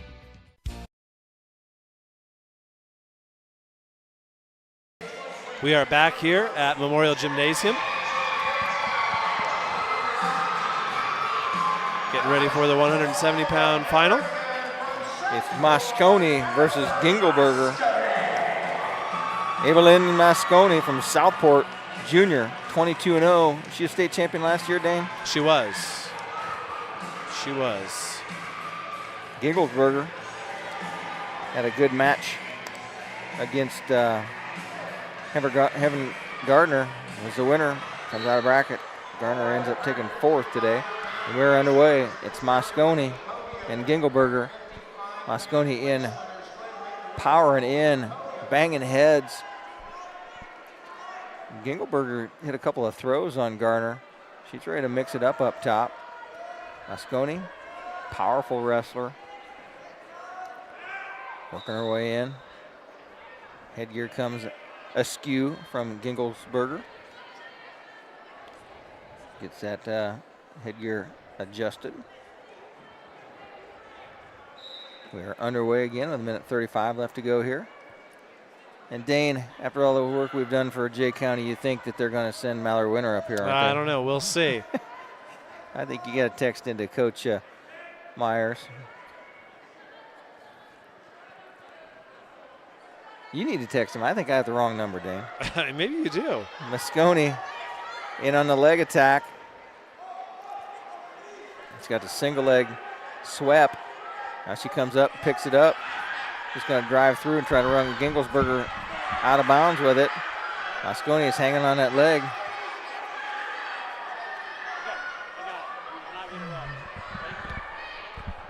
She's got still got a hold of the leg. Has not got the takedown yet. Mosconi tries to pick that up. There's 43 seconds left to go. Mosconi using a lot of energy here. Rex, we just got some instruction. It is Jaya. It is Jaya O'Neill. She's in the final next. I think she thinks that we're Mr. Mosier. We'll say it, right? Whoever's listening to us will know it's Jaya O'Neill. Yeah. But they better go down and tell him. She'll look at us, give us dirty looks. It's like, no, that's that guy, not us. Of course, everybody wants their name pronounced right. Nobody's intentionally mispronouncing it. Out of bounds, no takedown. Mosconi used a lot of energy. Minute. Jump in with us here.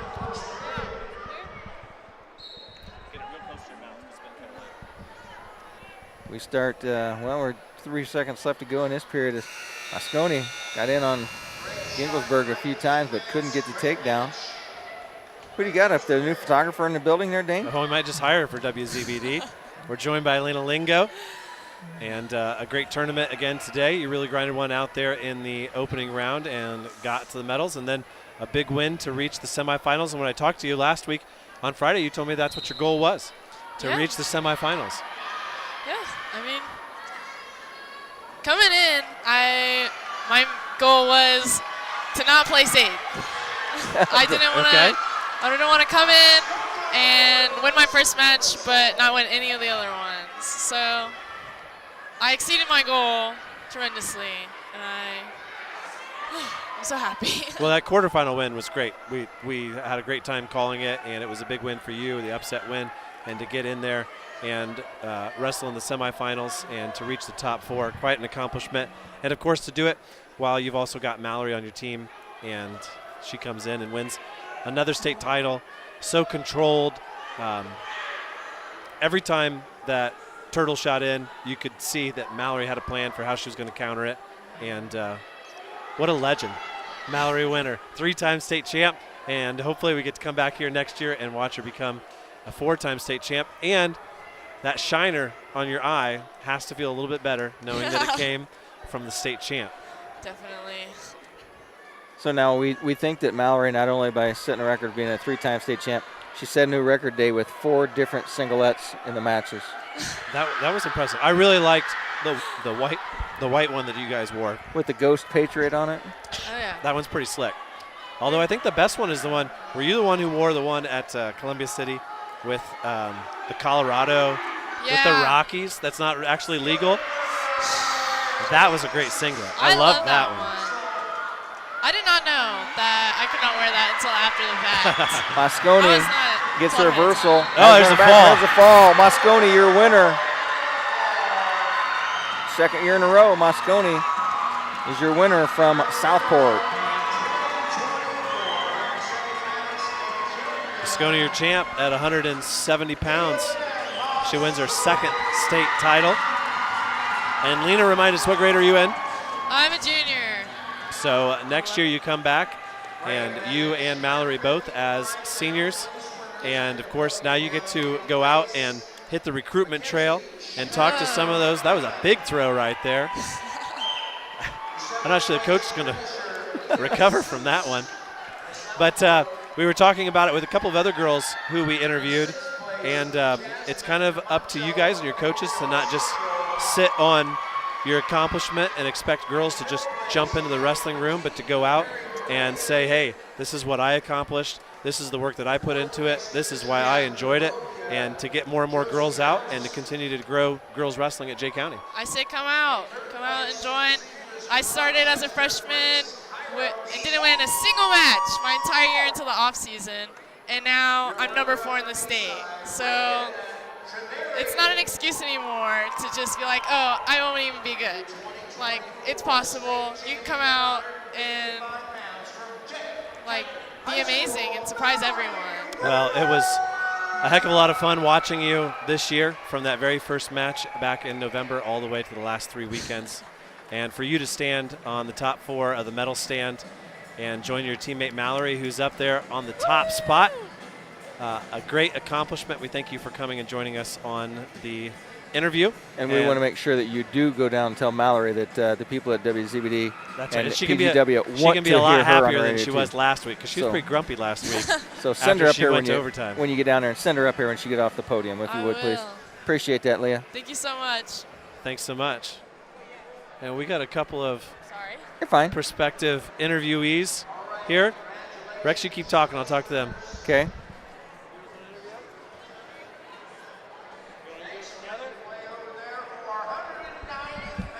They want to kick you off. They want to do it together. You get them set up.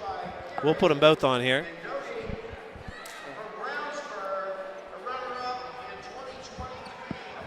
Have her get that mic tested, so I make sure you get that mic set right by your mouth and talk right there, and then I'll give her. There you go. Go ahead and talk, Isabella. Isabelle's on here. Go ahead and talk. And say something there. Congratulations on your win. We'll get it right up to your mouth so you can turn it up as high as possible. And Rex going to hand the headset off to Juliana. We'll let her put it on there as we get ready for the 190-pound championship between Jaya O'Neill and 3-time state champion Hannah West. Girls, welcome to the broadcast. Thank you for joining us, and congratulations not just on individual titles, but on a team title as well. Thank you. So, we're getting ready to watch Hannah West, who's going to try to become a 4-time champion. And next year, Juliana, it might be your chance to win a 4th state title. Yeah. Tell us a little bit about your day today and how your team did. My day was good. Towards the beginning, I had the mindset of just going out there, having fun, and just wrestling how I usually wrestle. Now, on a day like today, how much time do you spend focusing on yourself, and how much time do you spend focusing on being a sister? I feel like it's equal. I feel like I would point it more towards focusing towards my sister, because I want to see her, do good as well. So, yeah. And what about you, Isabelle? You focus on yourself, you focus on being a sister? 50-50? Probably, yeah. Probably. Well, you won your first title tonight as a freshman. When you started the season, that was probably the goal, but did you expect it to happen when you started the day today? I didn't expect it. I knew I was gonna have to work for it. Yeah. So what do you guys think about your team coming through with what's going to lock down to be a state finals championship here, being a state champion team? I mean, I think it's great. I believed in our teammates. We all did really good, and I'm proud of all of them. Oh my gosh, Heaven Gardner, we had so much fun watching her the last 2 weeks. She has so much talent, and she's still so raw, and you can see that she's learning match after match. And then she has such a different personality and mentality than Olivia, who just smiles through everything and sort of shakes everything off. But Olivia has a lot of spunk and has a lot of fight back. We saw her go to her back a couple times today. She fought right back, got reversals, put her opponent on her back, and just an amazing accomplishment for you guys to have 4 semi-state champs last week and to win a state title this week. Yeah, it's great. So we're here at 190. We don't want to neglect it, but there are no points scored here between O'Neill and West from Mount Vernon. We got one more bout after this, Ava Stokes and Varsity Bachelor. Now, we're not fully in tune with the New Haven wrestling world, but are both of you girls going to be wrestling at conference next week? I will be for sure. You will be? Yes. And Isabelle, not sure? Not sure. Okay.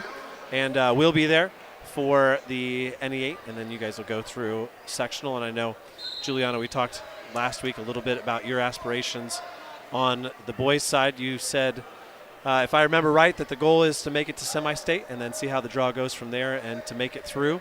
Yep. But you've made it to state here at Kokomo. You've wrestled at state at Mooresville. You've wrestled at state in Indianapolis.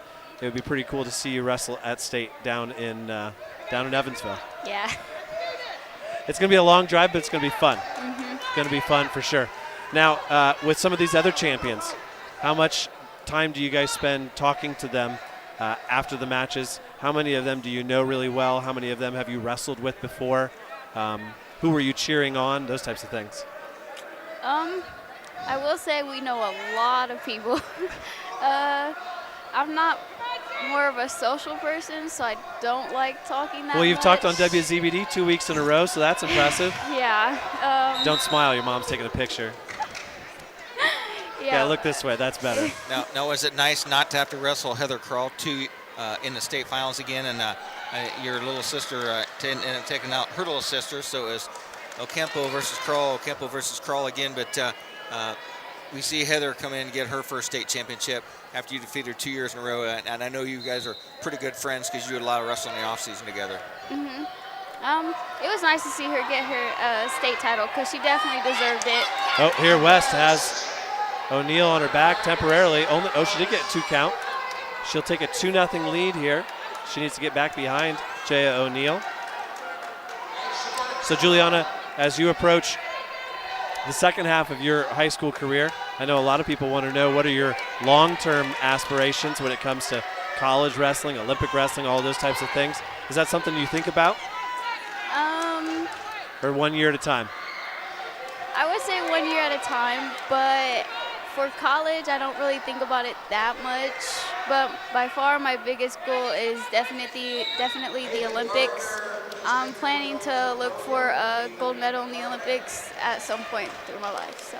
Is it the same for you? Yes? Well, it's not like a girl from Indiana can't make the Olympics, right? You've seen that. You know that for a fact, right? 2 girls from Indiana. Mm-hmm. Well, girls, we congratulate you on what is an awesome accomplishment to win state titles together as sisters. And I know it probably brought you guys closer together tonight. And we wish you the best of luck the rest of the season. Juliana, anytime that we see you, whether it's at the NE8 or at semi-state here in a couple weeks, please come over and join us and give us an interview. And hopefully we see both of you girls at the state finals, not just this year in Evansville, but next year if we're back here at Kokomo and in the future. Got it. Thank you. Thanks so much. Again, that was Isabelle and Juliana Oampo, state champions for the New Haven Bulldogs, team champions here today. Isabelle, your champ at 115 pounds. Juliana, your champ at 110 pounds. Oh, we don't even want to put that headset down. It's still warm. And we're joined now by another state champion. They just keep coming, Mallerie Winter. Now, Mallerie, I joked a little bit with Lena earlier that you weren't all that happy last week after you won your semi-state title. You're looking at that cat on the internet called Grumpy Cat that has like 10 million followers. He said you were like Grumpy Cat last week. Well, she wasn't happy that the match went to overtime, but you guys building a little bit of a rivalry, but sometimes that adds to the fun. You know what the other wrestler is going to do. Sometimes when you're wrestling an unknown opponent and they're able to take you down or score on you, you're like, oh, I didn't even know that she could do that. You knew everything that Turtle's capable of, and you wrestled a very controlled match. You had a counter for every shot that she had, and you end up winning yourself a 3rd state title. So congratulations. We're watching Hannah West right now trying to become a 4-time state champ. Next year, that's going to be you. Everybody's going to be talking about it. When you started wrestling, when you were really young, did you think that you were going to have this type of success? Kind of. I mean, I knew my brother was always really good, and I always knew that I was going to follow in his footsteps. And I just looked forward to the time on the mat, and I just looked forward to always like winning. And so I'm really excited that I've got to Now, where I've got. how many times a week, a month, a year do you remind Mason how much better you are than him? All the time, all the time. All the time. Last week we were making a joke that Coach Myers, he was like, well, you can tell your brother that you finally got the fourth semi-state for him. So we make fun of him all the time. That's good. Now O'Neill in on a shot. West in on the sprawl. And O'Neill here trying to avoid the headlock. She puts West on her back. West is on her back. O'Neill, Jaya O'Neill. She's going to take the lead here, 1:15 left, and this would be a huge shocker. We saw a huge shock last year when somebody tried to win a fourth state title. And Mallorie, let this be a lesson to you. It's not easier the fourth time around. Everybody's gunning for you. West trying to bridge. O'Neill gets to her knees temporarily. Now she's back on her back. She needs to get her wrists back, and I think West a little bit in shock here. She can't be up by much. She puts her hand right in O'Neill's face. O'Neill's got her wrists completely spread out. 35 seconds left. There she gets to her belly temporarily. 6-3. O'Neill doesn't know what to do now. She doesn't realize she's in the lead, I don't think. Hannah West has 20 seconds to get out and get a takedown to tie it. And she's not looking all that likely right now. We get a stalling call on West, and she's losing.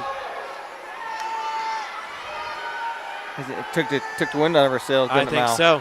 I think so. 3 seconds left. It's going to be Jaya O'Neill. She's your champion from Brownsburg. And she knocks off three-time defending state champion Hannah West in the finals. Number 2 over number 1. What an upset here. And what an accomplishment for O'Neill. Well, Mallorie, we don't want to jinx you, but just like we said, remember that next year when you get to the finals. Don't take it for granted and see it all the way through every last second, every last takedown, because the opportunity to become a four-timer does not come along very often, and you and Juliana both will have a chance to do it next year. So what do you think of some of these younger wrestlers? You know, Turtle just a freshman. Great, the great ability you're seeing from some of these young freshman wrestlers coming in ranked number 1, number 2. I mean, the level of caliber wrestling has just really come up very quickly in the last 2 to 3 years. It definitely has. I mean, the numbers are picking up, the quality's picking up. It's just like me and my dad talked earlier today. The competition is just outstanding right now. I mean, you can't get much better than this. I think this is the final step that we needed to take to hopefully get this sanction next year. Now, does that mean anything to you next year? Having done it 3 times here, is it going to feel something different next year if it's under the IHSAA umbrella? I mean, I think it'll feel great to be able to be one of the first four-timers that's sanctioned. So. Well, Mallorie, we congratulate you on your victory and all the people that were able to listen back home all throughout the day for all of your wins. And we wish you the best of luck. We hope to see you on the softball diamond at shortstop again this year. You're going to be throwing. Pitcher. You're going to be throwing. Yep. Okay. So we'll look for you on ACAC action this spring on WZBD. And congratulations. Be safe going home. Thank you. Thank you. Again, that was Mallorie Winter, your state champion at 155 pounds. We've got 1 bout left. Dane, big upset, and that 3-timer getting caught on her back. Wow. Like I said, it happened last year. We had a 3-timer lose. And our final match of the night is going to be Stokes of, where's Stokes from? Stokes is from Harrison, West Lafayette, and she is wrestling against Varsity Bachelor from Northview.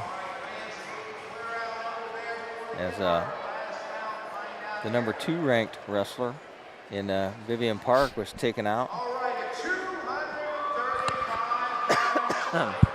Bachelor was the number 1 ranked wrestler from Northview, and on the top half of that bracket, Stokes, just a freshman as well, 9-1 on the season, was not ranked. And is that one of those non-ranked wrestlers you're going to talk about Terrazzo tomorrow night? Yeah, Sunday night. I'm sorry. It's very interesting the fact that you've got 2 Harrison wrestlers who reached the semifinals, and I noticed she only has 10 or 11 matches on her record. So I doubt that she had too many matches in which to get ranked. Yeah. Considering if she's only got 12 matches, she may have only had 1 or 2 matches in any of these tournaments. But boy, she's looked good so far today. But she's got 2-time defending state champion varsity bachelor next. She's a very tall, lean heavyweight.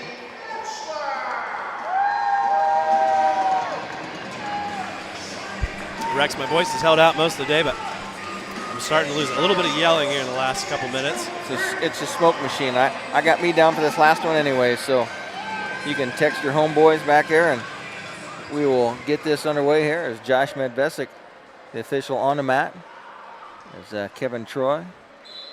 And right now, Stokes comes right out after, reaching for a head. She knocks one of her ankle bands off. The Bachelor says, "What's going on here?" Rex, this is going to be one of those deals where we're the last people in the gym again, because it's starting to feel like that. Well, they're just gonna take a few people to clean this place up. There's still people in the gym. Stokes comes right out after her, goes up for a head tie. She's gonna try and step in front of a headlock, and Bachelor's trying to fight that off. Bachelor trying to figure out what's this young girl thinks she's trying to do here. As Stokes, just a freshman. That's a big freshman, Dane. She got a headlock as Bachelor tries to step in front of her. She wants it. Hits a reverse throw and backs her out of it. That might not have been the best move there. So Stokes whiffs on a headlock. A little forced. Sorry to interrupt you there. Whiffs on the headlock as Bachelor on top. She got a 2-0 lead with a minute 11 here, and Bachelor going to make her carry her weight here and try and wear her down a little bit. Bachelor definitely has the advantage in size on Stokes. Now she's going to run a power half. Just keeps the pressure on. Stokes sits up, turns around, gives up nothing. Well, Dane, at least we got plenty of interviews in here. You should have plenty of information to load up your website with. It's been great. We've had some great interviews. Mallerie, a very smart, intelligent young lady. Stokes tries to hit a roll, and Bachelor catches a half Nelson. There's a fall. Just like that. Bachelor is your winner again. Number 1, she wins it from Northview. Well, Rex, I would say with that, with the weather we've got coming and the long drive that we've got home, we are going to wrap up what has been 10 hours of coverage tonight. And thank you for joining me on this wild and crazy journey that started back in October, when I had already agreed and already sold the ads and then asked you if you wanted to do it, knowing that you had no choice whether to say yes or no. Ask my wife, Dane, do I turn down many wrestling matches? You don't. Okay.